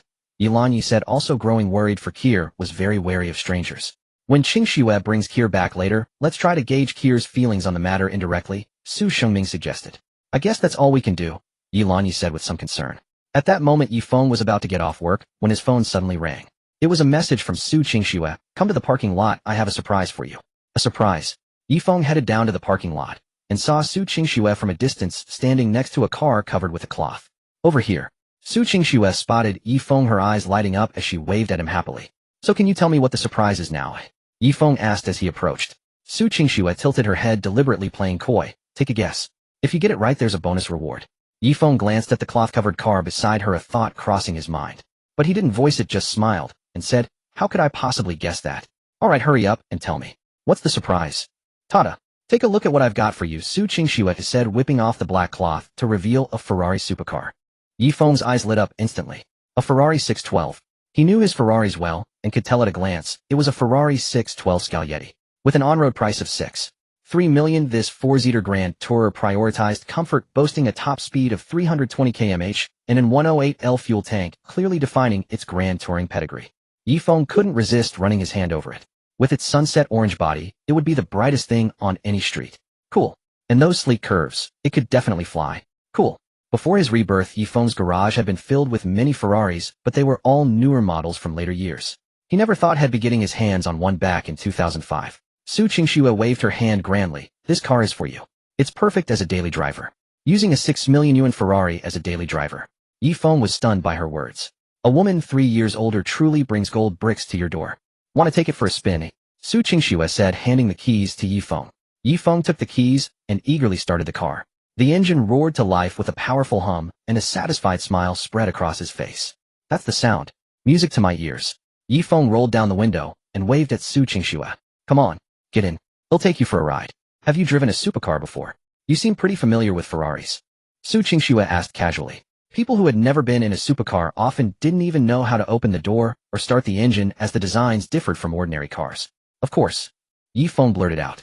Su Qingxue immediately looked at him, and realizing his slip, he quickly corrected himself. Of course not. I've just done a lot of research on them. I see. I guess most guys love cars. If you like it, I'll buy you a few more. I saw the new Mercedes model recently. It's quite beautiful. I think you'd like it, Su Qingxue said generously. So this is what it feels like to be spoiled by a wealthy woman. It's pretty great. I know an empty closed-off road. Let's go there to test the speed, Su Qingxue said. Alright. Having gotten a supercar, Ye Feng was also eager to test its speed. Few men could resist the thrill of driving one. Meanwhile, Kier was getting along well with Zhong Huimei and her husband, but as she played she began to lose interest. She missed her parents. Kier, why aren't you playing with Grandpa's building blocks anymore? Are you tired? How about we play with the dolls instead? Ye asked, holding up a doll. Regardless of what he suggested, Kier seemed disinterested. Zhong Huimei realized Kier was missing her parents. She checked the time, and saw it was already Ye Feng's usual time to get off work. Zhong Huimei smiled, and said to Kier, Kier, Daddy is off work now, and will be home soon. Just wait a little longer, and you'll see him. A smile returned to Kier's little face, and only then did Ye understand why she had been unhappy. Ye suddenly stood up, went to the room, and brought out some stiff paper, folding them into squares. Kier, would you like Grandpa to teach you a new game? Ye said, waving the folded paper. Curiosity sparkled in Kier's innocent eyes as she nodded. This game is called Slap the Cards. Kids in the countryside didn't have TV or as many forms of entertainment as in the city, so this was a very popular game. Ye said with a hint of pride, Grandpa is really good at this game. Let Grandpa teach you how to play. He patiently explained the rules to Kier. Now you try, Kier. Ye and Zhong Huimei watched her with encouraging eyes. Kier took the card and gently slapped it onto the floor. Ye found it amusing and said, not like that, Kier. Listen to Grandpa. The secret to this game is in 3 words: fast, accurate, and fierce. You have to move fast, hit accurately, and put force into it. Like this. Ye successfully flipped the card over. Kier's big, sparkling eyes widened in amazement. Seeing her reaction, Ye laughed heartily. Huh, Grandpa's got the touch. Let me show you another one. Zhong Huimei nudged his arm, and said, stop acting like a big kid. Let Kier play. Your job is to teach her. Kier was eager to try. This time she raised her chubby arm high, puffed out her cheeks, and stomped her foot, as she slapped the card down with a dull thud. Success. Kier had flipped over a card. Wow, our Kier is amazing. You flipped it over right after learning. You're a natural student. Ye lifted Kier high above his head to celebrate her achievement. Kier burst into laughter, a big smile stretching across her face. Zhong Huimei gave her a big kiss on the cheek and praised. How are you so clever, our Kier? A few more tries, and you'll be even better than your grandpa. Kier wiped the kiss off her face and continued to giggle happily. Ye Yotsai, feeling challenged, said, "She'll need to eat a few more years of rice before she can beat Grandpa. Then let's have a contest. Kier and I on one side, you on the other.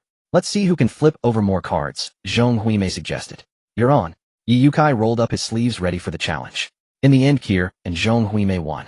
"Our Kier is the champion. Kier, you're so awesome." Zhong Huimei laughed and hugged Kier. No one had ever played a competitive game with Kier before, so this was her first time winning first place. She jumped up and down with joy, her two little hair buns bouncing along, making her look like a little elf. The room was filled with Kier's laughter for the rest of the afternoon. Over with Ye Feng and Su Qingxue, they had arrived at the closed-off road and stopped the car. It was a dedicated racing area, not open to the public. Speeds exceeding 120 miles per hour were no problem here. Ye Feng immediately let Su Qingxue experience the supercar's speed. He pushed it up to 200 miles per hour, and Su Qingxue's face turned pale with fright. Seeing how scared she was, he slowed down, pulled over, and handed her a bottle of water as she clutched her chest. "Have a drink." After taking a sip, Su Qingxue said, "When did you learn to drive like that? You scare me to death. What if I said I was born with it? I don't believe you for a second." As they chatted, the sun began to set. Sitting in the sports car, they watched the sunset, creating a beautifully romantic scene. Suddenly, Su Qingxue's phone rang. She didn't want to answer it. The moment was perfect. Ye Feng placed the phone in her hand. "See who it is." She looked and saw it was her mother calling. She answered the call. Yi Lan's gentle voice came through the phone. "Qingxue, when are you bringing Kier back?" Su Qingxue was stunned for a moment. Damn, she had been so caught up in her romantic moment with Ye Feng that she had completely forgotten about Kier. It was all Ye Feng's fault for capturing her full attention. This was the first time such a thing had happened. A sense of guilt welled up within her. She quickly said to Yilan, "Mom will bring Kier back later." As she spoke, she suddenly lifted her head and bumped it against the car roof, letting out a yelp of pain.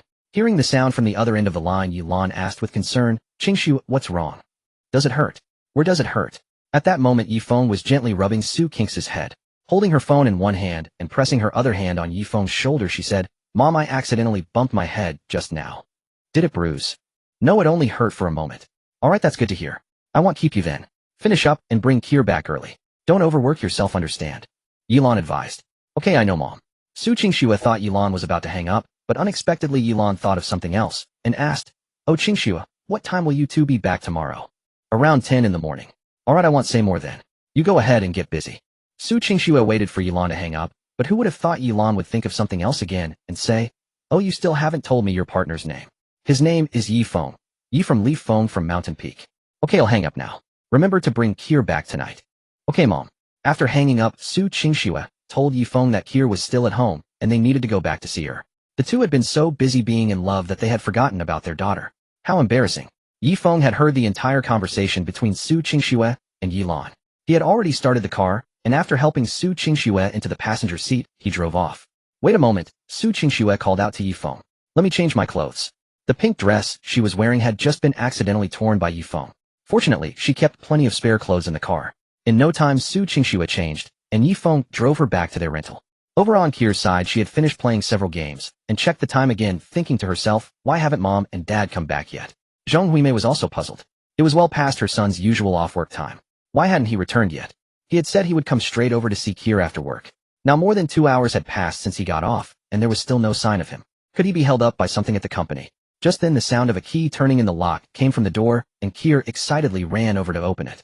Sure enough, standing outside the door were Ye Feng and Su Qingxue. The moment Kier saw them, she beamed, even brighter than when she played picture cards. She ran over and wrapped her arms around Ye Feng's leg, a round, adorable little dumpling of a girl. Kier looked up at Ye Feng, spreading her arms wide for a hug. Ye Feng crouched down and scooped her up in one motion, gently rubbing his cheek against hers as he asked with a smile, "Kier, did you miss Daddy?" Kier nodded vigorously and planted a big kiss on Ye Feng's cheek. Feigning jealousy, Su Qingxue said, "Kier, you didn't hug Mommy first, but instead you're kissing and cuddling with Daddy. Mommy is sad. I'm no longer your first choice." Kier immediately panicked, waving her hands frantically. She leaned out of Ye Feng's arms, her entire upper body suspended in the air, and stretched out her arms, begging for Su Qingxue to hold her. Kier still loves Mommy. Su Qingxue couldn't stay upset with Kier. She took her into her arms and kissed her. "Mommy isn't angry, I was just teasing you. But next time you have to hug Mommy first, okay?" Kier nodded vigorously, then cupped Su Qingxue's face in her hands and showered her with kisses, trying her best to make her happy. Holding Kier was getting a bit strenuous for Su Qingxue, as the discomfort in her waist grew more pronounced. Zhong Huimei walked over with a smile and said, "Kier has been waiting for you two for a long time." The moment she heard the door open, she scurried over. "I hadn't even reacted yet. Just look at how happy she is." Why are you only back now? Did something come up? Ye Feng rubbed his nose and replied, yes, we were held up by something. Oh, I see. Well, come on in then, Zhang Huimei said with a smile. Ye Feng carried Kier inside and gently pinched her chubby cheeks. The feel was so nice that he couldn't resist pinching them again. He asked with a smile, Kier, did you have fun playing with Grandma and Grandpa at home today? Kier wrote in Ye Feng's hand, fun happy. After writing, Kier flashed her signature Typek smile. Su Qingxue walked over and also reached out to pinch Kier's cheek, smiling as she asked, what did you play that made you so happy? Kier pointed to the floor where picture cards, building blocks, dolls, and other toys were scattered about. Oh, are these picture cards? Ye Feng's sharp eye spotted them immediately, and he walked over excitedly. Kier, did you play picture cards with Grandma and Grandpa? Ye Feng looked at Kier in his arms and asked with a smile. Kier nodded and wrote in his palm, Grandpa is good, but him even better. Zhang Huimei chuckled. Kier actually beat her grandpa at picture cards today. Such a clever little one. That impressive. Ye Feng knew his old man's skill at picture cards, so he looked at Kier in surprise. What kind of game is that? Su Qingxue asked curiously. You've never played picture cards? Ye Feng looked at Su Qingxue in astonishment. Su Qingxue nodded, looking completely lost. Kier, why don't you teach mommy how to play picture cards? She'll be your first disciple, Ye Feng said, patting Kier on the back. When Kier heard she was going to be a teacher, she gleefully grabbed Su Qingxue's hand and began to demonstrate how to flip the cards. With one slap of a card, another card flipped over. Kier, you're amazing. Ye Feng let out a whistle in applause. Su Qingxue imitated Kier and slapped down, but unfortunately she missed completely. Haha, Kier, your disciple still needs more practice. Better keep teaching her, Ye Feng laughed. Kier continued teaching Su Qingxue how to play the card-flipping game, while he went to the kitchen to prepare a meal, cooking all of Kier and Su Qingxue's favorite dishes. Soon a table full of food was ready. The family sat down to eat together with Kier seated beside Su Qingxue. Hearing the sound of chopsticks being set down beside her, she turned to look. To her surprise, Kier's bowl was spotless, not a single grain of rice left. Su Qingxue was astonished and overjoyed. She grabbed Ye Feng's arm and said with a smile, Ye Feng, look. Kier finished everything. Ye Feng glanced at Kier's bowl and chuckled, Dad's cooking is delicious, so it's only natural Kier ate it all, haha. Seeing his daughter finish the first meal he had made for her filled Ye Feng a new father with a profound sense of accomplishment. Su Qingxue nodded, then told Ye Feng, Kier usually eats very little and refuses to eat on her own. Her grandparents often have to chase her around to feed her. But today she obediently finished an entire bowl of rice by herself. She didn't even let us feed her, and there was no chasing involved. She was very well behaved. It must be because your cooking is exceptionally good that Kier ate so willingly. Ye Feng hadn't expected this. He looked at Kier, noticed a grain of rice at the corner of her mouth, and gently wiped it away, smiling. Does Kier like Daddy's cooking that much? Then Daddy will cook for you every day and make you grow up nice and plump. Kier clapped her hands, happily wriggling in her seat. Are you full, Kier? Ye Feng asked. Kier patted her round little belly to indicate she was full. This gesture made everyone laugh. After the meal, Su Qingxue was to take Kier back to her mother's place. Ye Feng walked them downstairs. At the entrance, Su Qingxue stood on her tiptoes and whispered into Ye Feng's ear, You'll take Kier home first, then come back. Remember to wait for me at home. Ye Feng smiled and said, I'm afraid I can't tonight. I bought a new refrigerator. I'm planning to take Mom and Dad to the shop to prepare tomorrow's breakfast in advance. That way we can just arrive at the shop by 8 a.m. instead of having to get up at 3 a.m. to go to the second floor. So we'll be back quite late tonight, probably around midnight. You go to sleep first then. Su Qingxue pouted. She wanted to say, I'll buy your breakfast shop and you're not allowed to go make breakfast anymore. But she knew men valued their pride. She couldn't stand in the way of his career. Su Qingxue reached out, covered Kier's curious eyes, pulled Ye Feng's neck down, and bit him gently on the neck. Hiss. Ye Feng winced in pain. Su Qingxue gave a satisfied hum, waved goodbye to Ye Feng, and left with Kier. After Su Qingxue left, Ye Feng, along with Ye Yukai and his wife, went to the breakfast shop to prepare for the next morning's offerings. Dad, Mom, look at this. Ye Feng pointed to the high-tech large refrigerator. Oh my, such a big fridge, it looks so high-end. Zhang Huimei was astonished, her hand hovering near it, wanting to touch it, but afraid of breaking it. Son, did you buy this fridge, or was it your wife? It must have been expensive, right? Ye Yukai asked, his eyes wide. Ye Feng patted the fridge with a smile. This 2,000-liter high-tech fridge is something I bought specially. It's very advanced and has an absolute freshness preservation effect. Whatever food you put in it comes out exactly the same. Moisture, nutrients, freshness, and taste, none of them change. Preserve freshness like that. Impossible. Zhang Huimei had never seen such a good refrigerator. I've tested it, its preservation ability is absolutely top-notch. We'll make the dumplings for tomorrow morning tonight, put them in the fridge, and just come by at 7:30 a.m. to start steaming them. We won't have to get up so early anymore. Make them tonight. Won't they go bad by tomorrow morning? Food in the fridge tends to absorb odors. Don't waste the dumplings. Zhang Huimei said with great concern. She still didn't believe the fridge's preservation effect was as good as Ye Feng claimed. Mom, rest assured, trust me, okay? Ye Feng said confidently. Ye Yukai and Zhong Huimei remained somewhat skeptical. Could this fridge really be that good? How come they had never heard of a refrigerator with such excellent performance?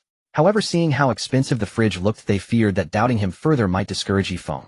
They figured they might as well try it for a day or it wouldn't hurt. The three worked together and soon finished making the dumplings for the next day, placing them neatly inside the refrigerator. Zhong Huimei couldn't help but marvel. This 2,000-liter fridge is indeed huge. We've put 10 trays of dumplings in, and there's still so much space in the freezing compartment. It's more than enough for our breakfast shop. She hoped the freshness preservation would truly be as powerful as her son claimed. Otherwise, such an expensive fridge would be useless, and that would be a real shame. After all, breakfast items like steamed buns and dumplings are best when the dough is kneaded fresh and made to order. Leaving the breakfast shop, Ye Feng pulled down the rolling shutter door. It was only 11 p.m. Earlier than the expected midnight. Not bad. Coming earlier tomorrow to prepare the breakfast would mean getting home even sooner. Dad, Mom, let's head home. The sports car was parked downstairs at the rental apartment.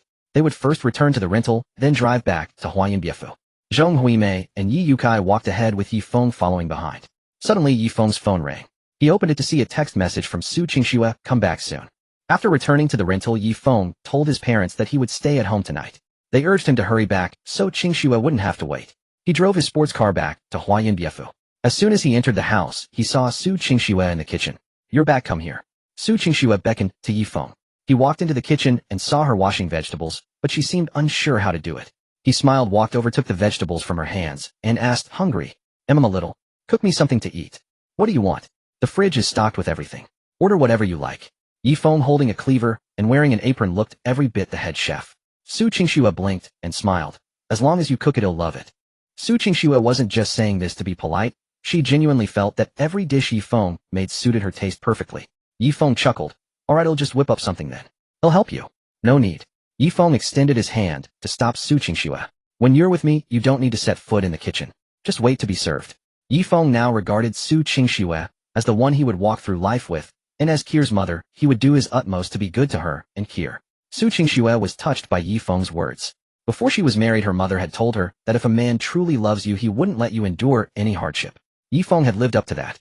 He stir-fried a Hunan specialty, stir-fried cured meat with pig blood tofu, along with a simple sautéed pumpkin shreds and a braised eggplant pot, and got ready to eat. Su Qingxue's stomach was already growling from the tantalizing aromas wafting from the kitchen. As soon as the dishes hit the table, she eagerly sat down, waiting for Ye Feng to finish. "It smells divine. Looks delicious with great color and aroma." Su Qingxue stared at the spread of dishes, her mouth watering as she swallowed repeatedly. Ye Feng served her a bowl of rice, picked some of each dish for her, and said, "If you like it, eat your fill. It's just the two of us, it'd be a waste otherwise." Su Qingxue nodded and picked up her chopsticks to eat. Delicious. With the first bite, her eyes lit up instantly. The cured meat was rich but not greasy, perfectly salted, and as she bit into it, juices burst forth, the flavor dancing delightfully on her tongue. In no time, Su Qingxue had wolfed down half a bowl of rice. She looked up and noticed Ye Feng's bowl was barely touched. Confused, she asked, "Honey, why aren't you eating much?" Ye Feng smiled. "Just watching you eat is satisfying enough for me." Su Qingxue patted his hand, saying, "Stop it. Are you not hungry?"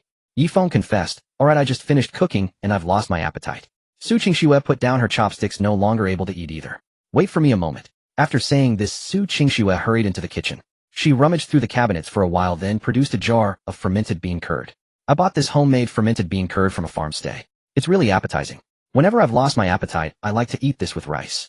Su Qingxue happily handed the jar to Ye Feng. He opened it, took a taste, and chewed thoughtfully. "Well, isn't it just as I said?" Su Qingxue waited expectantly for his reaction. Ye Feng said nothing, took a big mouthful of rice, and held Su Qingxue's hand, rubbing it gently. "With a wife like you, what more could I ask for?" Ye Feng smiled at Su Qingxue, the scales in his heart tipping more and more in her favor. If he had discovered from the start that Su Qingxue was not just an aloof goddess, but also had so many wonderful facets, he might have let his guard down long ago and truly gotten together with her. But even though he had repeatedly told himself at first that his marriage to Su Qingxue was fake, and he couldn't fall for her, he had still unconsciously begun to treat her differently. It was truly driving him crazy. "Eat up, chef." Su Qingxue piled a mountain of food onto Ye Feng's plate, and they both ate with great relish. Over at Kier's place, after washing up, she lay in bed, while Yilanyi stayed with her, chatting about Kier's father. "Kier, you're going to have a new dad soon," Yilanyi said, uneasily worried that Kier might resist meeting Ye Feng tomorrow, so she wanted to prepare her in advance. Kier slowly wrote in her hand, "I've met my new dad. Kier likes him." Yilanyi was shocked once she understood Kier's meaning. How could Kier have met Ye Feng? Had Qingxue secretly taken Kier to see him? And Kier even said she really liked Ye Feng. What kind of person was this Ye Feng? Kier wrote again, Dad is Kier's dad. Yilanyi found the phrase awkward, assumed Kier had made a mistake, and didn't think much of it. When Yilanyi returned to her room, she told Su Qingming about it. Su Qingming was also surprised. Kier has met Ye Feng. If he can win Kier's affection, then we can be a bit more at ease. At least tomorrow's meeting won't turn into a standoff. Kier just said something strange. Dad is Kier's dad. Yilanyi paused as she said this. A flash of insight struck her, and she suddenly realized, exclaiming excitedly, Dad is Kier's dad. Does that mean Ye Feng is Kier's biological father? Su Qingming was stunned at the possibility. Was Ye Feng really the man who had gotten their daughter pregnant 6 years ago, and then vanished? After figuring it out, Yilanyi tossed, and turned in bed, unable to sleep, eagerly anticipating the meeting with Ye Feng the next day. Early the next morning, Ye Feng went to the breakfast shop, and saw Yang Ming, the flower-selling boy from that night, at the entrance. Keeping his promise, Ye Feng taught Yang Ming how to arrange bouquets. He also made a bouquet of carnations himself, intending to give it to his future mother-in-law. After Yang Ming had learned the flower arrangement techniques, and left, Zhong Huimei noticed the carnations in Ye Feng's hand. They were beautifully arranged, no less impressive than those from a florist. She said in surprise, Fengfeng, you know how to wrap flowers. It's so pretty. Ye Feng smiled, and said a little. Since I'm going to Qingxue's place today to meet her parents and planning to give her mother a bouquet. Mom, do you think this bouquet needs anything else? Zhong Huimei looked closely at it, and then smiled. It's great. I think it's very nice, and Qingxue's mother will probably like it too. By the way, what time are you going to Qingxue's? Su Qingxue had told Ye Feng the time last night. Ye Feng said, 10 in the morning. Zhong Huimei checked the time, it was 8 o'clock. She asked Ye Yukai to bring out the cigarettes and liquor they had purchased in advance as gifts for Ye Feng to take to his in-laws. Handing the items to Ye Feng, she instructed, Son, for your first visit, remember to dress appropriately and mind your appearance. Be sure to greet your future father-in-law and mother-in-law first, and observe proper etiquette. Also pay attention to small details. Help out with any chores you can, sit up straight, and above all, don't upset your in-laws. First impressions matter greatly. Don't worry, Mom, I've already done my homework on all of this. Ye Feng said. Zhong Huimei added another reminder. Even if your in-laws scold you, you must endure it. Xiao Su has worked so hard as she gave birth to your child before you were married, and raised him alone all this time. It's only natural for her parents to have some complaints. Ye Feng nodded, understanding the wisdom in her words. At 9:30, Su Qingxue drove over to pick him up, and saw that he had prepared cigarettes, liquor, and a bouquet of flowers. She helped him carry some items to put in the trunk, saying, What a coincidence. I also prepared these things there in the trunk. We'll just say they're all from you. As Ye Feng started to say something, Su Qingxue gently cut him off. What's mine is yours. Besides, I'm going back to my own home, I don't need to bring anything. Ye Feng was taken aback when he saw the 1982 Lafite brandy and Matai in the trunk. Su Qingxue had been very thoughtful in her preparations. Oh right, I brought your suit, she said, pulling out an elegantly wrapped box from the back seat. Let me head to my rental place first to change into the suit. Ye Feng said, taking the suit, and going upstairs with Su Qingxue following beside him. After changing, Ye Feng appeared before Su Qingxue. She had been casually playing with her phone, but when she felt someone standing before her, and looked up, she was stunned. Ye Feng was incredibly handsome. He completely outshone Yanzu. The suit fit him perfectly. His model-like figure, adorned in an exquisite white tuxedo, exuded an air of nobility, mixed with a proud, unrestrained spirit. His jet black hair was slightly tousled, yet it had its own unique style, subtly veiling his sharp sword-like brows, and softening his intense aura, making him appear more approachable. A faint smile played on his lips as he walked slowly towards Su Qingxue, offering her a prince's bow, like the Prince Charming from a fairy tale, coming to greet his princess. Su Qingxue stared at Ye Feng, lost in a daze of admiration. Ye Feng found her starry-eyed gaze amusing. He never thought the aloof goddess could be so smitten. Ye Feng was already handsome, and his versatile style made him even more dazzlingly striking. It wasn't until Ye Feng snapped his fingers in front of her that Su Qingxue snapped back to reality. Isn't it time to head to your parents' house? Let's go now, Ye Feng said. Okay, Su Qingxue nodded, but she didn't move. Smitten. Ye Feng chuckled. Su Qingxue nodded her head, her heart swelling with affection for her husband. Honey, when we get to my parents' house, what will you call me? Qingxue. No. Then what should I call you? You can pick Xuejie or wife, darling, treasure baby. Take your pick. Ye Feng said, then he'll go with Xuejie. Yilanyi gazed at her reflection in the mirror, a flicker of anxiety stirring within her. The image staring back hardly seemed formal enough. She turned to Su Ruohuan, whom she had dragged over as her fashion consultant, and asked with lingering doubt, Ruohuan, do you think this outfit looks appropriate? Su Ruohuan grasped her mother's shoulders firmly and declared with unwavering certainty, Mom, you've asked me that same question 800 times since sunrise. It's appropriate. It's more than appropriate. It's the very epitome of appropriateness. A faint smile finally touched Yilanyi's tense features at her daughter's reassurance. That's good to hear. She pivoted back to the mirror, her voice dropping to a murmur. Still, I can't shake the feeling it's not quite right. This is Ye Feng's first visit after all. I must make a stellar impression. He'll go find another set from the wardrobe. Ruohuan, you must help me look again. Su Ruohuan pressed a hand to her forehead. So many of the outfits her mother had already tried were perfectly appropriate. Why her mother had even donned the very attire she wore when addressing the entire school as a parent representative, and still she remained unsatisfied. Su Ruohuan could only sigh in exasperation at her mother's endless fussing. Over on Su Qingming's side, he had quickly settled on his clothing a set that Su Qingxue had bought for him, one that the whole family had praised for its commanding presence. Then he began his meticulous grooming ritual, first shaving with great care, then spritzing on his most cherished bottle of cologne. The choice of wristwatch, however, plunged Su Qingming into a deep dilemma. He first tried on a Rolex, examining it for a moment before taking it off. Too plain, lacks the sense of occasion. No. He then slipped on a Patek Philippe only to remove it as well. This one's too flashy. Would it make me seem less steady? After rejecting over a dozen watches without finding a single satisfactory one, his frustration grew. Seeing the vast array of cufflinks still left to choose, a headache began to form. Why was he more nervous and indecisive now than at his own press conferences? Dear, come help me pick a watch and cufflinks. I can't seem to find a suitable one.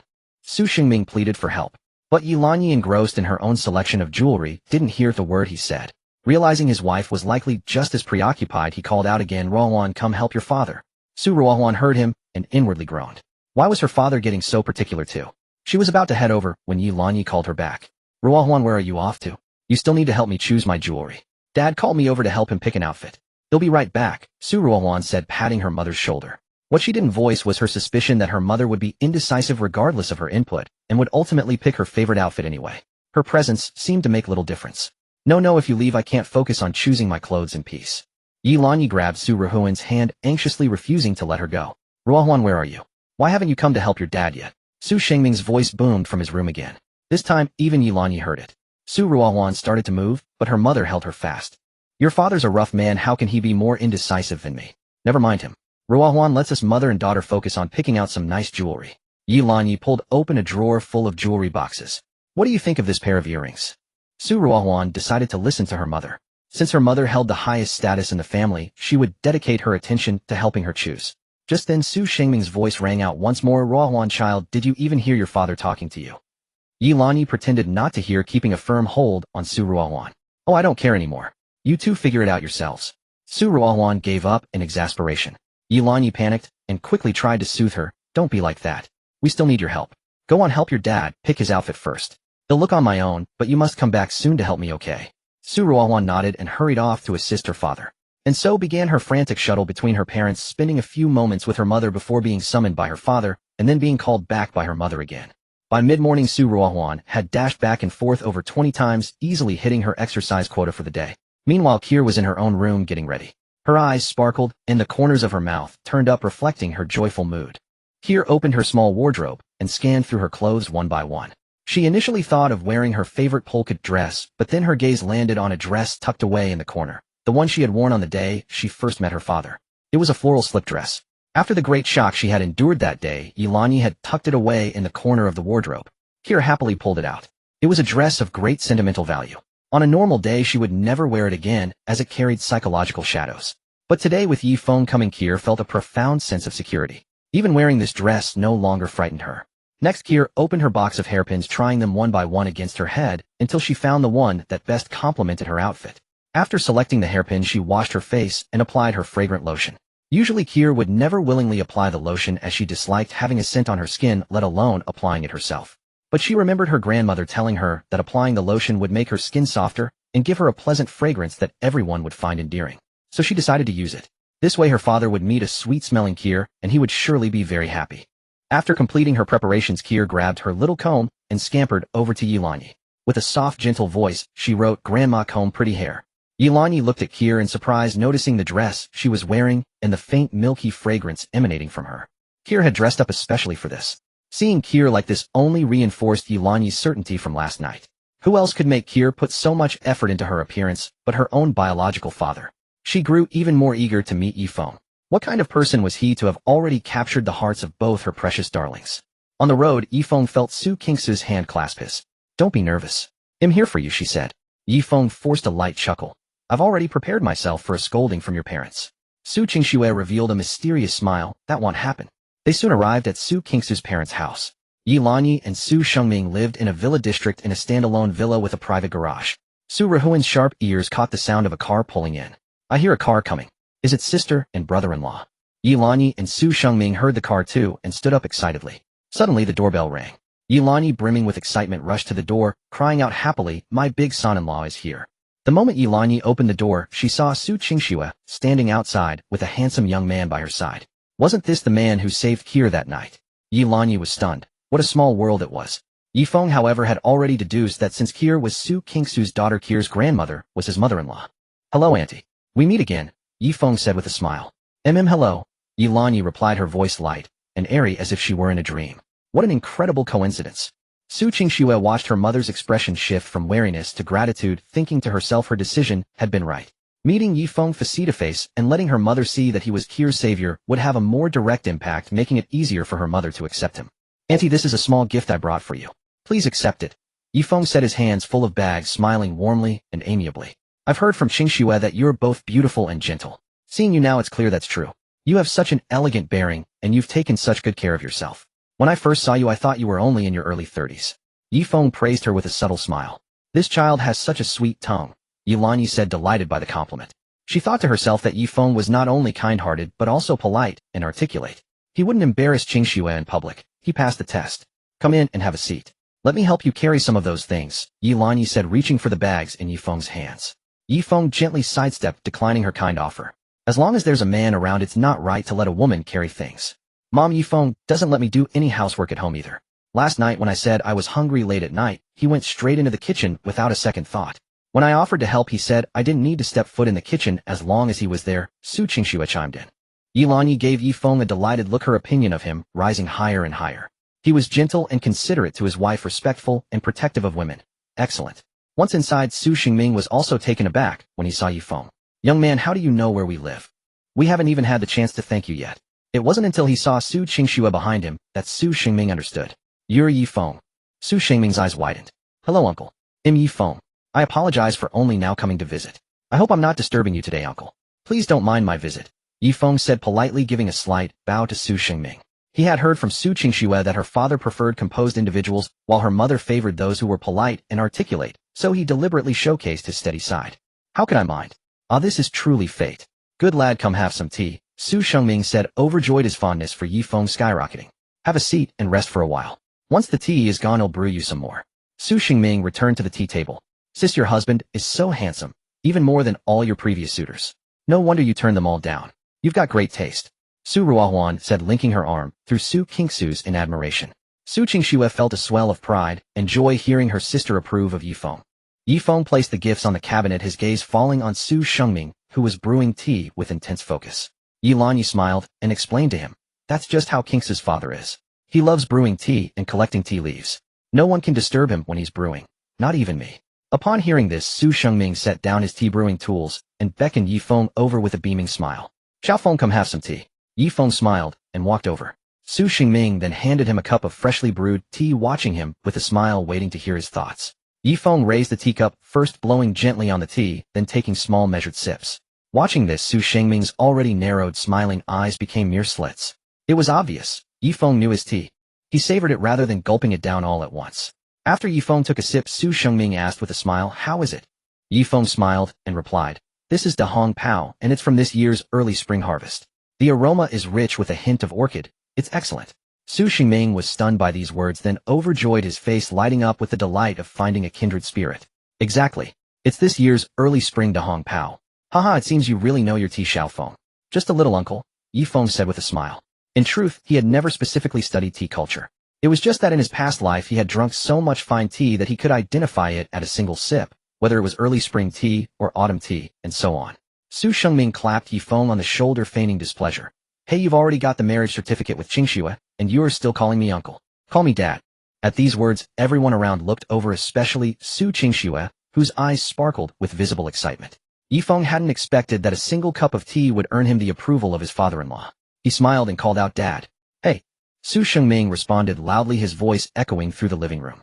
Seeing how enthusiastically Su Qingxue had responded, Yilani quickly smiled and said to Ye Feng, Xiao Feng, since you and Qingxue are already married, don't call me Annie anymore. Call me Mom. Su Qingxue was overjoyed at these words, her eyes shining brightly. Ye Feng smiled and called out, Mom. Hey. As if trying to outdo Su Qingming, Yilanyi's response was even louder. Su Ruohuan and Su Qingxue both burst into laughter. Was she really competing over this? Mom, where's Kier? Su Qingxue asked, having not seen her daughter since arriving. As soon as the words left her mouth, a soft, sweet little voice cried out excitedly from upstairs, "Daddy! Ah, my precious daughter!" Ye Feng responded in a booming voice, striding toward Kier with a smile on his face. At that moment, everyone was stunned, looking up. Kier had actually called Ye Feng daddy. Kier could actually speak. This was truly momentous news. Yilanyi's smile stretched from ear to ear as she took Su Qingxue's hand and said, "Qingxue, did you hear that? Kier can speak. She just called him daddy." Su Qingxue was overjoyed as well, explaining to Yilanyi, I heard it, Mom. The last time Kier met Ye Feng, she called him daddy, but only once, and then she couldn't say it again. I didn't expect her to say it again today. It seems it won't be long before Kier can speak more." Her daughter's autism filled her with guilt. She had always been guiding her daughter to speak, but it was a long process. The doctor said it might take a special moment, or perhaps wait until the child grew up, or it was even possible she might never speak. Unexpectedly, upon seeing Ye Feng, Kier had now spoken twice. Although what she said was daddy and not mommy, she was still immensely happy and thrilled, because it meant that the day Kier could speak like a normal child was not far off. Hearing this, Yilanyi was so excited that tears welled up in her eyes. After all these years of waiting, there was finally some good news about Kier. This was a promising beginning. Suddenly a thought struck her. She pulled Su Qingxue aside and asked in a low voice, "Who exactly is Ye Feng? Is he Kier's biological father?" If he weren't, based on her knowledge of her granddaughter, Kier wouldn't be so affectionate with him and wouldn't have broken her silence to say daddy because of him. Su Qingxue nodded. Yes, Ye Feng is Kier's biological father. Mom, back then. Before she could finish, Yilanyi interrupted. This is wonderful. Absolutely wonderful. Your family is finally reunited. Su Qingming, who was wiping tears of joy, was overjoyed to hear this. Ye Feng really was Kier's biological father. How wonderful. He didn't know what had happened 6 years ago, but from the 3 times he had interacted with Ye Feng, he didn't seem like an irresponsible man. Perhaps there had been some misunderstanding. Now that the misunderstanding was cleared up, all was well. By now Ye Feng had reached Kier and scooped her up into his arms. Kier was beaming with joy, 2 small dimples appearing at the corners of her mouth. Kier, say daddy for me again. Ye Feng nuzzled Kier's smooth, flawless cheek, looking at her with anticipation. Kier opened her mouth, but the same thing happened as last time. No words came out. Kier seemed a little anxious, her mouth opening and closing as she tried to form a syllable, but no sound came out.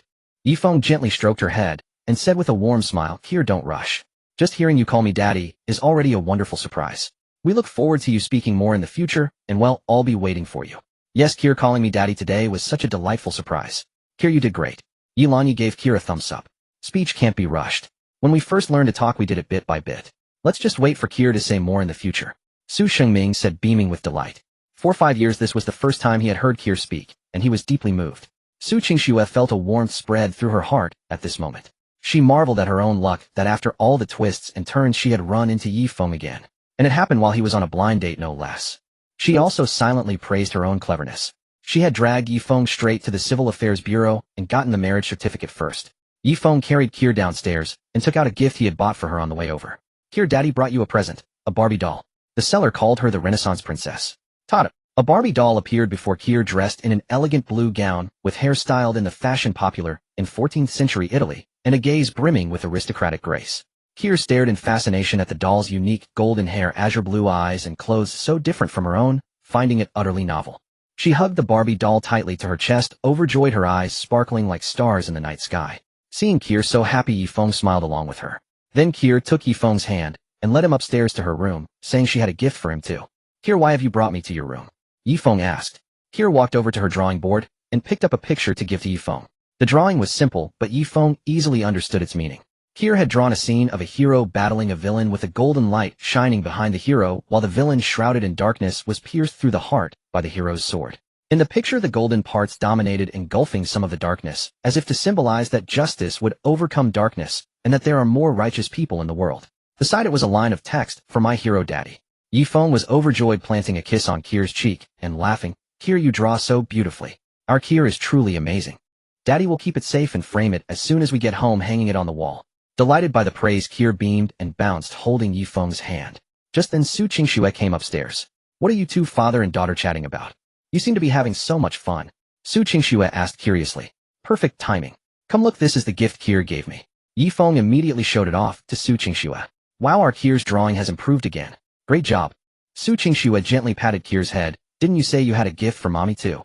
Mommy has been looking forward to it for ages. Kier skipped back to the drawing board, picked up another picture, and handed it to Su Qingxue. Thank you, Kier. Love you, mwah mwah mwah. Su Qingxue carefully put the picture away. Kier took Su Qingxue's and Ye Feng's hands and pointed toward her toy area, gesturing for them to play together. Kier wants mommy and daddy to play with you, is that right? Su Qingxue understood immediately and asked. Kier nodded. Then mommy and daddy will play house with you. Mommy hasn't played with you in so long. And since daddy gave you a new Barbie doll today along with all your other ones, we can all play together. Su Qingxue suggested. Play house.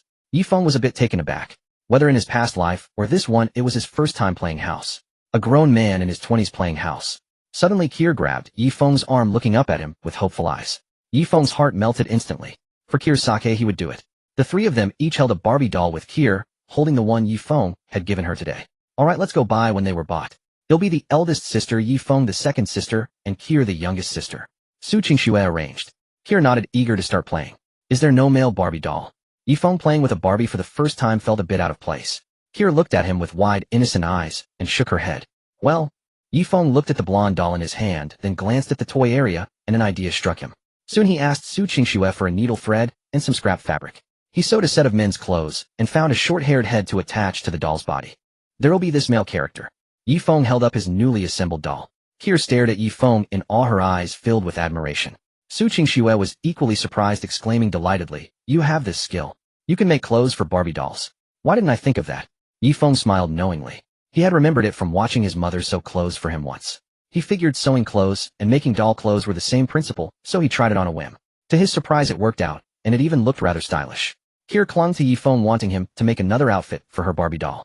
In the end, Ye Feng made outfits for both Su Qingxue's and Kier's dolls, and the three of them happily played house together. It's getting late. The big sister needs to go to sleep.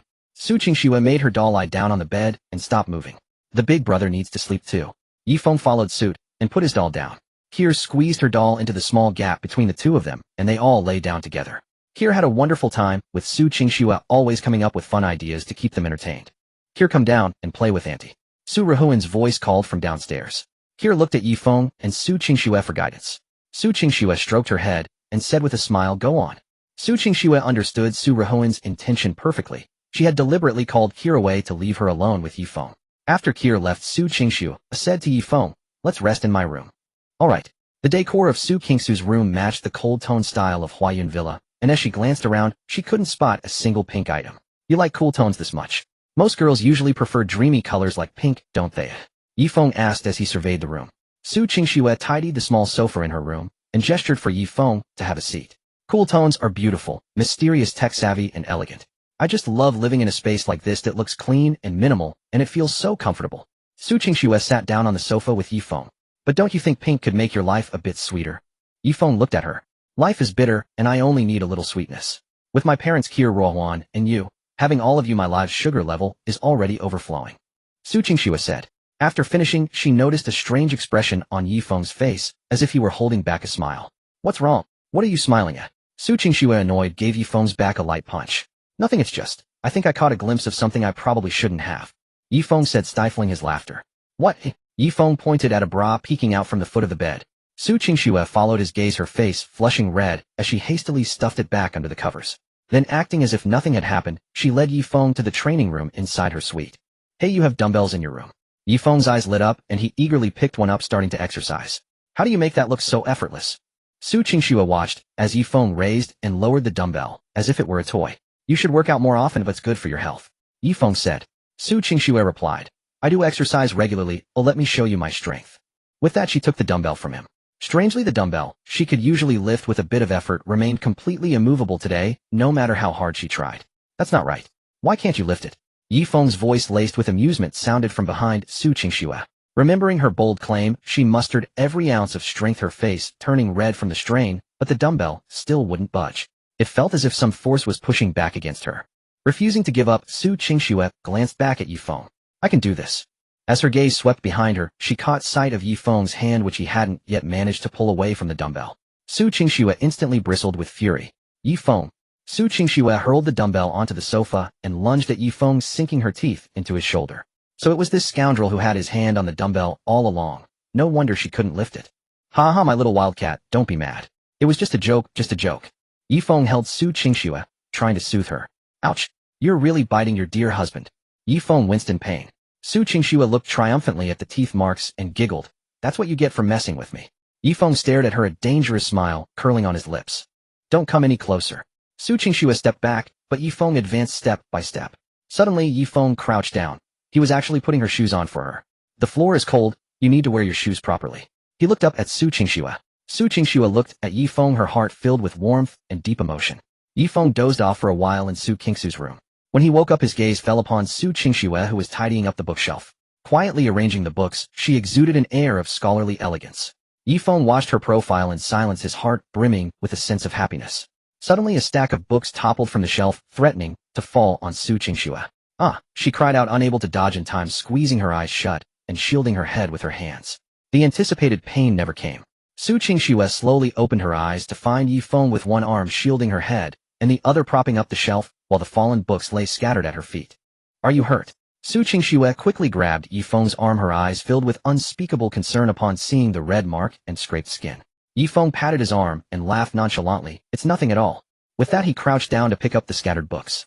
Seeing Su Qingxue still staring at him in a daze, he gave her a reassuring smile. Come on, help me pick these up. I'm really fine. As Ye Feng picked up a book with obvious signs of frequent reading, a photograph suddenly slipped out from between its pages. Ye Feng casually picked it up, intending to put it back, but froze when he saw what was on it. In the center of the photo, a man and a woman were tightly embracing, surrounded by colorful lights with some empty bottles and reveling people nearby. The people in the photo were him and Su Qingxue. He was wearing the same clothes he had on 6 years ago when he was an exchange student. This was a photo from their very first meeting at a bar 6 years ago. He never imagined that a record existed of that night. He had blacked out. Staring at the photo, faint images long buried in the depths of his mind began to surface. A noisy bar, intoxicating alcohol, women trying to flirt. Seeing Ye Feng lost in thought over a photo, Su Qingxue leaned in. What are you looking at? Su Qingxue recognized the photo and smiled with a touch of nostalgia. You took a picture back then? Ye Feng asked. A reminiscent look crossed Su Qingxue's face as she slowly explained, it was always others who tried to hit on me. That was the first time I ever made the first move, so my friends who were with me captured the moment. Who would have thought back then that the first man she ever approached would eventually become her husband? Fate is truly something inexplicable, impossible to untangle, and hard to sever. Su Qingxue playfully punched Ye Feng's shoulder, saying half jokingly, half seriously, you better cherish me. If you ever treat me badly, you'll take here and leave, and you'll never find me again. Ye Feng wrapped his arm around her, pulling her close, and touched his forehead to hers. I won't give you that chance. Do you really not remember anything from that night? Su Qingxue asked, looking into his eyes. Not a single thing. Ye Feng said this deliberately, wanting to see her reaction. Su Qingxue smiled. It's fine if you don't remember. This way in your memory, it wasn't me who approached you, but you mistook me for your blind date, and came to me first. Su Qingxue's reaction was completely different from what Ye Feng had expected. He thought she would cling to him, demanding he remember, like the women from his past life who had approached him and been forgotten. But Su Qingxue was always different like this, and it was no wonder he had fallen for her. Ye Feng gently pinched her delicate high-bridged nose and said softly, I didn't remember before, but seeing this photo brought back a little. I think I must have been drawn to you the moment I saw you. Otherwise, even drunk, I wouldn't have let you lead me away. Su Qingxue laughed with a hint of pride. I've got looks, I've got figure, and I've got money. It's only natural you were attracted. For the rest of your life, you'll slowly discover that I'm worthy of your affection. Mister, you please look forward to it. Su Qingxue declared, holding his face with both hands, her expression proud and confident. Ye Feng looked at this radiant woman before him, feeling a sense of enchantment for the first time. The two of them lingered upstairs for a while longer until Ye Lanyi called them down for lunch. Ye Lanyi had personally cooked the midday meal. Wow, Mom, I didn't know you were such a great cook. Ye Feng praised, seeing the table laden with dishes. It's making my mouth water. Come sit down.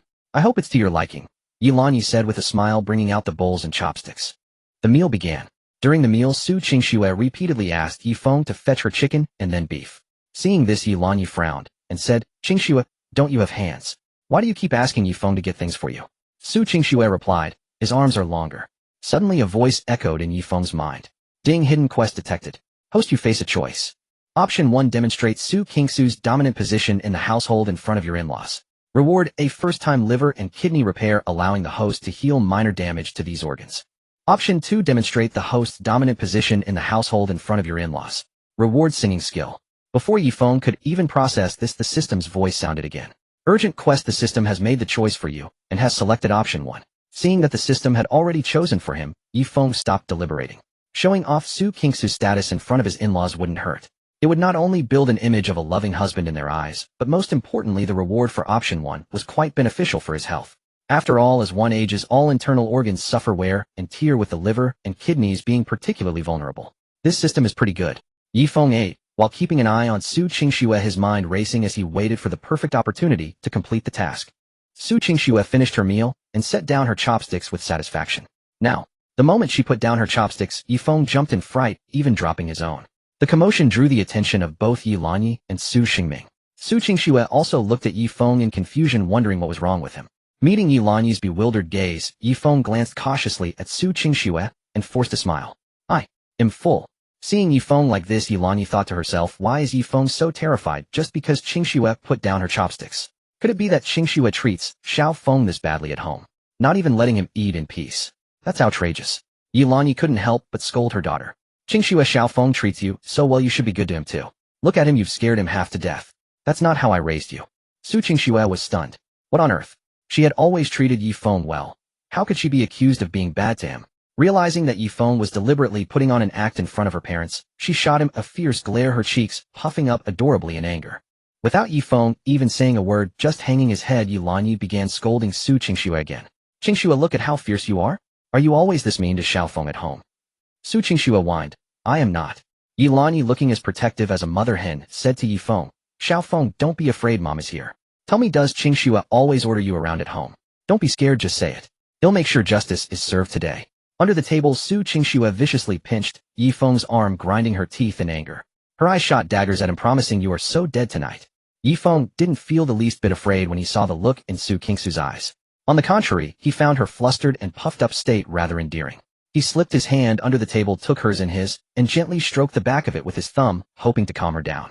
Su Qingxue pulled her hand away, still glaring at Ye Feng, her eyes promising him that he was in big trouble. A chime sounded in his mind. Congratulations, host, on completing the task. You have been rewarded with 1 liver-kidney primary repair. The system then asked if he wished to activate the reward immediately. Activate. As the words left his mouth, he felt a subtle warmth spreading through his body. Within a minute, his breathing became noticeably smoother, and his back and waist felt more agile. These were the benefits of the liver-kidney repair. He felt as if he had shed years in an instant. The system was truly amazing. Xiaofeng, don't be scared, just say what's on your mind. He'll talk to Qingxue for you. Ye Lanyi said, her heart aching for her son-in-law, as he remained silent. Ye Feng replied, Mom, Qingxue treats me really well. Ye Lanyi knew her son-in-law was too afraid to speak up, so she didn't press further, planning to have a proper talk with her daughter in the kitchen later. Su Qingming also felt for his son-in-law, raised his glass, and said with a hearty laugh to lighten the mood, Ye Feng, let's have a drink together. As Su Qingming finished speaking, he suddenly felt a highly lethal glare fixed on him from his right. He turned his head stiffly and met the sight of Ye Lanyi smiling at him in a way that didn't quite reach her eyes. Dear, it's Ye Feng's first time visiting our home. Let's make an exception and have a few small drinks. Su Qingming whispered. Ye Lanyi said nothing, just kept smiling at him. The silence spoke volumes. Su Qingming feared that smile more than anything. It was psychologically tormenting, and prolonged eye contact sent a chill down his spine. As host, we must show our guests some hospitality. I'm not drinking because I want to, but to keep Ye Feng company, Su Qingming declared with feigned righteousness. Ye Lanyi continued to look at him with that same smile, clearly unconvinced. Su Qingming knew there was no way she would let him drink. Xiaofeng, let me get you some coconut juice. Well, I'll have some juice instead, Ye Lanyi said, heading to the kitchen. After dinner, while Ye Lanyi was busy cleaning up in the kitchen, Su Qingming called Ye Feng out to the balcony. Ye Feng, it's a shame we missed out on that drink earlier. But it's alright, I managed to snag 2 bottles. Now let's have a few drinks together and enjoy ourselves, Su Qingming said, pulling 2 palm-sized bottles of liquor from his clothes. As he took them out, he glanced nervously behind him, only relaxing when he saw Ye Lanyi still busy in the kitchen, not looking their way. Dad, it seems Mom doesn't want you to drink. Maybe we shouldn't, Ye Feng declined. It was clear to him that his mother-in-law held the authority in the house, and he had no desire to challenge her. What kind of talk is that? Just because my wife says no, I'm supposed to listen. Ye Feng, you don't know this, but I'm the boss in my house. What I say goes, Su Qingming declared boldly, then as if on second thought casually glanced behind him again. Ye Feng couldn't help but laugh, seeing his father-in-law's furtive look after every boastful statement. Oh, right, the one with the highest status at home, wants to drink only to be silenced by a single look from his wife. That's family status, as in floor level. Su Qingming turned back to find Ye Feng staring at him, struggling to suppress a laugh. He protested a little too much. Ye Feng, don't get the wrong idea. I wasn't looking at your mother-in-law. My neck was just stiff, so I was turning it to loosen up. Father-in-law, if you can't think of a good excuse, it's better to just stop explaining. Ye Feng thought to himself. Yeah, just loosening up, he said, playing along and rotating his own neck. Su Qingming turned his head again, but this time, he saw Ye Lanyi look up. Startled, he whipped his head back around, too late to arrange his expression. Thus Ye Feng was treated to a classic face-changing performance, watching his father-in-law's expression shift from panic to a forced smile, and then to a carefully neutral blankness. Hearing his father-in-law's flimsy excuses, and seeing him try so hard to project authority, Ye Feng felt a sudden pang of sympathy. Ye Feng, one word, are you drinking or not? Su Qingxue asked, his expression turning serious. This was a battle for manhood. A battle for life. A challenge to his wife's authority with no turning back. Seeing his father-in-law's stubborn, unyielding determination to have that drink, a phrase suddenly popped into Ye Feng's head, and he nearly burst out laughing. Alright, I'll drink. Ye Feng agreed with a smile. He could deal with his mother-in-law later, for now it was better to appease his father-in-law. Meanwhile, over at Xuejie and Ye Yukai's shop, as they were closing up, they discovered that all the breakfast items they had prepared with Ye Feng the previous night had been completely sold out. Both of them were astonished. The dumplings that had been sitting in the fridge overnight had sold incredibly well. Xuejie said thoughtfully, Yotsai, actually before we opened this morning I tried one of the dumplings myself. It tasted just as fresh as if it had been made right then. I saw that all the customers looked really satisfied too, no different from before. It seems this fridge really does have amazing preservation capabilities. Ye Yukai nodded in agreement. Indeed, this fridge our son bought is incredibly practical. With preservation this good, we won't have to get up so early anymore. As they packed up their stall, they continued chatting about Ye Feng's visit to his in-laws. Xuejie said, right about now our son is probably being called into the study by his father-in-law for a scolding. Good thing I was smart and told him beforehand to just endure it no matter what they say. Ye Yukai sighed. His father-in-law also mentioned that his mother-in-law might try to break them up. It's a bit worrying. Xuejie sighed too and said with concern, I wonder what's happening over there. Xiao Su and our son are so close they can't be separated just because of a few words from her parents, right? Ye Yukai frowned, looking troubled. I can't be sure about that. If her parents are really stubborn, they might force them apart for a couple of days. Xuejie quickly covered his mouth. Pa, don't say such inauspicious things. Right, maybe her parents are very open-minded and won't say anything to our son. Ye Yukai said, though he didn't even believe it himself. Xuejie was still worried. It's the heart of a parent. Xiao Su was pregnant before marriage and suffered so much raising the child alone. The biological father didn't show up for 6 years and now suddenly appears. Any parent would be furious. Unless our son can do something to ease their resentment, Xuejie said, resting her chin on her hand. They both sighed at the same time, even their furrowed brows mirroring each other's worry for Ye Feng. Why don't you send him a text message and see how things are going? Ye Yukai urged. Xuejie took out her phone, hesitating, unsure if it was the right time to send a message. Don't hesitate, just send it. Ask him, and then know everything instead of sitting here guessing. Ye Yukai continued to urge her on. Finally, Xuejie sent a text message to Ye Feng. Ye Feng saw the text message. Son, how are things? Did your in-laws fly into a rage? Do you need us to come and put in a good word for you? Ye Feng knew his parents were worried about him, so he replied. Dad, Mom, rest assured my in-laws have been very good to me. We've been chatting and laughing, and I even had a drink with my father-in-law. Don't worry about me. Xuejie and Ye Yukai saw this message and agreed that Ye Feng was just saying that to reassure them. It would be a blessing if their in-laws didn't scold their son, so how could they possibly be chatting and laughing? Xuejie wiped away her non-existent tears and said, Our son must be saying this to put our minds at ease. Xiao Su is so wealthy, we feel a bit inadequate when we speak in front of her. Xuejie said in a consultative tone, Yotsai, I think we should earn more money to give our son more confidence. We can't let our in-laws think our son is a freeloader or an unreliable son-in-law. Ye Yukai nodded in agreement with Xuejie's thoughts. Ye Yukai's gaze shifted and landed on the large refrigerator. He furrowed his brows slightly and said, This refrigerator has a large capacity. Now that the breakfast shop business is booming and the results are good, we can open branches. We'll earn even more money then. We're netting an average of 280 yuan a day now. After we open branches, we can hire dedicated chefs to prepare the breakfasts, and then we can uniformly distribute them to each branch. They just need to be steamed before selling, which will greatly improve efficiency. Xuejie's eyes lit up, and she said excitedly, That's a great idea. Once our son comes back, we'll discuss it with him. Meanwhile, at 3 p.m., Ye Feng was finally released by Su Qingxue and was immediately taken to her room by Su Qingxue. Su Qingxue was just about to interrogate him about what happened at the dinner table. However, before she could even close the door, Ye came over. Qingxue, don't bully little Feng, Ye said. Su Qingxue replied with a smile, How could I? I treat your son-in-law incredibly well. How could I bear to bully him? Really? Ye's face was full of disbelief. Her eyes seemed to say, Don't think I've forgotten what happened at the dinner table. She then shot another meaningful glance, reminding her of what was said in the kitchen, after marriage a wife should behave like a wife. Su Qingxue kept a smile on her face, but inwardly wrung Ye Feng out 100 times. Mom, Ye Feng and I are about to take a nap. Is there anything you need? Su Qingxue asked. Ye looked at Ye Feng and said with a smile, Xiao Feng, it's getting late. Why don't you and Qingxue stay the night here? She intended to keep an eye on whether her daughter was bullying her son-in-law. She needed to properly teach her daughter the ways of being a good wife. She couldn't let this hard-won son-in-law be bullied. Ye Feng looked at Su Qingxue, who nodded, and then Ye Feng said, "All right."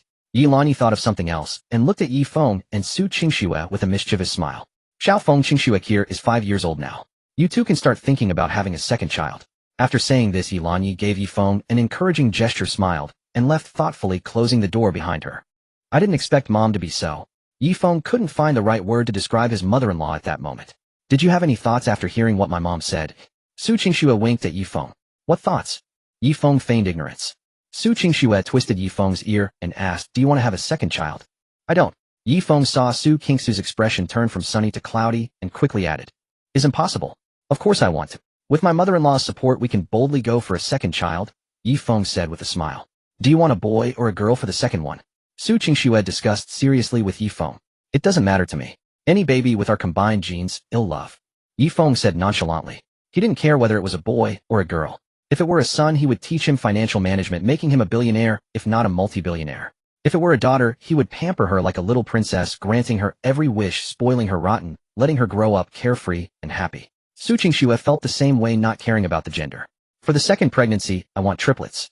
That way the 4 kids at home can form a full table for mahjong. They won't feel lonely either. Su Qingxue looked longing, seemingly very much looking forward to the arrival of the second child. Have that many? Ye Feng asked. He was stunned. His wife was something else. Others found even one pregnancy exhausting, but she wanted triplets. Since Su Qingxue had this desire, he would have to work hard to fulfill her wish. You think it's too many? Then we won't have any. Su Qingxue crossed her arms and turned around. How could I? I'm just afraid you'll be tired. Su Qingxue suddenly remembered something. Wait.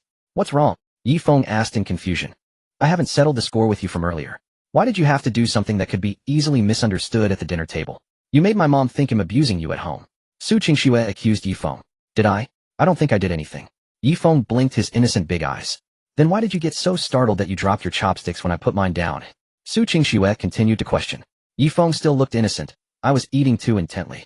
The sound of you putting down your chopsticks startled me. That's a normal reaction, isn't it? The more Su Qingxue listened to Ye Feng's explanation, the more she doubted herself. Could it be that she was overthinking? No, I put my chopsticks down just like I always do. How could that startle you? And your micro-expressions were off too. You were playing the victim in front of my mother. Tell me what's your game? Su Qingxue had replayed the events in her mind and pointed at Ye Feng as she asked. Honey, I have a stomachache. I need to go to the bathroom. With that, Ye Feng dashed out of the room, leaving Su Qingxue fuming behind him. At 5 in the afternoon, a sudden knock echoed from the door. Su Qingxue went to answer it, finding Su Ruohuan standing outside. Sis, there's a gathering at the Friendship Hotel tonight organized by Ye Feng's group. Are you coming? Su Ruohuan's voice was bright and full of energy, as if she never had a moment of unhappiness.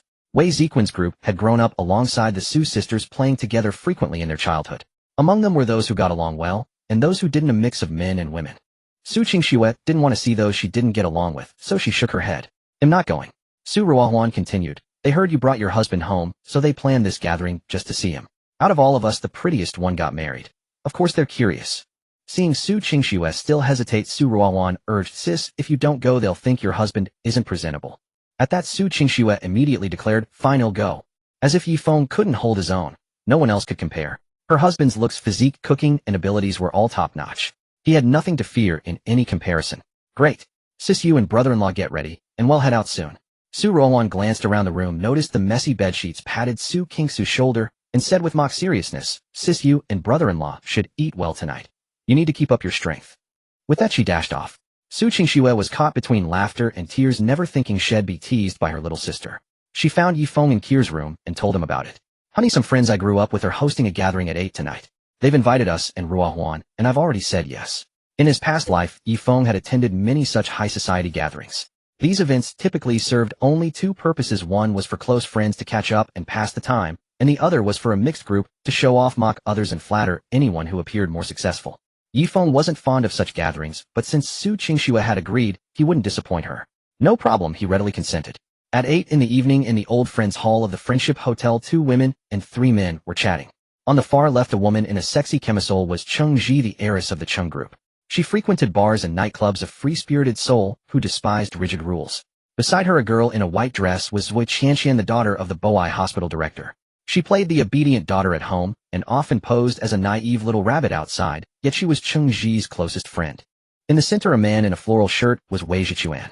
He was the most well-liked in their circle, coming from a real estate family. He was always smiling, especially at beauties, and once dated 10 girls in a single day, earning him the nickname Flower Butterfly. In truth, he had always harbored a secret crush on Su Qingxue, deliberately acting like a player to mask his genuine feelings. Next to him, a fashionably dressed man, was Ye Feng, the heir to the renowned international clothing brand Xuejie Group. Unlike Wei Zhichuan, he was expressionless, but his cunning and strategic mind were not to be underestimated, earning him the title Cold-Faced Yin Wang. He was cold-hearted and stoic, but because Su Qingxue had helped him in their childhood, he too secretly loved her. At the edge, a man dressed all in black was Feng Man. His family background was complex with connections on both sides of the law, and his family's business was mostly overseas. Left alone in the country, he was starved for affection, vindictive, and obsessed with getting whatever he wanted, notoriously unhinged. These people had all grown up with the Su sisters, coming from similar family backgrounds. I never thought the first among us to marry would be Su Qingxue, Chengji said, flaunting her fiery red lips with a look of surprise. Yeah, back when Qingxue was being pursued, she always claimed she'd never marry. Now she's tied the knot anyway. Who knows how many hearts she's broken, Su Qingxue chimed in. This is a big happy occasion. When Su Qingxue and her husband arrive, we should properly celebrate them. Chengji smiled and took a sip of red wine. Both women were secretly jealous of Su Qingxue.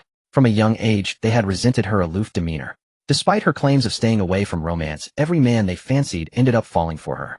Now Su Qingxue had built her own business, without family help, becoming a CEO, excelling in her career, and outshining them in beauty. Their jealousy only deepened. When they heard she'd married, they were secretly thrilled. Finally, a formidable rival was out of the way in the competition from men. Even if she divorced later, she'd still be a divorced woman. How could two unmarried girls lose to someone who'd been married? Marriage can end in divorce, it's just a piece of paper. Only you girls take it so seriously. Wei Zhichuan smiled nonchalantly, but his hands clenched at his side. Had hidden his true feelings for years, fooling everyone, including Su Qingxue. Had thought seeing so many women would change his heart, but he still loved her. What was he to do? Marriage is the tomb of love. Even if Su Qingxue was married now, she'd eventually crawl out of that grave. Wei Zhichuan held firm to that belief. None of us know who Qingxue's husband is. He's clearly not from our circle, probably just a freeloader. How could such a man be worthy of our group? Ye Feng said coldly, his disdain for Su Qingxue's husband palpable. Rich heirs from Hunan province and across China. They knew or had heard of almost all of them. No one had mentioned anyone getting married. Qingxue's husband must be a freeloader, a toad lusting after swan's flesh. Chengji and Su Qingxue exchanged a glance, both seeing the delight in each other's eyes. They hoped desperately that Su Qingxue's husband was a kept man, adding a stain to her record. With such poor taste, they could laugh at her for a lifetime. Brother Zhixia, don't talk about Qingxue's husband like that. She'll be upset if she hears. As long as she's happy, we should just respect and wish her well, Su Qingxue said, feigning concern for Su Qingxue. They say love is blind. We see him as a freeloader, but Qingxue might see him differently. Don't say such things in front of her. Chengji added with fake sincerity. We'll see for ourselves what kind of man he is soon enough, Feng Man stated. The moment Feng Man finished speaking, a knock sounded at the door. The door was then pushed open. Su Qingxue, clad in a winered evening gown, stood like a queen of the night, exuding elegance and allure. With her arm linked through Ye Feng's. Ye Feng, dressed in a pristine white suit, radiated commanding presence beside her. Standing shoulder to shoulder, the pair was a striking sight. Behind them stood Su Ruohuan in a pink dress. Wei Zhichuan and his companions cast their gaze upon Ye Feng first, their expressions unchanging, yet inwardly they were all stunned by him. This man's face was exceptionally handsome. Sword-like eyebrows, starry eyes, a high-bridged nose, and thin lips. His features were as sharply carved as a sculpture, distinct and profound. Individually they were striking, together they were breathtakingly captivating. His build was equally exceptional, towering, standing at least 185 meters with an upright posture. Even beneath his clothing, faint muscle lines were discernible, exuding a sense of raw power. And his aura was uniquely distinct from anyone else's. He emanated an air of detached indifference, as though nothing in the world could capture his interest, as though he had weathered countless storms and cared for nothing. Yet when his gaze fell upon Su Qingxue, it softened with a hint of tenderness, making him all the more captivating. Wei Zhichuan muttered under his breath, that gigolo's got some skill after all. His voice carried a note of resentment. He was unwilling to admit the profound first impression Ye Feng had made, yet he couldn't deny it. Ye Feng let out a cold snort, desperately trying to dismiss the sense of threat Ye Feng posed, and said, without skill, how could he be a gigolo? But that skill is only skin deep. Exactly. A pretty boy like that, I could knock him out with one punch. We'll show him up later. Wei Zhichuan clenched his fists, fuming. Feng Man stared at Ye Feng in silence. He sensed a complex aura emanating from him, and suspected that this man was far from the simple gigolo Wei Zhichuan and the others made him out to be. Wei Zhichuan suppressed his inner thoughts and rose with a smile. Qingxue, Rowan, you're finally here. You both look stunning tonight. He deliberately ignored Ye Feng, intending to give him a cold welcome. As he walked past Ye Feng, he shot him a contemptuous glance, signaling that Ye Feng didn't belong in their circle and should have the sense to leave Qingxue's side voluntarily. Ye Zhixia and the others also approached, greeting Su Qingxue and Su Ruowan. Su Qingxue, with her arms still linked through Ye Feng's, regarded these old friends with a cold, detached gaze. After the pleasantries were exchanged, she turned to Ye Feng, and the corners of her lips curled into her first smile of the evening. So sweet, so radiant, it stung the hearts of some. Allow me to formally introduce everyone to my husband Ye Feng. As you can all see, I need not sing his praises for his appearance. Anyone with eyes can appreciate it. Su Qingxue's voice was brimming with pride. Qingxue, let's talk over dinner. Wei Zhichuan interjected, unwilling to listen to her praise Ye Feng any longer. Su Qingxue's face reverted to its cold, distant expression as she glanced at him. She nodded. Okay. As she took her seat, Su Qingxue introduced the others present to Ye Feng. The dishes were served. Nearby, Chengji noticed that Ye Feng had only taken a single bite of the abalone before setting down his chopsticks. She chuckled. Brother Ye Feng, are you not used to abalone? We eat it so often we're tired of it, so we barely touch it. You probably don't get many chances to eat it, so you should have more. It's good for you. If you like it, just ask Qingxue to buy some for you. A cold, sharp gaze from Ye Feng swept over Chengji. Did she think he couldn't catch the sarcasm in her words? Another jab at him for never having eaten abalone, for being poor. Another sneer at him for being a gigolo living off Su Qingxue's money. What a rich young lady. In his eyes, she was nothing but a scheming, short-sighted, petty green tea bitch. In his past life, she wouldn't have even been qualified to speak in his presence. Ye Feng handed Chengji a napkin, offering a smile that didn't reach his eyes. Miss Qing, your mouth seems a bit dirty. You should wipe it. It's not a good look. Chengji took the napkin in a daze and wiped her mouth, but the napkin came away perfectly clean. My mouth isn't dirty. She finally realized Ye Feng was insulting her, and her face turned green with rage. This abalone has a slight fishy taste, which is why I stopped eating it, Ye Feng said nonchalantly. In his past life, he had eaten tens of thousands of abalones. Compared to those, this one was truly unpalatable. Impossible. We order this dish all the time. If it were fishy, wouldn't someone have noticed by now? Wei Zhichuan retorted. Ye Feng didn't argue. Instead, he used the condiments on the table to whip up a dipping sauce and drizzled it over the abalone. Try it now, Ye Feng said. After taking a bite, Wei Zhichuan and the others wore expressions of utter astonishment. It really did taste better. In comparison, the original flavor indeed had a very faint, fishy undertone.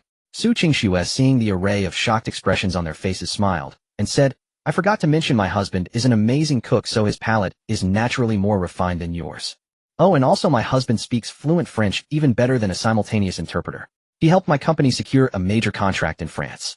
Su Qingxue boasted. Wei Zhichuan and the others, with abalone still in their mouths, found her praise of Ye Feng hard to swallow. So Ye Feng wasn't just a pretty face. Apart from their family backgrounds, it seemed Ye Feng was superior to them in every other way. As an awkward silence descended on the scene, Feng Man stepped in to break the deadlock. We've all eaten enough, right? Zhichuan, how about a game of billiards? Wei Zhichuan and the others rose and headed over to play. Feng Man didn't rush over. Instead, he smiled at Ye Feng and invited, Ye Feng, care to join us? Ye Feng could tell that Feng Man was perhaps the most decent one at the table with the fewest ulterior motives, so he readily agreed. Seeing Ye Feng approach, Wei Zhichuan's casual demeanor instantly turned serious. His billiard skills seemed to surge, and he managed to sink an incredibly difficult shot into the pocket. Nice shot, Feng Man praised. Wei Zhichuan breathed a sigh of relief, then looked at Ye Feng with a challenging glint. Ye Feng, how about a match? Stakes are 2,000 yuan. Ye Feng chuckled.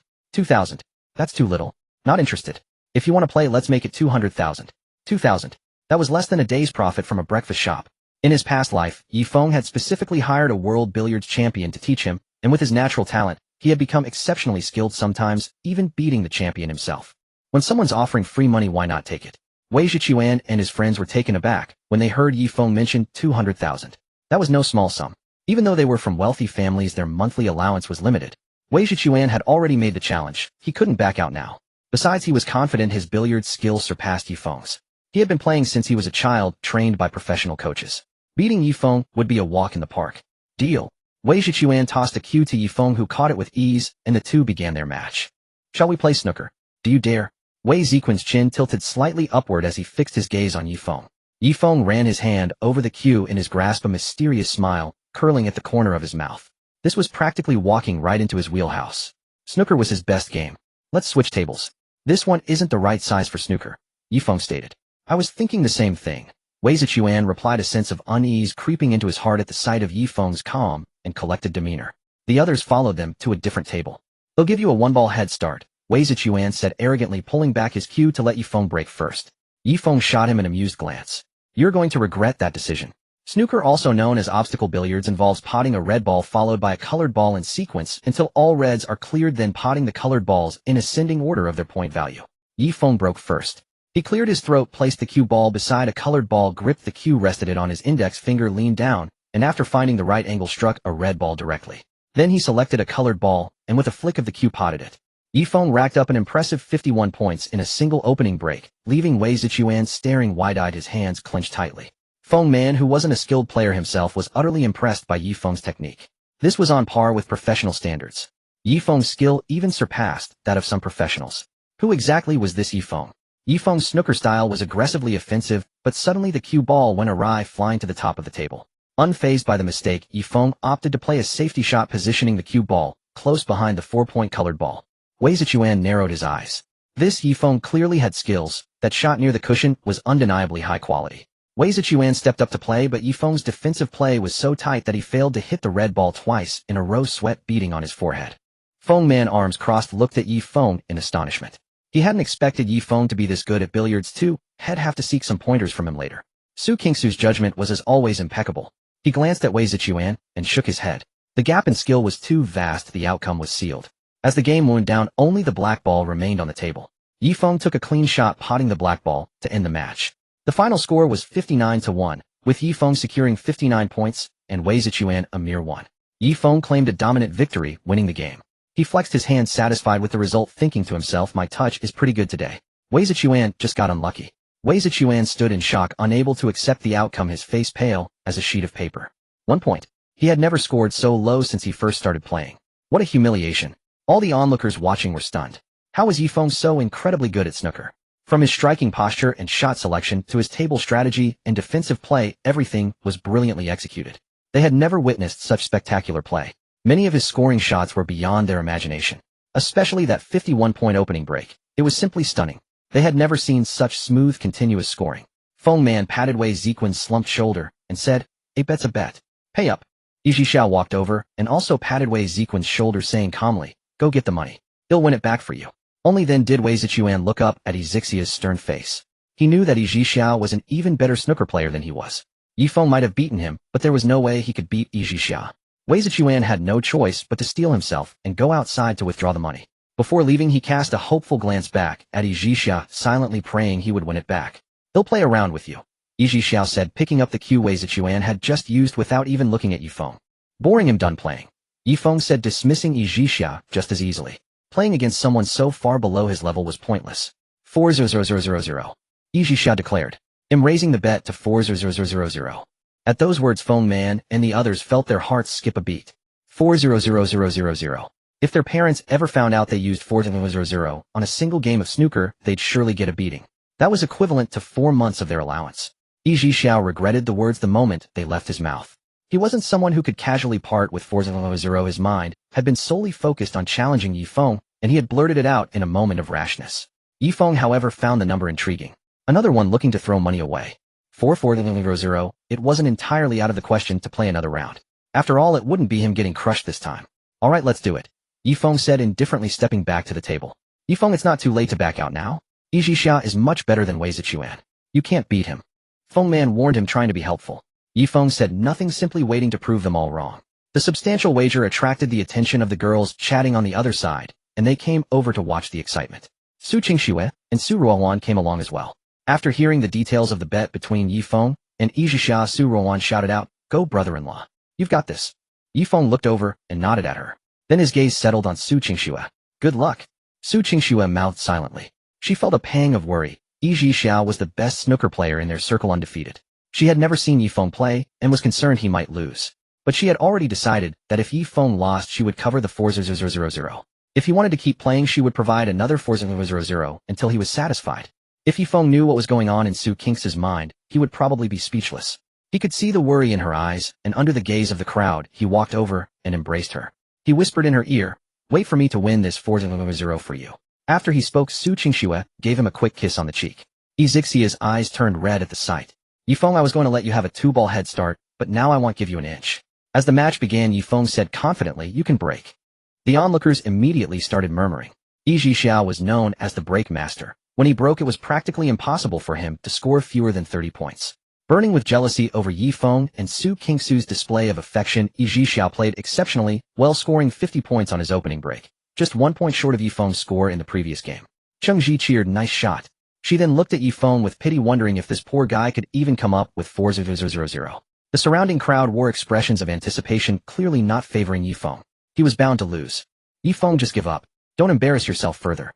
Cheng Ji sneered. Su Ruohuan also knitted her brows, looking anxiously at her brother-in-law. Ye Feng remained completely calm. He was finally getting interested. This Ye Xiao was worth taking a bit more seriously. Ye Feng took his shot. As the cue ball was about to hit the ball Ye Xiao had left for defense, Ye Xiao smirked contemptuously, thinking it was nothing special. But in the next second the cue ball spun, changed its trajectory, and struck a red ball directly. Ye Feng had effortlessly broken through Ye Xiao's defense. How is that possible? Ye Xiao blurted out in disbelief. That move was amazing. Feng Man was stunned. He didn't know the ball could be played like that. Cheng Ji's heart tightened upon hearing this. Was Ye Feng really that good? Unaffected by the external distractions, Ye Feng was determined to give them all a fresh lesson on what true snooker really was. After breaking through Ye Xiao's defense, Ye Feng kept attacking the high-value black ball. Several times he nearly grazed the other colored balls, but he always managed to alter his trajectory, in time striking the black ball cleanly without incident. He gave Ye Xiao no chance to return to the table, scoring continuously. "Brother-in-law is amazing," Su Ruohuan exclaimed in genuine admiration. Ye Feng sank another black ball, straightened up, and looked at those who had been waiting to see him fail. "Now it's showtime. Don't blink," he said with a confident grin. He bent down again to continue his streak. Ye Xiao gripped his cue tightly, standing on the sidelines like an outsider. Su Qingxue, who knew only a little about billiards, found the sight of Ye Feng gripping the cue and striking the ball utterly captivating. Her gaze was glued to him, unable to look away. Those who had been mocking Ye Feng gradually let their smiles fade, replaced by expressions of disbelief and awe. As the final shot concluded, the room fell into absolute silence. It was as if everyone was frozen in place, their faces etched with unanimous shock. A perfect score of 147. Ye Feng had achieved a maximum break. This was a sight they never thought they'd witness in their lifetime. Ye Xiao for the first time had a look of sheer astonishment on his usually impassive face. He had to admit Ye Feng was truly incredible. It was a level of skill he couldn't hope to match even with another 5 or 10 years of practice. Cheng Ji was also dumbfounded. She must have had water in her brain to ever think Ye Feng was inferior to Ye Xiao. They weren't even in the same league. Feng Man had watched 2 of Ye Feng's matches, each more astonishing than the last. So Ye Feng had been holding back his true strength in the first match. Could he possibly take Ye Feng as his master? He was simply the king of billiards. So cool. Su Qingxue was equally surprised. Ye Feng's billiard skill was this formidable. Just how much more hidden strength did he possess? She had truly hit the jackpot by marrying him. "Go get my money now," Ye Feng said to Ye Xiao, his expression calm, as if achieving a maximum break was nothing out of the ordinary. "All right," Ye Xiao replied, dazed and unsteady on his feet, as he went to fetch the cash. On his way, he ran into Wei Zhichuan, who was returning with the cash he had withdrawn. Wei Zhichuan greeted him cheerfully, laughing. "Zhixia, did Ye Feng get so crushed he couldn't even speak? Did you come to tell me we don't need the money anymore? Perfect, we can use this cash for a nice treat." Ye Xiao's throat felt dry as he looked at Wei Zhichuan. He opened his mouth, but no sound came out. He tried again, his voice hoarse. "I came to withdraw money too." Wei Zhichuan's mouth snapped shut instantly, his triumphant grin freezing on his face, making him look like a complete fool. Was Ye Xiao the one who was crushed and left speechless? Wei Zhichuan's shoulders slumped and he whined. How could you not beat him either? Ye Xiao's shoulders also sagged as he sighed. He's too strong. He scored a maximum break. A maximum break. Wei Zhichuan was stunned, his face turning to stone. "They'll go with you to get the money," Wei Zhichuan said, giving the crestfallen man a brief hug. After Wei Zhichuan accompanied Ye Xiao to withdraw the money, the 2 of them each carried a bag, heads hung low, walking back to the hotel slowly and heavily. Ye Feng waited for a while and finally saw Wei Zhichuan and Ye Xiao return. He had already instructed the hotel staff to prepare a burlap sack and commanded, "Put the money in here."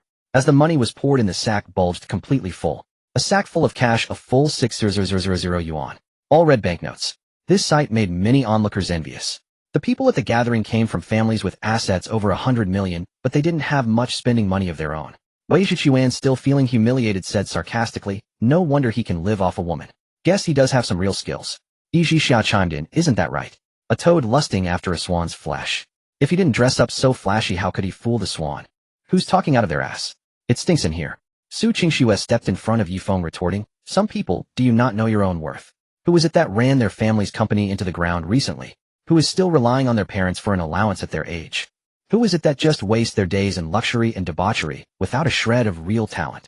She then turned to the others and continued, some people look sensible, but they're really just jealous and petty. You dress up all smart, but you've already turned into the very toads you mock without even realizing it. Don't think I don't know why you all organized this gathering today. You just wanted to see my husband make a fool of himself. Sorry to disappoint you all, but my husband is one of a kind. He's more capable and better looking than any of you. Stop being jealous and go work on improving yourselves. After hearing this, Ye Feng and the others present who harbored resentment towards Ye Feng all turned pale and hung their heads in shame. Having vented her anger, Su Qingxue took Ye Feng's hand and headed home. Back at the house, Ye and Su Qingming were astonished to see Ye Feng carrying a burlap sack. Ye asked, "Where did you two go? Why are you coming back with a sack?" Kier ran down the stairs happily, pointing at the sack, curious to see what was inside. "You want to see what's in there, Kier?" Ye Feng smiled and patted Kier on the head. Kier nodded eagerly. Ye Feng opened the sack with a smile, revealing the money inside. "It's all money." Ye and Su Qingming were stunned, their voices trembling as they saw the sea of red. "Why so much cash? What did Ye Feng and the others do? Rob a bank?" Su Ruohuan, who had been bursting with excitement, animatedly recounted the evening's events to Ye and the others. When Ye and Su Qingming heard that those people had tried to make a fool of Ye Feng, they were furious. "They have no manners at all. They're just spoiled brats. Dad, Mom, let me finish. The best part is coming." Su Ruohuan said, getting even more excited as she vividly described how Ye Feng had dominated everyone. "Well done." Su Qingming blurted out, giving Ye Feng a thumbs up. "Xiaofeng, I didn't know you were so good at billiards. Those people had it coming with their arrogance and foul mouths. Xiaofeng should have won a few 100,000 more from them." Ye was thrilled and excited. Her son-in-law's achievement had brought great honor to their family. Kier sat on Ye Feng's lap, listening to Su Ruohuan's story. Knowing that Ye Feng had carried the whole game, she waved her arms and legs in delight. "Daddy, awesome." Kier shouted happily. "Kier, what did you say?" Ye Feng was overjoyed. Kier had spoken again. And this time she had said even more words. "Wonderful."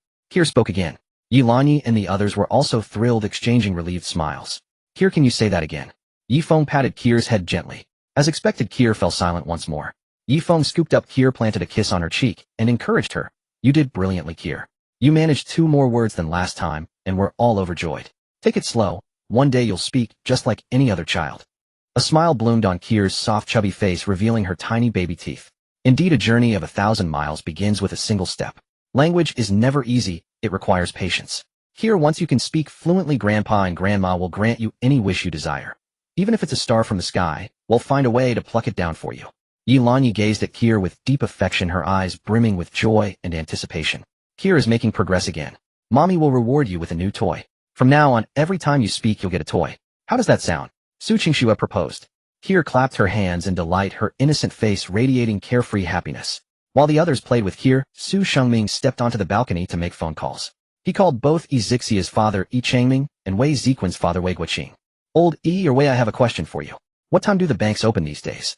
My eldest son-in-law brought back a whole sack of money, and it's not safe to keep it at home. I need to deposit it. If you don't know, you can ask your son." Su Qingming's tone was dripping with smugness. Yi Changming and Wei Guoqing, both cunning old foxes, instantly caught the underlying boast in Su Qingming's words. Fuming with indignation, they hung up without a word. Their pent-up frustration was ultimately unleashed upon Yi Zixia and Wei Zhichuan, who received a severe scolding. After their reprimands, Yi Zixia and Wei Zhichuan, as if by telepathy, called each other. Learning that the other had also been scolded, the two kindred spirits arranged to meet for a drink. "This is infuriating. Does that Ye Feng think he's so great just because he can play billiards? No matter how many skills he has, without money he's all show and no substance. Incapable of achieving anything significant." Wei Zhichuan, enraged, downed his drink in one gulp and slammed the glass heavily on the table. Yi Zixia clenched his fists, a cold, ruthless glint flickering in his eyes. Ye Feng is nothing but a petty man. How else would Uncle Su know about today's events? It must be Ye Feng who went to Uncle Su, embellishing his own achievements and painting us as utterly worthless just to make us the laughingstock of both families. Someone like him thinking he's worthy of Qingxue? A pipe dream. Yi Zixia slammed the table forcefully. Wei Zhichuan spat disdainfully. He wins one game of billiards and starts strutting around completely unaware of his own place. He'll get what's coming to him soon enough. He refused the easy path, so he'll face the hard way. We politely asked him to leave Qingxue, but he wouldn't listen. Now we don't need to be courteous any longer. Ye Feng is too cunning and sly, full of wicked schemes. He's an enigma, and Qingxue must have been deceived by him. We need to join forces and drive Ye Feng away from Qingxue. Wei Zhichuan declared, downing another glass. How about we just hire some thugs to beat him up until he's obedient and agrees to leave Qingxue? Violence was Wei Ziquan's first instinct. He always preferred brute force over brains. That's not thorough enough. If Ye Feng runs to Qingxue and complains she knows us too well, she'd see through our scheme instantly. Wei Zichuan dismissed his own idea. He then brainstormed several other plans aloud, but Yi Zhixiao, a man of few words, remained silent even as Wei Zichuan talked until he was hoarse. When Wei Zichuan finally tired and stopped, Yi Zhixiao spoke up. Why not consider targeting Qingxue instead? If Qingxue herself drives Ye Feng away, then no matter how talented he is, he can't change her mind. Wei Ziquan's eyes lit up and he clapped his hands in excitement. Right? Why didn't I think of that? Once Qingxue makes up her mind, she never wavers. If she decides to part ways with Ye Feng, he won't have a place to stay. Let me think about how to do this. But Wei Zichuan couldn't come up with a good plan. As a playboy who merely flirted with women, his usual tactics for dealing with ordinary girls were useless against someone like Su Qingxue. Rescuing a damsel in distress was out of the question. Qingxue was a black belt in Taekwondo and had trained in Sanda, and hiring thugs to attack her just so they could swoop in and save her felt too extreme even to him. At a loss, he turned to Ye Zhixiao and asked, Zhixiao, do you have any ideas? Ye Zhixiao tapped his index finger against his glass, his dark eyes deepening. We create a crisis for Qingxue, one she can't resolve, and one Ye Feng is even less capable of handling. Then when the time is right, we step in and solve it for her. Naturally, shall see who truly deserves to stand by her side. When the strong unite, their careers can expand rapidly. If she truly marries a freeloader, it might seem novel at first, but once the novelty fades, she'll realize that, whether in values, conversation topics, vision, or support, Ye Feng with no connections, money, or background is utterly useless. She'll naturally divorce him and choose a more suitable partner. Wei Zichuan slapped his thigh in realization. Exactly. But how do we create this crisis? The two abandoned their drinks and focused on plotting their next move, finalizing a plan in no time. Wei Zichuan grinned with smug satisfaction. Ha ha, Ye Feng, just wait and see yourself packing your bags and leaving. Meanwhile, Ye Feng and Su Qingxue had been playing with Kier. When she grew tired, they tucked her into bed. Kier fell asleep quickly as usual. After settling her, the couple returned to Su Qingxue's room. Early the next morning, Ye Feng staggered down the stairs, collapsed onto the sofa in the living room, looking listless. His wife wanted a second child, so it seemed he needed to complete more system tasks and earn more rewards to keep up his health. Yi Lanyi emerged from the kitchen carrying a steaming bowl of chicken soup for Ye Feng. Xiao Feng, your mother, made this specially for you to nourish your body. Ye Feng had just taken a sip when he was caught off guard by Yi Lanyi's words and started coughing. Thank you, Mom. Once he finally stopped coughing, Ye Feng smiled and thanked her. After Ye Feng finished the chicken soup, Su Qingxue called out, Xiao Feng, come play chess with me. Ye Feng put down the bowl and went to play chess with Su Qingxue. He wondered suspiciously what was wrong with his parents-in-law this morning. One had made him chicken soup to nourish him, the other called him to play chess as if they had something to say. After half a game, Su Qingxue said, Xiao Feng, later you should take the meal up to Qingxue. It's not good to stay up too late at night, it's bad for your health. Okay, you'll take the meal up later. Ye Feng made another move. If one looked closely, his hand trembled slightly. Su Qingxue nodded and continued, Xiao Feng, Qingxue was single before she met you, and you two have just gotten married. With that, Su Qingxue handed Ye Feng a golden card for a pharmacy, instructing, this is for our family's pharmacy. With this card you can buy supplements for free. Xiao Feng, when you have nothing to do, buy more kidney tonifying supplements and give yourself a good thorough nourishment. When Ye Feng heard Su Qingxue emphasize the words good thorough, his mind was suddenly filled with Su Qingxue's good thorough, and he lost all focus on the chess game. He solemnly took the card and said, thank you, Dad. I will definitely give myself a good thorough nourishment. Good child. Su Qingxue patted Ye Feng on the shoulder. Su Qingxue continued chatting with Ye Feng, saying, Xiao Feng, Qingxue often travels for work and isn't home much.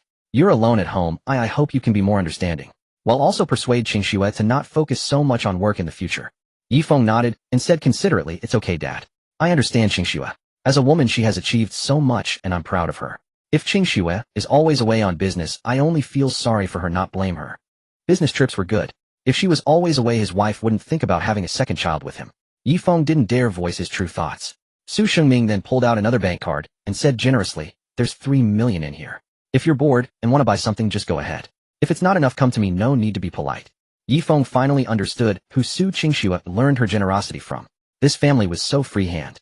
In his past life, his mother had passed away early and he had no success in love, so there was never a chance for him to give away money. But in this life, he had experienced the joy of receiving money. Ye Feng didn't bother with false modesty and accepted it directly. Thank you, Dad, Ye Feng said sincerely. And we're all family, no need for thanks. Su Qingxue waved his hand. I should thank you instead. Before, her mother and I were worried that Qingxue would end up alone. Now we're overjoyed. Su Qingxue continued, Qingxue has a bad temper and likes to scold people. If she scolds you and you're in a bad mood, you can go out for a drive. Like to scold. Ye Feng thought to himself he hadn't noticed that yet. Su Qingxue was always full of sweet words and tender feelings towards him, though she did like to bite a little like a little wildcat. At the thought, Ye Feng smiled. Su Qingming then took out a car key and handed it to Ye Feng, saying, "This is the key to a Bentley in my garage. It's only been a few days since it was delivered. Great grip, strong pushback feeling when you go over 200 km, spacious interior, suitable for a young man like you. It's yours." Another luxury car. Ye Feng was a bit shocked. His father-in-law was too generous. Ye Feng took the car key and looked at Su Qingming gratefully. "Dad. No need to thank me."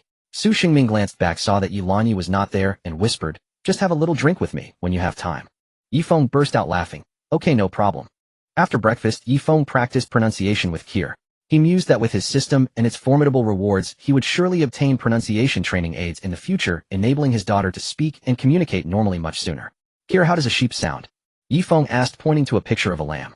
Kier blinked her large, sparkling eyes, looking at him with innocent confusion. "Bah, isn't that how a sheep sounds?" "Bah." Ye Feng mimicked the animal's call. Kier clapped her hands, joyfully raising them above her head to mimic horns. She opened her mouth, but no sound came out. "Wow, Kier, that's amazing. Yes, that's exactly how a sheep looks. You imitated it perfectly. Next time if you add the sound it will be even more lifelike," Ye Feng encouraged. "Now how does a dog bark?" He pointed to a picture of a puppy. Kier crouched on the ground, raised her hands to her chest, and affectionately nuzzled her head against Ye Feng's palm. "Kier, you imitate a dog perfectly too. You're so talented." Ye Feng lifted her onto his lap and gave her a kiss. "Woof woof. That's how a dog barks." "Woof woof," he demonstrated. Who knew our Kier had such a gift for mimicry? "Dad doesn't need to hear the sound to know exactly which animal you're imitating," Ye Feng said with exaggerated flair. Kier was delighted, her mouth opening and closing as she mimicked his lip movements. "Kier, you've been saying Dada all this time. How about we learn to say Mama today?" "Follow Daddy, Mama," Ye Feng said, exaggerating his lip movements as a demonstration. Kier blinked twice, watching him intently. "Copy me, Mama," he demonstrated again. Kier's mouth opened and closed, her lip movements mirroring his. Great job. That's exactly it. Now you know what shape your mouth should make when you say Mama, right?" Ye Feng said with a smile. Kier nodded and mimicked his mouth shape again. Ye Feng's eyes shone with pride and anticipation. It was clear that Kier now wanted to speak, but having been silent for so long, many syllables were still beyond her reach. With time, patient teaching, and gentle encouragement, one day Kier would speak and communicate like any other child. Suddenly Kier tugged at Ye Feng's sleeve and made a writing gesture. "Kier, do you want to say something?" He understood instantly. He quickly fetched paper and a pen. Kier wrote, "Daddy, day after tomorrow, kindergarten, you come find me." Kier was 5 years old, in her final year of kindergarten. "Kier wants Daddy to pick you up from school." "No problem, Daddy will come get you the day after tomorrow." Ye Feng agreed without hesitation. Overjoyed, Kier planted a kiss on his cheek, laughing with pure, unguarded delight.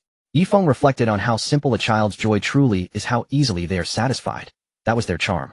By the time Su Qingxue woke up, it was nearly lunchtime. Refreshed and full of energy, she came downstairs to eat, her face glowing with renewed vitality. After lunch, Ye Feng and Su Qingxue were about to leave.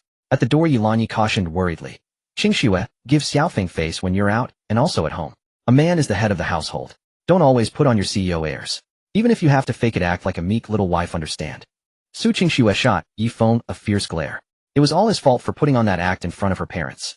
Now they truly believed she mistreated him. "Why are you glaring at Xiaofeng like that? You haven't even left yet, and already this." Ye Lanyi tapped Su Qingxue's hand, her tone reproachful. "Mom, don't worry, you'll treat Ye Feng very, very well." Su Qingxue ground out the words through clenched teeth, her canines itching for a bite. Ye Feng shuddered at the sound. The little wildcat was about to claw and bite his arm again. Ye Lanyi then took Ye Feng's hand and said warmly, "Xiaofeng, if Qingxue ever makes you fetch her foot bath water, scrub the floors, or bans you from the dinner table at home, call me anytime. He'll set her straight. Don't be a stranger, all right?" Seeing Su Qingxue's smile growing increasingly ominous, Ye Feng decided for the sake of his own well-being that a swift retreat was the best option. "Mom, we're off." He quickly pulled Su Qingxue away. Ye Lanyi watched their retreating figures hand in hand, feeling a mix of anticipation and worry that her son-in-law might be bullied. Ye Feng drove the Bentley that Su Qingming had given him. Once inside, Su Qingxue wondered where had gotten a new car, so Ye Feng recounted his morning conversation with Su Qingming selectively. Su Qingxue puffed up in annoyance, her cute little fangs bared toward Ye Feng. "My dad treats you as son-in-law better than me, his own daughter." "Humph. What can I say? It's not my fault your husband is so charming." "Humph. It's because you made my parents think I mistreat you at home during dinner yesterday. They're just trying to compensate you in other ways. Isn't that great? Now they know you're the queen in our little home. They don't have to worry about you, so they can rest easy," Ye Feng said. Su Qingxue felt it made some sense, but something still seemed off. She muttered, "I don't care. My parents treat you better than me, their own daughter. I'm jealous. You owe me compensation. I'm going on a business trip and won't be back for a few days." Before I leave you have to cheer up this big baby of yours. By the end Su Qingxue was already acting coquettish. Alright. Ye Feng smiled, and gently ruffled her hair.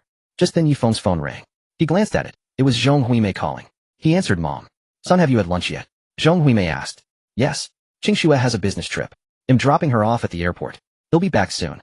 I've prepared hot water iodine and gauze for you. Use them when you get back. Zhong Huimei thought Ye Feng must have knelt on durian shells yesterday, and his knees were probably swollen beyond recognition, needing a good hot compress. Ye Feng couldn't help but laugh. Her parents treat me well. I'm perfectly fine and living quite comfortably.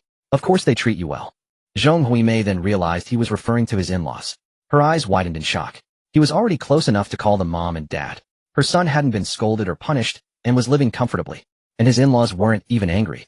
Since he was still driving on the airport expressway, and it wasn't safe to take calls, Ye Feng said to Zhong Huimei, Mom, I'm on the highway, I'll hang up now. After seeing Su Qingxue off at the airport, Ye Feng breathed a sigh of relief.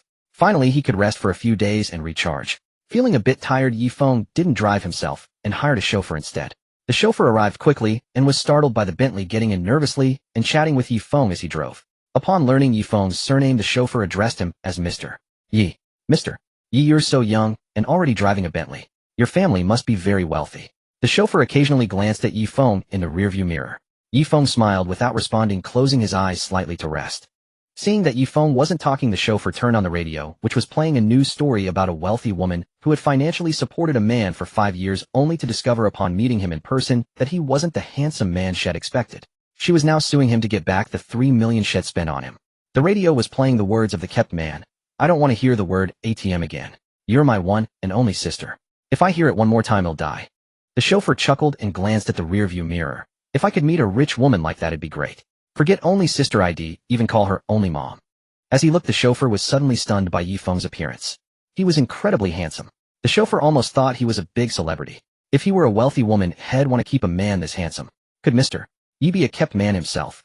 The chauffeur's heart skipped a beat as his imagination ran wild. In all his years as a chauffeur, had come to know most of the wealthy families in the city and had never heard of a Ye family. When Head just asked if the family was rich, Ye Feng hadn't answered. Probably because they weren't, and he was too embarrassed to say so. This young man was youthful, and though his clothes looked sharp, a closer look revealed they were just ordinary brands. That face, that body, that demeanor, all exceptional. Mr. Ye really was a kept man. The chauffeur immediately felt envious. His eyes suddenly lit up. Being able to live off a woman and drive a Bentley was impressive in itself. Not to mention his kidneys must be incredibly strong. If he could get some tips from Mr. Ye, maybe his own kidneys could be saved. Mr.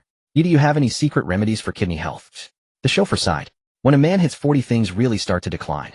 Ye Feng opened his eyes, puzzled by the sudden shift in topic. But recalling the news Head just heard and the chauffeur's abrupt change, it dawned on him what the man was thinking. This chauffeur had mistaken him for a kept man. A faint smile tugged at Ye Feng's lips as he teased, I do. Exercise. The chauffeur said, I exercise every day. I run 5 kilometers, but it doesn't help. Ye Feng shook his head with an air of mystery. You're exercising in the wrong place. The chauffeur asked with genuine curiosity, then where? Ye Feng smiled, jog at least 5 kilometers every morning for 6 months. The chauffeur immediately received the secret method and beamed with gratitude. Thank you, Mr. Ye. I'm so grateful. This rides on me. He resolved to start his morning 5-kilometer jog right away. Ye Feng gave a helpless smile. Just then they arrived at the Wanjin pharmacy, so he got out of the car and let the chauffeur go. Ye Feng turned and entered the Wanjin pharmacy, walking straight to the counter and saying, I'd like to buy Lu Wei Dihuang pills, Gailing Ji Bai Dihuang pills. The clerk had noticed Ye Feng even before he entered the store, a rare handsome man, and every glance was a treat. The clerk fetched the medicine for Ye Feng, and when it came time to pay, Ye Feng produced a gold card. The clerk suddenly saw a gleaming gold card extended, and her eyes widened like brass bells. A gold card. This handsome man actually had a gold card. The store manager had said that anyone with this gold card was the owner. She had been blind. The boss had graced the store with his presence, and she hadn't even gone out to welcome him. The clerk's attitude instantly became reverent, and any improper thoughts vanished without a trace. Please take your time, sir. We look forward to your next visit. The clerk respectfully handed the medicine to Ye Feng and kept watching his direction even after he got into the car.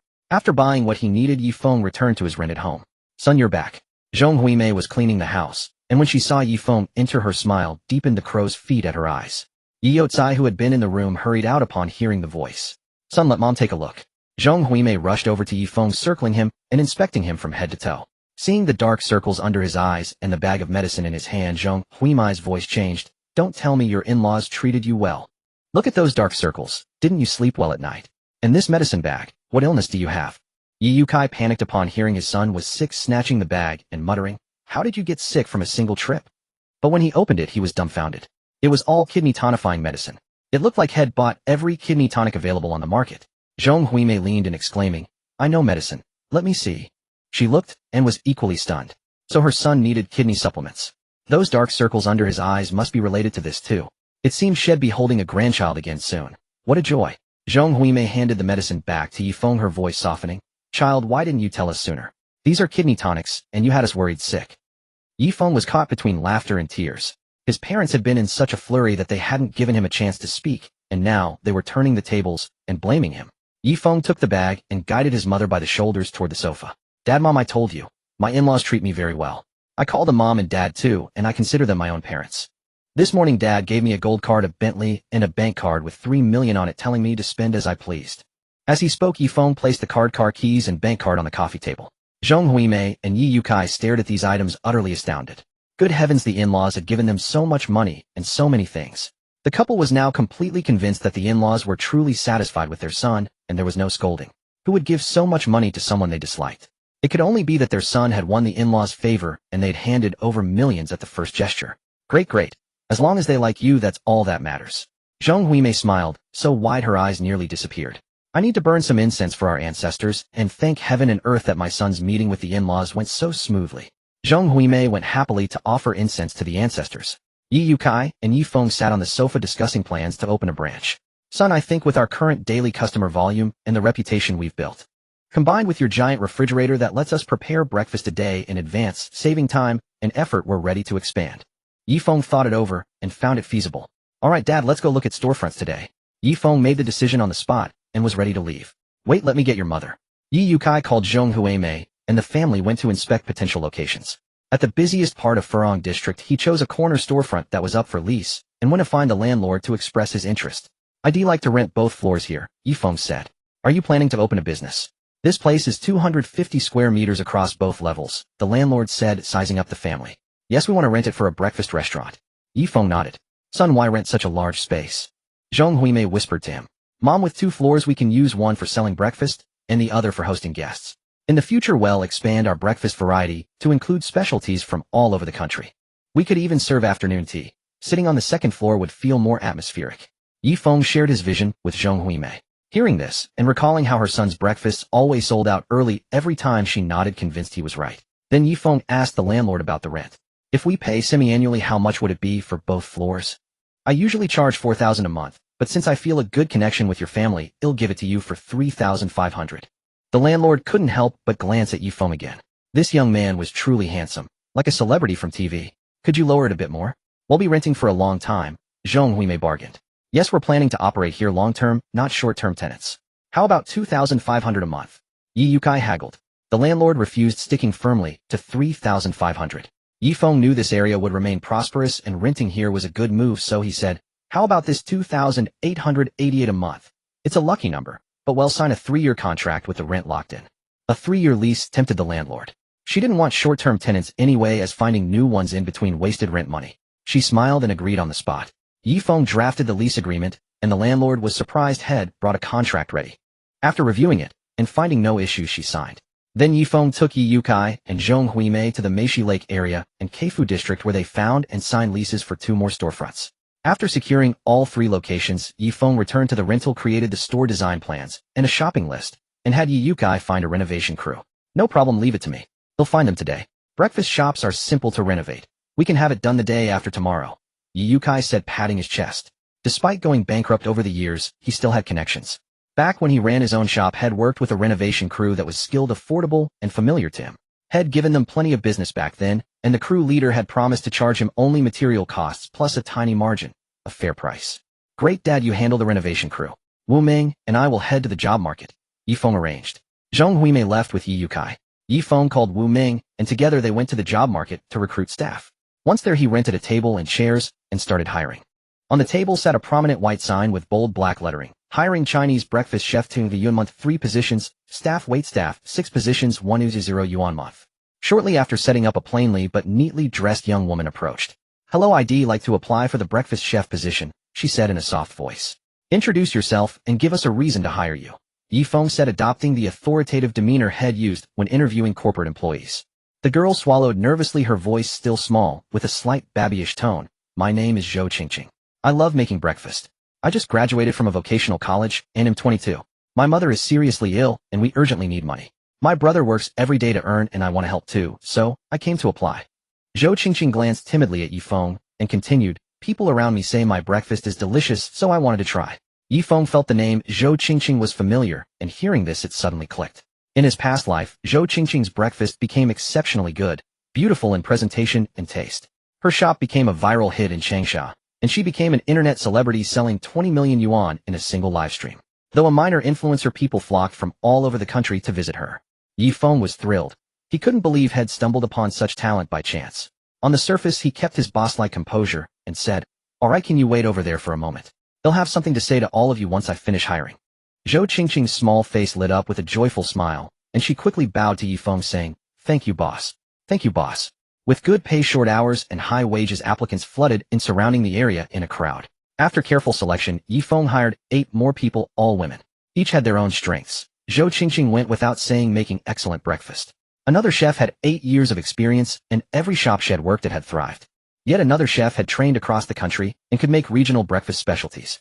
The 6 staff members were all in their early 20s, young and attractive, some cute, some with sweet smiles, some looking warm and approachable. Ye Feng and Wu Meng found them all pleasant and agreed these hires would boost customers' mood and encourage repeat visits.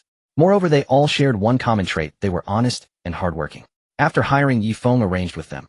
You 3 chefs come to Fengwei breakfast at the pedestrian street in Furong district at 6 the day after tomorrow. You 6 split into pairs. 1 pair to the Yuhua district Fengwei shop, 1 to the Keifu district, and 1 to the Meishi Lake area. Arrive by 6:30 the day after that. Got it, the employees agreed in unison. After wrapping up the hiring, Ye Feng dismissed them. As he and Wu Meng walked along the road, he spotted a supergirl out on a bus and had a flash of inspiration. He took Wu Meng to the area near the Commerce Bureau, found an agency, paid 500 yuan, and had them process a business license for an entertainment company. The agency took the money and got it done immediately. Ye Feng had it in hand on the spot. It was now 6 in the evening, and Ye Feng patted Wu Meng's shoulder, saying, how about we grab a meal together? I was thinking the same. We haven't had a good meal together in a while. Wu Meng slung an arm around Ye Feng's shoulder, and they happily went to dinner. Over their meal, Ye Feng said, Wu Meng, why not quit your job at Xuejie Group and work full-time for the breakfast shops? It'll raise your salary to 8,000 a month. Now I need you to go scout talent at Supergirl auditions nationwide. 8,000 a month. Wu Meng was stunned, speechless by the offer.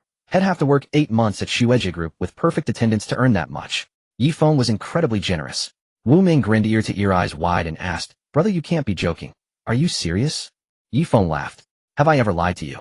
So are you in for this big venture with me? Wu Meng got fired up, clinked his glass against Ye Feng's, and declared with enthusiasm, hell yes. Let's do this. What should I do? Wu Meng asked. You'll scout people from the list I give you. Let me write down the names now, Ye Feng said, asking the waiter for paper and a pen. Zhang Liangying from the Chengdu region, Li Yuchen and Zhou Bichang from the Guangzhou region. After Ye Feng finished writing, Wu Meng read them out. Memorize the regions and names. Don't get them wrong, Ye Feng cautioned. The next day, Su Qingxue received a call from her assistant Lu Xiaohong. Lu Xiaohong said over the phone, President Su, we just finalized the renewal of the perfume ad contract with celebrity Tang Tang for next year, but she's refusing to renew now. Su Qingxue frowned deeply. Tang Tang was the hottest female star right now with tens of millions of fans, and had recently starred in a massively popular Xinxia drama. Products she endorsed sold out within a minute. Their company had worked with her since her early rise and profited greatly. Losing her now would mean losing a portion of their clientele. Su Qingxue asked, does she want more money? Lu Xiaohong denied it. No, she signed with another company. Kiki Entertainment Media. Su Qingxue immediately understood the situation.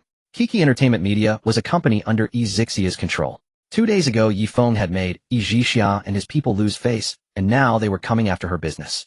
What a petty man.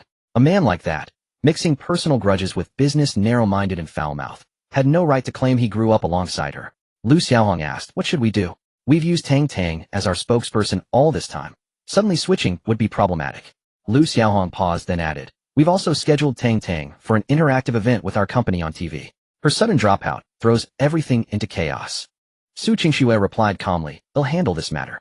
Yi Zixia, you and I grew up together, yet you still don't know my temperament. What I detest most are those who resort to such underhanded schemes behind others' backs. After all these years of friendship, what I get in return is a knife in the back. After hanging up, Su Qingxue's phone rang again. It was the ringtone Shed set exclusively for Ye Feng. She answered, "Honey, missing me already?" Ye Feng chuckled, glancing at the pile of kidney tonic supplements in front of him, and nodded, "Indeed I am. I'm currently reminiscing while looking at these things." Su Qingxue's heart stirred. She hadn't expected Ye Feng to admit his longing so readily this time, without his usual stubbornness. When she spoke again, her voice carried a note of smug satisfaction. "In that case, next time I'll bring something from home that carries your unique scent, so I can reminisce as well. How about that? Are you not at work right now, eh?" Ye Feng deftly changed the subject. Mentioning work brought Ezixia's betrayal back to the forefront of Su Qingxue's mind, and a shadow of worry crept onto her brow. Her voice unconsciously reflected her inner turmoil. "I have to go negotiate a partnership soon." Ye Feng noticed the clear shift in her tone and joked, "It's just a partnership. Our president Su can handle it with ease." Su Qingxue's mind was elsewhere, not focused on the upcoming meeting. She replied distractedly. Sensing her worry, Ye Feng asked, "Is something bothering you?" Su Qingxue's heart skipped a beat. Had Ye Feng noticed? She wasn't ready to tell him about such petty treachery. "No, nothing's wrong." Ye Feng knew she was truly troubled when she didn't answer immediately. "I'm your husband. You can confide any worries to me. You don't have to bear everything alone anymore. I'm here for you, understand?"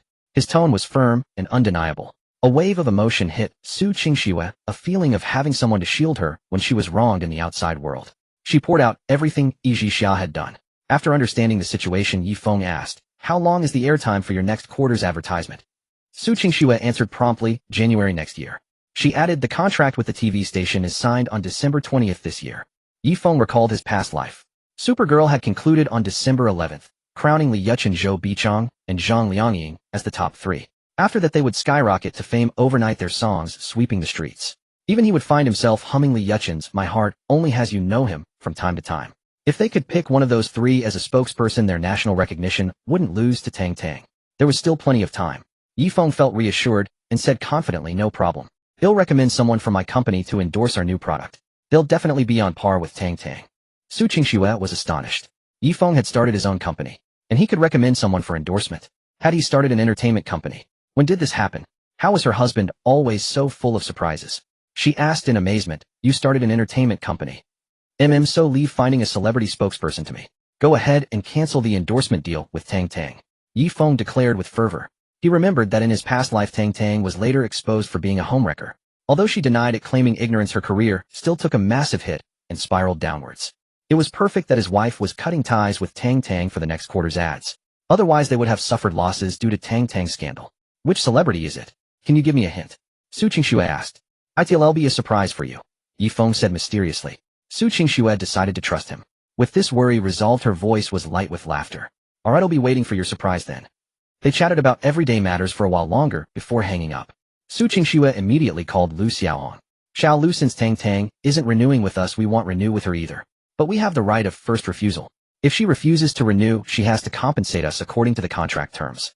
Make sure to follow up on the compensation matters promptly. Don't delay." Lu Xiaohong replied respectfully, "Yes, President Su. But who will be the celebrity replacing Tang Tang? He'll need to make the necessary arrangements." Recalling Ye Feng's protective demeanor, Su Qingxue couldn't help but smile sweetly. "You'll find out soon enough." Following Ye Feng's instructions, Wu Ming headed straight for Guangzhou. Upon arrival, he called Ye Feng. "Ye Feng, am at the Guangzhou Division competition venue. But how exactly are we going to recruit Zhou Bichang? I see some other entertainment companies scouting here too. The competition is tough." Ye Feng had already devised a plan and answered without hesitation. "Offer her a base salary of $1 million per year plus one album released on all platforms annually, and we'll help her secure a top 3 finish in Supergirl." Wu Ming's heart raced upon hearing these terms. Was it too late to legally change his name to Zhou Bichang? Ye Feng continued, "All conditions will be written into the contract. We'll also sign a separate bet agreement. If we fail to get her into the top 3, our company compensates her $10 million. If we succeed, she signs with us for 10 years. Compensate $10 million. Wu Ming's heart trembled at the figure. He wouldn't even fetch that price if he sold himself. Before Wu Ming could say anything, Ye Feng hung up. Arriving early was better than arriving late. By the time Wu Ming got there, Zhou Bichang had already won the Guangzhou Division title. Finding her was easy, a simple inquiry sufficed. Wu Ming found Zhou Bichang in a small room. Looking at the young woman before him, her face full of youthful inexperience, and her eyes filled with wariness, Wu Ming stated his purpose. After listening, Zhou Bichang relaxed, a look of having seen it all before on her face. "Miss Zhou, we're different from those other entertainment companies that have approached you. I'd like you to hear our company's offer before making a decision." Wu Ming then relayed Ye Feng's terms to her. The more Zhou Bichang heard, the more shocked she became.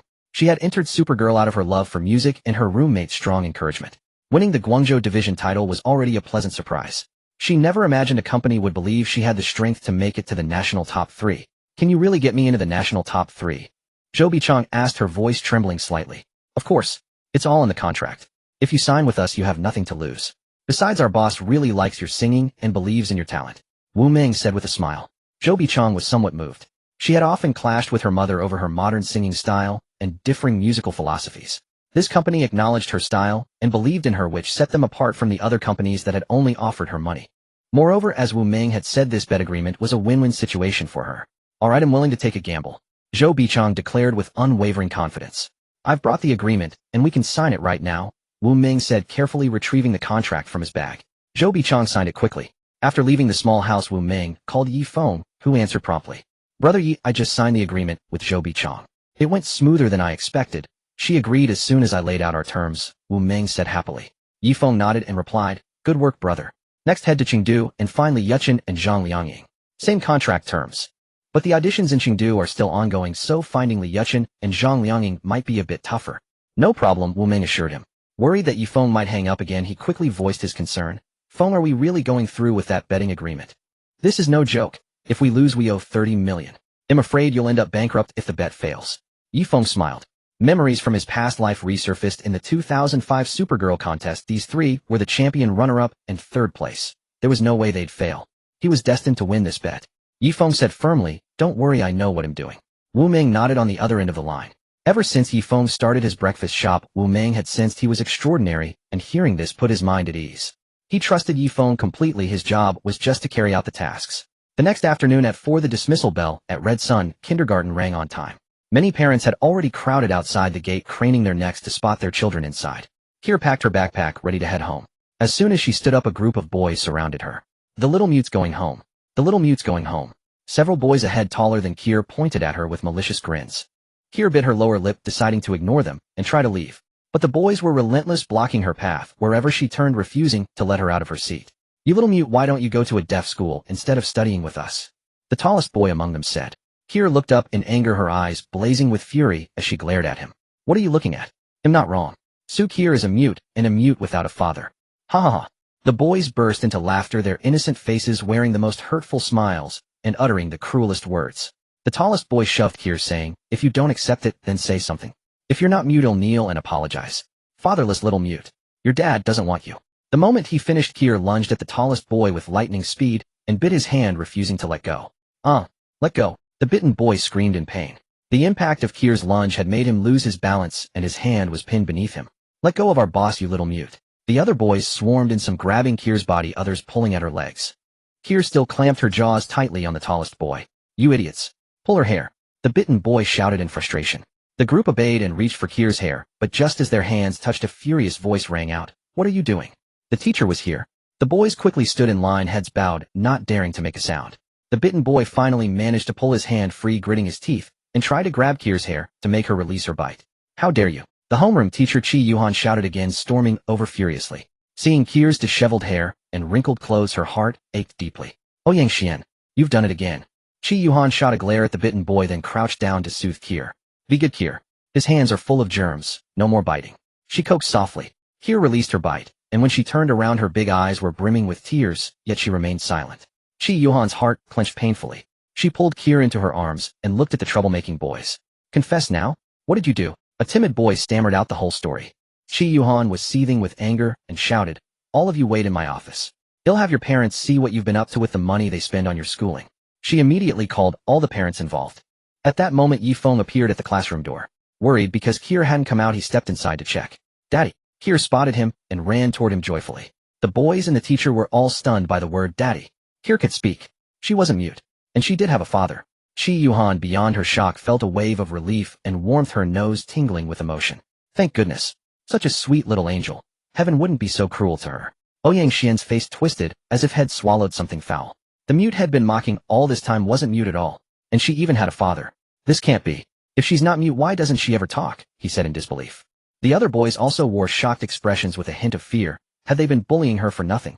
Ye Feng immediately noticed Kira's disheveled state, her wrinkled clothes, messy hair, and tear-streaked face. Oh my precious Kira. Ye Feng called out loudly, scooping her up and tidying her clothes and hair. Then his gaze turned piercing as he fixed it on the boys. They avoided his eyes, and the timid ones even collapsed to the floor in fear. Teacher, could you explain what happened? Ye Feng suppressed his anger and looked at Qi Yuhan.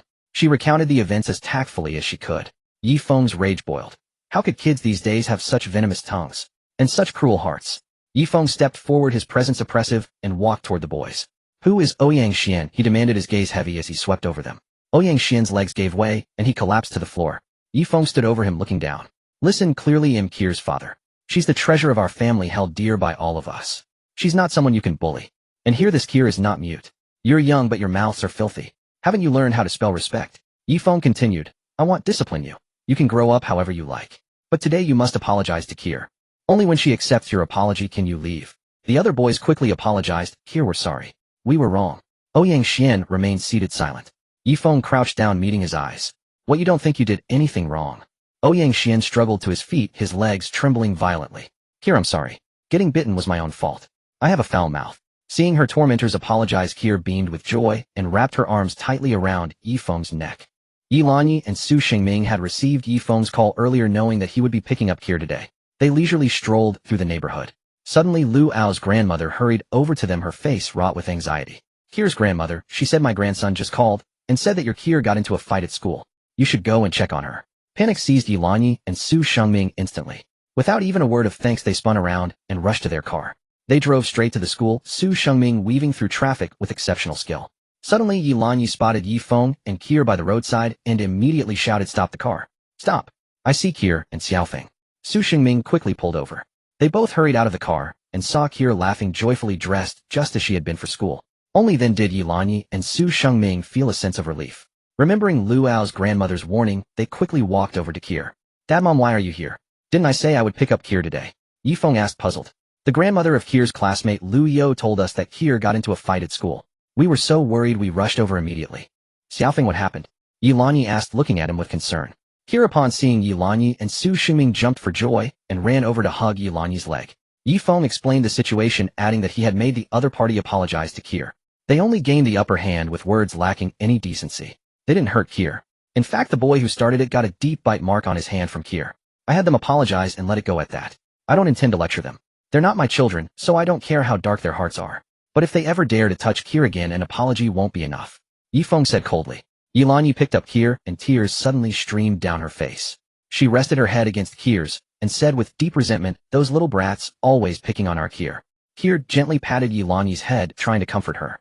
Yi Lanyi turned to look at Kier, her heart aching. Kier, you've been wronged. Don't listen to those little brats. Kier is the best, the very best child in the world. And you're not a child without a father, as they say. You have a father. As she spoke, Yi Lanyi felt a swell of emotion. It was truly wonderful that her son-in-law was back, finally giving Kier a complete family. Mom, let's go home first. It's dusty out here, Ye Feng said. Once they were back home, Ye Feng decided he would cook dinner himself that evening. That evening, Ye Feng prepared a feast: braised pork knuckle and sauce, flour mushroom, eggless yolk, crispy sesame duck, and a pork rib, and Chinese yam soup. Yi Lanyi and Su Qingxue tried to go into the kitchen to help, but Ye Feng gently pushed them out. They sat on the sofa playing with Kier, their appetites stirred by the delicious aromas wafting from the kitchen. What is Xiaofeng cooking? It smells wonderful, Yi Lanyi said, patting her empty stomach. I think I smell flour, mushrooms, and eggs. Could Xiaofeng be making flour, mushroom, eggless yolk? Su Qingxue said after a careful sniff. Impossible. Yi Lanyi quickly retorted. Young people nowadays aren't like our generation, who had to learn to cook from the age of 5. Flour, mushroom, eggless yolk is very difficult to make. Xiaofeng probably can't do it. After a long while, Ye Feng finally emerged from the kitchen carrying one dish after another. Seeing the flour, mushroom, eggless yolk on the table, Su Qingxue nudged Yi Lanyi's arm and whispered, see, I told you so. That Xiaofeng is truly remarkable. Dad, Mom, dinner's ready, Ye Feng said, placing a bowl of rice in front of each of them. Thank you for your hard work, Xiaofeng, Yi Lanyi said with a smile. She took a bite of the braised pork knuckle first, as it looked absolutely divine. A large knuckle glazed with a rich red sauce that was incredibly appetizing. This is delicious. Yi Lanyi couldn't help but exclaim in amazement. The flavor was rich yet not greasy, deeply infused with spices. It was so good, she wanted more. She was pleasantly surprised. She never imagined her son-in-law could cook so well, even better than her, a seasoned cook of decades. She really hadn't noticed before. Xiaofeng was handsome, graceful in public, and skilled in the kitchen. He was truly all around. Ye Feng smiled at Yi Lanyi and picked up a piece of duck meat for her. Mom, if you like it, please have some more. Yi Lanyi eagerly took another bite of the duck, and her face lit up with pure bliss. It was absolutely divine. The duck was fragrant and crispy, yielding soft and tender with each bite perfectly blended with the sauce. It was sheer perfection. Su Qingxue had thought it was impressive enough that Ye Feng could cook these dishes at all, but he never expected them to taste so good. He was utterly astonished. He was a man too, but for him to cook delicious food was as impossible as a man giving birth. He couldn't believe how skilled Xiao Feng was. Every single dish was extraordinarily tasty. Truly, the younger generation is formidable. Ye Feng had already impressed them with his tea ceremony skills, and now he had another outstanding talent. Based on his business instincts, Su Qingxue sensed that Ye Feng was far more capable than he let on.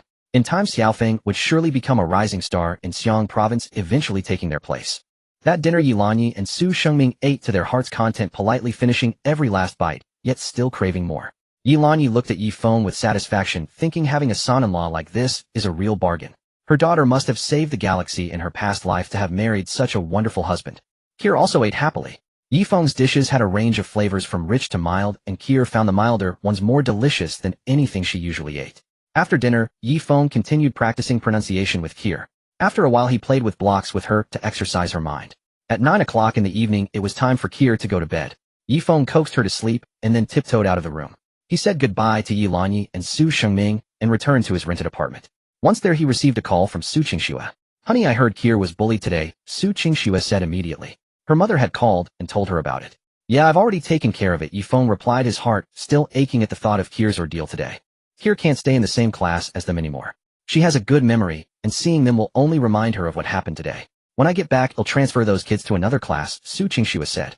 Ye Feng nodded in agreement. "Are you back at the apartment?" Su Qingxue asked. "I just put Kier to bed and came back to sleep," Ye Feng said, lying down on the bed. Su Qingxue's voice turned seductive. "You can't sleep yet. You still have to lull your big baby to sleep." Ye Feng rested his head on one hand and chuckled. "And how does this big baby want me to lull her to sleep? Do I need to tell you a story too?" Su Qingxue whispered, "Yes, I want you to tell me a fairy tale." Ye Feng smiled and said no problem. At 5 in the morning the next day, Ye Feng, Zhonghuimei, and the others were already up. The renovation team had finished work on the 3 stores yesterday, and the tables and chairs had also been purchased, so they got up early to go check on them. Ye Feng drove the Bentley, taking Zhonghuimei and Ye Yukai to inspect the stores. They first went to the one in Yuhua district. When they arrived, the renovation team was there. "That Bentley outside is really gorgeous. Even if I work at this job for another 10 years, I still couldn't afford one. I wonder which wealthy tycoon is out on the streets." Chun Runling, the head of the renovation team, who knew Ye Yotsai, stared fixedly at Ye Feng's Bentley, sweating with envy. Just then the car door opened, and Ye Yukai and Zhonghuimei stepped out from the back seat. Chun Runling sprang to the door in a single bound, staring at them in astonishment. He wiped the sweat from his face, rubbed his eyes, and stared wide-eyed at Ye Yukai. Hadn't Ye Yukai gone bankrupt? How could he still afford such a luxurious car? Driving a car like this, no wonder he could open 3 stores at once. Had he made a fortune again? "Runling, you're working so early." Hard work, hard work," Ye Yukai said with a smile, walking over and handing Chun Runling a pack of Heediangxia cigarettes. Chun Runling looked at Ye Yotsai, who was glowing with vitality and high spirits, and asked, "Yotsai made a fortune?"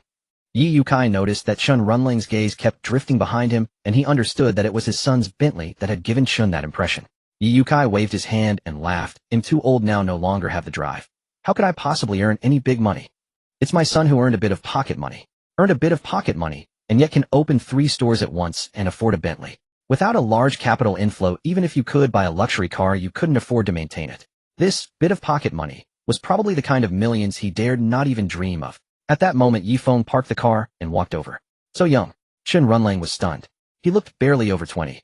How could he have earned so much money? Truly, the waves behind drive on those before. The savings of a man over 50 didn't even amount to what Yukai's son had earned. Chun Runling gazed at the young man before him. His face like jade, eyes like bright stars, nose like a hanging gull, feeling both envious and sour. If only he were 20-something years younger. He turned his head, caught sight of his own reflection in the glass door, shuddered, and snapped back to reality. "The renovation is almost done. Oh, we're just finishing up. Come in and take a look," Chun Runling said. Ye Feng and the others entered the store and looked around. The overall design was simple and elegant, with reasonable spacing between tables and chairs, and the sizes of the tables and chairs matched the interior area. It looked clean, orderly, and very comfortable. The overall color scheme was dominated by bright orange-yellow tones. The orange-yellow decorations and walls not only created a warm feeling, but also stimulated the appetite at first glance.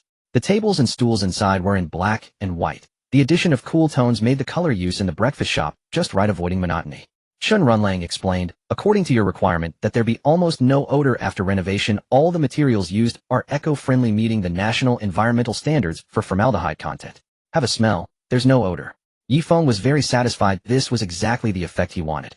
Ye Feng and the others went to check the other 2 stores as well. They were all excellent, both achieving the desired renovation effect and having no post-renovation odor. With the renovation done, the 3 stores could open together tomorrow. Son, your mother and I have obtained the food permits and business licenses for all 3 stores in the past couple of days.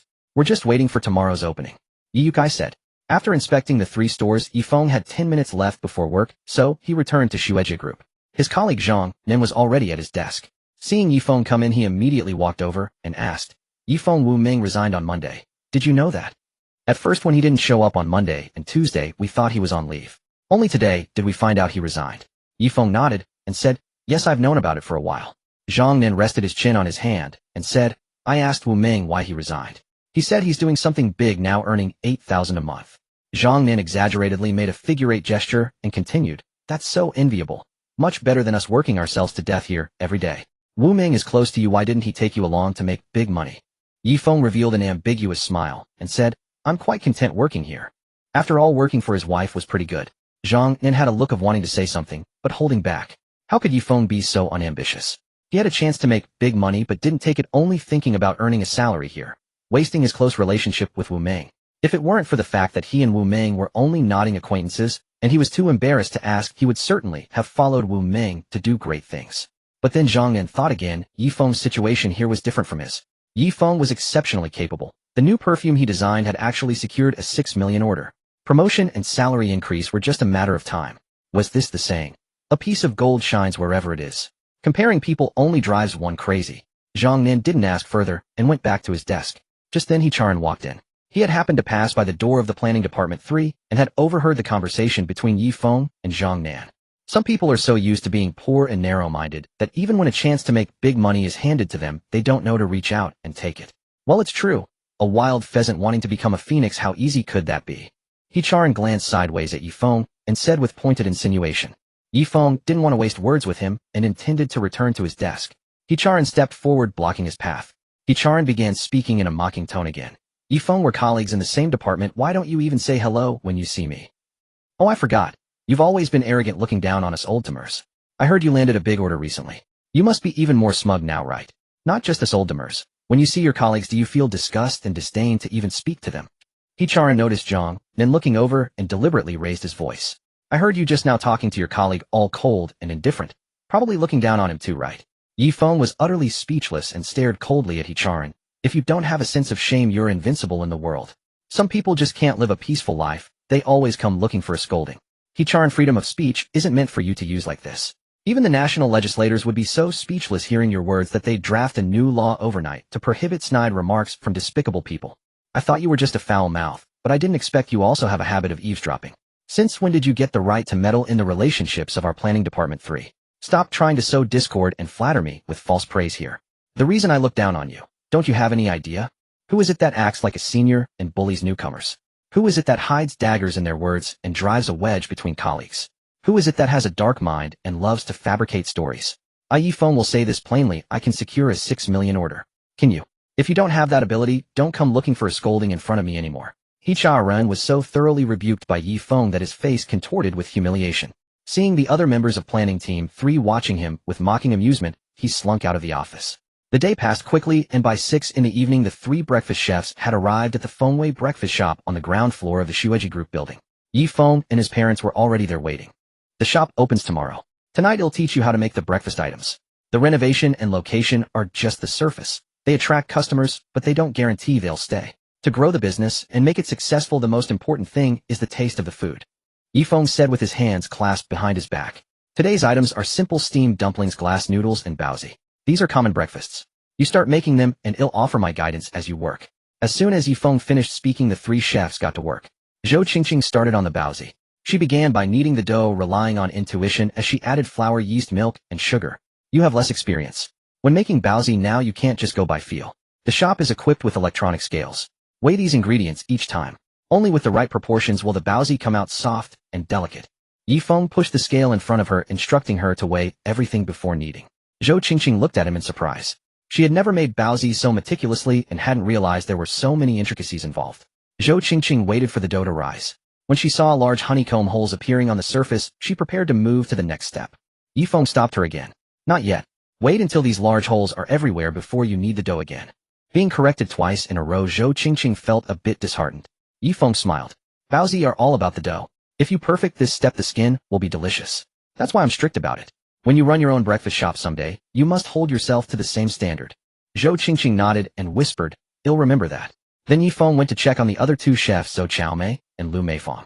One was making steamed dumplings, and the other was preparing glass noodles. Ye Feng offered suggestions to each of them, asking them to make corrections.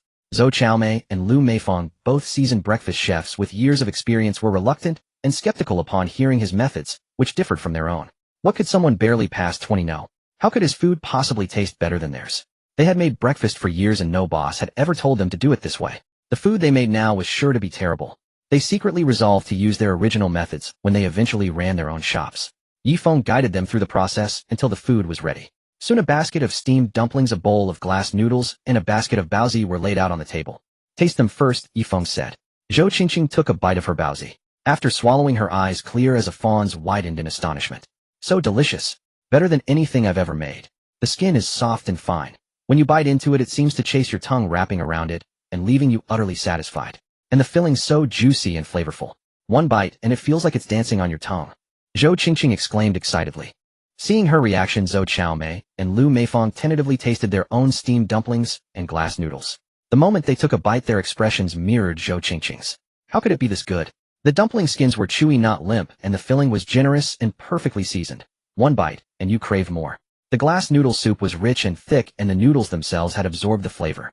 One slurp, and the savory broth tugged at your very soul. All three were utterly astonished. Ye Feng could make breakfast this well. His methods truly produced delicious food. If you all find the taste acceptable, then commit my methods to memory and make another batch. Ye Feng said calmly, unsurprised by their reactions. He had known they would doubt him. Only taste could truly convince, so he had said nothing. After a few rounds of corrections, the chef's output met Ye Feng's standards. They began making breakfast in bulk, storing the finished items in the refrigerator to keep them fresh. Ye Feng, now at ease, went to the door to chat with Qin Lang. Qin Lang said, "Brother Ye Feng, my friend Ge Haopei has finished handling his family matters. He can start work tomorrow." Ye Feng nodded. "Then your comrade can work as a security guard at the Yuhua district shop. He'll pay him the same salary as you. Do you have other comrades in need of work? I have 2 more shops that need guards. Introduce me to 2 more. Qin Lang was both delighted and grateful. "No problem, leave it to me." His bond with his comrades was forged in iron. Being able to help them find employment, and with such good pay, filled him with joy and a sense of purpose. The 3 new shops had opened. Ye Yukai and Zhong Huimei were primarily in charge. Ye Feng checked on the shops and saw that business was booming with excellent customer feedback. However, he noticed a major problem: they were understaffed. During peak hours, the current employees simply couldn't keep up. Ye Feng went to the job market to recruit more staff. The moment he arrived, he was surrounded by a group of women like a fly trapped in a spider's web, unable to move forward or backward. "Boss, I want to apply," one woman said. "I want to apply too. I've been waiting tables for 3 years and have experience as a store manager. Pick me, pick me." Another older woman shoved her way to the front and leaned towards Ye Feng. These people had heard about his generous hiring practices last time. Some had even quit their jobs just to wait for him. "Everyone, please line up and introduce yourselves one by one," Ye Feng said, raising his voice over the clamor that was giving him a headache. In the end, Ye Feng hired 6 more people, 3 for the original shop and 1 for each of the 3 new ones. They were told to report for work the next day. At 2 in the afternoon, Ye Yukai and Zhong Huimei returned to their rented apartment. Ye Yukai was carrying a large sack and called for Ye Feng to come count the money. After tallying it up, the 4 shops had earned a total of 10356 yuan. Ye Yukai and Zhong Huimei exchanged looks of shock and delight. 10,000 yuan in a single day? At that rate, they'd make 300,000 a month. Their total investment was less than 100,000. This was a massive windfall. Ye Feng smiled at his parents. "Dad, Mom, let's go to the 4S dealership and buy a car. It'll make it much more convenient for you to get to the shops." Zhong Huimei nodded in agreement beside him. Ye Yukai mused thoughtfully to Ye Feng. "Buying a car would indeed be more convenient, but a truck would be better. We could use it to transport goods." Zhong Huimei had the same thought and added, "The truck should ideally have a refrigerated compartment. On a day like today, delivering goods early in the morning wouldn't be a problem. But if the temperature rises in a few months, the goods would spoil easily." Ye Feng nodded, and then led Ye Yukai and Zhong Huimei to the vehicle dealership. As soon as they entered, Ye Yukai said to Zhong Huimei, "Good thing we both got our truck driving licenses back then. If we tried to learn now at our age, it wouldn't be so easy." Zhong Huimei replied, "Exactly. One should learn more and create more while young. A salesperson at the dealership saw the family and asked what kind of vehicle they were looking for. Upon learning they wanted a truck, the salesperson recommended several models in succession. Ye Yukai and Zhong Huimei listened, but found some too cramped for cargo, others too fuel inefficient, and some too expensive. After careful consideration, they decided on a truck costing around 10,000 yuan. When they told Ye Feng, he refused. He insisted they had to get a truck worth at least 100,000 yuan. The refrigerated compartment was crucial, and a pricier vehicle meant much higher safety standards, saving them from constant repairs. Ye Yukai and his wife thought over 100,000 was too expensive and didn't want it. Ye Feng told them the shop was earning 10,000 a day, which was 300,000 a month, and at least 3 million a year. A truck won't be replaced for years, so we should get a good one. This finally convinced the old couple, and they agreed to buy a small truck worth 120,000 yuan. This model was the best value in its price range, and had a large refrigerated compartment, so they prepared to check out. Zhong Huimei whispered to Ye Feng, "Wait, let me haggle a bit more." She then said to the salesperson, "Can you sell this truck for 80,000? The salesperson replied a bit annoyed, "Ma'am, you must be joking. We can't even get it from the manufacturer for that price." Zhong Huimei, familiar with this tactic, retorted, "What are you saying? I went to another shop yesterday, and they didn't have this truck at this price either." She winked at Ye Feng and Ye Yukai. They immediately nodded, and Ye Yukai said, "That's right, the truck at that other shop yesterday was cheaper than here. Let's go to that other place." With that, the family started to walk out. The salesperson quickly stopped them, saying to Zhong Huimei, "Wait, ma'am. Even if it was a bit cheaper at that other shop, it still wouldn't be as low as 80,000. How about this, ma'am? Let's both compromise. He'll take it as making a friend today. I can let it go for 112,000. What do you say?" Zhong Huimei countered, 88,000 is my final offer. Not a cent more. Sell it for that, and we'll buy it. If not, we're leaving right now. With that, she made as if to leave again. After some back and forth bargaining, they finally settled on a price of 110,000, which pleased Zhong Huimei greatly. Just as Ye Feng was about to pay, he overheard a voice from nearby. "Old Ye, long time no see. You can afford a truck now." A man in sunglasses walked over and said to Ye Yukai. Ye Feng didn't recognize him at first, but that smug, irritating tone quickly jogged his memory. Wasn't this the same old Lu who had refused to lend his parents money? His parents had been doing well in business in Changsha, but after they went bankrupt, they asked this Lu Xingping for a loan. Not only did he refuse, but he also mocked them. Ye Feng still remembered old Liu's words, "You bunch of paupers, who knows when you'd ever pay me back? I'd rather throw my money at beggars than lend it to you. Your business was doomed to fail anyway." Ye Yukai and Zhong Huimei shot Lu Xingping a disgusted look and turned away, ignoring him. But Lu Xingping walked over anyway, pretending to just notice Ye Feng. "Oh, is this your son? My, how he's grown since I last saw him." Old Lu scrutinized Ye Feng and felt a jolt.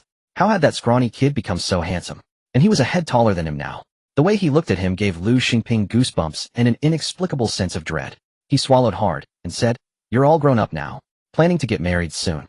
You two should start preparing a house and a car for your child." Seeing that Ye Yukai and Zhong Huimei remained silent, Lu Xingping sneered, "Don't tell me he's not married yet. Then you better get on it.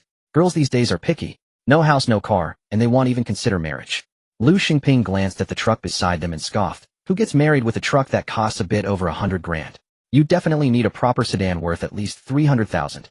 All right, my family is looking for a gardener and a maid. I'm giving you two first dibs on this great opportunity." Lu Xingping suddenly offered them jobs. "You two should come work for me. They'll give you the friend rate definitely higher than average. How about it? Generous of me, right?" He added with a contemptuous smile, as if certain they'd accept. "If you want, think about yourselves. I've known you both for so many years, I have to think about your kid. After you've worked for me for a while, and saved up some money, little Ye here can find a wife in no time. Then you'll be holding a grandchild before you know it." Lu Xingping had their whole future planned out. Ye Yukai and Zhong Huimei were furious at his arrogant demeanor.